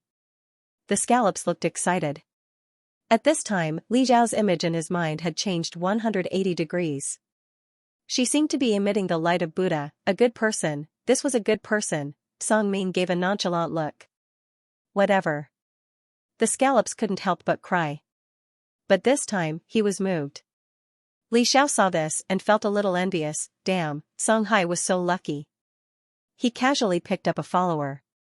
That's right, the Azure Dragon itself represents auspicious signs. What koi? Compared to him, they were so weak. No wonder he could refine weapons accurately and didn't worry about spoiling them at all. She coughed and felt that she should take advantage of the auspicious aura. She raised her head and said seriously, "All right, it's easy to get lost underwater. I'll hold your hand so you don't go astray." When she said this, she completely ignored that as a dragon, Song Hai couldn't possibly get lost underwater. Song Hai wanted to say that it was impossible for him to get lost, but when he met Li Xiaojing's bright eyes, he swallowed the words he wanted to say and only said one word. "Okay." Li Xiao took his hand and walked slowly. She wanted to take advantage of his hand for as long as possible. Song Hai didn't say anything, but he felt that the hand holding Li Xiao was very hot. Strange, his hand should have always been cold. The scallops walked behind them. Seeing that his lord's head was about to emit steam, he suddenly understood. No wonder his lord was biased towards this human girl. It turned out that he liked her, so Lord Qing Long liked the proactive type? Alas, it was a pity that those female fairies and demons weren't as bold as this human girl. Otherwise, his lord wouldn't have been single for so many years. Su Shufeng paced back and forth on the shore like a headless fly. Every few seconds, he couldn't help but look at his phone. Li Xiao had been in the water for half an hour, but she still hadn't come out. He couldn't help but feel nervous. Will she be okay? If he had known earlier, he would have stopped Xiao Xiao and not let her go into the water, he was nervous and anxious. He wished he could travel back in time to half an hour ago. He shouldn't have let Li Xiao go into the water so carelessly. Should he call the police? Songhai also went into the water just now. He didn't know what was going on. Su Shufeng wished he could grow a pair of eyes in the water so that he could see what was going on under the water. He couldn't help but turn to look at Quan Elson. Quan Elson was staring at the water with a serious expression. Just as he was about to call the police, there was finally a change in the water surface. A large ripple spread out on the water surface. In the next second, two figures walked out. One was Songhai, who he had just seen, and the other was Li Xiao. Su Shufeng immediately looked at Xiao nervously. When he saw that she was unharmed and even her clothes were dry, he couldn't help but sigh in relief. When his gaze fell on Li Xiao and Songhai's hands, Su Shufeng was immediately petrified. Wait a minute? What's going on with these two? Is Songhai Li Xiao's boyfriend? When did this happen? I've never heard of this before. His mood was in a mess. There were too many questions in his heart, and he didn't know where to start asking.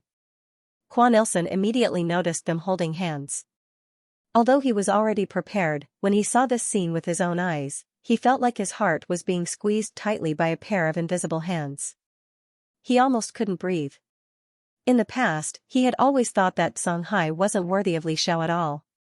He was just a gigolo who lived off a woman. However, after watching the two enter the water for half an hour, they came out as if nothing had happened. There wasn't even a drop of water on their bodies. This miraculous scene seemed to draw a chasm between them, reminding him that perhaps he and Li Xiao were not people of the same world. Her world was a bizarre metaphysical world that belonged to Songhai. This realization pained him, but at the same time, he was unwilling to accept it. For the first time, he tasted powerlessness. When they got ashore, Li Xiao realized that everyone was looking at their hands. Only then did she let go. Well, she had touched enough of the little lucky hand anyway. Her gaze fell on the scallops that were following them from afar, and she motioned for him to come over. In the past, the scallops would never listen to the orders of a human. However, it was different now. This human was his master's sweetheart.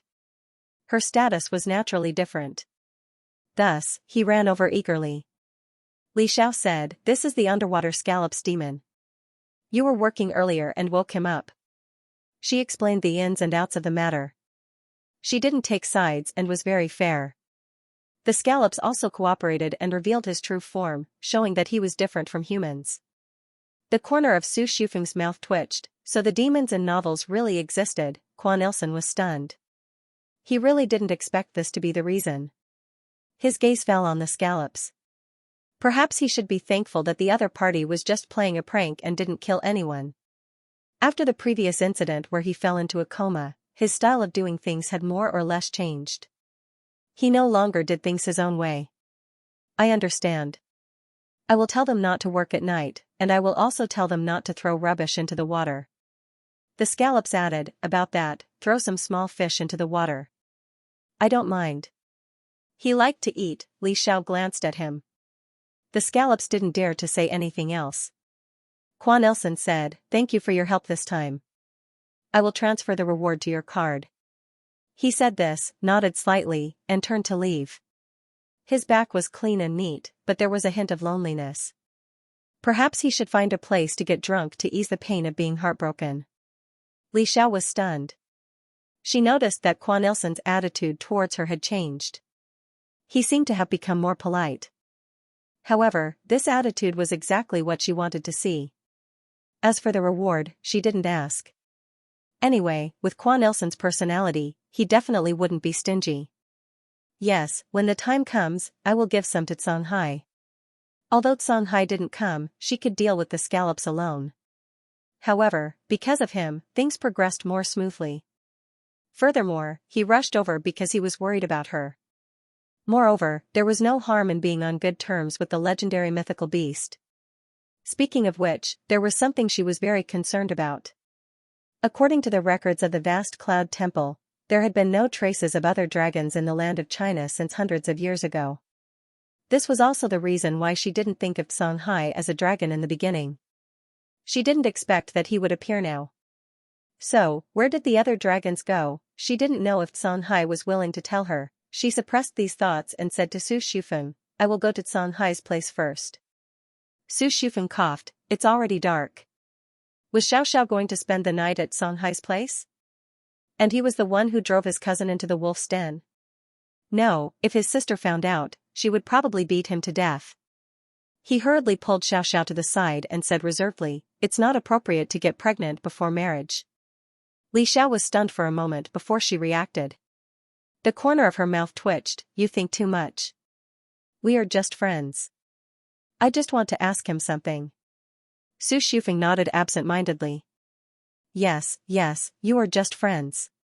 Friends who hold each other's hands. He understood that when a man and a woman didn't reveal their relationship, they would announce that they were just friends to the outside world.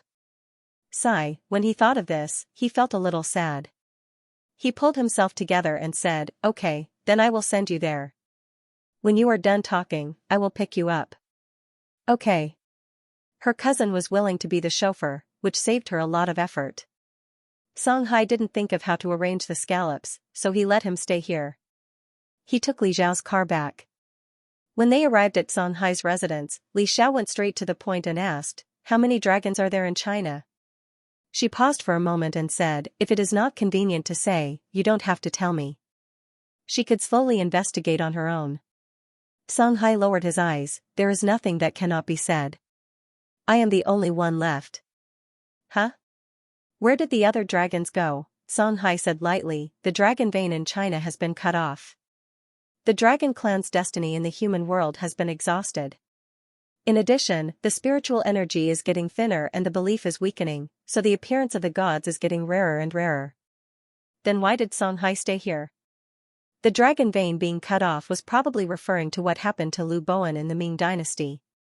In fact, for a dragon like him, staying in the human world was not a good thing.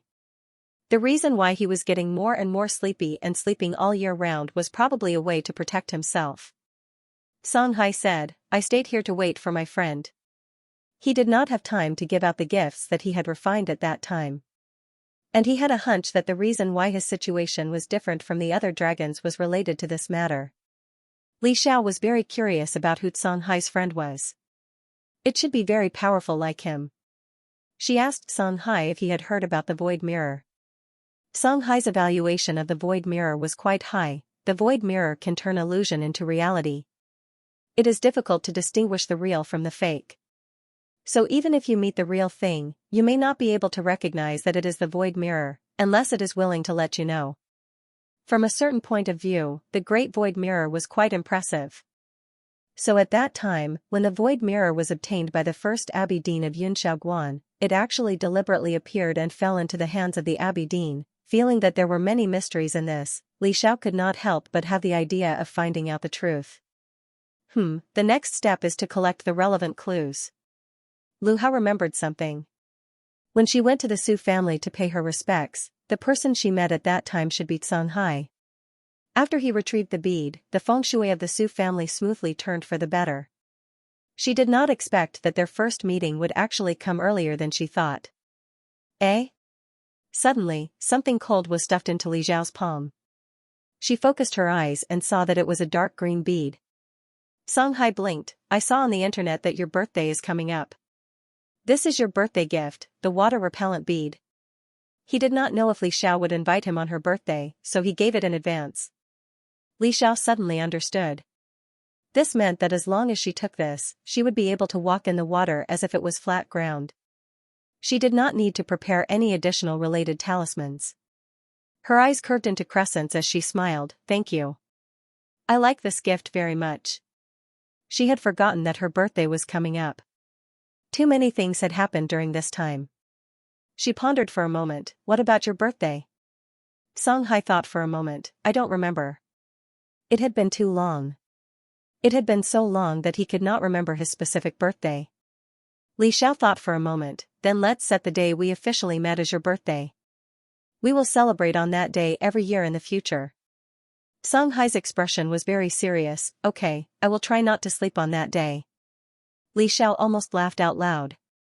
In a sense, Xianxia was quite cute. Xianxia watched as his boss began to drown his sorrows in alcohol. He felt a headache coming on. After returning from East Lake, boss looked like he had been hurt by love. What should he do? Should he find someone to comfort him? But if he acted on his own and randomly found someone to comfort him, it would not be good for him to fly into a rage. The good thing about working for Kwanilson was that the salary was high, but the bad thing was that the probability of being fired was very high. At this moment, the other assistant, Linda, beamed as he said to Xianxia with a smile, "I have already called the CEO's ex-girlfriend, Xianxia, to come over." Xianxia could be considered the CEO's longest relationship. She definitely knew how to comfort the CEO. Xianxia was stunned, but they have already broken up.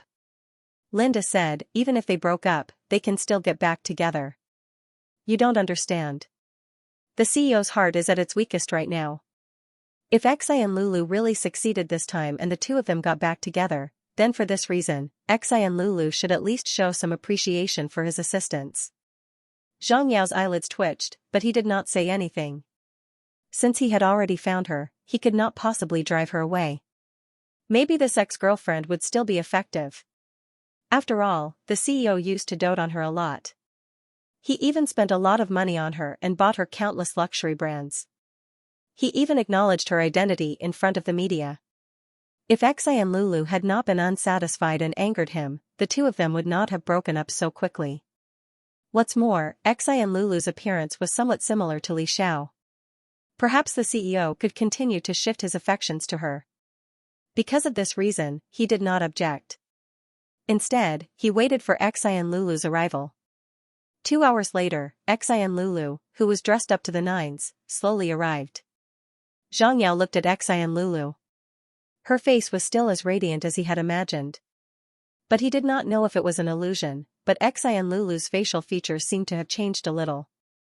For example, her eyes were bigger and her nose was more delicate. Did she have plastic surgery? Why did she suddenly have plastic surgery? She was already beautiful enough. Xianxia smiled. Where is he? He was a little nervous. He had forgotten what his previous face looked like. He had no choice but to search for her photos online and adjust them. However, many of the photos taken by the media were either filtered or slightly edited to make him look ugly. This caused him to spend a lot of effort. But considering that Kwanilson was generous with the money, he still came without hesitation. At most, he would receive another expensive breakup fee. He would reluctantly accept it. Linda immediately led her over and said, "The CEO has a meeting tomorrow afternoon. Can you persuade him to drink less?" Xianxia smiled. "Okay, leave it all to me." Her smile was confident and made him feel honored. Xianxia did not know why, but he suddenly had a bad feeling. The next day, Kwanilson woke up and felt a headache. He couldn't remember what happened last night clearly. It was as if his memory was a mosaic. However, he vaguely remembered that he seemed to have seen Li Xiao. She spoke to him gently and smiled sweetly. She was so beautiful that it was intoxicating. No, how could it be? Li Xiao wouldn't come to see him. She didn't like him. They were from two different worlds. Thinking of this, even though he had prepared himself many times, he still couldn't help but feel pained. Ever since he was a child, he had always gotten what he wanted. However, Li Xiao stumbled over him again and again. Suddenly, his gaze fell on the silk pajamas he was wearing and instantly froze. In his memory, he was still wearing formal clothes before he got drunk last night. Who changed his clothes? Xianxia. No, his two assistants knew that he didn't like others touching him, so they wouldn't do such a thing. You're finally awake. A soft voice entered his ears. Kwanilson suddenly raised his head and saw Xianxia sitting on the sofa not far away. Her legs were crossed, and her posture was indescribably sexy. Was it an illusion?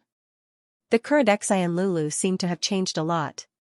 The previous her was clearly sweeter and more vulgar in his memory. She would smile happily because of the branded bag he bought for her. His expression froze as he looked at Xianxia with vigilance. When did you arrive? He suddenly had a bad feeling.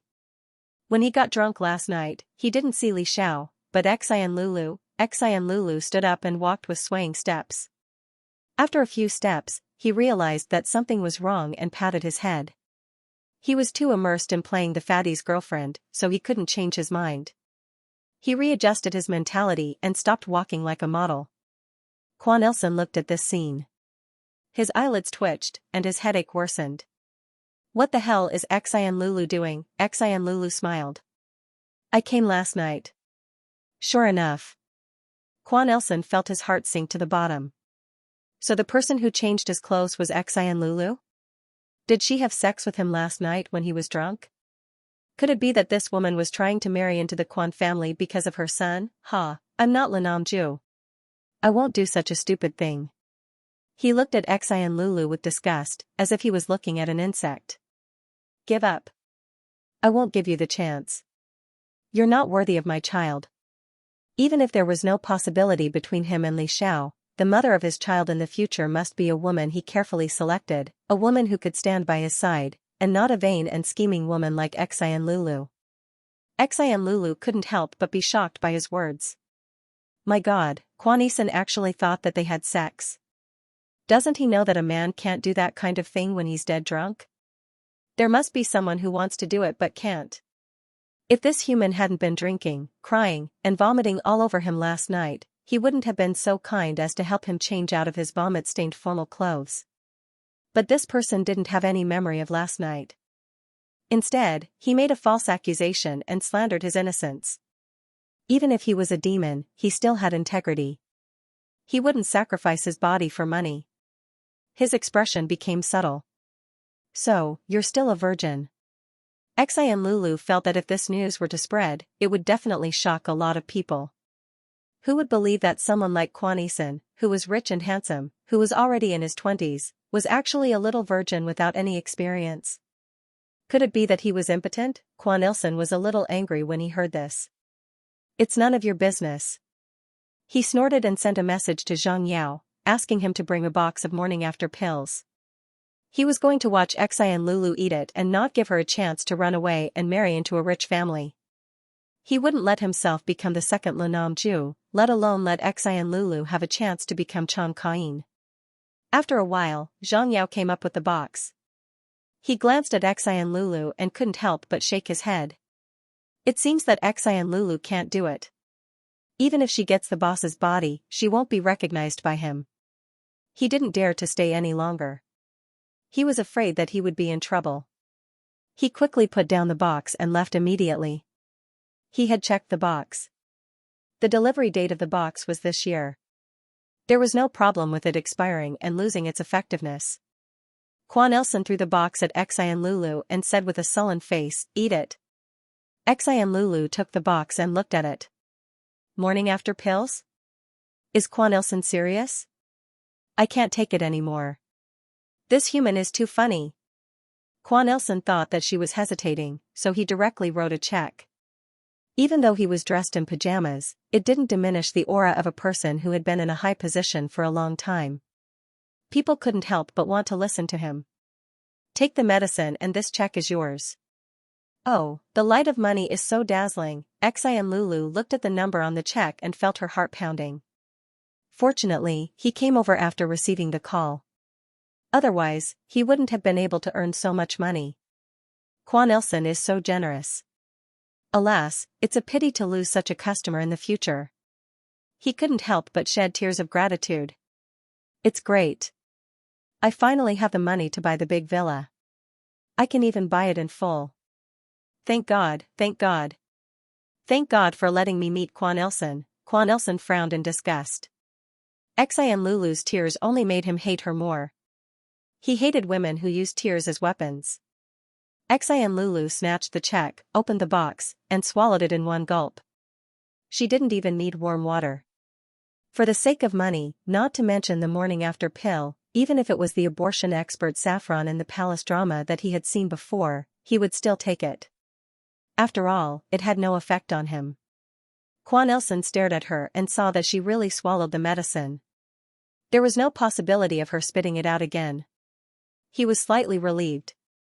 Fortunately, at least he didn't need to worry that someone would come to him with a child 5 years later and claim him as their father. After Xi and Lulu took the medicine, she looked at Quan Elson with a very kind gaze. Actually, we really didn't have sex last night. I don't need to take the medicine. Quan Elson snorted. Obviously, he didn't believe her words. However, because she took the medicine obediently, his expression eased a little. Xi and Lulu felt that he had to do a small favor for his little friend Li Xiao so that Quan Elson wouldn't continue to think about Li Xiao. He broke into a brilliant smile. Because I'm a man. How can a man get pregnant? Technology isn't so advanced now. It's still possible to give birth to boys. Quan Elson felt as if he had been struck by lightning. His whole body turned into a statue on the spot. He wondered if he was hallucinating. Otherwise, how could he have heard Xi and Lulu say that he was a man? After an unknown amount of time, his consciousness returned from the ninth heaven. His voice was dry. What did you say? Xi and Lulu tilted her head. If you don't believe me, you can take a look. But you'll have to pay for it. Anyway, it was a public affair. It didn't matter if he took a look. Quan Elson was in a daze. He looked at Xi and Lulu as if he was meeting her for the first time. No, it was him. Then why did you date me? He couldn't help but raise his voice as he gritted his teeth. Because you gave me a lot of money. I was so poor that I couldn't even afford to rent a house. Also, you didn't ask me about my gender. Damn it. He had just left the mountain and finally earned some money by pretending to be someone's boyfriend. In the end, he was cheated out of it all. After that, Xi and Lulu grew up. She was no longer the little fox that could be easily deceived. He asked a little warily, wait, don't tell me you want the check back? I played your girlfriend well before. I cooperated with you very well. Quan Elson didn't feel good at all. He suddenly realized that everything that he had imagined before seemed to be wrong. As for asking for the money back, Quan Elson couldn't afford to lose face. He waved his hand and asked Xi and Lulu to leave. At the thought that the girlfriend he had dated for a period of time was actually his boyfriend, his stomach was in a mess. For a moment, his obsession with Li Xiao seemed to have faded a lot. It couldn't be helped. The psychological trauma had already appeared. He couldn't help but wonder if Li Xiao was also a man. No, that shouldn't be possible. However, he didn't really want to see Li Xiao for the time being. Otherwise, he would think of Xi and Lulu, that annoying person. He took a deep breath and called Xianxia in. He asked him to book a ticket back for him. He should go home and rest for a while. Perhaps he was incompatible with the land of China. Otherwise, he wouldn't have met so many weirdos one after another. First, there was Li Qianfei, and then there was Xi and Lulu. He didn't want to admit that he was a little scared. China was indeed unfathomable. So, that's it. Xi and Lulu, who had successfully received another huge sum of money, went to find Li Xiao in a good mood and thanked her. Li Xiao was really his benefactor. If it weren't for her, he wouldn't have been able to earn so much money and even have the money to buy his own house. Li Xiao was stunned. She couldn't help but sympathize with Quan Elson. Tragic, too tragic. How big of a psychological trauma would this leave behind? Xi and Lulu said, sigh, it's his fault for not believing me and forcing me to take that medicine. As a man, he doesn't even know if he has done it or not. He couldn't help but shake his head. He was kind enough to help her change her clothes, but he was still blamed. He felt so wronged. Sparrow Spirit's eyes lit up as she listened. This was such a good source of material, she decided that the heroine of her next novel could run with the ball. As for why she could run with the ball successfully, of course, it was because the morning after pill given by the CEO's assistant had expired. Therefore, she couldn't help but continue to interview Xi and Lulu. Xi and Lulu was also very cooperative. Li Zhao's eyelids kept twitching. She remembered that Sparrow Spirit said that she wanted to write a strong woman novel next. She didn't know what kind of genre the Sparrow Spirit would write with the style of a strong woman novel. Xi and Lulu excitedly finished talking about her experience of pretending to be someone's girlfriend several times. Then, she said to Li Xiao, I think he won't be looking for you for a while. Li Xiao nodded sadly. If Quan Elson could still pursue her as if nothing had happened, how strong would his mental fortitude be? She couldn't help but smile. Thank you very much. How should she put it? She didn't hate Quan Elson, who was generous. However, she only wanted to maintain their relationship as a client and didn't want to go any further. It was good that Quan Elson took the initiative to back out. She really should thank Xianxia and Lulu for this. She pondered for a moment and took out a few talismans that she had drawn and gave them to him as a thank you gift. So, this is the Li clan. It's so beautiful. I wonder how much it cost to build such a big house. TSK, tisk. I didn't think that Xiaoxi would be able to climb up the social ladder and live in such a nice place. Even if we worked hard for a lifetime, we wouldn't be able to afford their garden. That damned girl, why didn't she tell us? We worked so hard to raise her. She's such an ungrateful person. I was wondering why she dropped out of school all of a sudden. It turns out that she found a better place to go. A mean-looking middle-aged woman stood at the entrance of the Li clan's house and commented from time to time. She was Lin Xiaoxi's aunt, Zhao Meili. She and her husband had received a stack of photos of Lin Xiaoxi in their hometown. Lin Xiaoxi was obviously rich and living the enviable life of a rich lady. They didn't believe it at first, but their precious son stole the money to gamble. They had no choice but to sell their house to pay off their gambling debts. Zhao Meili tried her luck and went to the address printed on the back of the photos. The big house was exactly the same as the photos. No, after seeing it with her own eyes, it was even more magnificent and extraordinary than the photos. Haha, Lin Xiaoxi wanted to leave them and live a good life alone. Impossible. Moreover, she was a young girl, yet she could live in such a nice place. Who knew how she did it? She didn't even go to the university that she worked so hard to get into. Lin Yonghui put away the cigarette in his hand and said to her, "After all, we have a favor to ask of her. Let's talk nicely and be polite." Zhao Meili nodded. I know. As long as Lin Xiaoxi was willing to give them more money, she would be willing to coax her. Lin Yonghui stepped forward and pressed the doorbell. He was a little reserved. Soon, the door opened. The guard looked at them with a scrutinizing gaze. What are you doing at the Li clan? Zhao Meili immediately put on a smile. We're looking for someone. We're looking for Lin Xiaoxi. We're her uncle and aunt. I came especially to see her. As she spoke, she couldn't help but straighten her back. The guard was a little surprised. Lin Xiaoxi had also lived in the house for a period of time. Not only was the master gentle and considerate to her, even the old madam was kind to her. Everyone in the residence had tacitly agreed that this woman was going to replace Chan Kain and become the next mistress of the Li clan. Lin Xiaoxi had always been gentle and never made things difficult for others. He always spoke in a gentle and soft voice. How could such a girl have such an uncle-looking aunt and uncle? Although he had some doubts, the guard still made a call to the main house. Not long after, Lin Xiaoxi came out, accompanied by the nanny. Lin Xiaoxi's figure was a little plumper than before because of the nourishment she had been receiving. When she saw her uncle and aunt standing at the door, her heart sank. Why were the two of them here? Who told them? Was it Li Qianfei? But wasn't she already locked up? She didn't even have a chance to get some fresh air.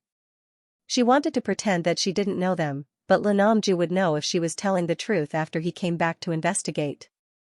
If she refused to recognize them, it would be inconsistent with her previous image. Nanju and the others would definitely be suspicious. She didn't even have a status now. All she relied on was the illusory love of the family.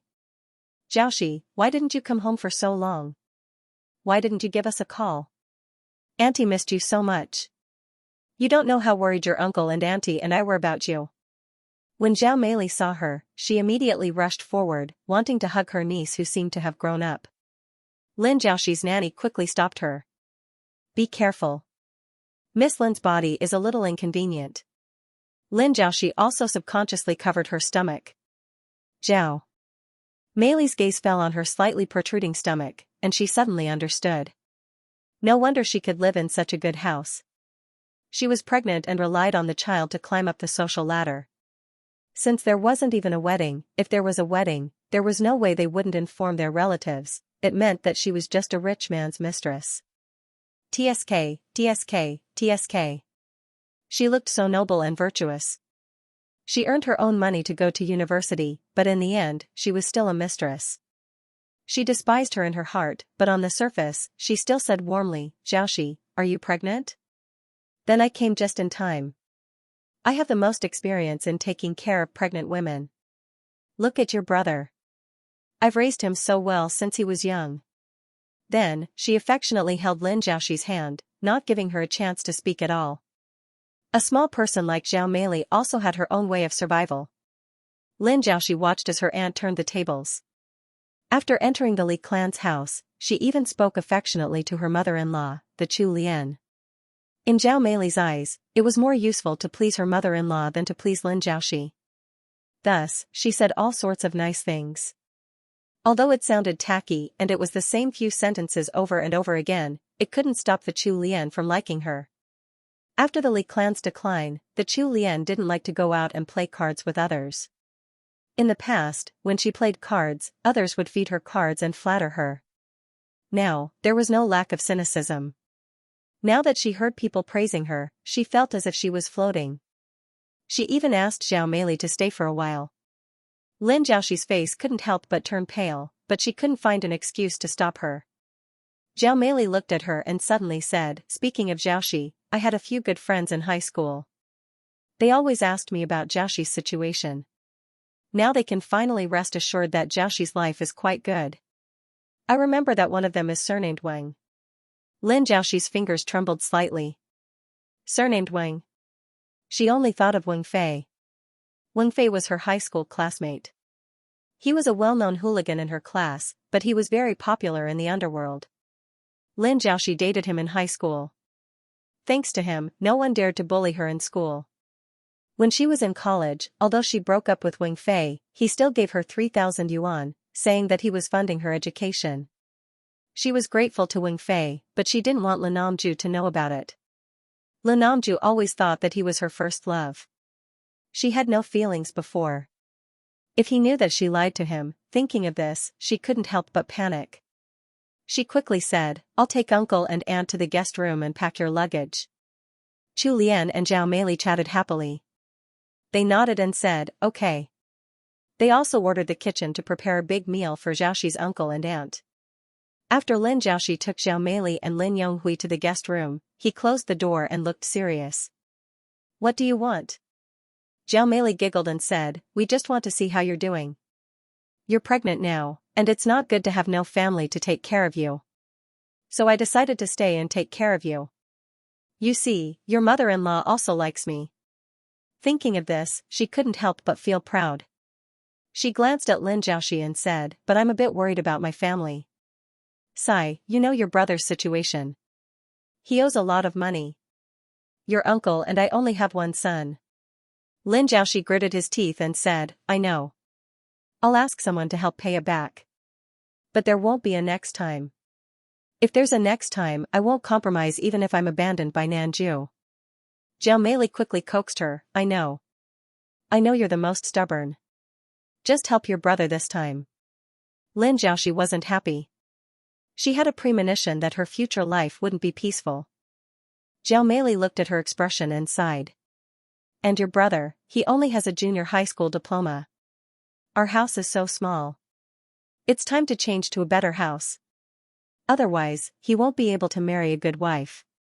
As long as he can get married and have children in the future, I won't have to worry about it for the rest of my life. Men are like this. After they get married and have a career, they'll be more sensible." Lin Xiaoxi looked at her aunt's mouth opening and closing. Her greedy face made her feel uncomfortable and she closed her eyes. Who was it? Who asked uncle and aunt to come over? She felt her head start to hurt. In the room next door, Li Qianfei looked at the open computer and was lost in thought. Her mouth curved into a sarcastic smile. Haha, although they were in the room, because their voices were too loud, she could more or less hear them through the crack of the door. She didn't expect Lin Xiaoxi to not only move in herself, but also let her uncle and aunt move in. She really thought of this place as her own. The people who gave her this confidence were undoubtedly her father and grandmother. They were heartless, so they shouldn't blame her for being unkind. No one knew that although her brother was in prison, he still left a USB flash drive with her. She kept it in her room. She left the house too suddenly and didn't have the time to take it with her. Now that her father locked her in the room, it gave her a chance. She had been hesitating whether or not to do this. But when she realized that her father wouldn't bother to save her mother, she decided to do this.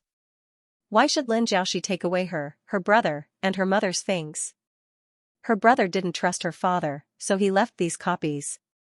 She stared at the computer with gloomy eyes. After a while, she clicked send. She suddenly felt a little funny. If she wanted to take revenge, she had to rely on others. She had to rely on the people she used to look down on the most. After Li Xiao found out that Lin Zhaoxi's uncle and aunt had successfully moved into the Li clan, she couldn't help but smile. With these two people holding her back, Lin Zhaoxi wouldn't have time to scheme against her. If she didn't make a move first, Li Xiao wouldn't have taken her seriously. This was just a small gift she gave to Lin Zhaoxi in return. She opened her mailbox. It was a compressed package. The sender was Li Qianfei. Li Xiao pondered for a moment.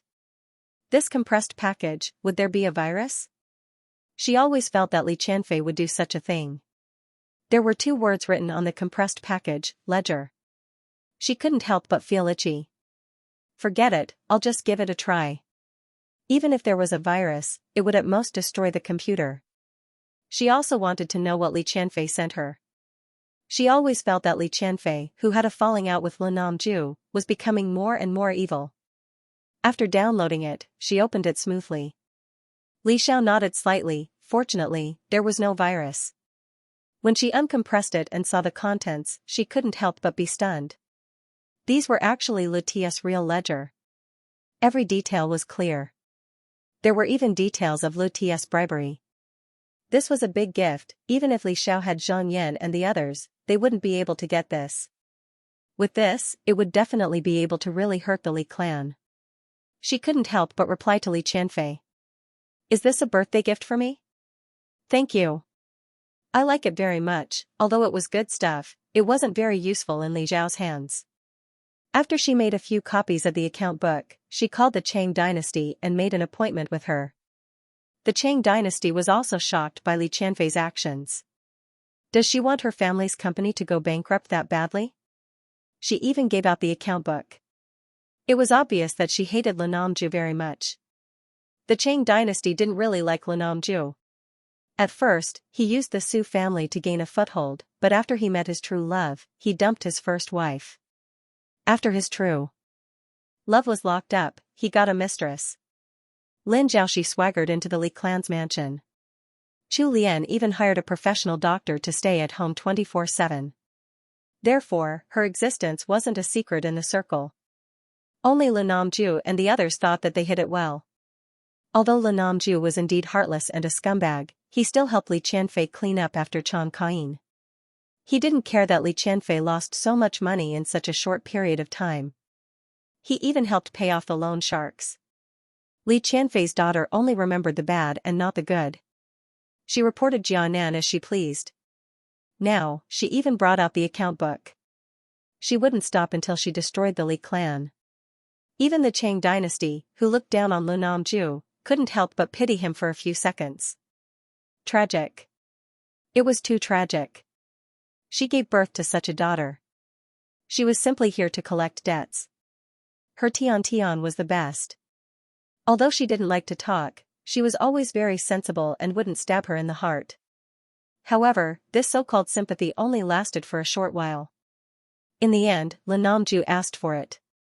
Li Qianfei's temper was also indulged by them. However, the previous victim was Li Xiao. Now that Li Qianfei aimed at Lin Namju, he could only taste the bitter fruit himself. She took the USB flash drive that could change the fate of a company and said, I know. I'll send this to the higher-ups. Li Xiao just smiled. She could more or less guess what Li Qianfei was thinking. Li Qianfei was selfish. In her heart, she had long regarded the company as hers and Li Qianqing's properties. Now that she and Li Qianqing couldn't own the company, of course, she would rather destroy the company than let Lin Zhaoxi take advantage of it. After all, she sincerely regarded Lin Zhaoxi as a good friend. That was why she hated him so much when he betrayed her. Lu Namju, who protected Lin Zhaoxi, was no longer her family, but her enemy. If Lin Zhaoxi knew her personality was so extreme, he would probably regret getting close to her. Qing Dynasty put the USB flash drive into a secret compartment in her bag and zipped it up. She remembered something and her face became serious. Right, I heard some rumors. Ren Xiaotong's grandfather, Ren Jiahong, is secretly contacting some metaphysical masters. And they are masters who are good at fighting.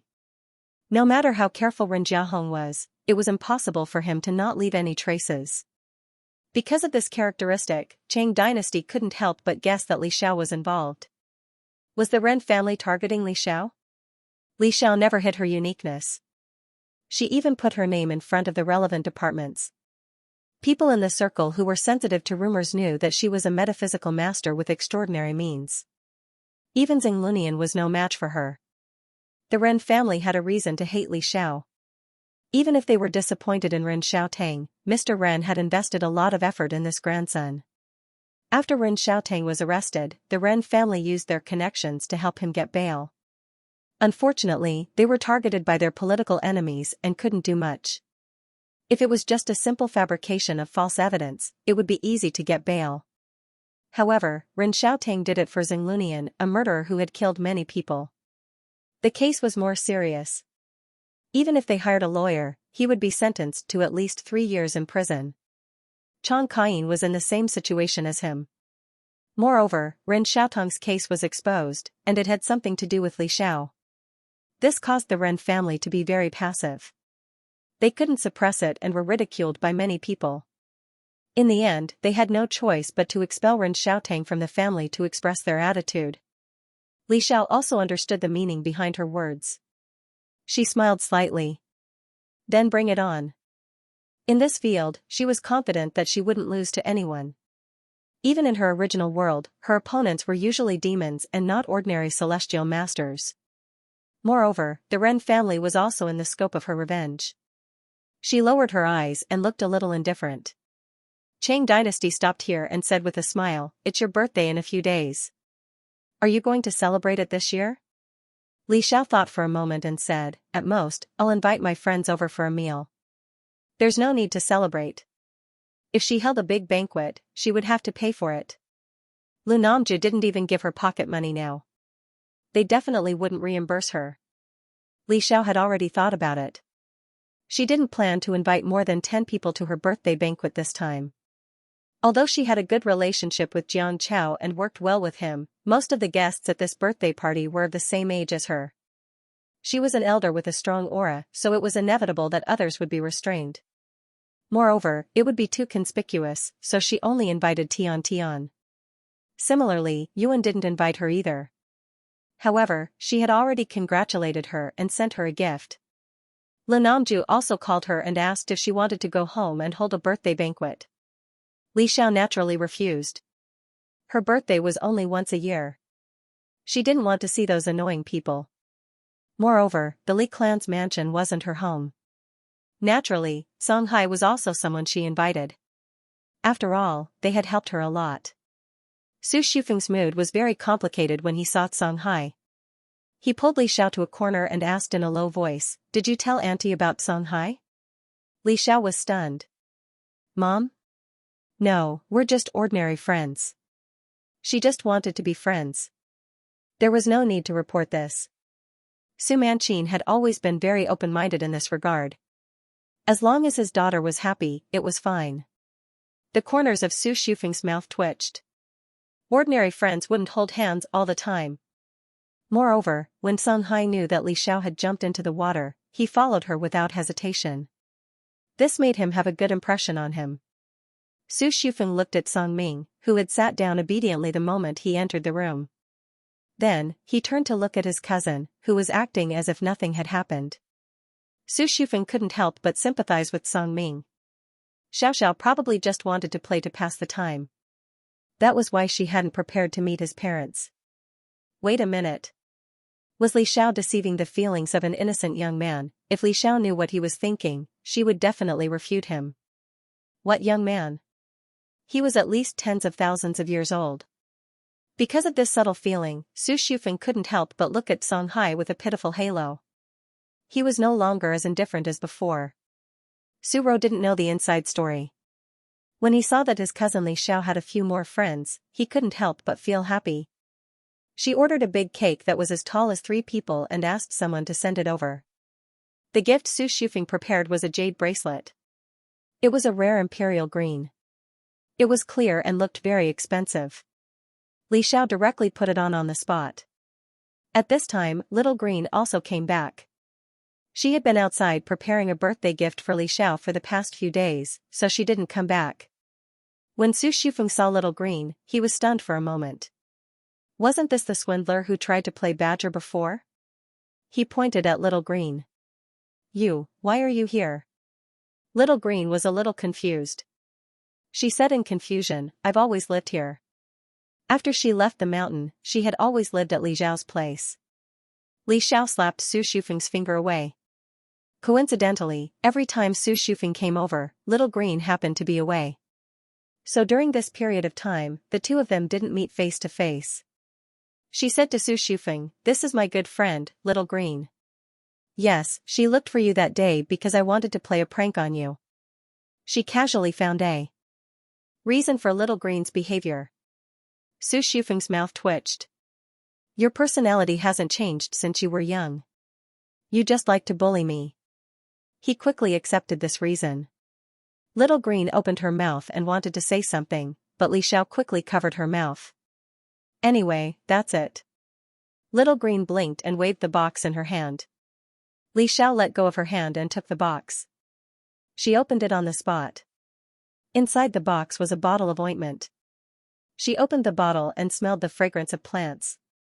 The ointment was light green, and she could sense the spiritual energy it contained.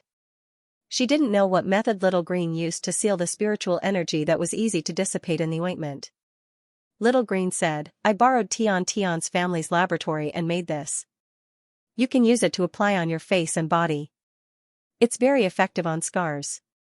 The herbs used in the ointment were the ones she had picked when she came down from Mount Yunmiao. They were all the herbs she collected on a daily basis. Although she liked human cosmetics, she mainly relied on eating those herbs to maintain her skin. Li Xiao looked at Little Green's soft and supple skin. She was quite convinced and accepted the gift. She smiled. Thank you. I like this gift very much. As a girl who wouldn't like their skin to be better, when Little Green heard this, she couldn't help but smile happily. After she left the mountain, Li Xiao took care of her a lot. Now, she could finally return the favor. Li Xiao, who didn't know what politeness was, directly opened the gifts everyone gave her. Tian gave her a small house made of crystal. It was very exquisite and looked very expensive. After all, it was real crystal.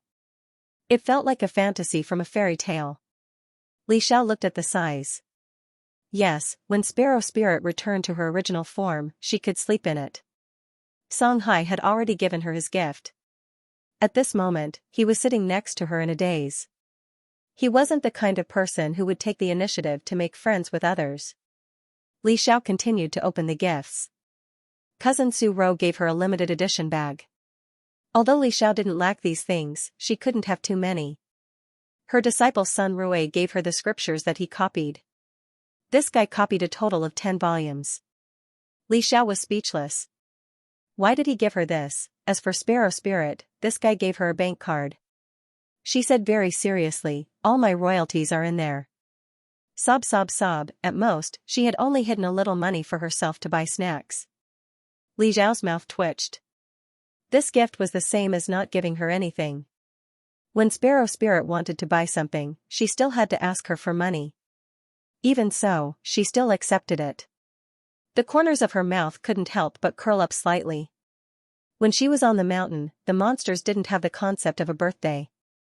At most, they would pick some fruits and herbs for her on this day. So, this was the first birthday she remembered. Su Rou took a lighter and was about to light the candles on the cake. Songhai suddenly said, let me do it. The next second, the 19 small candles were instantly lit. Su Shufeng's mouth twitched. So what if you know magic? Su Ro was stunned for a moment, but her brother, Su Shufeng, had mentioned it to her before, so she quickly accepted it. She said to Li Xiao, "Okay, you can make 3 wishes." Li Xiao closed her eyes and made 3 wishes in one breath. Su Ro said, "Well, you can say the first 2 wishes, but you don't need to say the third one." Li Xiao really didn't know this. After all, she hadn't officially celebrated her birthday before. But her wishes weren't something that couldn't be said. "I hope to find the void mirror soon. I hope the assets under my name can double this year. The more money, the better." As for the third wish, she hoped to solve the mystery of herself as soon as possible. Su Shufeng joked, "I thought you would want the Li clan to go bankrupt as soon as possible." Li Zhao's tone was indifferent. "This will happen sooner or later. I don't need to waste a good wish for them." Everyone was silent. "This is all the information we have on Li Xiao," Mr. Ren said to the young-looking Taoist in front of him. His tone was respectful, which was rare. The Taoist in front of him looked like a good girl. His skin was so pale that it was as if there was no blood in it. You could even see the light blue veins on his skin. Suddenly, he clenched his hands into fists and coughed violently. He coughed violently as if he was going to cough out all his internal organs. After coughing for a while, his originally excessively white face had an unhealthy red flush. He took the few pages of paper and read them slowly. There was a faint smile on his face, which made him look like a strategist. So the Xianglunian was killed by her. It seems like she has some skills. The Taoist sighed. This little girl has been practicing Taoism for less than a year? Are you sure? He had seen many geniuses, but none of them were able to do this. Mr. Ren hesitated for a moment and said, "At least before this, she didn't show any signs of abnormality until she went with Chan Kaiying to audition for a TV series in the summer. At that time, she caught the eye of the director because of her excellent qigong." When he mentioned Chan Kaiying, there was a hint of disgust in his voice. This woman had ruined his most beloved grandson, Renin Tang, since childhood. As for Li Xiao, the reason why he wanted to deal with her was because she had embarrassed the Ren family. On the other hand, he was afraid of Li Xiao's abilities. He was afraid that Li Xiao would come to deal with the Ren family for revenge. For the future of the Ren family, he had to prepare for a rainy day and strike first. The smile on the Taoist's face deepened. No matter when she started learning Taoism, the fact that she was able to kill a Xianglunian one-on-one at such a young age shows that she is very talented. Mr. Ren didn't say anything. He knew this, or else he wouldn't have invited this powerful person here. Previously, when he had been looking for someone to help him, the moment the other party heard that it was Li Xiao, who could deal with the Xianglunian, they had immediately retreated. There was no room for discussion. He still remembered that his grandfather had once mentioned to him that Shen Ming, the Taoist master, was not an ordinary person. That was why he used the contact method passed down by his ancestors to find him. It was also because he had some ties with the Ren clan. Otherwise, the other party might not have been willing to help him. He lowered his gaze. In his great-grandfather's era, Shen Ming had the image of a young and weak man. So many years had passed, but his appearance had not changed at all. He was exactly the same as in the photo, as if time had stopped on him. However, no matter how much he coveted the other party's secret of immortality, he did not dare to offend such an unfathomable person. Shen Ming said lightly, "I'll go and see this little girl first." Mr. Ren said solemnly, "I'll leave it to you then." Shen Ming pondered for a moment. "If we really want to deal with her, I'll need her birth characters. It would be even better if we have her blood, flesh, and hair." Mr. Ren frowned slightly. He really didn't know about this. To be honest, rich people like them usually kept their birth characters very well. When the child was born, they would even release a secret. They wouldn't let the public know the real birth characters, so that their opponents wouldn't make a fuss about it. The Li clan was the same. At most, they would only know the specific birth date. However, there was one person who would definitely know. As a father, Lu Namju couldn't not know his child's birth characters. He said, "When the time comes, we can ask her father, but we'll need a reasonable excuse." Shen Ming smiled. "That's not difficult." There was a hint of joy in his tone. He hoped that Li Xiao could bring him more surprises. After all, his body couldn't take it anymore. Li Xiao was shopping with Jiang Tian. This rich lady had to attend an elder's birthday banquet next month, so she was choosing a gift now. Suddenly, she stopped in her tracks and turned her head, looking not far away. Jiang Tian tilted his head in confusion. What's wrong? Li Xiao frowned slightly. I just felt a sense of malice. If it was a normal person's malice towards her, it would be like ants towards humans. Li Xiao might not have been able to sense it. If her intuition could warn her, it meant that the other party did have the ability to hurt her. However, when she turned her head, the malice disappeared in a flash. It was as if she was just making a fuss about nothing. Jiang Tian didn't rush her. Instead, he stood there with Li Xiao. Li Xiao said, "Let's go. Let's continue shopping." The other party might have already left. If they really came for her, then she wouldn't be afraid. Shen Ming leaned against the wall, his body trembling slightly. However, it wasn't because he was afraid, but because he was excited. When he heard Ren Jiahong talk about Li Xiao, he didn't believe it. However, when he saw Li Xiao in person, he realized that Li Xiao was even more powerful than what was described in the information. He hadn't seen such a powerful soul for many years. She was like a scorching sun that attracted his eyes. When other people were around her, they were as small and dim as the light of a firefly. A person with such a powerful soul must have great talent in cultivation. It was no wonder that Xinglunian died at her hands. After all, he was facing a genius that might not appear even once in 100 years. However, this young lady's intuition was really sharp. He only glanced at her, but she noticed it. If he didn't dodge quickly, he would have been discovered by her. This was really fate's arrangement. He was lucky enough to meet her when he needed her the most. He really wanted her, greed flashed in his eyes. This desire burned him like a raging fire, causing his expression to unconsciously twist. Cough, cough, cough. Once he was excited, his body couldn't take it anymore.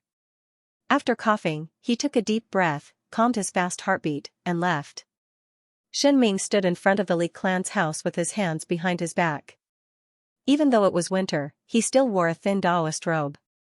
When the cold wind blew, it made him look even more sage-like, as if he could become an immortal at any time. This disguise was very confusing. He looked at the house and frowned slightly. After a while, he sighed softly. His voice was very soft, but there was an indescribable magic in it. It clearly fell into the ears of others. Taoist priest, what's the matter? The guard stared at him for a while, and finally couldn't take it anymore and asked. Shen Ming pointed to a room on the second floor.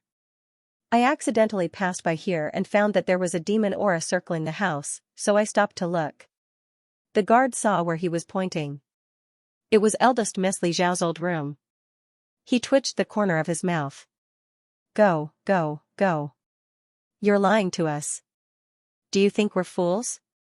Shen Ming looked at his face and said calmly, judging from your face, you must have received a windfall yesterday. The guard's heart thumped. He was right. Yesterday, Miss Lin's aunt gave him a sum of money and asked him some questions about the Li clan. He didn't expect this Taoist priest to be so accurate. Shen Ming continued to say a few more things, which were only known to the guard himself, making him even more convinced. The guard couldn't help but stare at him. So, what he said about the demon aura in the Li clan was true. No wonder the Li clan had been going downhill these few months. Maybe it was because of this. If he could help even a little bit, Mr. Li might even raise his salary for the sake of this contribution. Thinking of this, the guard looked at him with more eagerness. Please wait here. I'll talk to the old madam. The teacher was still in the company. Only the old madam was at home. But the old madam always believed in this kind of thing. Shen Ming smiled. Lu Namju was called back by his mother's serial phone calls. His mother's instructions over the phone were unclear, and he was confused. As he approached the hall, he heard his mother's exclamation. Yes, that's it. Master, you're right. There are so many taboos in this. Lu Namju frowned. His mother couldn't have been tricked by some charlatan, could she? Even he had to admit that his mother was very gullible. She was easily tricked. He stepped into the hall and saw a young man sitting on the sofa with a faint smile on his face. When he looked over, Lu Namju felt like he was being seen through. It was as if he was standing naked under the sun. "Mom, who's this?" The Chu Lian hurriedly introduced, "This is Master Shen. He passed by our house and said there was a demon aura in our house." Lu Namju was speechless. This sounded like a common trick used by charlatans. Although he now believed in ghosts and gods, demons were a different story. Shen Ming was still smiling. "When you were 8 years old, you had a younger brother. Unfortunately, he was unlucky and died at a young age." Lu Namju subconsciously looked at his mother. His mother's Chu Lian face also turned pale. She shook her head at him, indicating that she didn't say anything. This was a secret hidden in the hearts of the mother and son. At that time, Lu Namju's father had a mistress outside. The mistress gave birth to a son for him. His father doted on the illegitimate son who looked like him. Later, the child died. His mother, the Chu Lian, began to abstain from meat and pray all year round. Lu Namju didn't know what his mother had done, but he could vaguely guess. Shen Ming continued, "Your father-in-law." Lu Namju raised his voice and interrupted him. "Master, you said there was a demon aura in our house. Is there an evil spirit causing trouble?" From the change in his tone, it was obvious that he trusted Master Shen. He didn't want Master Shen to reveal more secrets. A thought unconsciously appeared in his mind. Was the so-called evil spirit Qian Fei? Shen Ming said, "I'll go upstairs and take a look." Lu Namju personally led him upstairs. He was about to open the lock in front of Qian Fei's door when he saw Master Shen pass by Li Qianfei's room and walk to Li Zhao's door. "Open this door." Lu Namju and the Chu Lian were both stunned. The Chu Lian even said in shock, "This is my eldest granddaughter's room." "Yes, the demon aura is the strongest here." Lu Namju was silent for a while, but still asked someone to open the door. Shen Ming lifted his foot and walked in. Many things in the room had been taken away. Only the furniture was left. It seemed empty and lifeless. Lu Namju asked, "Are you sure it's here?" Shen Ming nodded and showed a compassionate expression. "Actually, it's not an accident that I passed by your house. I first saw a picture of your eldest daughter on the internet. There was an evil spirit flowing between her eyebrows. She was different from ordinary people. I had some doubts, so I came to take a look. It was just as I expected." He sighed softly. Fortunately, it didn't cause a disaster. Lu Namju's heart was in a mess. "That's impossible. My daughter can't be a demon." Even if he didn't get along with Li Xiao, he had watched Li Xiao grow up. When she was just born, he often held her. Shen Ming said, "I didn't say that your daughter is a demon, but it's very likely that your daughter's body has been taken over by a demon." Lu Namju's lips opened and closed, but he couldn't say a word. Shen Ming continued, "Do you feel that her temperament has changed greatly in the past few years? That she suddenly has many secrets that you don't understand? Do you feel that she's alienated from you?" These questions fell into Lu Namju's heart, making him more and more shaken. Lu Namju thought back to the events of the past few months. Lu Hao suddenly became very powerful. He could even draw talismans to drive away ghosts. Her attitude towards him became more and more indifferent, as if she no longer had any father-daughter feelings towards him. If she really had been taken over by a demon, then there was a reason for all the abnormalities. Once he accepted this, he felt that his mood had unconsciously relaxed a lot. It turned out that Li Xiao had changed, and it had nothing to do with him. Shen Ming looked at the expression on his face, and his smile remained. It was normal for a young girl's temperament to change after her family had experienced a major change. But humans would rather look for reasons from others than admit their own mistakes. Therefore, he could easily incite Lu Namju with just a few words. But in his heart, he hoped for this reason more. "You're right. She has changed a lot. She doesn't seem like my original daughter anymore. If she's really been taken over by a demon, then I'll ask the Great Master to subdue the demon and bring my original daughter back." The fish had taken the bait. Shen Ming wasn't surprised when he heard what he had expected. In his long life, in order to maintain his weakened soul, he had sought out powerful souls to nourish himself. When he found his prey, he would usually approach the other party's family. Using various reasons such as being possessed or being possessed, he made their families willingly become his accomplices and help him trap those people. Even after he took away their souls, they were grateful to him and thanked him for helping them get rid of the evil. He pondered for a moment and asked, "What if your daughter's soul is gone, or even eaten by the demon?"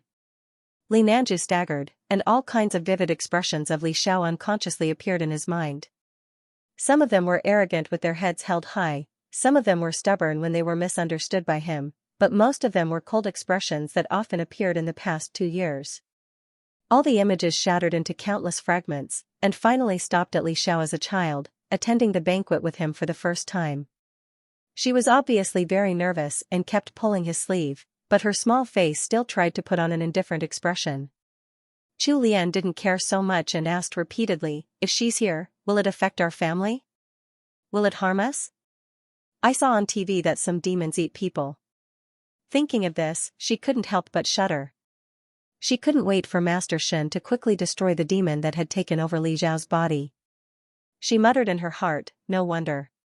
No wonder Li Xiao didn't know anything before, but now he suddenly became so powerful and could make evil spirits come to scare us and make me have nightmares. This should be the demon's magic." Thinking of this, she gnashed her teeth in hatred.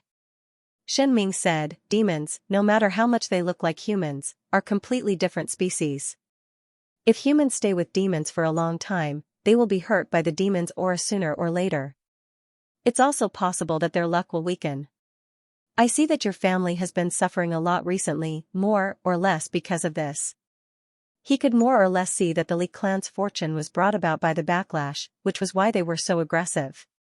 Even he couldn't help them change their fortune in a short period of time. Unless the Li clan had the courage to spend all their wealth and accumulate merit, then it was still possible. Besides, even if he had the ability, he wouldn't spend so much effort to help them. Of course, Shen Ming wouldn't tell them the truth. The only thing he wanted was for Li Xiao's father to stand on his side so that it would be easier for him to scheme against Li Xiao. He quietly looked at Lu Namju, who had a conflicted expression on his face, and did not rush him. Chu Lian nudged Lu Namju. "Nanju, say something." Lu Namju asked, "If the evildoer is eliminated, what will happen to my daughter?" Shen Ming had already thought of an excuse before he came to the Li clan. If the soul was stolen, the body would naturally die and gradually decay. However, if it was Li Xiao, he could leave her body behind and refine it into a powerful puppet. Her real soul has been swallowed by the evildoer long ago. Even I can't do anything about it. The only thing we can do is to avenge her and prevent the evildoer from using her body to run amok. If your real daughter knew what she did, she wouldn't be able to rest easy in the underworld." Chu Lian was delighted. If she died, then he wouldn't have to worry about being threatened or hurt by her. The money in Li Xiao's hands would naturally belong to them. It just so happened that the company was short of money, and this money could make up for the company's loopholes. Although Chu Lian had a lot of assets, he had recently taken out a lot to help his son. In addition, he had to give those women houses and money. No matter how rich he was, he didn't have any extra food. She had been eyeing Li Xiao's money for a long time, but because of Li Xiao's ability, she was afraid of offending her and didn't dare to act rashly. Now, all of this came without any effort. Lu Namju took a deep breath. He had already made a decision. "What can I do?" Shen Ming still had that compassionate expression. "I need her real birth date and 8 characters. I also need your blood." Li Xiao was too sharp. He couldn't get close to her. He could only settle for the next best thing. He chose the blood of her family to establish a connection with her. Lu Namju nodded. "I understand." Yes, he did this for Li Xiao's good. It was to prevent the evildoer from using her body to run amok. His expression was sorrowful, but also relieved. Great. It turned out that the person who hated him so much wasn't Li Xiao herself. Shen Ming got Li Xiao's birth date and 8 characters from Lu Namju, then carefully collected his blood. He had already completed more than half of the things he needed for the ritual. Next, he only needed to lay down the formation and take the initiative to let Li Xiao enter the formation. He had already chosen the location long ago. It was Xianyuan Mountain. Xianyuan Mountain was once the territory of a tiger demon. That tiger demon had swallowed many animals and humans, creating starved ghosts. As a result, the miasma in the area was very thick. Although the tiger demon was later eliminated, the miasma still existed. The area was also desolate and uninhabited. The miasma could confuse people's minds. It was perfect for his 9-turn soul-seizing formation to bring out the best effect. After all, his opponent was Li Xiao, who could kill the Xinglunian on her own. Therefore, he couldn't be too careful. His originally calm expression became more serious. In order to better deal with that evildoer, I will make some preparations in advance. When the time comes, you just need to lure her to Xianyuan Mountain. Lu Namju stared blankly. Without a reasonable excuse, it will be very difficult to do that. The Chu Lian patted his head and said, I got it. Just say that you were kidnapped. The kidnapper is over there. Let her go save you. Isn't she very capable? When Lu Namju heard this, he felt a subtle discomfort in his heart. So he had to use that demon's kindness to deceive her into walking down the path of no return. Shen Ming caught a glimpse of the struggle on his face and said faintly, don't forget about your real daughter. He lowered his eyes slightly and didn't say anything further. Lu Namju nodded vigorously. I know. That's right. How could he be soft-hearted towards the evildoer who killed his daughter? Li Xiao closed her eyes and rubbed her temples. She didn't know why, but when she was cultivating today, she felt uneasy. Her efficiency was very low. She walked out of the room and returned to the hall. Her phone was placed on the table. Normally, when she was cultivating, she wouldn't keep her phone by her side so that it wouldn't disturb her cultivation. She swiped her fingerprint and opened the page. She saw several missed calls from the Chu Lian. As soon as the call connected, the Chu Lian was crying and wailing on the other end. Xiao, something happened to your dad. He was kidnapped. Hurry up and save him. Li Zhao's expression was a little strange. Kidnapped? Are you sure? When I saw him a while ago, I didn't see that he was in trouble. The crying on the other end of the line paused. The Chu Lian's voice sounded again. It's true. Why would I lie to you? The kidnapper has already sent a letter saying that if you don't give us 10 billion, they'll kill the hostage. Tell me, where do you think our family is going to get 10 billion? Li Xiao felt that this whole thing was strange. No matter how good she was at fortune-telling, she couldn't have been wrong. Moreover, 10 billion was a bit too much to ask for. Previously, she was too lazy to waste time on the Li clan. The ghosts who were originally watching the Li clan had all been withdrawn. Now, she had no way of knowing whether this was true or not. She pondered for a moment and said, I'll go and take a look. When the time came, she would help calculate the location of the kidnapper. It could also be considered as ending this karma. Li Xiao wasn't a procrastinator. She quickly took the car back to the house and successfully met the Chu Lian. The Chu Lian's eyes were swollen. As soon as she saw her, she grabbed her hand and cried. Li Xiao frowned slightly. She looked at the Chu Lian's face. She didn't lose money at all. The color of the children's palace was even brighter. This meant that Lu Namju was fine. She looked at the Chu Lian. Although she was crying, there was no sadness in her eyes. It's fake. It's all fake. What gave her the confidence to deceive a master of metaphysics? Her face darkened slightly. What was the other party planning to do by making such a big fuss? Was it to cheat her of her money? She said calmly, let me take a look at the kidnapping letter. The Chu Lian immediately handed it to her. Li Xiao lowered her head and looked carefully. The letter was written on the most common rice paper in the market. It was written in Sanskrit. It said that if 10 billion was not sent to Xianyuan Mountain by December 12, they would send Lu Namju's finger as a gift. Li Xiao took Lu Namju's clothes and asked the Chu Lian, tell me his birth characters. I'll calculate his situation. Xianyuan Mountain? She had never been there and didn't have any impression of it. The Chu Lian looked hesitant. She stammered, I don't remember. It's been decades. I'm old and a bit muddle-headed. I'll go look for it. It's probably in my hometown. How could she give her son's birth characters to this evildoer? What if she used it against her son? Besides, if she really calculated the truth, they would be in trouble. Her hands trembled as she thought of this. Li Xiao sneered in her heart. The Chu Lian loved Lan Namju so much. How could she not know his birth characters? She couldn't find a good excuse. Forget it. Even if she didn't have his birth characters, she had his name, his birthday, and Lan Namju's clothes. That was enough for her. Li Xiao took the clothes and left. What was she doing here? Watching the Chu Lian act, the Chu Lian wanted to stop her but didn't dare. She just stood there with a conflicted expression. This evildoer refused to take the bait. What should she do? Her expression changed again and again. Lin Jiaoxi just came out of the room. Seeing the Chu Lian's expression, he walked up and asked, "Mom, what's wrong? Is there something going on at home?" She could vaguely sense that her mother-in-law and Nanju were hiding something from her. They even let her uncle and aunt stay in a nearby hotel for the past 2 days. Obviously, they didn't want them to know. Although it was a good thing that her uncle and aunt weren't at home for the time being, she was excluded. She more or less felt uncomfortable. She could only beat around the bush. The Chu Lian, who was usually easy to coax, was unexpectedly tight-lipped at this time. What a joke. Li Xiao was possessed by a demon.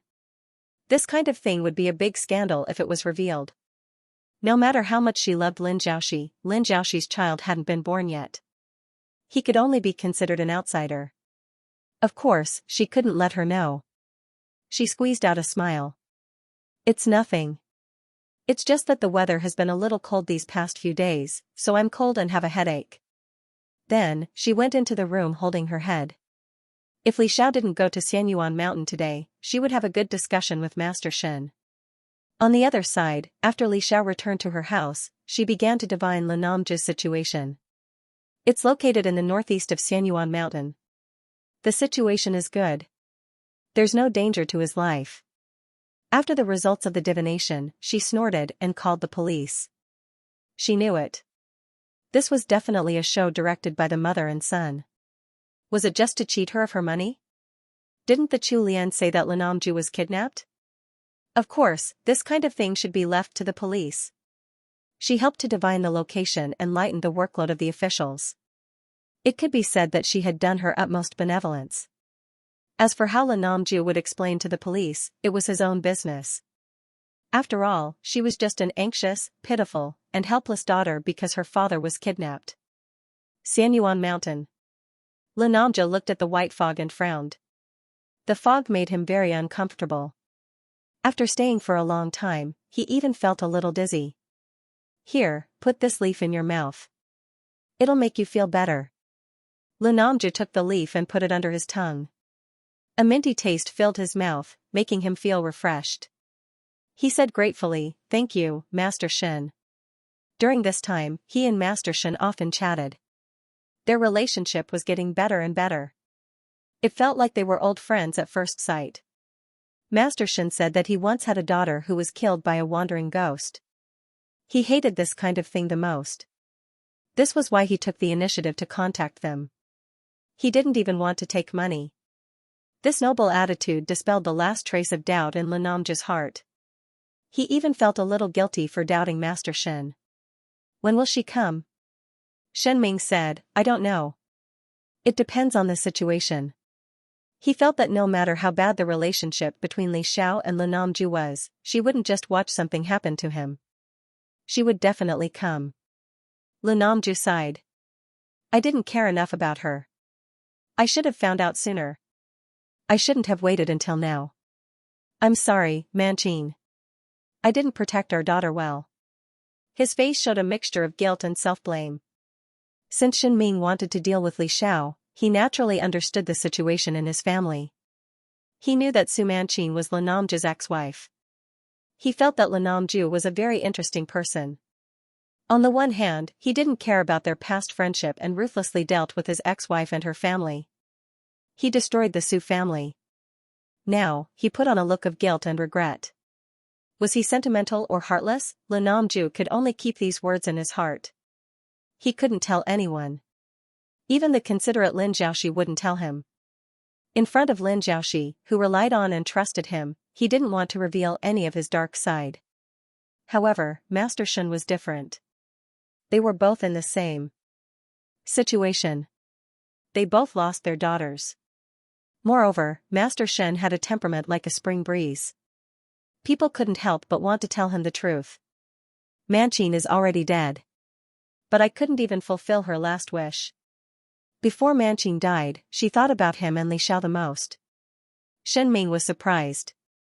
You said your ex-wife is dead? Li Nanju nodded as the scenes of the past replayed in his mind. Su Manqin may have done evil things in the past, but after knowing Zhang Jiayin's true colors, could she have been framed as well? Shen Ming said, but I saw your husband and wife palace. Your ex-wife is still in this world. Her life is not in danger. Li Namju seemed to be struck by lightning. His body froze. He stared at Shen Ming. What did you say? She's not dead? But I've seen her body. He had seen it before. Su Manqin's original appearance couldn't be seen clearly because of the fire. Suddenly, his heart skipped a beat. The fire came too suddenly. When he saw the body, he couldn't bear to see Manqin's miserable state. He just wanted people to bury her as soon as possible. Could it be that her death was fake? Did that monster do it? Did she do it because she was worried that Manqin would find out that she was an imposter? Li Namju thought he knew what the monster was thinking. He gritted his teeth and said, my ex-wife should have fallen into the monster's hands. I hope you can help us. Shen Ming nodded. I'll do my best. He shook his head slightly in his heart. He would be long gone by the time he swallowed Li Xiao's soul. How could he play with this fool? If it weren't for the fact that he didn't want to cause more trouble, he really wanted to see this man's face after he found out the truth. Suddenly, there was a rustling sound. Although the sound was very soft, Shen Ming's sharp five senses still detected it. He held his wand with a dignified expression. Someone was coming, and there was more than one aura. Could it be Li Xiao? Did she find other helpers? It didn't matter. This array was set up to deal with Li Xiao. Even if she had made many preparations, once she stepped into it, she would not be able to escape. Under his vigilant gaze, the bushes were quickly pushed aside. At the same time, several people in police uniforms rushed out.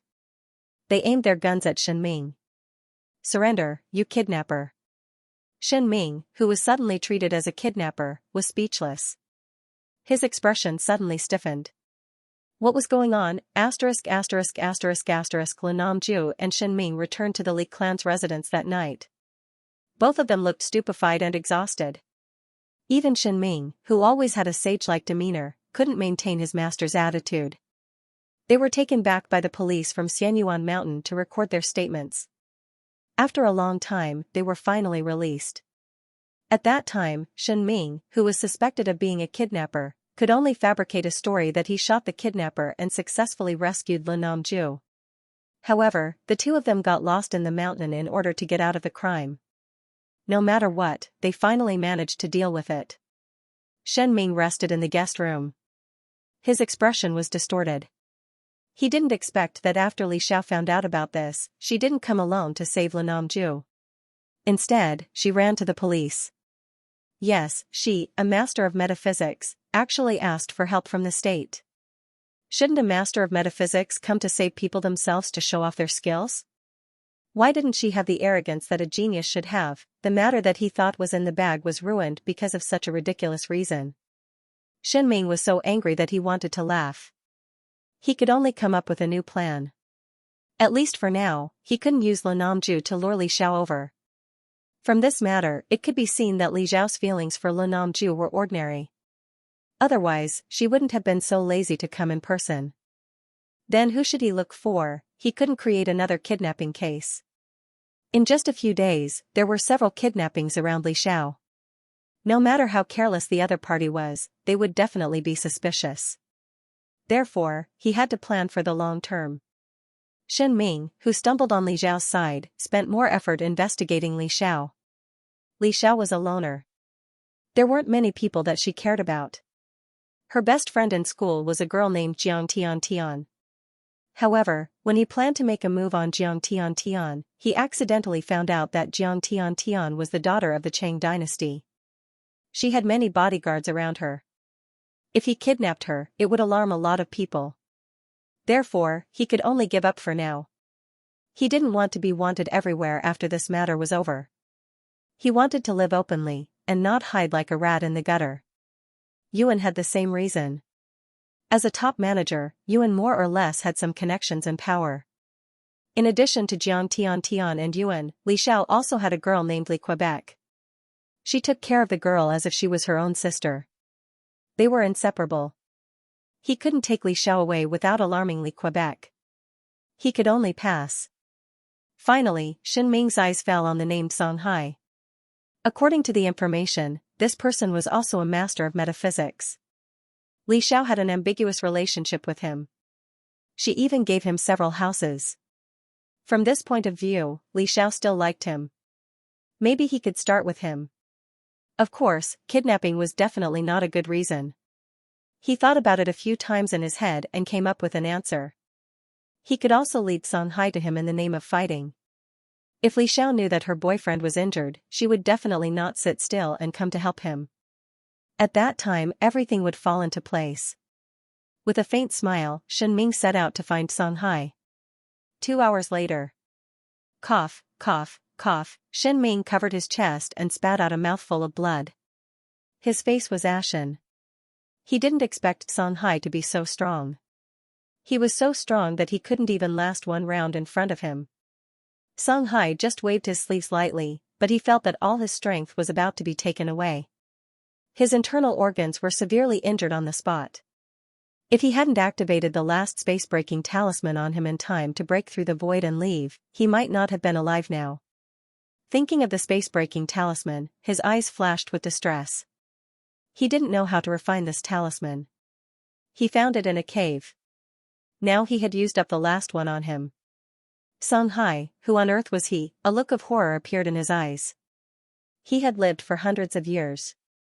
Although his divine soul was getting weaker and weaker, many so-called Taoist masters were still no match for him. Leading Song Hai to him became a ridiculous plan in front of his absolute strength. He was afraid that he wouldn't be able to lead Song Hai to him. When did such a great master appear in a city? And he was so low-key. He didn't use his powerful strength to seek benefits. Instead, he simply made a little money. Was it because he was scheming for greater benefits that he was so low-key? In any case, he couldn't get him involved in this matter. It was better to hide it from him so that he wouldn't become Li Xiao's assistant. Then he would have no hope at all. He sat down and swallowed a black fruit to heal his injuries. After a while, he covered his chest. Maybe he should change his plan. He knew that some demons were good at shapeshifting. He could force one of them to change into Song Hai's appearance and lead Li Xiao here in the name of confessing his love. Coincidentally, he did know that there was a fox spirit in S City who was talented in shapeshifting. 3 days later, Shen Ming finally got all the information about this fox spirit. He had lived for so many years and had some channels of his own. When he finished reading the entire investigation, he let out a low chuckle. He really didn't expect this fox spirit to be Li Xiao's love rival. This fox spirit, Xian Lulu, was in love with the human man, Quan Ilsen. She even changed her appearance to look similar to Li Xiao. In order to date Quan Ilsen, she was willing to put down her self-esteem and become Li Xiao's substitute. In the end, she was mercilessly dumped by Quan Ilsen. Quan Ilsen even left China because of this. It was a great shame that a fox spirit, who was famous for her charm, lost to a mere human. This fox spirit was even jealous of Li Xiao in the department store. She bought all the things that Li Xiao liked. It was obvious that the two of them had a bad relationship. This fox spirit, Xian Lulu, should be very willing to cooperate with him. He had originally wanted to use threats and promises, but now that he had this layer of relationship, this matter was in the bag. A confident smile appeared on his face. Cough, cough, cough, he began his daily routine of coughing. Every day, his body became weaker and weaker. This was also the reason why he was anxious to swallow Li Xiao's soul. As for the souls of ordinary people, they were useless. Once his divine soul recovered, he would be able to search for the legendary divine artifact. Before Xianlulu entered the house, she keenly sensed that there was another presence in the house. As an animal, she was undoubtedly sensitive in this regard. She felt displeased because her territory had been invaded. Was it a thief? No, it was unlikely. She had also set up a small enchantment around the house. Ordinary thieves would subconsciously ignore this place before they got close. How could they enter? Xianlulu held the amulet in her sleeve and raised her vigilance. However, she opened the door as if nothing had happened. The person in the house didn't seem to want to leave even if they heard her opening the door. She pushed the door open and turned on the light in the living room. The bright light shone on the young man sitting on the sofa, outlining a slender figure like a lush bamboo forest. The other party's appearance had a kind of androgynous charm, and his temperament was peerless. He raised his head and smiled at Xianlulu.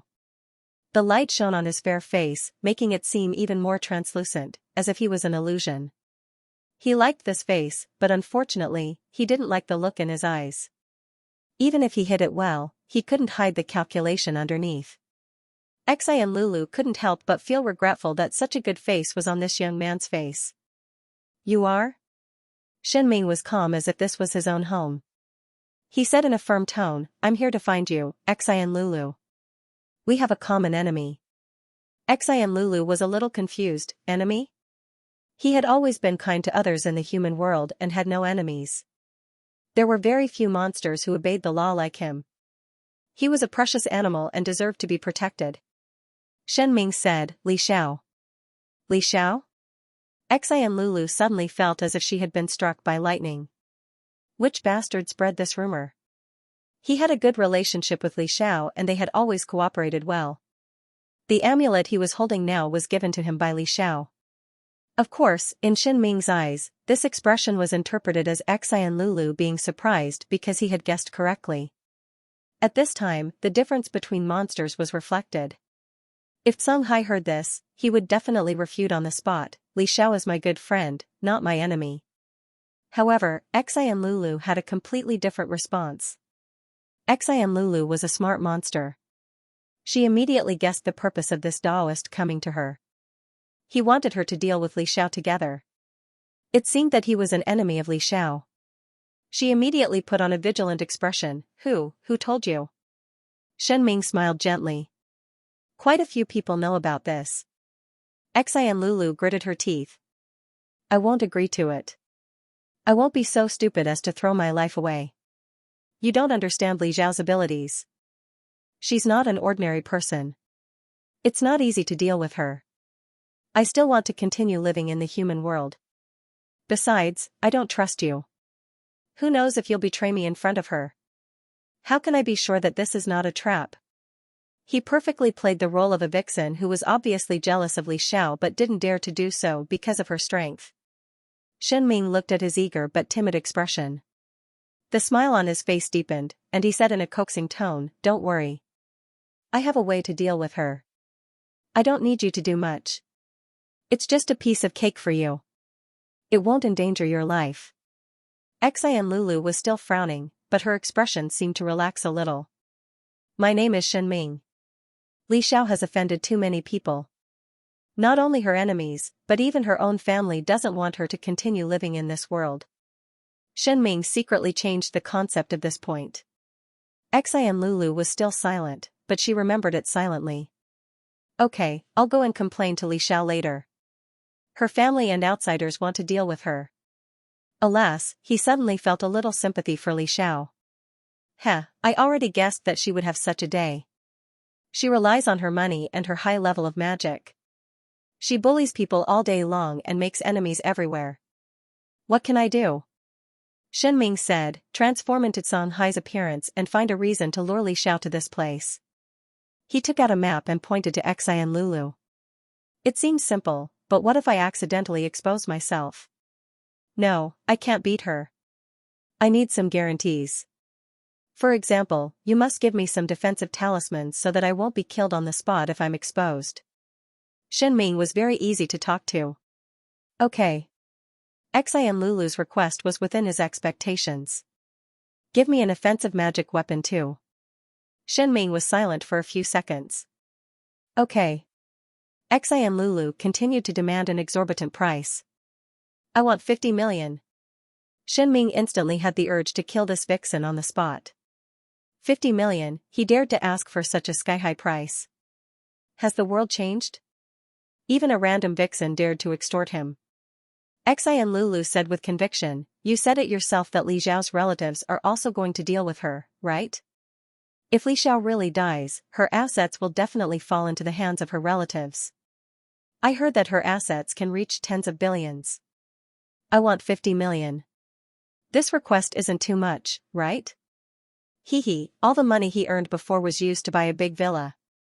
Now it's just the right time to get some renovation fees from this idiot. She's really a clever vixen. Shenming took a deep breath and kept recalling Li Xiao's powerful soul. Her soul should be able to support him for about 100 years. This kind of opportunity was rare. Okay, but this is the last request. His calm tone contained a faint murderous aura. If this vixen dared to make any other requests, don't blame him for being ruthless. Xian Lulu knew when to stop. She was as obedient as a quail egg. I look forward to working with you. Shenming said calmly, let's think about this carefully. In short, this person is definitely up to no good. You have to be careful. After Shenming left, Xian Lulu changed her face and ran to inform Li Xiao. He didn't go directly to Li Xiao's house. Instead, he looked for Yuan and then called Li Xiao out through Yuan. From this point of view, he was indeed quite experienced. Xian Lulu even changed into Shenming's appearance so that Li Xiao could better remember his appearance. Li Xiao originally thought that Ju and the others were planning to cheat her of her money. Who would have thought that they would actually cooperate with a metaphysics master? Celestial Source Mountain? Her lips curved into a sarcastic smile. It seemed that Ju and the others were planning to lead her to this place, but they failed. So now, they found Xian Lulu. Li Xiao asked, did he give you 50 million? Xian Lulu said, I received the money in the morning. This is something else he gave me. Shenming also put in a lot of effort this time. In addition to giving Xian Lulu a dozen self-defense talismans, he also gave her an umbrella. The umbrella flashed and made people feel dazed just by looking at it. It could be considered a rare magic tool. Li Xiao certainly wouldn't covet his things. Xian Lulu was already very loyal to her for reminding her about this matter. Thank you, I understand. Her eyebrows curved, but when she thought about how Ju and Shenming were colluding to deal with her, she couldn't help but feel a bit ridiculous. Since that was the case, she wouldn't show any mercy to the Li clan. Xian Lulu said, I scolded you in front of him. When she said this, she glanced at Li Xiao with an I'm innocent expression. He seemed to really believe it. He also told me that as long as you go over, you won't be able to escape.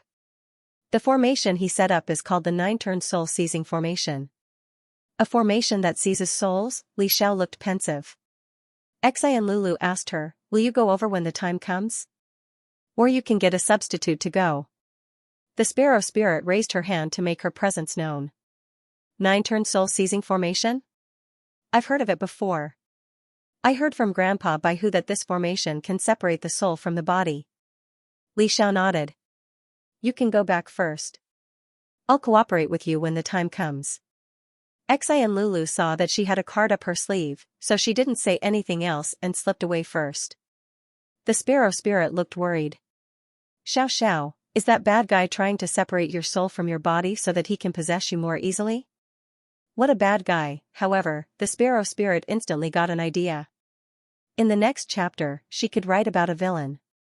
The villain was originally a woman, but she possessed a man's body and opposed the female lead in every way. Li Xiao smiled. I don't know. Even if she was confident in her own strength, she wouldn't underestimate anyone. Of course, she had to be fully prepared. She suddenly thought of something. Since Xian Lulu was going to take on Songhai's appearance, she might as well let Songhai do it himself. She was clear about Songhai's abilities. With him around, she would have more confidence. Anyway, Shenming wouldn't know. Li Xiao immediately communicated with Xianxia and Lulu. Xianxia and Lulu said that there was no problem, so Li Xiao went to find Songhai to talk about this matter. When she used an illusion to simulate Shenming's appearance, Songhai suddenly realized. It's him. Li Xiao's eyes lit up. You know him? Songhai said, no, but he came to find me. He wanted to hit me as soon as he attacked. I don't know him at all. His tone carried a bit of unspeakable grievance, making Li Xiao have the urge to reach out and touch his head. She coughed. And then? I injured him. He has a talisman seal that can break through space. If he hadn't run away quickly, Songhai would have killed him. Li Xiao asked, so what's his strength like? Songhai thought for a moment. I don't have an impression of him. He seems quite weak. Li Xiao. No, this is a legendary mythological beast. Everyone seems weak and helpless in front of him. Li Xiao changed the topic. When the time comes, we'll capture him alive and keep him as evidence. It'll be a good time to cut ties with the Li clan. Okay. Li Xiao thought for a moment and mentioned her communication with Xianxia and Lulu. So when the time comes, I'll have to trouble you to pretend to be Xianxia and Lulu and confess to me. Ah? Songhai was stunned. Confess to Li Xiao? Isn't this too fast? Li Xiao hurriedly said, it's just an act. It's just an act for Shenming. Okay. Li Xiao said, if you don't know how to confess, I can write the lines for you. You can memorize them when the time comes. Songhai said, it's okay. I can write it myself. Li Xiao looked at his serious expression and didn't know why she wanted to laugh. After she and Song Ming had a rough idea of what to do, she left with a satisfied expression on her face. She also had to make some relevant preparations. After she left, Songhai took out a notebook and a pen. With a serious expression, he wrote down the lines of the confession poems that he could remember one by one. Give me a papaya, return with a beautiful jade. Return a bandit, always think that it's good. Mountains have trees, trees have branches. My heart pleases my husband, but he doesn't know. Unknowingly, he had copied a whole page. Looking at this page, Songhai fell into deep thought. So which sentence was more appropriate for him to use? Li Xiao's vivid and bright face unconsciously appeared in his mind. It was always full of enthusiasm and vitality. For some reason, he suddenly felt a little hot in his ears. Shenming saw Songhai dressed in a green robe. He was handsome and had a kind of otherworldly immortal aura. Shenming's hair stood on end out of reflex. He remembered the pain in his injured body and subconsciously wanted to run away. He suppressed that impulse and realized, no, this was not Songhai, but the fox spirit Xianxia and Lulu who worked with him. However, foxes were really talented in the art of illusion. Looking at this illusion, it was enough to pass off as real. It was Songhai himself. Shenming smiled. You're here. Songhai grunted and stood there quietly with his hands behind his back. The wind from the mountain stream passed through the woods and unconsciously softened around him. Shenming was not annoyed by this attitude. In his opinion, Xianxia and Lulu was too engrossed in her role. She was playing the role of Songhai very seriously. This was also good. Even an insider like him couldn't help but be absent-minded when he saw him, let alone Li Xiao. With him here, they would definitely succeed this time. When will Li Xiao come? Shenming tried to find something to talk about. Songhai suppressed the urge to beat him to death and said concisely, soon. Shenming said, I'll go to the Eye of the Formation first. Xianxia and Lulu was so good at acting that Shenming felt uncomfortable standing next to her, as if he was being pricked by many needles. Besides, he had to check his formation again to see if there were any flaws. Since he had already come this far, he would never allow himself to fail because of some small negligence. If he didn't succeed this time, it would not be so easy to deal with Li Xiao who was on guard. He stepped into the Eye of the Formation, where a blood-red bead was located. The bead was refined from resentful babies. These resentful babies longed to be reincarnated and to have the bodies of living people. Using them as the Eye of the Formation, he could use their strong resentment to form a gravitational force, so that the souls of the people in the formation could be extracted from their bodies. Of course, this alone was not enough. At least for someone like Li Xiao, it was still lacking. At most, it could only make her feel absent-minded. That was why he collected Li Xiao's birth characters and the blood of Li Namju, who was related to Li Xiao. He took out a scarecrow with Li Xiao's name and birth date pasted on the back of the scarecrow. He dripped Li Namju's blood onto the scarecrow. The blood was immediately absorbed by the scarecrow. The originally lifeless scarecrow seemed to gain a bit of vitality, giving people the illusion that it would turn into a living person in the next second. This was the Nailhead 7 Arrows book. Of course, the one in his hand was only a counterfeit. It was not as strange and effective as the one in the legends. However, when the nails fell on the scarecrow, it was enough to seriously injure Li Xiao. When her divine soul was injured, coupled with the 9 transformation soul-seizing array, it would be able to display a miraculous effect. Shen Ming waited quietly. He had waited for many days. He was not in a hurry. Suddenly, he sensed an aura approaching. He could not help but smile slightly. The footsteps were getting closer and closer. At the same time, the sound of the wind carried the voice over. "Why did you call me to this place? This place is full of trees. How can there be any good scenery to see?" It was Li Xiao's voice. I have something to say to you." "Songhai, no," Xian Lulu's voice sounded very nervous. Shen Ming was delighted. The nails in his sleeve floated out. The nails with a black luster fell directly on the scarecrow. A painful groan sounded. Shen Ming immediately crushed the blood-red bead and activated the array. He placed the scarecrow in the eye of the array. With this power, he could more easily trap Li Xiao. In the next instant, his body flashed. He took out a small black bottle and floated in front of Xian Lulu. He was ready to collect Li Xiao's soul. Li Xiao lay quietly in Songhai's arms. There was blood at the corner of her lips. Her face was pale, and she looked weak and powerless. Huh? However, he did not see Li Xiao's soul leave her body. Where's her soul? In the next second, Xian Lulu's palm hit Shen Ming's body. It was as fast as lightning. He could not dodge in time. The slap almost destroyed his divine soul. No, this familiar and terrifying power. The person in front of him was not Xian Lulu. It was Songhai. It was actually Songhai himself. Shen Ming was shocked. What was going on? Where was Xian Lulu? He wanted to escape, but he felt a force pressing down on him, making him unable to move. Then, he saw Li Xiao and Songhai's arms turn into a paper man. Shen Ming's eyes widened.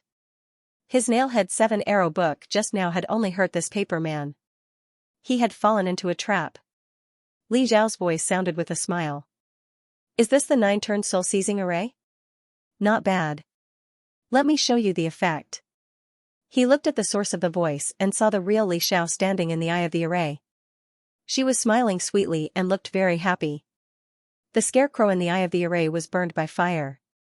The backlash caused Shen Ming to spit out another mouthful of blood. His soul was seriously injured.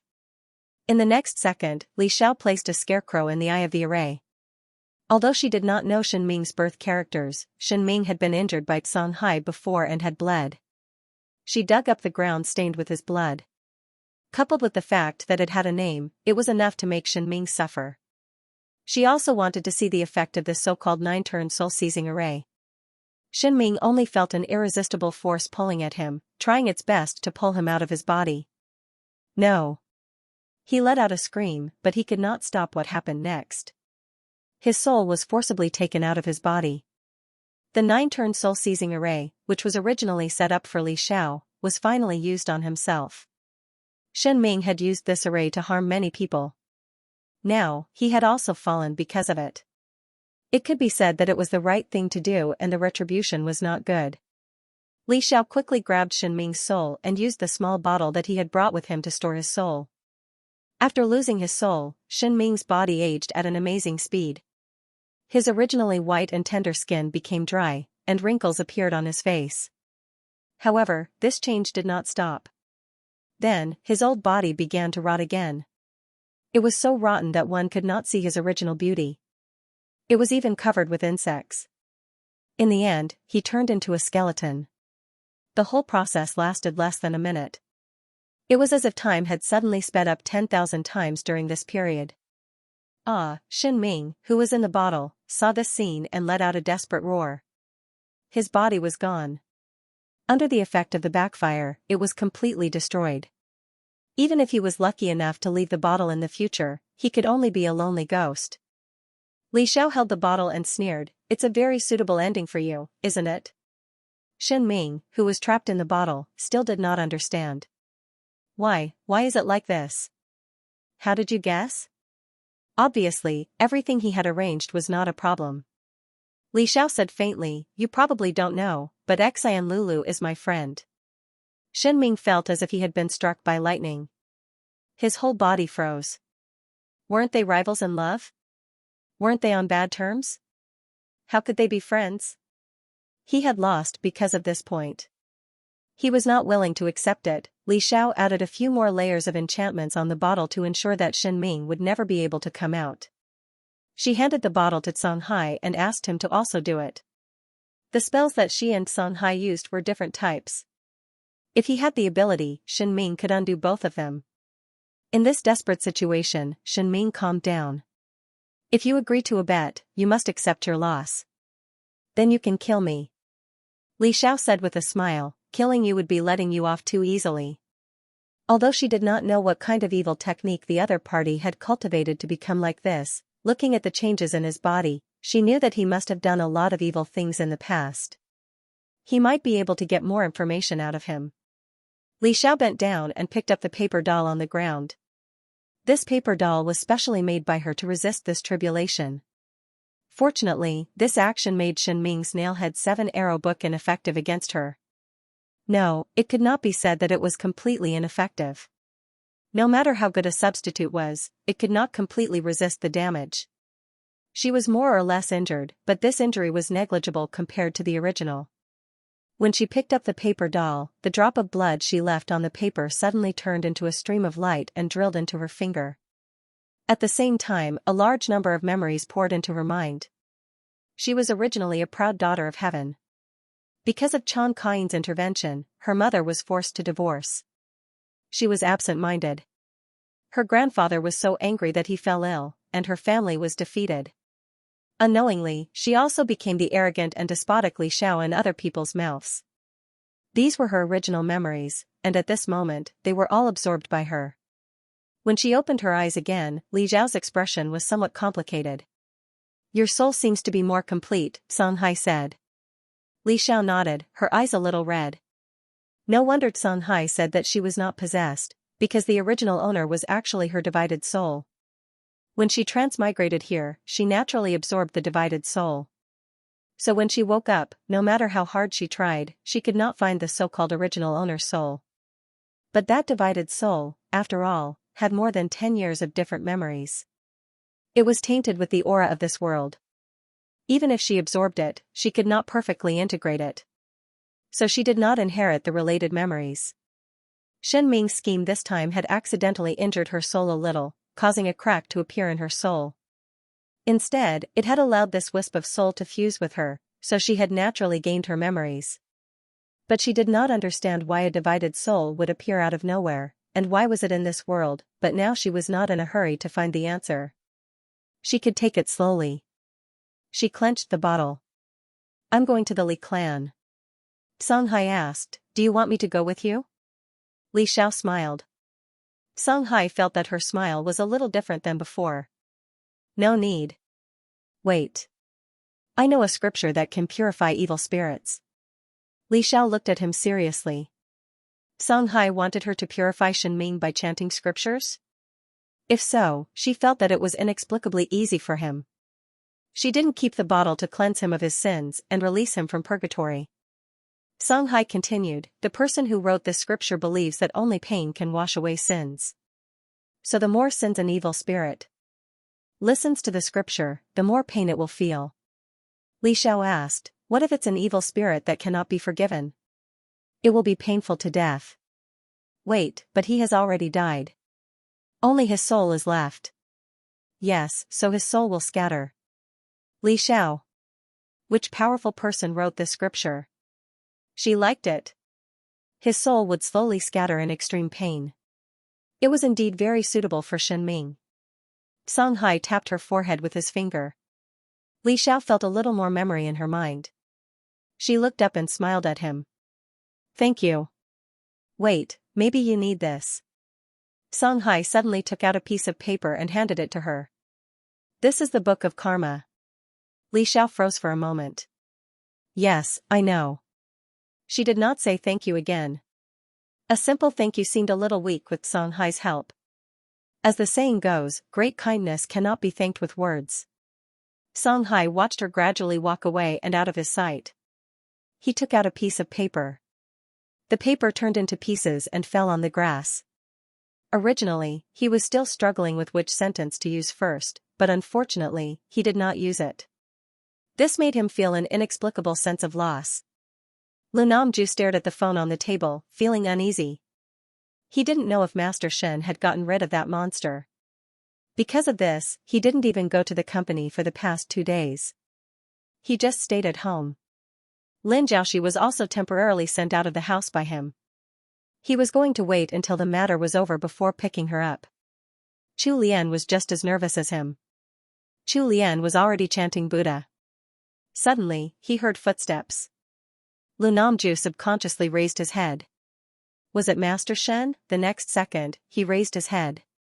When he saw Li Xiao, he felt as if a bucket of ice water had been poured over him. His whole body froze. She actually came back. What about Master Shen? Did he fail? Fear appeared in his eyes. All the hair on his body stood on end.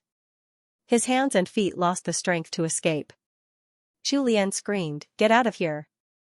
Get out of here!" Li Xiao looked at the two people's frightened expressions. A mocking expression appeared on her face. Are you two looking for him? She shook the bottle. Lu Namju could faintly see the figure inside the bottle. He was dripping with cold sweat. His lips were moving, but he couldn't form a word. Li Xiao had already used the truth spell on Shen Ming on the way here. Therefore, she knew the ins and outs of the matter. Shen Ming just made up an excuse that she was possessed by a monster. Lu Namju and Chu Lian accepted it without hesitation. They even actively cooperated with Shen Ming to plot against her and try to destroy her. This so-called father-daughter relationship was so laughable. Before she had these memories, even Su Manqin and Yuan, who were close to her, didn't think that she had changed. Lu Namju thought so. In other words, he subconsciously believed Shen Ming's words and didn't want to admit his mistake. What do you want to do? Lu Namju's body trembled. She was afraid that she would end up like Master Shen. Chu Lian was so scared that she wet her pants on the spot. A foul smell spread out from her. Li Xiao began to read the scripture that Song Hai had taught him. Shen Ming, who was in the bottle, screamed in pain. He wished that Li Xiao could give him a quick death instead of letting his soul be in a state of death by 1,000 cuts. Yes, he felt as if his soul was being sliced into pieces. Yes, it's my fault. I received Ren Jiahong's order to deal with Li Xiao. I want to use her soul to nourish my weak soul. That's why I asked you to help me deal with her. Everything I said before was a lie. Subduing demons and devils? That's all fake. That formation was to take Li Xiao's soul out of her body. I didn't think that you would be so easily fooled. That's because you also want Li Xiao to die. That's why you believed me when I said it. Li Xiao stopped. Shen Ming was willing to say anything to make Li Xiao stop chanting and stop the pain. The so-called demonic aura is a lie. Your family's bad luck is because you did something wrong. You brought it on yourself. Unless your family uses up all their wealth to do good deeds and accumulate good karma, you will only continue to go downhill. Lu Namju's body was on the verge of collapse. He didn't think that it was all a huge lie. He was so close. He was so close to killing his daughter with his own hands. His spirit was suddenly sucked away. In that instant, he seemed to have aged many years. He didn't even dare to look at Li Xiao. He was afraid that he would see hatred in her eyes that he didn't want to see. You think that I've been possessed because I no longer respect you and don't crave your fatherly love like before? Where did you get the confidence that after you abandoned my mother and went against my grandfather, I would still treat you as my father? How laughable. Just because of that, you want to kill me.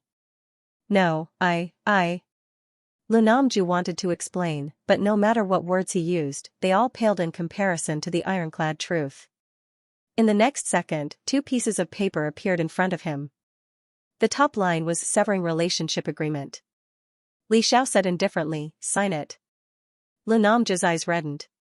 He unconsciously raised his voice, you want to sever the relationship between father and daughter? The Chu Lian boldly said, the law won't recognize this. If they were related by blood, even if they signed the agreement, the law still wouldn't support severing the relationship between father and daughter.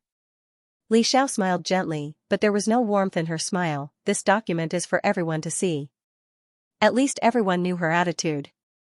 As for whether the law would support it, it didn't matter. The law wouldn't force Li Xiao to be filial to Lu Namju. At most, she would ask her to give a few hundred yuan in alimony. A few hundred yuan would be enough to send off a beggar. Lu Namju didn't sign it. He raised his head and looked straight at her. What do you want me to do for you to forgive me? This time, he was really wrong. He almost helped the evildoer and killed his own daughter. Okay, transfer all your assets to me, and I'll forgive you. Lu Namju hesitated. Li Xiao sneered, you can't do it, right? Since you can't do it, don't say such hypocritical words. Your hypocritical face only makes me want to vomit. It's okay if you don't sign it. Then I'll move back. But if I'm in a bad mood, I might do something to the Li clan's feng shui. If I accidentally set up a feng shui that will end the family line, don't blame me. Li Xiao wouldn't do such a harmful thing, but she could use it to scare the mother and son. Sure enough, Lu Namju and the Chu Lian's faces changed dramatically. The Chu Lian was so scared that his face turned white. She pushed Lu Namju, sign it. Compared to Li Xiao severing ties with them, of course, her unborn grandchildren were more important. Lu Namju took out a pen from his pocket. His hand was shaking as he signed the document. Li Xiao said coldly, don't forget to press your handprint. After Lu Namju finished signing, she also signed her name and pressed her handprint. Then she took out her phone and took a few pictures. In addition to this one, there was also a document for severing ties. But this one was more concise and didn't seem to be formal, as if it had been casually written. Heaven as a mirror, and the earth as a witness. Li Xiao and Lu Namju no longer have a father-daughter relationship. The father-daughter relationship between them is severed. From now on, they have nothing to do with each other. Li Xiao signed her name again. She used a small knife to cut open her hand. Blood dripped onto the paper and soon disappeared. Under her gaze, Li Namju had no choice but to follow her lead. He didn't know why, but when he finished, he felt as if he had lost something. His heart was empty. In fact, this was what Li Xiao paid the most attention to. It was written in the book of karma that Song Hai had given her. From now on, she and Lu Namju would no longer have a father-daughter relationship in the truest sense. This piece of paper quickly turned into specks of light and merged into her and Lu Namju's bodies. Li Xiao felt that the karma had been severed. Finally, a sincere smile appeared in her eyes. After this karmic relationship was severed, nothing in the Li family would affect her. She could also let go of it. After regaining her original memories, Lu Hao suddenly remembered that she still had some things that she hadn't taken with her. She returned to her original room on the second floor, opened the door, and finally found 2 boxes under the bed. Of these 2 boxes, one contained a birthday present that her mother had given her, and the other contained a present that Lu Namju had given her. Her divided soul looked proud, but she was actually a sentimental and soft-hearted fool. She wrapped up the 2 boxes and placed one of them in front of Lu Namju. Her lips curled into a polite smile. This is the birthday present that you gave me before. I'm returning it to its rightful owner. Lu Namju clearly realized that Li Xiao really wanted to make a clean break this time. His lips moved. You should take it back and keep it as a souvenir. Li Xiao's smile became more polite. My home is not a place that recycles garbage. In other words, these things were all garbage to her. Lu Namju couldn't say a word. His heart felt uncomfortable. Li Xiao carried the other box and prepared to leave. If nothing unexpected happened, she probably wouldn't come back to this place. Xiao Xiao. Lu Namju called out to her and asked the question that had been bothering him. Is your mother still alive? Li Xiao stopped in her tracks and turned her head. Don't worry about it. My mother is very happy now. When she gets married, we'll send you an invitation. She now had the power to protect her mother, so there was no need for her mother to continue hiding. Moreover, she had already given the USB to the Chang dynasty. After a while, the Li clan would probably be too busy to take care of themselves. Lu Namju didn't expect that Li Xiao wouldn't even bother to lie. When he thought about how Su Manqin, who used to love him deeply, would have a new boyfriend and even get married, he felt an indescribable pain in his heart. But now, he had lost the right to stop it. How could your mother like someone else? When she was sick, her heart was filled with only him. Li Xiao sneered. Mr. Li, you think too highly of yourself. Who would like someone who killed their own father? My mother isn't cheap. You don't think that my mother still loves you, do you? What she did before was just to protect me. She was lying to you. She doesn't love you at all. After leaving you, she's living a good life. She's smiling every day. People like Lu Namju who thought too highly of themselves should be taught a lesson. She lied to you. These words kept circling in Lu Namju's mind.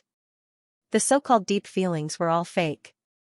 He always thought that Su Manqin was infatuated with him. She even gave a lot of her assets to Li Xiao out of guilt. But all of this was fake. Chang Kaiyin's feelings for him were fake and included calculations. Su Manqin pretended to love him just to protect Li Xiao. Everyone was lying to him. The taste of blood rose in his throat. He was so angry that he vomited blood on the spot. Li Xiao sneered. She hugged the gift her mother gave her and turned to leave. Lu Namju opened the box. When he saw the things inside, he couldn't help but be stunned. These things were carefully collected. There were crystal shoes, gemstone necklaces. Every one of them was a birthday gift he gave to Li Xiao in the past. He had never seen Li Xiao take them out before, so he thought that she didn't like them. He didn't expect that she would keep all of these things. But now, she was returning them all. She was returning them together with the admiration he once had. He regretted it. Unfortunately, there was no medicine for regret in this world. After a while, his phone rang. It was his assistant's anxious voice. Boss, Miss announced on the internet that she's cutting ties with you. How should we deal with this? Do we need to hire a water army? Hire a water army for what? Lu Namju felt bitter in his heart. He didn't even know if Li Xiao had recorded the conversation just now. He always felt that Li Xiao would do such a thing. If the Li clan dared to discredit her, he was afraid that Li Xiao would shed all pretense of cordiality and expose everything. Not to mention, he was also afraid that she would really ruin the Li clan's feng shui and cause the Li clan to go extinct. After seeing the collapse of the Su family, he became more and more afraid of this aspect. He said weakly, let her be. He somewhat sadly found that even if he wanted to deal with Li Xiao, she had grown to a point where he couldn't look up to her. He couldn't help but think, if he hadn't met Chang Kaiyin, if he and Su Manqin were still the model couple that everyone envied, wouldn't the situation be very different? After Li Xiao left, she took a clear photo of the agreement and uploaded it online. She loved to make trouble for the Li clan. With the Li clan's current reputation, as long as the Li clan didn't hire a water army, the public opinion on the internet would be unimaginable. However, Li Xiao guessed that the Li clan wouldn't dare to hire a water army. They bullied the weak and feared the strong. She wasn't a pushover anymore. She wouldn't let them bully her like before. Besides, the Li clan wasn't the Li clan that could cover the sky with one hand. After Yuan saw the Weibo post, he even called her to ask if she needed help. Li Xiao temporarily refused. She probably didn't need help at the moment. Her Weibo post caused a stir. All kinds of rumors and slanders were popping up. Severed ties? Is this for real? By the way, this document isn't recognized by the law. However, everyone can see that the relationship between the two parties is really bad. Does anyone know what the Li clan is up to? How strange. The Li clan's official Weibo has started banning and deleting comments again. Ha ha ha. Why bother? If she leaves the Li clan, wouldn't she be giving her property to a mistress and an illegitimate daughter for nothing? My relative works at a real estate exchange. He said that he saw Li Namju come with a pregnant young girl and transfer several properties to that girl.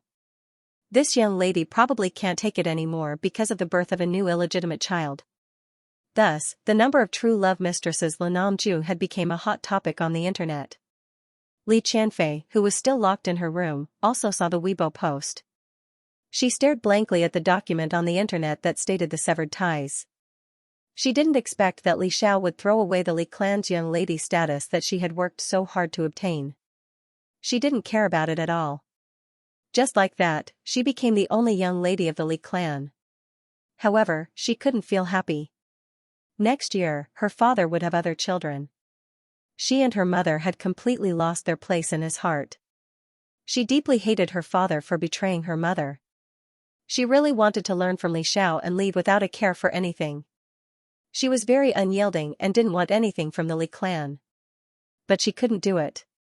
She had long been accustomed to a luxurious life. She couldn't live like an ordinary girl who could live on a few thousand yuan a month. All the assets under her name had been squandered away by her, so she could only continue to be locked in this room day after day. They were waiting for the Li clan to collapse. Yes, she believed that the Li clan would fall sooner or later. After all, she had already given that thing to Li Xiao.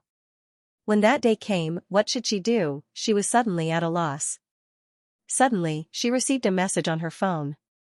Li Qianfei didn't expect that someone would still send her messages and contact her. She opened it and saw that it was from Uncle Alan.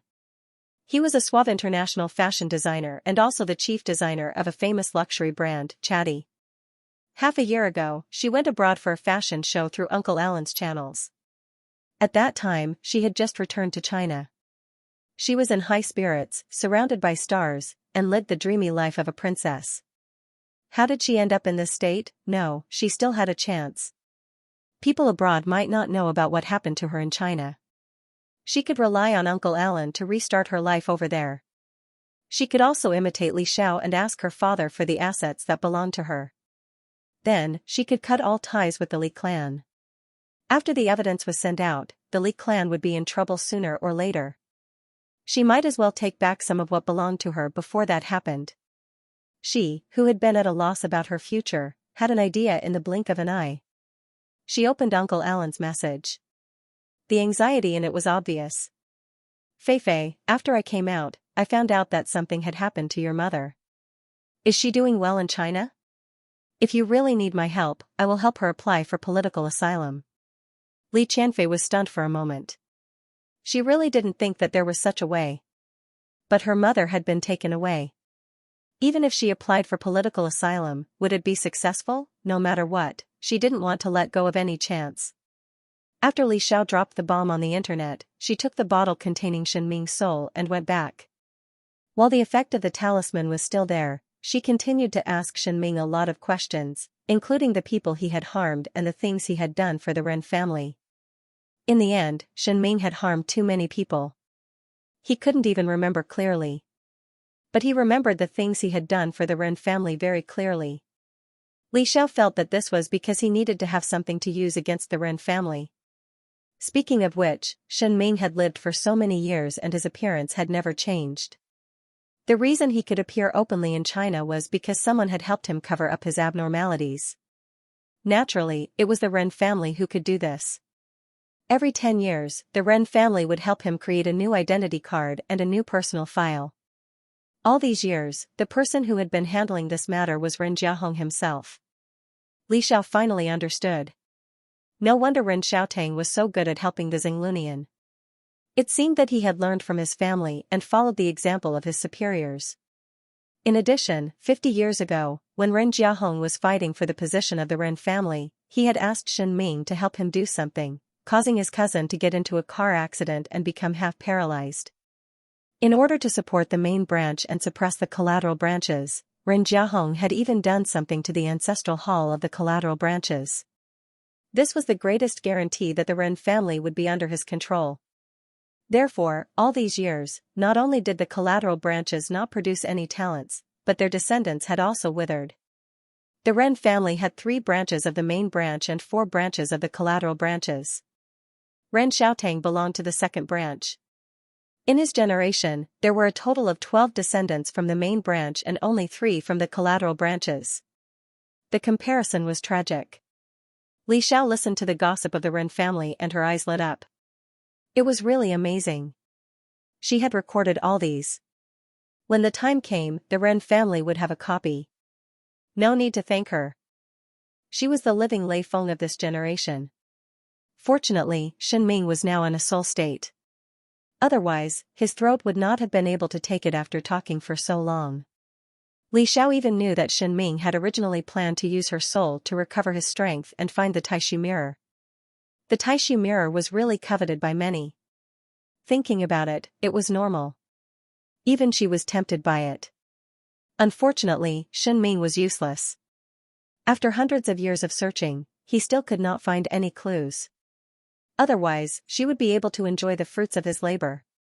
TSK. Among them, she wanted to know the most about the space-piercing talisman Shen Ming had used before. Yun Xiaoguan did not have this talisman, and Li Xiao naturally did not know either. After interrogation, she found out that Shen Ming was found in the mountains behind W City's Nanming village. She decided to go there when she had the chance. Maybe there would be other clues. Li Xiao decided to hand Shen Ming over after the effect of the truth talisman ended. The Ren family had been in business for many years and had dabbled in both business and politics. It was not something that a nouveau riche like the Li clan could compare to. It was not easy for her to deal with them at the moment, so she handed it over to someone who could.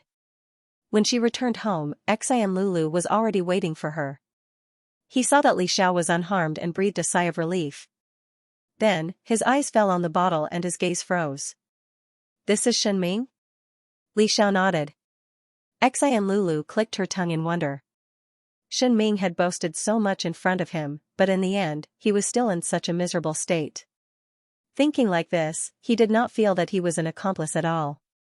"Since you're fine, I'll go back first." He stood up. He had gotten the money and could start contacting people to decorate the house he had just bought. Xian Lulu felt that Li Xiao was born to bring him good luck, so every time he met him, he would always make a lot of money. He left leisurely. Shen Ming in the bottle looked at his figure and was about to burst. All his plans were ruined by a little demon that he looked down on. Li Xiao put away the bottle and looked at the sparrow spirit who was closing the book. She asked her curiously, "Are you looking for Xian Lulu to collect material?" "Yes, he really knows a lot of stories." The sparrow spirit was very happy to hear this. Xian Lulu was really a good demon. "Ah, by the way, Xiao Xiao. It seems that many demons are imitating Xian Lulu now." Li Xiao was a little puzzled. Imitating him for what? The sparrow spirit said, imitating his way of making money. Those demons will first inquire about the people they like, then pretend to be the person they like to approach them and cheat them of their money. Li Xiao, this was a crime. Although Xian Lulu would also adjust her appearance according to the preferences of her customers, she would not pretend to be someone else to cheat them. Instead, she would simply mark the price and make a deal with the people involved willingly. Li Xiao frowned. "You'd better not let me know which demons they are. Otherwise, be careful, catch them and cook them," the sparrow spirit immediately said. Li Xiao rolled her eyes and then showed a compassionate expression. "Of course I won't do such a vicious thing. I'll just lock them up and chant scriptures for them every day." The sparrow spirit was very confused. What was there to be afraid of about chanting scriptures? Li Xiao smiled and said nothing. She definitely would not be afraid of ordinary scriptures. However, the scripture that Song Hai gave her was very useful. She could chant it a few more times. However, this scripture was useless to the sparrow spirit because she had not done anything bad. There was no so-called evil karma on her. This also reminded her. Speaking of which, she could totally build a Yun Xiaoguan here. She could not abandon her family here and run back to remote Cloud Mountain. However, she also wanted to inherit Yun Xiaoguan, so she might as well build a Taoist temple. After all, she was not short of money. Normally, if she wanted to build a Taoist temple, she would have to apply for approval from the relevant departments first. However, she believed that it would not be difficult for her, since she had already caught the attention of the higher-ups. However, before that, she still had to send Shenming to the higher-ups. Li Xiao quickly dialed the number of the mysterious department. She had saved the other party's contact information last time. The next day, Li Xiao saw the person who came to take Shenming away. No, to be precise, it was not a person. She saw a mouse behind him.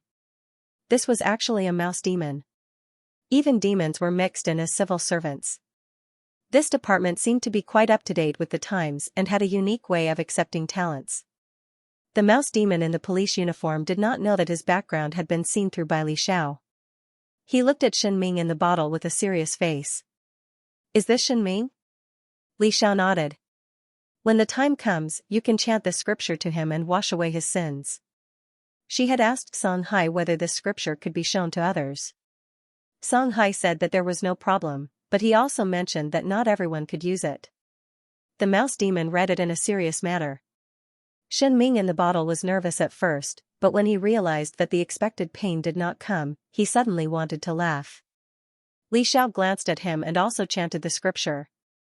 It was obviously the same scripture, but when it came out of her mouth, it was endowed with an indescribable power. There seemed to be an invisible wave spreading in the air. The extreme pain came and Shenming wailed. The mouse demon was a little conflicted. In this case, this scripture can only be used by you. They originally wanted to use this scripture to deal with those demons who did evil. The mouse demon was not afraid. As the representative of justice, he was full of righteousness. Li Xiao was very calm. I just recorded it. Let's play it and see if it has any effect. She pressed the play button. In the next second, Shenming continued to wail. The mouse demon was embarrassed. Can it be like this? An image unconsciously appeared in his mind. In the future, when they went to subdue demons and encountered opponents who were no match for them, they could directly play Li Xiao's scripture and successfully KO the opponent. Imagining this scene made him a little excited. Li Xiao, who wanted to set up a Taoist temple in S City, was naturally willing to have a good relationship with the government. Thus, she took out many recording pens and began to record. She also used Shenming as an experiment. Poor Shenming, just like that, became a lab rat. Of course, Li Xiao did not sympathize with him at all. If he did not do evil things and did not have so much bad karma, why would he be afraid of listening to scriptures? Only those who did evil things would be afraid. Unfortunately, this thing was useless against evil people, unless they were beaten until their souls were out of their bodies. After the experiment, it was proven that the first time a recorded scripture was played was the best. However, the first 5 times were still effective, but the 6th time was not very useful. When it was played for the 10th time, the recording pen directly broke. In the end, the rat demon took a bag of recording pens and the bottle containing Shenming. Thus, this matter could be said to have come to an end. What happened next had nothing to do with Li Xiao. She suddenly thought of Su Manqin and hurriedly gave her a call. Mom, Linamju already knows that you are not dead. On the other end of the video, Su Manqin was stunned for a moment. She frowned slightly. Will that affect you in any way? Obviously, for Su Manqin, she cared most about Li Xiao, her daughter. Li Xiao smiled. It's okay. I can protect you now. The Li clan can't even take care of themselves now. How would they dare to provoke you? Remember to take the talismans I gave you before with you. With those talismans, her mother's personal safety was not to be worried. Su Manqin in the video showed a bright smile. During the period of traveling abroad, her mood had improved, and she looked more elegant than before. This made Li Xiao once again confirm that Li Namju was definitely blind in the past. He did not like her mother, but liked Chan Kain. Okay, I bought a lot of things when I was traveling abroad. I will give them to you when I come back. The mother and daughter chatted for a while and exchanged feelings before Li Xiao hung up the phone. She wondered whether she should build a Taoist temple first or go to the cave mentioned by Shenming to see if she could find more clues. She really wanted the space-breaking spell. When she was injured and defeated, she could use this to escape, or create an alibi for herself. She was such an upright person, she would never do such a thing. If she found it, she could figure out how to draw it herself. When the time came, she could even give a few Songhai. On second thought, she could let Little Green and the Sparrow Spirit supervise the construction of the Taoist temple, and she would be responsible for paying for it. When the time came, she could go to Nanming village. She contacted the leader of the mystery department again and mentioned this matter to him. Xiao, you should know that China can't build a new Taoist temple now. Ah, is that so? Li Xiao really didn't know. She usually didn't pay attention to these things. In the other world, she had been the head of the Yunxiaoguan temple for a long time, so she didn't worry about these problems. But it can be renovated. When the time comes, you can also change the name of the old Taoist temple. Li Xiao understood instantly. It turned out that it could be done like this. She asked modestly, "What do I need to do?" "You should have an impression of Xianyuan Mountain. There is a dilapidated Taoist temple on this mountain. If you want to renovate this Taoist temple, all the procedures are complete." Xianyuan Mountain was an S-city, so there was no problem at all. Wait, Li Xiao realized. The reason why the Taoist temple on Xianyuan Mountain was dilapidated was that the tiger demon had taken over the mountain. Because of the tiger demon, the miasma spread, causing the nearby villagers to move far away. Over time, that place became a wasteland. She believed that the country would definitely want to clean up this place, but with such a big miasma, they couldn't do anything. Li Xiao narrowed her eyes and said, "If that's the case, I want the right to use this mountain." There was no way to buy the mountain. It wasn't that she didn't have enough money, but it was purely because China didn't conduct land transactions. Therefore, under normal circumstances, the auction of land only held ownership. Okay. Add 1,000 copies of the recording. Li Xiao was speechless. 1,000 copies it was. She could turn on many recording pens at once and record them. Unfortunately, she had tested it before, and the recording was useless after copying. Otherwise, it would be much easier to just copy and paste the recording files. This also proved that there was no way around it.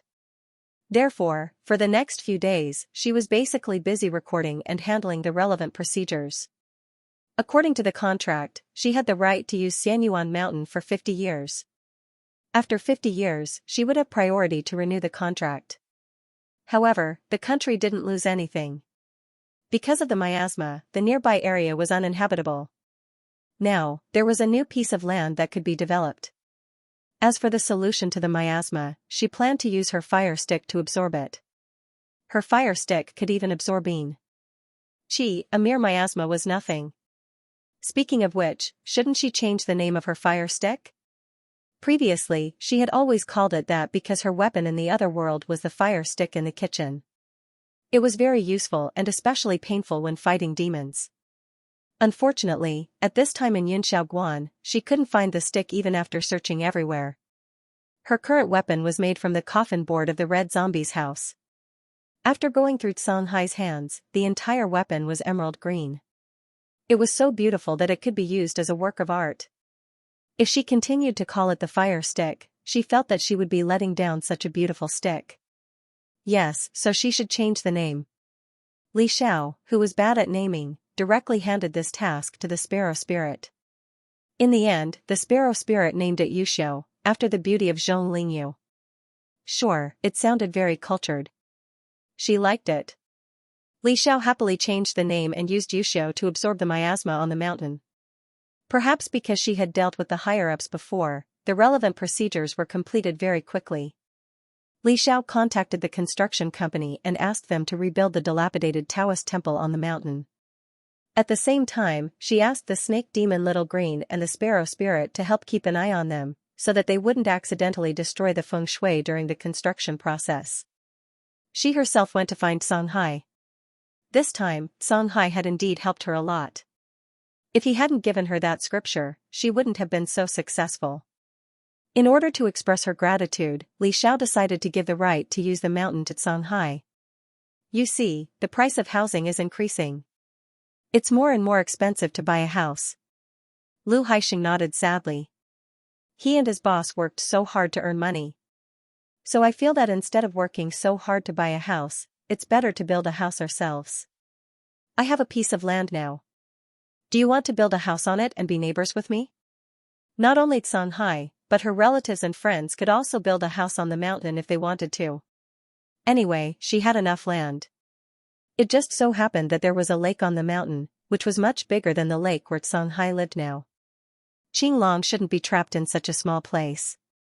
Lu Haixing was so moved that he wanted to cry. Li Xiao must have been a little fairy in her previous life. She was so generous and kind. She must be a little fairy. Can I? His voice was trembling. Li Xiao nodded and looked at Songhai seriously. What do you think? Okay. Li Xiao smiled. To be honest, with Songhai, she would have an extra layer of protection. When she went out to play, someone would help her look after the house. There was no need to let Songhai know the truth. And, when the time comes, what kind of house do you want? Make a design for me and I'll ask the construction company to build it together. Songhai had helped her so much. Helping to build a house was nothing. Why are you so good to me? When Lu Haixing heard this, he felt that he was a little extra on this occasion, so he quietly retreated, determined not to be a third wheel. After Songhai woke up, this was the first time he met someone who was so good to him. She was willing to give him anything, but never asked for anything in return. Li Xiao was startled. I thought we were friends, right? Moreover, compared to what Songhai had done for her, what she gave him was nothing. Gifts that could be bought with money were not a problem. Songhai suddenly smiled. You're right. We're friends. He also wanted to do something for Li Xiao, his friend. Li Xiao did not lack weapons now. That staff was enough for the time being, but she still lacked defensive magic tools. Although he had helped Li Xiao refine a Taoist robe from the snakeskin, in Songhai's eyes, that Taoist robe had no problem blocking ordinary spells. However, if it encountered a powerful demon, it would be as fragile as paper. So he wanted to refine a new Taoist robe for her. The problem was, what materials should he use to refine it? Some of the good things he had stored in the past were exchanged for raw materials for mustard seeds. He wasn't interested in second-rate things. Songhai fell into deep thought. Li Xiao looked at him in a daze. She thought that Songhai was sleepy again, so she did not disturb him and went back first. When Songhai came back to his senses, Li Xiao had already left. And he more or less had an answer. If there were no raw materials, then he would create it himself. As Qinglong, any scale on his body could be used as a high-quality material. Songhai walked out of the house and landed on the lake as if he was walking on flat ground. The next second, a huge dragon circled above the lake. But the lake was still too small for him, so he could not completely reveal his true form. He could only shrink and shrink. The azure dragon was lying on the surface of the lake. He was robust and powerful, and his posture was graceful. Even if he was not doing anything, he still had a kind of insufferably majestic aura. Every dragon scale on his body reflected the radiance of the sun, causing people to be dazzled. The next moment, a few scales fell. Before they fell to the ground, they were caught by a pair of hands. Songhai transformed back into his human form and held the scales. Oh, I seem to have accidentally plucked too much. Then I'll make two. After I'm done, I'll give them to Li Xiao. For now, I'll keep it a secret.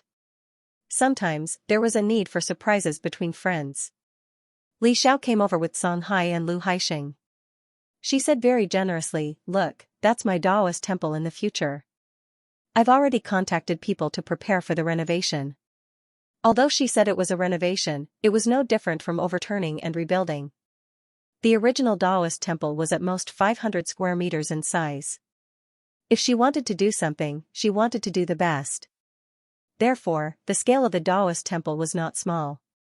She directly designed a Taoist temple of 5,000 square meters. Even if she was the only one in this generation of Yun Shaoguan, and the only disciple in the next generation, Sun Rui, she could not lose in grandeur. She turned to Songhai and asked, where do you want to build your house? Pick it yourself. Lu Haixing asked, which piece of land here belongs to you? He had to know how much land Li Xiao bought. Li Xiao said lightly, yes, all of it. The whole mountain is mine. Although it was only for 50 years, she would definitely renew it after 50 years. Lu Haixing was in a mess. He thought that Li Xiao would at most buy tens of thousands of square meters, but in the end, she bought the whole mountain. The realm of the rich was indeed beyond their imagination. In the past, Boss was also very rich. Such a large sea was considered his territory. Most of Songhai and his subordinates liked water, so they chose the lakeside in the end. Li Xiao gave them the land by the lakeside. Originally, the lake water hit the small mountain range and splashed everywhere. It was not considered good feng shui, so Li Xiao wanted to spend some energy to adjust the feng shui. When she looked up, she saw Songhai walk in a circle in the water. When he came out, the mountains and rivers were in harmony. Yin and Yang complemented each other, forming a natural feng shui treasure land. In fact, even if Songhai did not do anything, he only needed to stay here for a long time to affect the feng shui of the nearby area. How could the feng shui of a place where a true dragon lived be bad? Not to mention, Songhai was not an ordinary dragon. Li Xiao only remembered this matter after being reminded like this. It seemed that she originally wanted to help Songhai and let him have his own territory. In the end, she benefited from it. After the land was settled, Li Xiao excitedly took out many design plans for Songhai to see what they wanted to design. Songhai casually picked a few. Li Xiao looked at them and saw that they were all simpler. If you want to change it, you can discuss it with them. She had a lot of money anyway. Okay. Therefore, Li Xiao stayed at Immortal Fate Mountain for a period of time.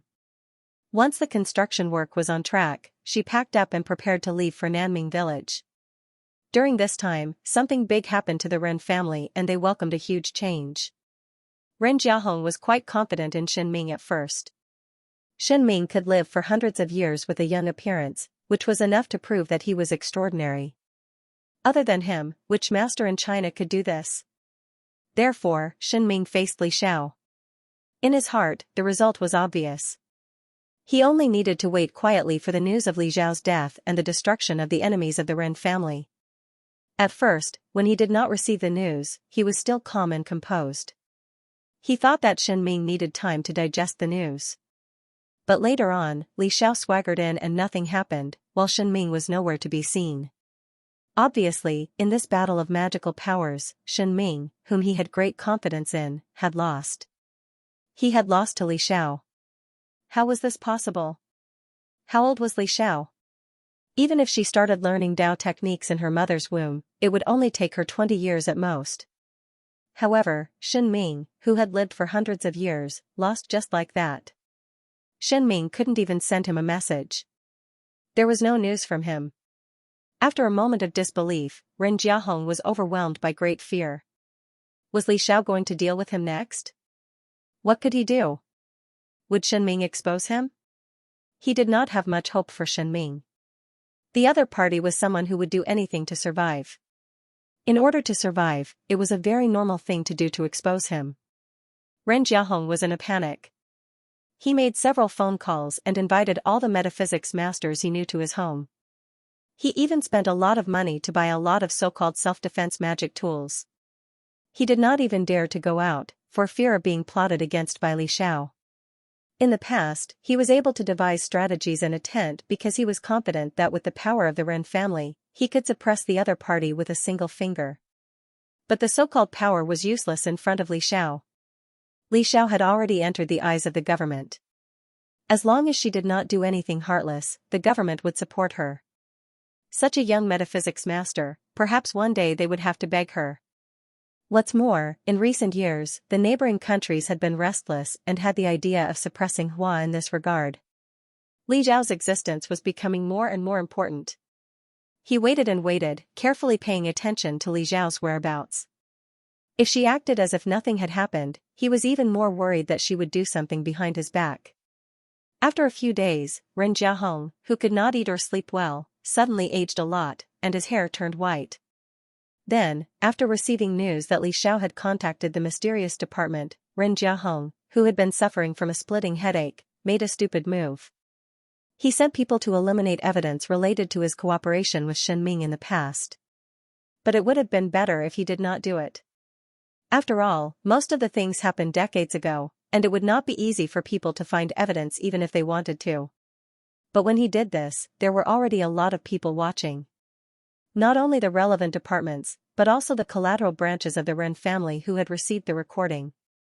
In the end, the evidence was caught red-handed. The other members of the Ren family took the irrefutable evidence and ran to Ren Jiahong. Second great uncle, don't you think you owe us an explanation? Ren Jinming of the sixth branch of the Ren family held 7 nails in his hand, and his eyes were about to burst. When they first heard the recording, they did not believe that second great uncle, who looked noble and unquestionable as the patriarch, would do such a thing. But before they could use the reason of renovating the ancestral hall as an excuse to look for Yanxing's item mentioned in the recording, someone took advantage of the dark and windy night and secretly took out the item from the inner hole of the beam. They caught the person, and it turned out to be second great uncle Ren Jiahong's bodyguard, Li Shu. Li Shu had been by the patriarch's side since he was young, and he was loyal and devoted. Ren Jinming took this item to a metaphysical master, and only then did he know that this kind of sorcery would maintain a fixed number of people in the family. Every time a new child or daughter-in-law entered the family, someone else would pass away. It was no wonder that not only did the Ren family not have a lot of children over the years, but they also often had accidents. Second great uncle had previously said that it was because his grandfather had killed a lot of people on the battlefield when he was young, and that was why his descendants had to suffer retribution. They believed him, and over the years, they tried their best to do good deeds. Who would have thought that the source of the decline of their children was the patriarch, Ren Jiahong? Second great uncle, you are so cruel. We have been cautious and conscientious all these years, and we have worked so hard for the Ren family. Is this how you treat us? Of course, Ren Jiahong could not admit to this. He could only grit his teeth and say, there must be a misunderstanding. Li Shuk is your man, and he has been with you for at least 50 years. How could he be bribed? Misunderstanding? Then my grandfather's car accident was also a misunderstanding? If my grandfather hadn't been in a car accident because of you, it would have been hard to say who would have been the patriarch at that time. My grandfather lost because he was not ruthless enough. Not only the Ren family, but the people from the first branch also glared at Ren Jiahong. If you don't give us an explanation today, we can only call the police and hand over these witnesses and material evidence to the police, and let the law give us justice. Ren Jiahong looked at the Ren family members who had surrounded him aggressively. Even his sons did not say a word. He could even guess what they were thinking. He had lived for too long, and his sons might not even live longer than him. They had long been thinking about the chair under his butt. They had already banded together in order to chase him down. However, he had not heard the slightest bit of news. It was obvious that he had lost control of the Ren family. At this moment, he realized that he was already alone. In any case, he could not let this matter spread outside. It was not just a matter of reputation. He might even be exposed for what he had done in the past and be punished by the law. His back suddenly bent, and his face was stained with frost. At this moment, he had no other choice. He was originally worried that Li Xiao would make things difficult for him, but he did not expect that the first ones to make things difficult for him would be his own family. 3 days later, Ren Jiahong was no longer the head of the Ren family. The new head of the Ren family was his grandnephew, Ren Zhizhou. Ren Zhizhou's grandfather was his cousin who had been in a car accident when he was young because of him. It was conceivable that this grandnephew would definitely suppress Ren Jiahong's branch.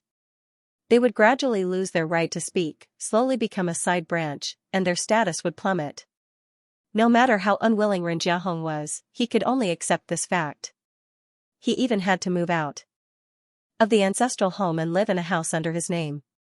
His sons resented him for losing his mind for his grandson, Ren Xiaotang, and offending people he should not have offended. No one came to visit him, and he lived there alone.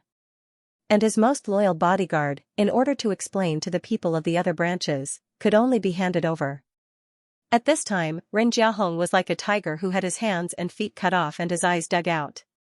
He was barely hanging on. This huge disparity made him muddle-headed every day, and he drowned his sorrows in alcohol. Once again, when he was drunk and his eyes were hazy, he saw himself sitting on the chair in high spirits. The people around him carefully flattered him and gave him all kinds of praise. The leader even specially came to ask him to go back, saying that he was old but strong, and could continue to share the country's worries. Yutong also came back, and he brought back a wife of equal social status. The Li clan was ruined, and they were reunited with Chan Kain in prison. This was the life he should have, holding the power in his hands, and keeping his word. Suddenly, the scene seemed to grow legs, and it was about to fly away. No, come back. Ren Jiahong could not help but chase after it.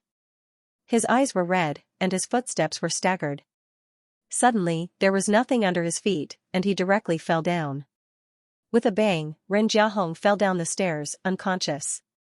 Before Li Xiao left, he received the news from the Ren family. First, Ren Jiahong was driven out and lost his position as the head of the family. Then, Ren Jiahong fell down the stairs after getting drunk. Because he fell down in the middle of the night, when the family servants found him at dawn, his body was already cold, and there was no chance to save him. With his death, the new head of the Ren family took the opportunity to be bold and decisive, and directly separated the family, making Ren Jiahong's family branch a side branch. The reason was also readily available. Ren Jiahong's son was not filial, leaving the old man alone in the house and silently passing away.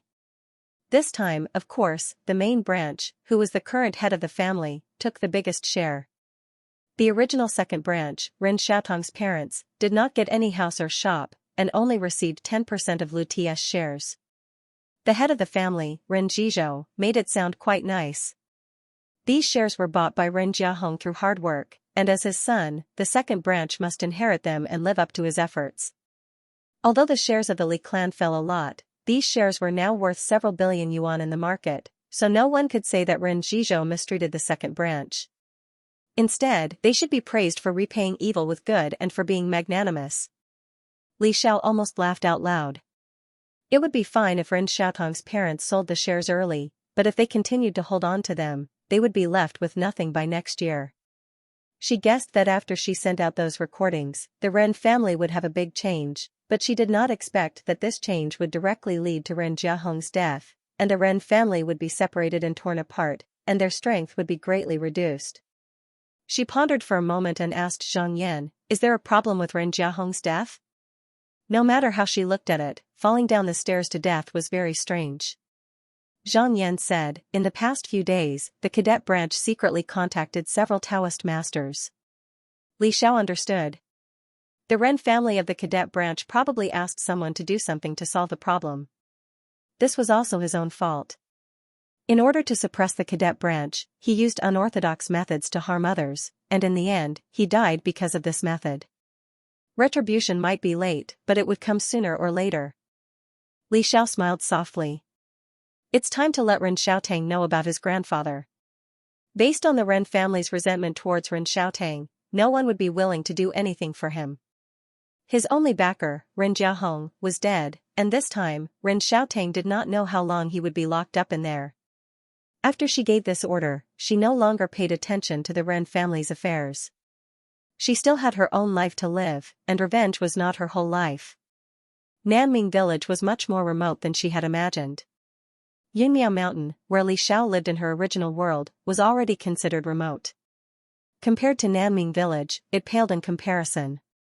She first took a plane to W City, and then took a bus from the city to the county where Nanming village was located. She asked around and found out that Nanming village was on the mountain. It would take half a day to get there by bus, and this bus was only available once every 7 days. Li Xiao was lucky. When she arrived, there was a bus the next morning, so she didn't need to wait for another 7 days. She felt that this must be because she had touched the little lucky Songhai before she went out. This time, she brought Zhang Yan and another little brat, Mao Ruxin, with her. It was convenient for them to act as her informants.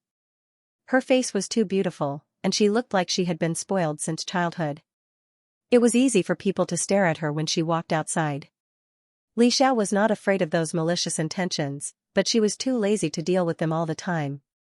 Her current level of illusion was very good. After arriving at the county, she simply changed her face into an ordinary one. She asked the people in the county about Nanming village. Because Nanming village was too remote, she couldn't find any information about it on the internet. At most, she only knew that many local villagers made a living by weaving bamboo baskets. The owner of the hotel where she lived was a young girl who had just graduated from university. She was quite talkative. Perhaps it was because it was rare for someone of her age to come, or perhaps it was because Li Xiao gave her a lot of money. When Li Xiao asked her, she basically told her everything she knew. She said to Li Xiao privately, "I remember that their village was very patriarchal. Many girls were directly thrown into the well when they were born, which made it difficult for the people in their village to marry a wife unless they spent a lot of betrothal gifts. There were also some families who chose to raise their daughters well, and then use them to exchange for betrothal gifts for their sons to marry a wife. Something like this happened 5 years ago. All the girls in the village disappeared overnight. The police went there and searched for them for several months, but they couldn't find them. No one knows if they escaped or if something happened to them." As the lady boss spoke, she seemed to have frightened herself. She couldn't help but tremble. She continued, "But I heard that things have gotten a lot better in the past few years. The government often sends people to do publicity and keep an eye on them. So, there haven't been many cases of drowning girls in the past 2 years. But strangely enough, the number of female babies born there has been decreasing over the past few years." Li Xiao had a rough idea of what was going on. She continued to chat with the proprietress, and when it was late at night, she returned to her room to rest. The next day, Li Xiao got up early in the morning to wait for the bus. The bus left at 8 in the morning. After she got into the car, she found a seat near the window and sat down. She originally thought that there wouldn't be many people on this bus. After all, according to the proprietress of the hotel, Nanming village didn't have any special attractions. It was remote and there was nothing to see, so there weren't many tourists. In the end, a lot of people came. They looked like young people, and their faces were full of vitality. Li Xiao asked them and found out that they were teachers who were going to teach there. As the saying goes, no matter how poor you are, you can't be poor in education. No matter how hard it is, you can't let the children suffer. There was also a girl who looked very lively who asked Li Xiao if she was a local. Li Xiao thought for a moment and casually made up a reason for herself. "I heard that the baskets they weave are very special, so I want to go and see." With these young people, the road became a lot more lively. The mountain road wasn't easy to walk on. There were many potholes, and there were a lot of bumps along the way. When the bus arrived at Nanming village, it was about 4 in the afternoon. Li Xiao couldn't help but remember what the proprietress had said before about the missing girls case 5 years ago. With so many girls, who knew how many days it would take to walk from Nanming village to the county town just by walking? There would definitely be traces left on the road. However, they seemed to have disappeared. There was no sign of them alive or dead. It was no wonder that the proprietress sighed when she mentioned them and felt that they were all doomed. Li Xiao looked at Nanming village. The houses in Nanming village were basically mud walls made of loess. The roof tiles were very old, and the places near the chimneys were black. She basically hadn't seen a house with more than 2 floors here. The whole village was filled with a depressing atmosphere. That's right, it was depressing. Even the people here gave people a feeling of listlessness. When the villagers saw them get off the bus, their eyes lit up. "Are you new teachers?" "Teachers, my Dahu is very smart. You have to teach him well. I'm counting on him for the rest of my life. We finally have new teachers." "That's great. When can school start?" The young people who were willing to come over to teach still had passion in their hearts. Seeing that the villagers were so supportive of their education, they couldn't help but smile brightly. "Don't worry, we won't let you down. We will teach your children well." Yes, yes, yes. "We can start classes in 2 days. Children who don't study at home can be sent over." For a moment, the scene seemed to be very harmonious. A young girl walked to Li Xiao's side and whispered, "Don't you think that this village is a little strange?" Li Xiao remembered her. After she got on the bus, she introduced herself as Tanning. Li Xiao already knew. She really hadn't seen a girl in this village. The previous missing girls case happened 5 years ago. Logically speaking, there should be more or less new girls born in these 5 years. In any case, she should have seen 3 or 4-year-old children. At that time, she only saw little boys wearing open-crotch pants with snot running down their noses. However, if a newborn girl was killed, there would definitely be a lot of resentment in the village. However, Li Xiao didn't feel any of this. She nodded slightly. "I haven't seen many girls." Tanning also thought so. However, looking at her enthusiastic friends and enthusiastic villagers, she didn't want to pour cold water on them. Soon, the village chief came out. The village chief was Ji, who was in his early 60s. He led the volunteer teachers to the school to have a look. The so-called school was actually just 2 yellow mud houses and 2 shabby houses that served as the teachers' dormitories. This time, there were a total of 5 volunteer teachers, 2 men and 3 women. After the village chiefs asked, they found out that Li Xiao was not in the volunteer teaching team. She was just here to have fun. There was a hesitant expression on his face, as if he was thinking about how to arrange Li Xiao. Village chief, there is an empty house in my house. This girl can live in my house. My mother-in-law's bed is big. She can also sleep with my mother-in-law. These villagers were very enthusiastic and recommended their houses. They looked very warm and hospitable. Tanning pulled Li Xiao's hand and said, "It's okay. She can sleep with us tonight, right?" She couldn't help but look at her other friends. The other girls also nodded. "It's okay. We girls are thin. 2 beds in the room are enough for us to rest." Since they said so, the villagers were a little disappointed, but they didn't say anything. In the evening, they slaughtered chickens and ducks, took out their home-brewed rice wine, and entertained the volunteer teachers with a good meal. Even Li Xiao ate with them. When they returned to the house late at night, Tanning said to Li Xiao, "I'm not saying that they are bad, but we can't be careless. I think it's better not to live in their house." Before Tanning came to the volunteer teaching team, she had asked some friends. Some friends told her that in some places, they were so poor that they couldn't even afford to marry a wife. Therefore, they would use underhanded means to make the volunteer teacher stay. Although these villagers looked very warm, they still had to put safety first. Besides, they had just come to the village, so they still had to be careful. The other girls also nodded. "Yes, my senior told me that if we want to take a bath, it's better to have a friend with us. One of them can help keep watch. In the future, we have to go out together." Because there were only a few girls here, Tanning mentioned her discovery. "Have you noticed that not only are there no young girls in the village, but I also haven't seen any girls? The youngest ones were the few daughters-in-law who had just married." Li Xiao mentioned what the proprietress of the hotel had told her. Tanning and the others felt a chill on their necks, as if a cold wind had blown past. In one night, all the girls in the village had disappeared. No matter how one looked at it, there was something strange about this.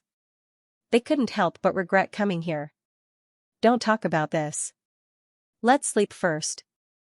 The girl with the ponytail blinked and said. Even if they regretted it now and wanted to run away, the next bus would be in 7 days. In these 7 days, they had to wait and see. She turned off the light, and the room fell into darkness. Li Xiao didn't fall asleep. Or rather, it was late at night, and it was convenient for her to see what was going on in Nanming village. A sleeping charm was lit, and the 3 girls fell into a deeper sleep. Li Xiao got up and used an invisibility charm. After walking out of the room, she set up a bounded domain in the room, in case someone broke in and did something bad to the girls. There was a strange atmosphere in the village, and she didn't want anything to happen to the girls. She told Xianxia and Mao Ruxin to go around and see if there were any new discoveries, and she was thinking about going to the back of the mountain to look for the cave residents. After all, the main purpose of her trip was to use the space-breaking charm, not to solve the mystery of the village. In a shabby house, under the dim yellow light, an old granny was skillfully weaving a basket. She said to her son, "After we sell all the baskets and save the money, we should be able to buy you a wife." Her son, Zhang Dong, was a dark-skinned man in his late 30s. "Mom, the betrothal gifts for daughters-in-law are much more expensive now. Last month, Hui's new wife cost him a total of 300,000 yuan. She emptied his house. Girls nowadays are really something. Why do they have to spend so much money? Just like me, your father married me with a bag of sweet potatoes." She sighed. "If only your sister was still here. She's 18 now and can get married. That heartless girl. I don't know where she went. She's so useless even though we raised her." She thought for a while and said, "Look at the female teachers who came today. They look like they can give birth easily. If you can coax one of them to come home, you can save on the betrothal gifts." I heard that girls in big cities don't need money to get married. Zhang Dong fell silent. Suddenly, he said, after I marry a wife and have a daughter, what if my daughter goes missing? The old woman didn't stop what she was doing. She said, that's a good thing. You don't even need to raise her. What's so good about raising a loser? It's a waste of money. The feng shui here is good, so we have more sons than other places. When she said this, she sounded a little proud. Li Xiao searched slowly and wandered around the mountain. According to Shen Ming, the cave was easy to find. She walked along the path on the left and saw a shurgondang. If she continued walking, she would see a big round stone and then the cave. It was said that the stone was so big that two people couldn't even hug it. Li Xiao found the shurgondang, but she continued walking and didn't see any big stones, let alone a cave. She searched for a long time until midnight, but she still couldn't find it, so angry. Was it because it was filled? Or had it collapsed? Li Xiao also tried to sense if there was any unusual aura. But there was nothing. Everything was normal. This was just an ordinary small village. She could only go back first and wait for the day to see if there were any more clues. Before going back to the house, she called Zhang Yan and Mao Ruxin over and asked them if they had heard any clues after eavesdropping for the whole night. After hearing this, Li Xiao fell into deep thought. Under normal circumstances, the probability of giving birth to a boy or a girl was about the same. In the past few years, Nanming village had given birth to more boys, which was unusual. Not to mention, the girls who were born here would disappear. However, perhaps because this village was remote and the traffic here wasn't good, it didn't have much communication with the outside world. Therefore, it still continued to have the same old views. Not only did they value boys more than girls, but they also didn't treat girls as human beings. For example, the woman Zhang Yan mentioned just now wanted to sell her daughter as a betrothal gift so that she could marry a daughter-in-law for her son. It was no wonder that the girls in the village laughed. She just didn't know how they were doing now. She suddenly remembered that the lady boss of the inn had once said that the girls they didn't want in the past would often be thrown into a large well in the middle of the village. It was also because of this that no one went to the well to fetch water. Maybe she could go there and take a look. As a person of action, Li Xiao went there immediately. She searched for a while and finally found the well. There was a big stone on the well. Looking at the dust on the stone, the well hadn't been opened for a while. There was a circle of moss growing around the well. Beside the well, Li Xiao sensed a very fainting qi. Clearly, a ghost had once stayed here for a period of time. She stood quietly beside the well, wondering if she should summon the ghost to take a look. With her ability, she wouldn't be afraid even if there were 10 more malicious ghosts. Well, let's move the stone first. As Li Xiao had been practicing martial arts since she was a child, her strength was not weak. She could move a rock that required 2 men to move without any pressure at all. She was not even out of breath. She moved the well and looked at the water surface. The surface of the water rippled slightly, adding a strange aura in the dark environment. The moon still hung high in the night sky, quietly sprinkling its silver light. The whole village was so quiet. Suddenly, a face appeared beside her on the surface of the water, accompanied by a faint voice. "Are you trying to kill yourself?" Li Xiao turned around and saw a woman in her 20s standing beside her. She looked delicate and pretty, and her face was so pale that it was devoid of color. The mole at the corner of her eye added a bit of charm to her delicate face. She was a female ghost, and a female ghost who had some cultivation. What surprised Li Xiao was that although she was surrounded by a strong resentment, she wasn't controlled by the resentment and turned into a malicious ghost. Her body even had a fainting qi protecting it. "Amazing," Li Xiao said indifferently. "No. I just heard that many girls were buried here, so I wanted to burn some incense for them." She casually made up a reason that sounded reasonable. The girl stared blankly for a moment before her expression softened. Soon after, she said, "Are you the teacher that the villagers mentioned? Are you here to teach? This isn't a good place. You should go back quickly. Those people aren't worth your trouble." When she mentioned the villagers, her eyes flashed red. She couldn't help but feel angry, but she forced it down. Li Xiao wasn't the kind of person who would shout and kill ghosts. She saw that the female ghost reminded her. She had a good character. She asked, "What's your name?" The girl pursed her lips and said, "Zhang Mei." "That's my name." It sounded like a very simple name, as if it was just casually given by a parent. Speaking of which, there were very few outsiders in this village. Almost all the villagers had the surname Zhang. Zhang Mei hesitated and said, "You should have brought textbooks here, right?" Li Xiao recalled. Yes, Tanning and the others came to teach. They did prepare a lot of textbooks. In order to save money for the local children, they also prepared dozens of sets. In fact, most of their suitcases were filled with books. Judging from this, these young boys and girls who volunteered to teach were indeed not bad. Perhaps it was because they had just entered society not long ago, but they still retained the enthusiasm to fight for their ideals. "I brought some," Zhang Mei quickly said. "Then can you give me 2 sets? Do you want me to burn them for you?" Generally, when giving things to ghosts, they had to be burned for them to receive them. Zhang Mei's mouth twitched visibly. "No need. Tomorrow night at this time, you can send them here to me. I'll come and get them myself." She looked a little anxious. She seemed to be very concerned about this matter. "I really didn't hurt anyone." Li Xiao thought for a moment and looked up at Zhang Mei. "Or, you can talk to them in their dreams." Otherwise, she would have to find an excuse to ask them for textbooks. Zhang Mei was silent for a moment and said, "Okay." Her figure floated into the well. Li Xiao blinked and didn't see her anymore. She thought for a moment and moved the stone back, preparing to go back to the house. Suddenly, she stopped in her tracks and looked back at the well. She seemed to have heard something. It sounded like something had cracked. She stood there for a long time, but she didn't hear any other Tokyo. It was still silent. As the saying goes, it's difficult to go from luxury to frugality. She was used to living in a good house, so she was really not used to living in this shabby yellow mud house.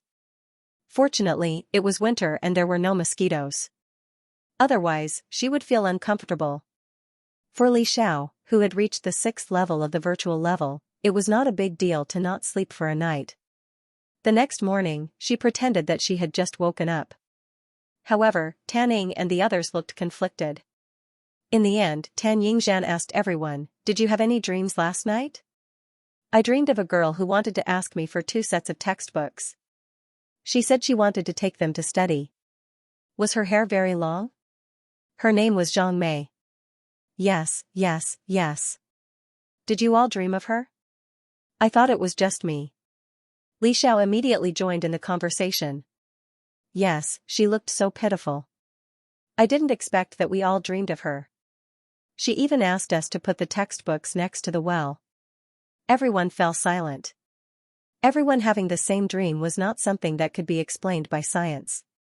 If they connected it to the well, Zhang Mei in the dream was probably already dead.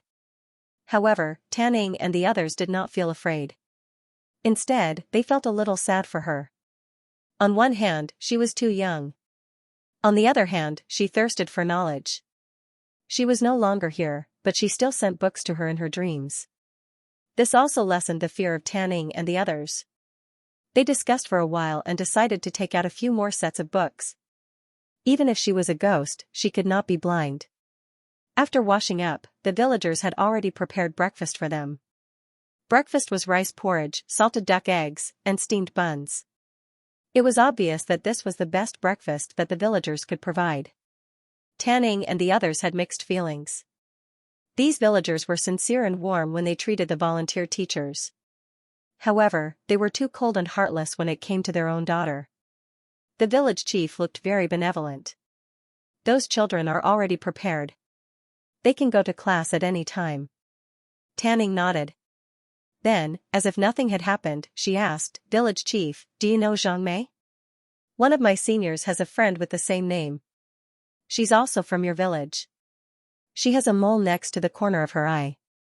The village chief's expression changed. Then, he tried to say in a calm tone, "You mean Amei?" Amei was unlucky. She was originally engaged. However, the day before the wedding, she went to play by the well and accidentally fell in. Tanning and the other girls who had been visited by Zhang Mei in their dreams couldn't help but turn pale. Their eyes were filled with sadness. Tan Ying's nose twitched. When did this happen? 5 years ago. The village chief obviously didn't want to talk about it. I still have something to do. I want to go now. You guys take your time. 5 years ago? Li Xiao remembered that the disappearance of those girls was also 5 years ago. Did it have anything to do with the female ghost, Zhang Mei? However, she shouldn't be able to use too much power during the day. For example, Zhang Yan could only help her take a few photos and send her a letter during the day. What she wanted to know more was where those girls went. They couldn't be dead, right? As Li Xiao pondered this matter, Tan Ying and the others had already prepared the textbooks. Not only did they find the textbooks, but they also brought some stationery such as paper and pens. When it was late at night, the girls secretly put these things by the well. They even covered them with a piece of cloth. Is this okay? Do we need to burn it? Li Xiao quickly said, no, she didn't say anything about burning it in the dream, so there's no need to burn it. Yes, you're right. Tan Ying turned to Li Xiao and asked, are you here for a vacation? Li Xiao said vaguely, you can say that. Okay, it's late. Go back and rest. You have to prepare the test papers for those children tomorrow, don't you? These volunteer teachers were going to prepare a few test papers to test the level of the students in Nanming village. Then, they would divide the students into classes according to their level. When she mentioned this matter, the girls quickly slipped back to the house to rest. Li Xiao originally planned to wait for them to fall asleep before going out. But somehow, when she closed her eyes, a strong sense of tiredness came over her and she fell asleep. When she opened her eyes again, it was already dawn. The sunlight shone in through the window, making her eyes hurt a little. She sat up and found that she was the only one left in the house. No, not only that, Tan Ying and the others' luggage were piled up in the corner, but now those things were gone. The whole house was clean.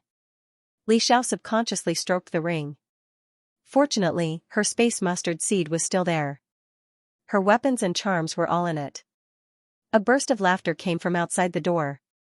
The laughter was cheerful, and there were also lively shouts.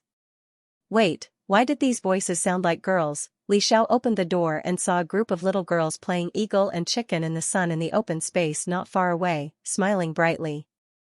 Li Xiao blinked and realized that what she saw in front of her was not an illusion. Those little girls who were laughing and playing were not ghosts, but real existences. The leading eagle looked about 10 years old. Her hair was tied up in a ponytail, and her clothes were washed until they were bleached. There were even a few patches on them, but her entire body was brimming with a cheerful energy. The hen was a little older. She protected the string of children behind her and laughed incessantly. Ha ha ha, I'm going to catch you. Run, we can't catch you, we can't catch you. Not far away, a few girls were stepping on a spinning wheel under the eaves. As they weaved, they would occasionally look up to watch them play, revealing knowing smiles. Those playing games were playing games, those spinning wheels were spinning, and those washing vegetables were washing vegetables. As far as the eye could see, there were all women here. There was not a single man. The scene was peaceful. When Li Xiao saw this scene, she finally knew the whereabouts of those missing girls. She looked around. The environment had not changed. The low houses, the very layered terraced fields, and even the slightly crooked tree in the middle of the village was exactly the same as the village she came to yesterday. The only difference was the people. The villagers who originally lived here were all gone. Instead, they were replaced by these missing girls. They were here, undisturbed, and looked so peaceful and peaceful. Obviously, these people had stayed together for so many years and were familiar with each other. The sudden appearance of a stranger like Li Xiao naturally caused a wave of surprise. Are you new here? You don't look like someone from our village. The first to notice her was a girl with a ponytail who had just come down from the mountain and picked a few pine cones. Li Xiao blinked and said, I just woke up and came here. She was definitely telling the truth. Speaking of which, she suddenly felt so sleepy last night. Something was not right. The girl with a ponytail seemed to have thought of something, and her face glowed. Are you the volunteer teacher that Amui mentioned? Do you want to come and teach us how to read? A longing expression appeared on her face, making people unable to bear to reject her. When the other girls heard this, they also looked at her expectantly. Li Xiao. If she were to teach, she would mislead the children. If this was the original world, she would have the money to hire a teacher to teach them. But now, she did not even understand how she appeared here. Zhang Yan and Mao Ruxin, who had been following her, were also not there. Although she was not confident, she still maintained a calm expression. I'm not a teacher. She could see with her naked eyes that these people were visibly disappointed, so she added, but teaching you to read is not a problem. May has brought the textbook back. Let me have a look. She thought to herself. The braided girl immediately took out the textbook that May brought back last night. Li Xiao found the elementary school textbook and asked them, "Do you want me to teach you how to write your names first?" "There's no need. May taught us before." Li Xiao smirked and went with them to the empty house that was used as a classroom in the village. Just as she expected, the tables and chairs were already prepared. There was even a blackboard on the wall. Let's start with pinyin. She looked around. All the girls in the village were here, and the classroom was packed. She estimated that there were about 50 of them. After all, the village was small and did not have a large population. The oldest was 22 years old, and the youngest was just a few months old. They were being coaxed in the arms of the older children. To them, this world was the so-called Pure Land. Faced with these pairs of expectant and focused eyes, Li Xiao unconsciously became serious. The class lasted for an hour. Although she drank water to replenish her energy, her throat was dry. Li Xiao could not help but sigh. Being a teacher was not easy. It's time for breakfast. Teacher, wait, we'll be done soon. After class, they hurriedly went to get breakfast. However, Li Xiao was still surrounded by many girls. She was very popular. After all, it was rare for someone from the outside world to come here. Teacher, what's the outside world like? Are there really many high-rise buildings like the ones in the textbooks? Amui said that the girls outside are all studying. They can earn their own money, work, and find someone they like to marry. Is that true? Are there pandas outside? I read the textbook. I like it so much. But I've never been to a zoo. Li Xiao was stunned for a moment. Then, she answered the questions one by one. They listened with fascination. After the class, Li Xiao shared a lot with them about the outside world. These girls became much closer to Li Xiao. Li Xiao asked them about Zhang Mei. Although the village chief said it yesterday, she instinctively felt that it was not true. The girl with the braids was called Zhang Jiaodi. She sat next to Li Xiao and said, "Are you talking about Amui?" Amui is very impressive. She's the only girl in our village who went to college. At that time, there were volunteer teachers in the village. Amui was good at her studies. The teachers persuaded her parents to pay her tuition fees and let her continue to study. Then, she was admitted to a college outside. When she said this, her tone was filled with envy and admiration. Li Xiao nodded slightly. No wonder Zhang Mei felt more knowledgeable than these girls. After all, she had really walked out of the mountain and seen the outside world with her own eyes. After graduation, Amui refused to come back and worked outside. She even asked us to study hard and was willing to pay our tuition fees. Amui's parents arranged a marriage for her. They wanted her to marry a pig butcher in Nanha village. The pig butcher was willing to give her family 600,000 yuan as a betrothal gift. Amui was not willing. She already had a boyfriend outside at that time. Zhang Jiaodi's eyes turned red when she said this. Later, her mother lied to her and said that her sister was sick. Amui wanted to take her sister to see a doctor, so she came back. Li Xiao sighed in her heart. She could guess what happened next. This village chief only had one road that led to the outside world. It took half a day to get to the county by bus. There was only one bus that came and went every 7 days. If Zhang Mei came back and was trapped by her family, it would be impossible for her to escape. There would be no way for her to seek help. In the end, she had overestimated the morals of her family. Some people were not worthy of being called human. The other people in the village would not help her. In this aspect, they were on the same page. Amui jumped into the well in the middle of the night. When she was found, it was already the next day. After her death, the village chief said that girls should not study. If they studied, they would pick up a lot of bad habits and disobey the elders. Therefore, we were not allowed to study. The village chief's face appeared in Li Zhao's mind. His originally benevolent face instantly became detestable. Haha, that's right. Of course, they wanted these girls to not study. It would be best if they were brainwashed by them for the rest of their lives. When they were born, they would obediently do housework and be the coolies of the family. When they were of age, they would let their families sell them for a good price. After they got married, they would wholeheartedly support their family. This was the so-called role model of women in their hearts. People like Zhang Mei, who had her own ideas and wanted to break free from the shackles, became rebellious in their eyes. 7 days after Mei's death, we woke up and found ourselves here. Zhang Zhaodi said. Although there were tears in his eyes, the corners of his mouth were curled up. It's good here. No one will beat or scold me.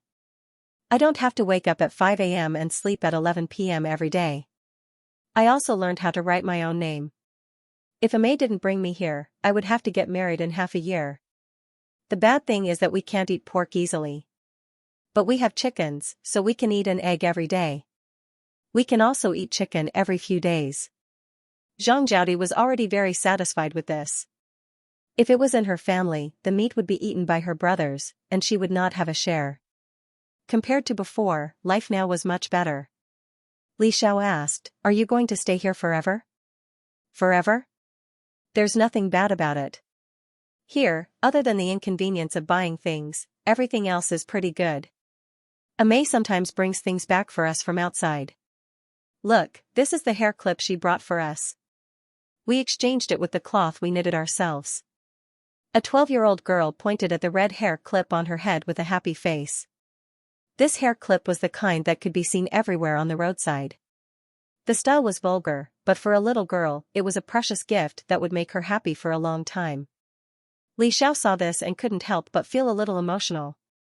She could see that these girls were really satisfied with their current lives. They were willing to stay in this world that was like heaven to them. Zhang Mei's karma might have come from this. If she didn't bring these girls here, with the age of some of them, she was afraid that they would have been married and had children, and would have been tortured. Some of the girls who were just born would not even have the chance to survive. Zhang Mei changed the fate of many people.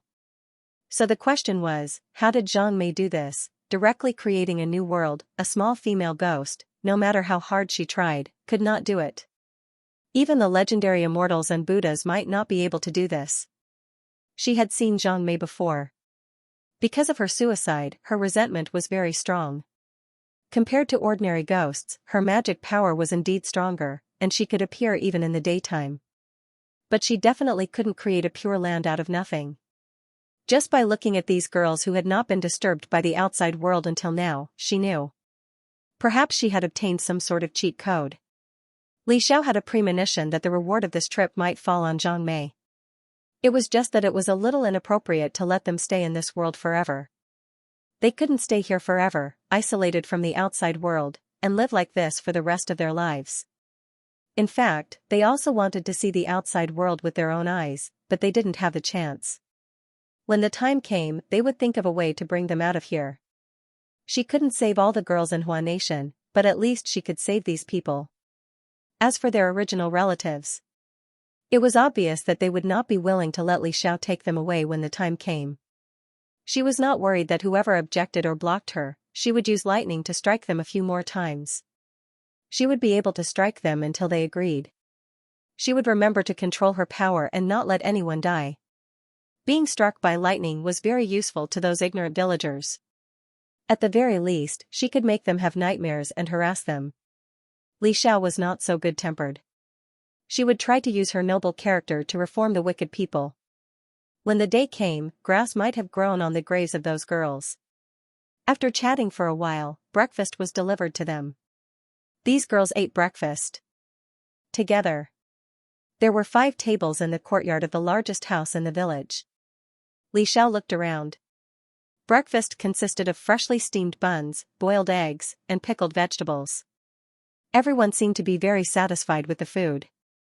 Li Xiao asked them, "Did Amei bring the flour and seasoning from outside?" Xianxia nodded. "Amei will trade the cloth and baskets that we usually weave with others." Li Xiao's mouth twitched. She felt that someone from the county town must have helped her, and that person must be very brave. How could a timid person do business with a ghost?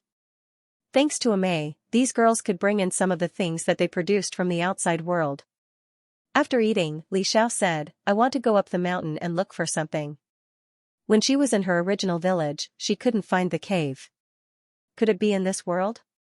Perhaps Shenming had accidentally stumbled into this world. "Ah, what are you looking for?" "I can help you. We're familiar with this mountain."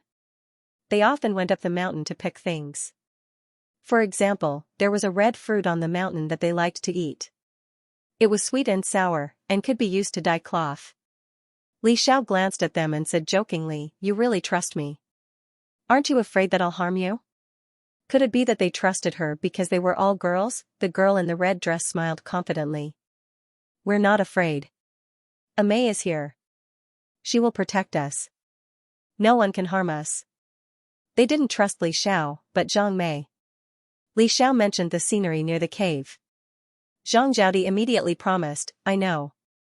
I know where it is. I'll take you there. I'll go up the mountain to pick things. When I'm tired, I'll rest there." Li Xiao was delighted. It was great that she could find it. She was really lucky. When she got back, she wanted to continue touching Songhai's lucky hands. After eating and drinking, Zhang Zhaodi led Li Xiao up the mountain. After walking for about half an hour, Li Xiao saw the iconic round rock. After moving away the stone and pushing aside the thorns, she saw the cave that Shenming had mentioned. The cave was about 2 meters high. Looking in from the outside, the passage was a little long. The inside looked dark, like the mouth of a giant beast. Of course, Li Xiao wasn't afraid of the dark and walked straight in. "Ah, wait, let me turn on the flashlight." Zhang Zhaodi, who had accompanied her, turned on the flashlight. The orange light illuminated the road ahead. After walking for about 50 meters, they finally reached the end of the passage. Li Xiao heard the sound of water dripping. In front of them was a cave of about 100 square meters. In the middle was a small pool. She estimated that the pool was at most 1 meter deep. Some water dripped down from the stones on the top. Li Xiao sensed the spiritual aura in the cave, trying to find something she had missed. Shenming had not only found the space-piercing talisman here, but also a few broken magic weapons that he had refined into a wand. Therefore, she shouldn't even think about buying something that was obviously worth a lot of money. She sensed for a long time and only sensed a little spiritual aura under the small pool. However, she couldn't see anything under the flashlight. Maybe it was because it wasn't bright enough? After all, the flashlight's light was a little dim. Li Xiao simply took out the golden star talisman. She ignited it, and the dazzling light illuminated the cave like the sun. Zhang Zhaodi couldn't help but take a step back. His expression changed. Are you a Taoist master invited by the villagers to exorcise Amui?" A talisman could illuminate the cave.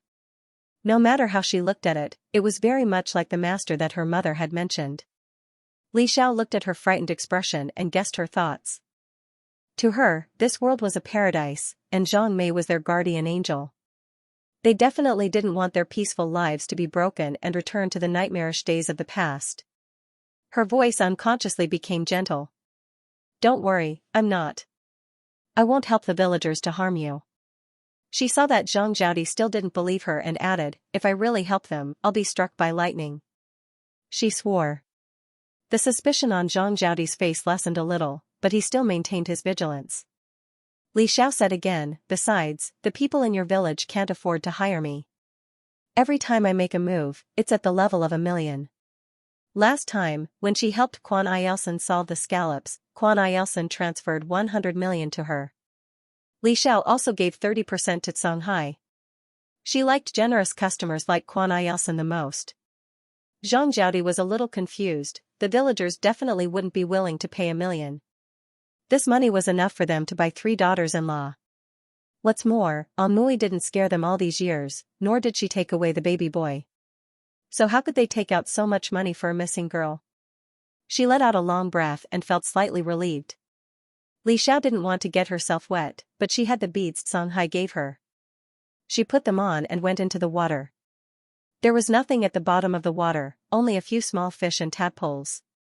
When she buried her head in the water, she finally found the source of the spiritual aura. The stone at the bottom of the pond was engraved with many dizzying patterns. Li Xiao had always been very sensitive to the patterns of talismans and could remember them after seeing them a few times. But even she had to admit that the talismans on the stone were more complicated than she thought. If it weren't for the water-repelling bead, it would be very difficult to remember them in a short time unless the water in the pond was completely drained and the stone at the bottom was exposed. It was also because of this that Xin Ming didn't find anything fishy. He wasn't like Li Xiao, who could feel the slight movement of spiritual aura. Teacher. Are you okay? Zhang Jiao's anxious voice came over. Li Xiao raised her head from the bottom of the pond and calmly said, I'm fine, I'll continue to look. It took her about half an hour to remember all the talismans on the stone. Li Xiao took out a pen and paper from the mustard seed and began to draw the pictures. In fact, she took the things out of the mustard seed, but to cover it up, she could only pretend that she put them in her pocket beforehand. After she finished drawing, she raised her head and said, Okay, we can go back now. Okay. After they went back, Li Xiao gave them another lesson. Her throat couldn't stand it. At noon, she rested in the room and took out the yellow paper and cinnabar. She tried to inject spiritual power into it to draw the talismans. Unfortunately, before she could finish drawing one, the yellow paper broke. It couldn't bear the spiritual power of the talisman pattern. It seemed that she could only wait until she left this place and choose other materials to draw. She had nothing to do, so she strolled around. However, she also found that this peach blossom spring wasn't big. It was only the size of Southern Sea Village and the back mountain. It was impossible to leave this area, as if there was a barrier blocking it. She simply closed her eyes and sensed the fluctuations of spiritual power in the entire village. Huh? After a while, she opened her eyes with a subtle expression. In the well where Zhang Mei had committed suicide, she felt the fluctuations of spiritual aura. Although it was very weak, she still noticed it. Li Xiao walked to the edge of the well and moved the big stone away, ready to jump down and take a look. In any case, she had a flying talisman on her, so she could fly back up later. When she came back up, she had a fragment of a mirror in her hand. Li Xiao really didn't expect that she would encounter the Great Void Mirror here, even though it was only one of its fragments. For her, who had cultivated the Great Void technique since she was young, when she touched the surface of the mirror, she felt an extremely familiar power. Then, she looked at the way the spiritual power in the mirror circulated, which was exactly the same as their Great Void technique. No wonder Zhang Mei could create such a world. To be precise, she used the power of the Great Void Mirror. Unfortunately, she only had one of the fragments in her hand, and the rest of the fragments had fallen to some unknown place. However, it was a pleasant surprise for her to be able to get it. She rubbed her hands and decided. When she went back, she would touch the Xianxia more. It must be because of his lucky hand. However, it could also be because she cultivated the Great Void technique and was attracted to the Great Void Mirror. She climbed up the well and saw Zhang Mei as soon as she looked up. The afterglow of the setting sun fell on Zhang Mei's body, and her expression was obscure. Do you want to destroy this world? Her face darkened, and a fierce look flashed through her eyes. Her hair fluttered. Li Xiao said, they can't live here for the rest of their lives. Zhang Mei said stubbornly, I will protect them. Here, at least they can be safe and happy for the rest of their lives. But they can have a better life. Li Xiao looked at her without hesitation and said firmly, I will take them away from here and give them a new life. They won't let you take them away. Those people are still waiting to exchange Xiaodi and the others for betrothal money. Li Xiao revealed a bright smile. It's okay, I will strike them until they are willing. In the next second, a bolt of lightning directly struck the tree next to them, and the tree was split into two on the spot. Li Xiao said indifferently, those who are unwilling can accompany this tree. I believe they will be sensible. Zhang Mei looked at the charred tree and was speechless for a while. She looked at her quietly and said after a while, I will accompany you back to the original village first. Okay. The mirror fragment was a little dim. Li Xiao injected spiritual power into it, and Zhang Mei also pinched her sleeve. In the next second, Li Xiao found herself in the well. No, it should be said that she was in the well of the original world. It was just that the stone that was originally pressing on the top had been moved away. All kinds of chanting sounds came in. Zhang Mei's face didn't look good because of the chanting, but because of the aura of Yin virtue protecting her body, her soul wouldn't be destroyed. Li Xiao frowned. This chanting wasn't a transcendent sutra, but a sutra that directly made the ghost's soul dissipate. This was too cruel. She wouldn't casually destroy the chance of a ghost's soul transcending unless she encountered an evil ghost. She injected her spiritual power into Zhang Mei's body to protect her. In the next second, she used a flying spell and flew out of the well. Screams and cries suddenly sounded. Ghost! Master! Quickly destroy the ghost. Li Zhao's face darkened. Ghost, your sister! The sound of the sutra in her ears became louder and faster, with a power that could suppress everything. Unfortunately, this power was effective against ghosts, but it had no effect on Li Xiao. At most, it made her feel a little noisy. She was a human being, not a ghost. What was there to be afraid of? Zhang Mei had the protection of Li Zhao's weapon just now, so she was not worried. She came out of the well and landed on the big stone that originally covered the well. The night wind blew up her sleeves, making her look like a fairy. She looked around and saw that most of the villagers had come. They stood not far away and looked at her with fear and disgust. There were 3 monks around the well. They were twirling Buddhist beads in their hands and chanting Buddhist scriptures. They looked very compassionate. She's dead. She was really killed by Zhang Mei. Master, kill her and Zhang Mei quickly. If we keep them alive, they will definitely harm our village. Master, save us. The villagers said one after another. Their faces were pale and their legs were trembling. They wished that the masters could kill this female ghost. Wait, Li Xiao didn't do anything to you. Why do you want to kill her? Tan Ying, who was familiar with Li Xiao, accused angrily. Li Xiao had been missing for a whole day. They couldn't find her, so they asked the villagers to help find her. The villagers swore that she must have been killed by the previous female ghost. Because of the death, they hurriedly called the monks to go up the mountain to expel the ghost. If it was the evil ghost that killed Li Xiao, it would be fine to expel it. However, they even included Li Xiao. Of course, Tan Ying couldn't stand it. Originally, they thought that although the villagers were ignorant, they looked simple and enthusiastic.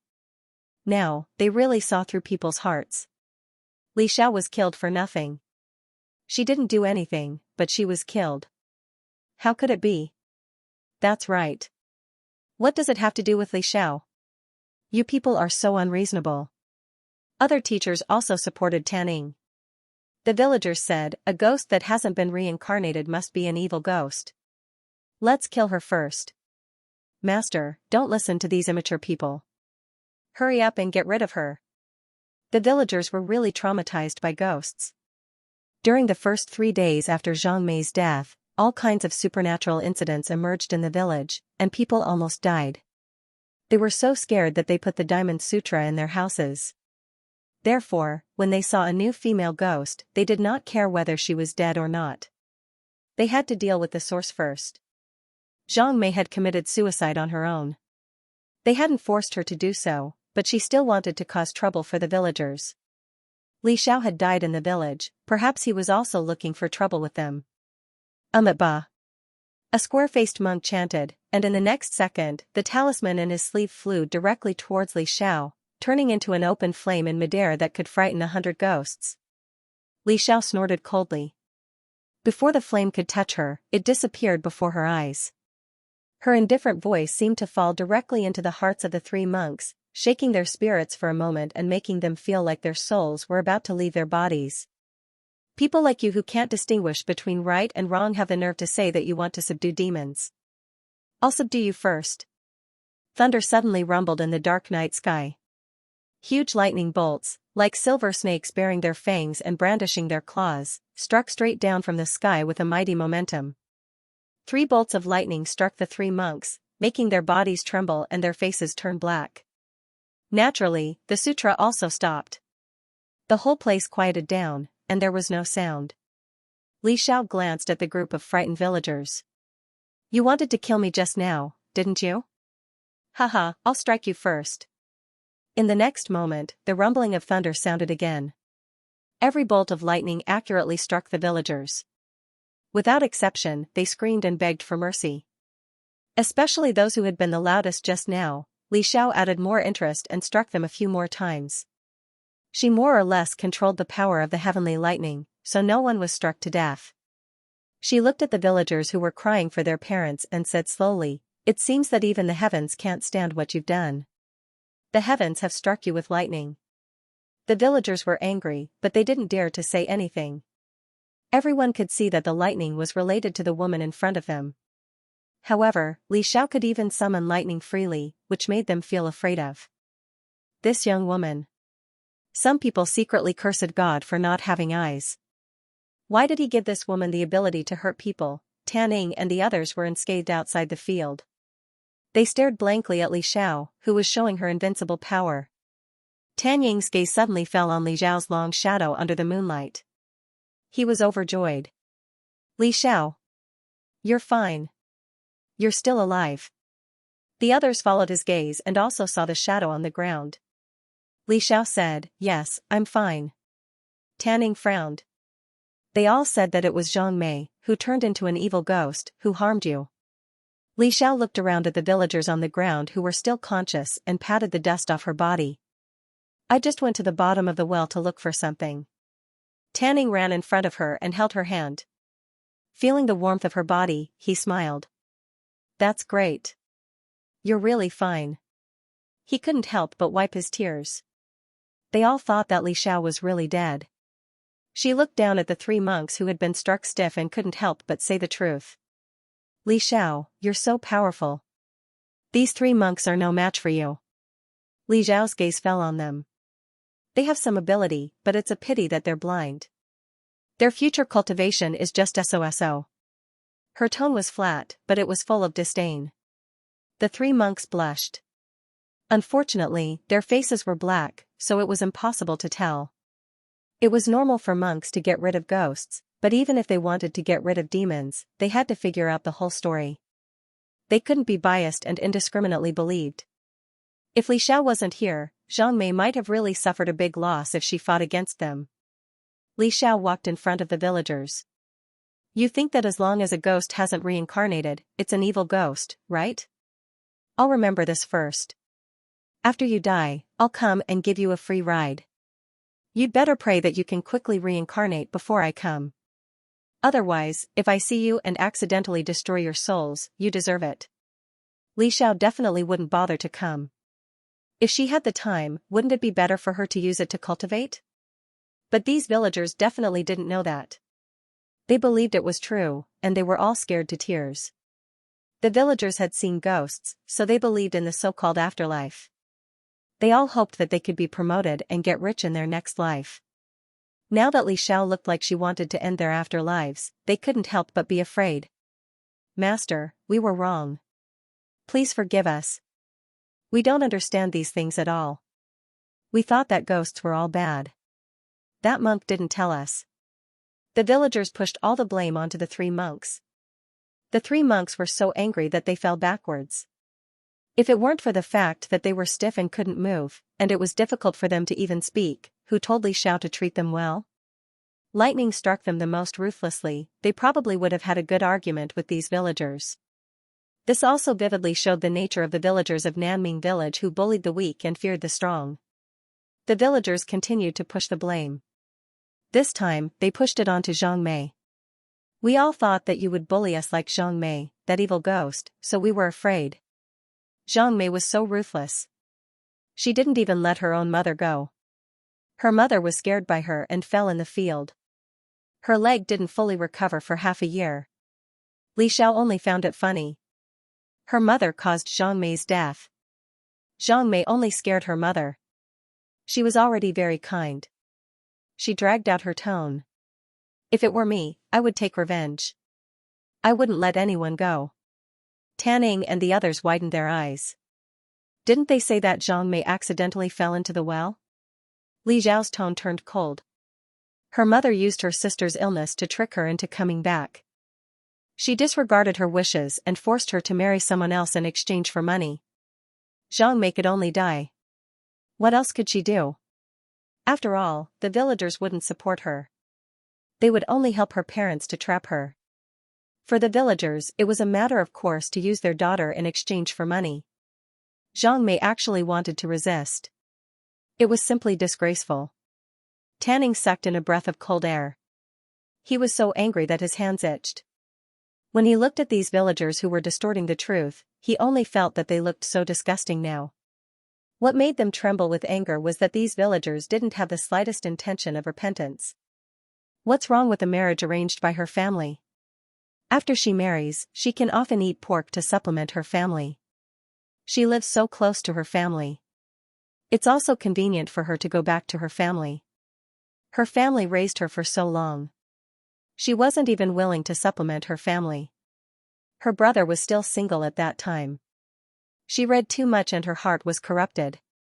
Girls can't read too much, or they will become bad.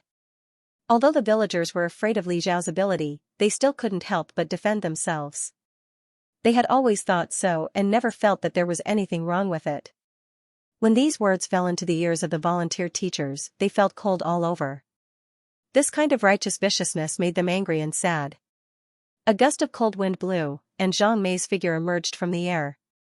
When she appeared, the villagers who were still talking seemed to be strangled. They didn't dare to say a word and looked at Zhang Mei with fear and hatred in their eyes. However, when Zhang Mei looked at them, they subconsciously looked away and didn't dare to look at her. Zhang Mei had long been used to their way of thinking, so she didn't get angry because of their words. When she had just died, she was full of hatred and wanted to take revenge. She wanted to take revenge on them. For this reason, she had created a lot of trouble and frightened the villagers during that period of time. There was no need for such a place to exist. Leaving it there would only continue to create tragedies. Until 7 days after her death, she heard the cries of Zhang Zhaodi and the other girls. They also wanted to imitate her and jump into the well directly so that they wouldn't continue to stay in this world and be tortured. Only then did Zhang Mei change her mind. She was already dead, but Zhang Zhaodi and the other girls were still alive. She wanted to protect them and not let them repeat her tragedy. The mirror fragment responded to her wish and helped her create an ideal peach blossom spring. Overnight, she brought all the girls in the village to that place. Later, when a baby girl was born in the village, she would secretly take her away. She didn't know if it was because of the mirror, but the number of baby girls in the village had been decreasing over the years. She also wanted to continue to take revenge, but if someone really died in the village, the villagers would definitely find a monk or a Taoist priest to take care of her. She had already died, so she wasn't afraid of dying again. However, she was afraid that after she died, these girls would have no one to protect them. It wasn't that she didn't hate, but compared to hatred, she chose to protect. For this reason, she even suppressed the anger and hatred in her heart. Tanning and the others were infuriated by these remarks. Although they were mentally prepared when they came to be teaching teachers, they were still young after all. They still retained a naive fantasy about human nature. When they faced the purest evil in the remote countryside, they couldn't help but feel that their worldview was shattered. Zhang Mei's evil aura thickened and her eyes flashed red. This was the sign that she was about to evolve into a malicious spirit. She had endured for so many years. In order to protect those girls, she swallowed her anger. Now that she had Li Zhao's guarantee and knew that she had the ability to protect them, she didn't want to endure anymore. The power in her body was tumbling, giving her the urge to slaughter these people. The stronger a person's obsession at the time of death, the stronger their magic power after death. Zhang Mei was undoubtedly one of the strongest among the ghosts. In addition, she had been holding onto the great void mirror fragment all these years, which had increased her strength. Therefore, when she released her power, the villagers and the 3 monks lying on the ground felt as if a huge rock was pressing on their chests, making it hard for them to breathe. Fear flashed across their faces. They wanted to beg for mercy, but they were suppressed to the point that they couldn't say a word. Li Xiao held her hand and said gently, "Don't be impulsive. It's not worth it for these people who are destined to go to the 18th level of hell after death." Zhang Mei had accumulated so many merits with great difficulty, although this wasn't her original goal. If she really became a malicious spirit and killed people, it would be ruined. Besides, revenge wasn't limited to killing people.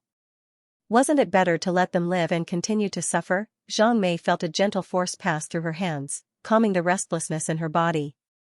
She looked around at the villagers and the red in her eyes faded. "You're right. It's not worth it." She restrained her aura.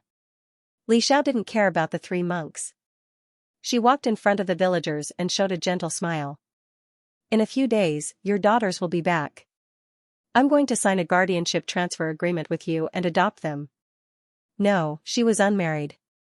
If she wanted to adopt so many children, it would be difficult to go through the formalities. However, it was fine.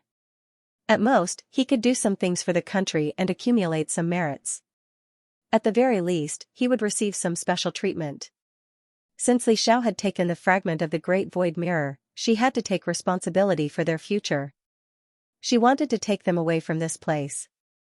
When one of the women heard this, she endured the pain in her body and bargained with Li Xiao, "You can adopt my daughter, but my family has raised her for so long. You have to give me money." When she said this, the other villagers were also reminded. "Yes, you have to give us money, at least 200,000 yuan. My Zhaodi is already 18 years old. How can 200,000 be enough? 300,000 is more like it." Li Xiao chuckled. It would be more appropriate to give them 300,000 hell coins. These people really knew how to daydream. Speaking of which, the total number of these girls was only about 50. Even if each of them was 300,000 yuan, this amount of money was nothing to Li Xiao. Any house under her name could be sold for more than this price. But why? How could she let these people continue to suck the girls' blood? It was more appropriate to give this money to those girls. Her eyes were slightly cold. "Sure, if you want to ask me for money, I can take down your names. When you die one day, I will definitely come and personally send you on your way. Anyway, looking at your moral character, even if you die, you will go to hell to be reincarnated as animals. Then I might as well help you free yourselves, lest you suffer in your next life." Sigh, she was really a good person who repaid evil with good, a very good person. Li Xiao even wanted to give herself a banner. When these words came out, the people who originally wanted to sell their daughters instantly shrunk their necks. Li Xiao made it clear that she wanted to settle accounts with them after death. However, they, who had seen ghosts, really knew about the world after death. For a moment, they trembled with fear. The village chief was not young, and he could not live for many more years. He said with a big tongue, You are killing people. The law does not allow it." Li Xiao simply wanted to laugh. "There are many people in your village who have killed their granddaughters and daughters. If you really want to be reported, you will be arrested. Besides, the law protects the living, not ghosts. When you become ghosts, I can do whatever I want with you. The law really can't do anything. Who told the law not to interfere with ghosts? I will only give you 3 days to think about it. Think it over carefully." Her calm tone contained a threat. The villagers were the most afraid of the strong and bullied the weak. They were angry but did not dare to speak. The 3 monks did not dare to say anything, afraid that they would be struck by lightning again. They could also see that Li Xiao's ability was far above theirs. They even regretted coming up here. Zhang Mei saw that Li Xiao easily controlled the situation and could not help but feel relieved. With Li Xiao around, she should be able to feel at ease. Li Xiao returned to the house and sat on a chair. She rubbed the dim fragment of the Great Void Mirror and injected her spiritual power into it so that the Great Void Mirror could be used again as soon as possible. Tanning and the others also came in and sat across from her. Li Xiao looked at the frowning faces of the 3 girls and the corners of her mouth curled up. "What's wrong? Do you regret coming here? The bus will be here in a few days. If you want to go back, you can." Tanning and the other 2 companions exchanged glances and then shook their heads. Their expressions became serious. "No, we want to stay. Tanning deliberated and said, "They are so ignorant because they are uneducated and have no communication with the outside world. That is why we need to stay and teach those children. Even if we can correct their thinking, it will be good." They did not count on those older people, but there was still the possibility of educating the younger ones. If they were left alone, the tragedy would never end. Li Zhao's eyes had a touch of appreciation. "But as girls, you will have more inconveniences here. For example, some bachelors who can't find a wife may have ideas about you." Li Xiao was not an alarmist. There were definitely people who would do such a thing. The three girls were delicate and pretty. In the eyes of those bachelors, they were undoubtedly a piece of fat meat. Some people might think that as long as they ruined their chastity, they would be forced to stay and marry their husbands. They could also save on the betrothal gifts. "I will protect them." Zhang Mei's voice sounded. Her figure appeared out of thin air. She said seriously to Tanning, "I will protect you. I will not let go of anyone who tries to hurt you." Her voice was powerful and resonant. Zhang Mei also wanted to change all of this, to change the tragedy of generations of the village. In fact, with Zhang Mei around, Li Xiao could really be at ease. Tanning stretched out her hand. "Then I will leave it to you." In fact, when she read novels, she had always been afraid of ghosts. She was even more afraid of ghost movies and haunted houses. However, when facing Zhang Mei, who was a real female ghost, she felt a sense of security. In fact, it did not matter whether she was a ghost or a person. What was most important was that she had a good character. Li Xiao looked at this scene and the corners of her mouth curled up. She called Yuan and asked her to help her find a lawyer in this area and come to Nanming village as soon as possible. She did not want to wait for the bus. She could just drive up herself. She needed a lawyer to help her solve the contract. Professional matters had to be left to the professionals. Not only that, she also called the relevant department leaders to talk about this matter. She also told them in detail about the tragedy of the girls in the village, but she hid the existence of the void mirror. She only said that Zhang Mei used an illusion to hide these girls. Regardless of whether they believed it or not, she believed it. In the end, the two sides reached a consensus. Li Xiao would represent the country to participate in the metaphysics conference after the new year. As long as the agreement was signed, the country would help with the other relevant procedures. Li Xiao thought that this was not a difficult task.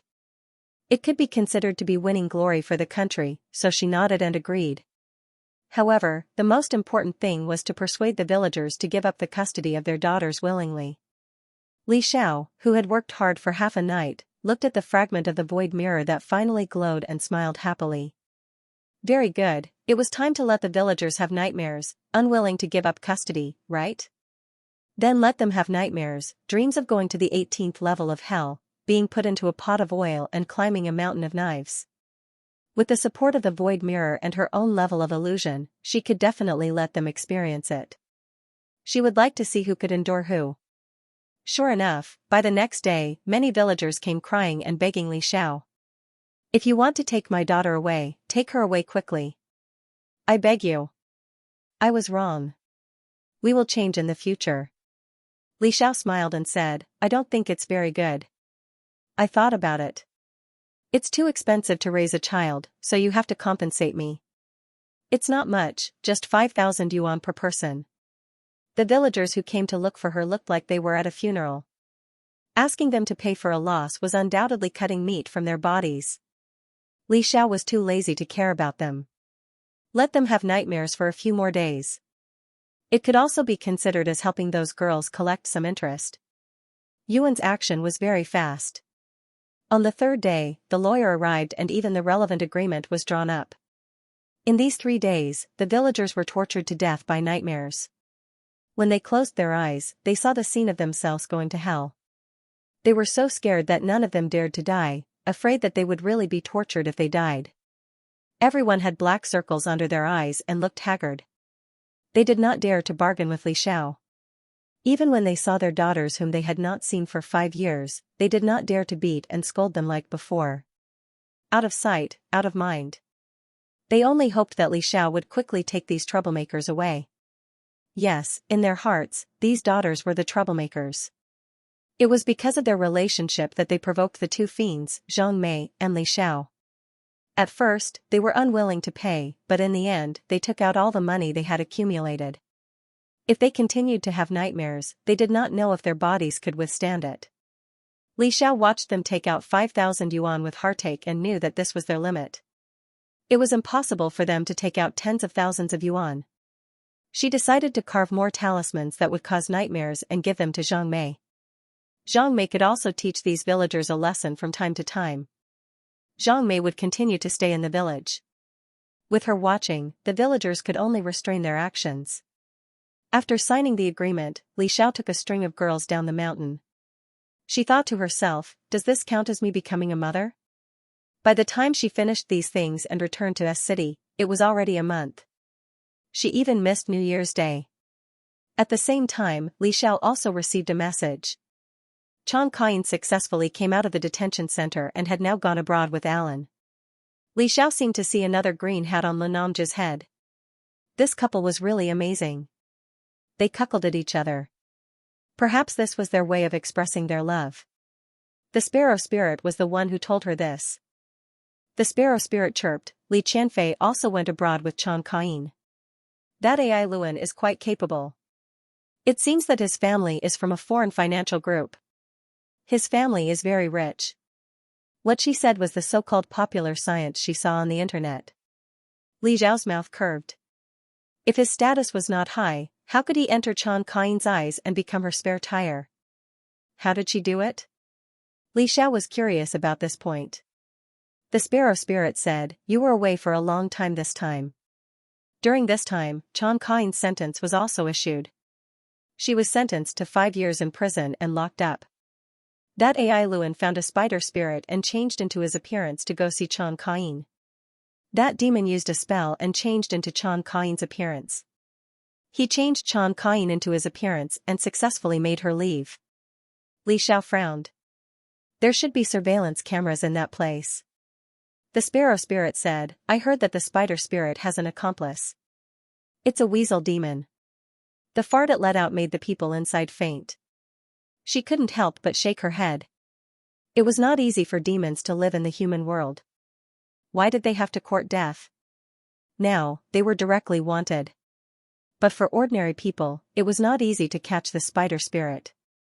After all, the other party could change their appearance at any time. Perhaps it was because of this reason that the spider spirit was fearless. Li Xiao was undoubtedly unhappy about this matter. But she was too lazy to go and catch the spider spirit and the weasel demon herself. She directly called Lu Haixing. I'm going to set up a bounty. If you catch the spider spirit, you will be rewarded with 10 million. If you catch the weasel demon, you will also be rewarded with 10 million. Lu Haixing couldn't help but exclaim on the phone. Don't worry. With such a high bounty, there will definitely be many demons willing to accept it. I will immediately inform them. The reason why she chose Lu Haixing was that he was also a demon. In this aspect, his connections were definitely better than Li Zhao's. Of course, demons should be dealt with by other demons. She only needed to fork out the money. 20 million was not a big deal to her. Li Xiao even went online to search for information about Chan Kain. However, there was no relevant information on the internet. She only told the public that Chan Kain was sentenced to 5 years in prison. Ren Xiaotong's sentence was also announced. He was sentenced to 7 years in prison, which was even more severe than Chan Kain's sentence. Li Xiao seriously suspected that the Ren family had definitely added fuel to the fire. Otherwise, the punishment wouldn't have been so severe. Poor Ren Xiaotong, he has to spend 7 years in prison. As for his goddess, Chan Kain, she had already left the country with her spare tire. But when he thought about it, Chan Kain didn't even care about his son, Li Qianxing, so it was only natural that he didn't care about Ren Xiaotong. As for the country suppressing this matter, Li Xiao could understand. This matter was indeed a slap in the face. Who knew that Alan would actually ask a demon for help? The prison could guard against humans, but not demons. Although China was powerful, it couldn't order other countries around. Therefore, Chan Kain escaped to another country. With Alan's protection, it was really difficult to recapture her. Speaking of which, Li Xiao had almost forgotten about Alan because he hadn't made any moves. Now, he had taken the initiative to jump out and make his presence known. She didn't forget what Alan did to her mother. At that time, her mother, Su Manqin, was also considered a famous designer. She had quite a reputation in China and opened her own fashion design company, Xianxia. She was very fond of a designer named Wei Jingjing and even sent her abroad to study. However, she didn't expect Wei Jingjing to bite the hand that fed her. She was bought by Alan and copied Alan's designs. As for those designs, Alan didn't publish them, but they had already been registered for copyright. When Su Manqin saw Wei Jingjing's works, she was amazed by the designer's level, not to mention his character. Alan was indeed talented in this area, and made this series of works the company's signature style for this season. When these clothes went on the market, Alan sued Xianxia for plagiarism and produced proof of copyright application half a year ago. Alan was very famous internationally. He was also the chief designer of a first-tier brand. With the help of the financial group behind him, Xianxia, which Su Manqin had painstakingly opened, was directly nailed to the pillar of shame for plagiarism. Its reputation was ruined and the designers under it went their separate ways. In particular, Wei Jingjing kept saying that Su Manqin ordered her to steal the design drafts. Therefore, when Su Manqin divorced Lu Namju, the public opinion was biased towards Lu Namju and felt that she deserved it. Li Xiao didn't have this memory before, but now that she thought about it, she couldn't help but feel new and old hatred. She pinched the sparrow spirit's bun face. "Are you interested in going to M country with me?" Her mother happened to be in M country right now, so she could spend the new year with Su Manqin. The sparrow spirit was at a loss, but I still have to update. I don't have any drafts. She was going to finish this book before the new year, so during this period of time, it was as if she had been injected with chicken blood. She wrote 9,000 chapters every day without fail. In terms of speed, the sparrow spirit's speed might not be better than those writers, but as a demon, she didn't need to sleep that long. She only needed to sleep for 1 or 2 hours every day. Li Xiao's face was cold. "Okay, then you write at home. I'll go out to play and eat a big meal abroad." The sparrow spirit immediately hugged her thigh. "I want to go abroad with you to play and eat a big meal. I can write faster. I don't want to play games anymore. I want to write." During this period of time, she wanted to use all her gaming time to write. Li Xiao let her go, and she went to make arrangements for the girls that she had brought over. All the girls added up to 53. The oldest was already 24 years old, and the youngest was only 6 months old. Li Xiao depended on their own wishes. The older ones could study at night school and learn a skill at the same time. The younger ones were naturally sent to school to study. As for those under 3 years old, she directly hired a nanny to take care of them at home. Li Xiao took out 4 houses under her name and arranged for them to live in. In order to make it easier for them to visit each other, these 4 houses were on the same floor. Li Xiao also made a bank card for each of them. The 5,000 yuan that she had asked from the villagers was stored in their respective cards. She was going to transfer 2,000 yuan to their cards every month until they reached adulthood. When Zhang Jiaodi took the bank card, she was a little embarrassed. Li Xiao had brought them out of the village and even gave them such a beautiful house to live in. It was already very kind of her. Li Xiao, I think that I don't need to be an apprentice. I can directly work in a factory. I saw that some factories don't need a diploma to hire people. You can also wash dishes and be a waitress." She didn't want to rely on Li Xiao for everything. If she still had to spend time as an apprentice now, she didn't know how long it would take for her to earn money. Li Xiao naturally saw through her thoughts and calculated with her, "If you wash dishes and become a waitress, you will be a waitress for the rest of your life. Not only will you be tired every month, but you will also only get a salary of 3,000 to 4,000 yuan. But if you can learn a skill, such as making cakes or being a confinement nanny, when you finish your apprenticeship, your salary will not be low." Zhang Jiaodi was stunned, and then said to her, "You're right. I've discussed it with Nizi and the others. The money now is borrowed from you. When we have money in the future, we will pay you back." They had been living in the malice of the villagers since childhood and had long been accustomed to it. Therefore, in the face of Li Xiao's kindness that almost drowned them, the first thing they felt was not gratitude, but fear. They were afraid that this precious kindness would soon be taken back. They were afraid that this was just a dream, and that when they woke up, they would still be trapped in Nanming village. Li Xiao was very happy to see that they had such thoughts. The corner of her mouth hooked up, that's okay. She didn't want these girls to rely on her too much. They had to learn to be independent.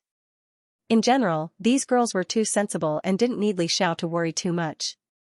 During this time, she went to apply for visas for her, Sparrow Spirit, and Bat Spirit. Yes, this time Li Xiao specially went to Yunmiao Mountain to invite Bat Spirit.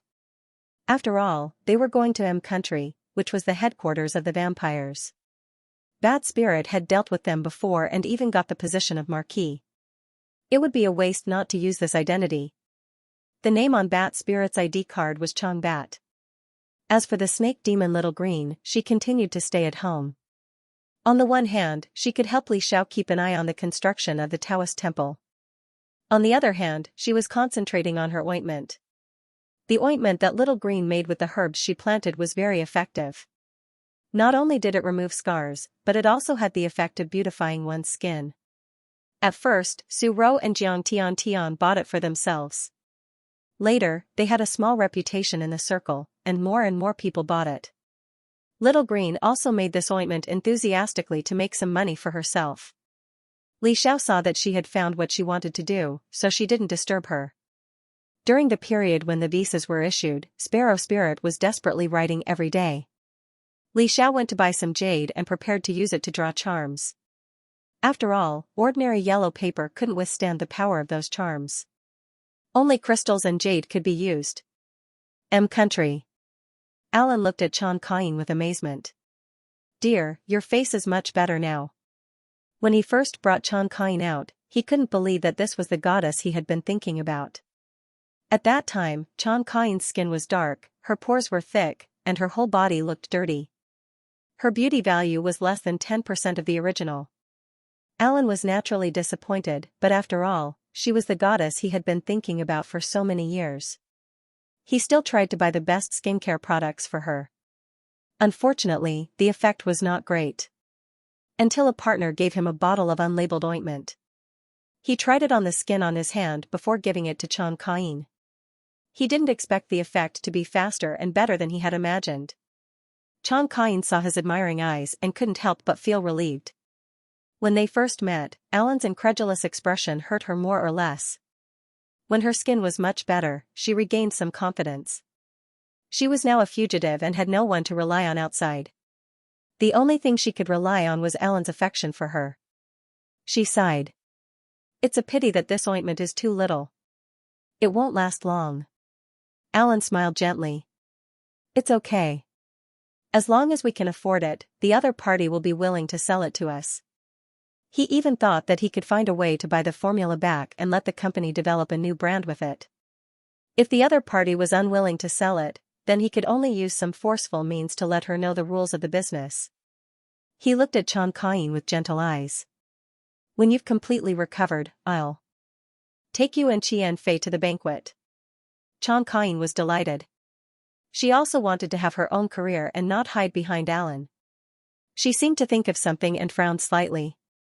Is my identity really okay? Will it implicate you? Alan was very distressed. No, this is not China. No one can hurt you. He wasn't the useless man Lanam Ju who couldn't even protect his own woman. End of chapter 106. Don't forget to subscribe, like, and share the video to support the channel.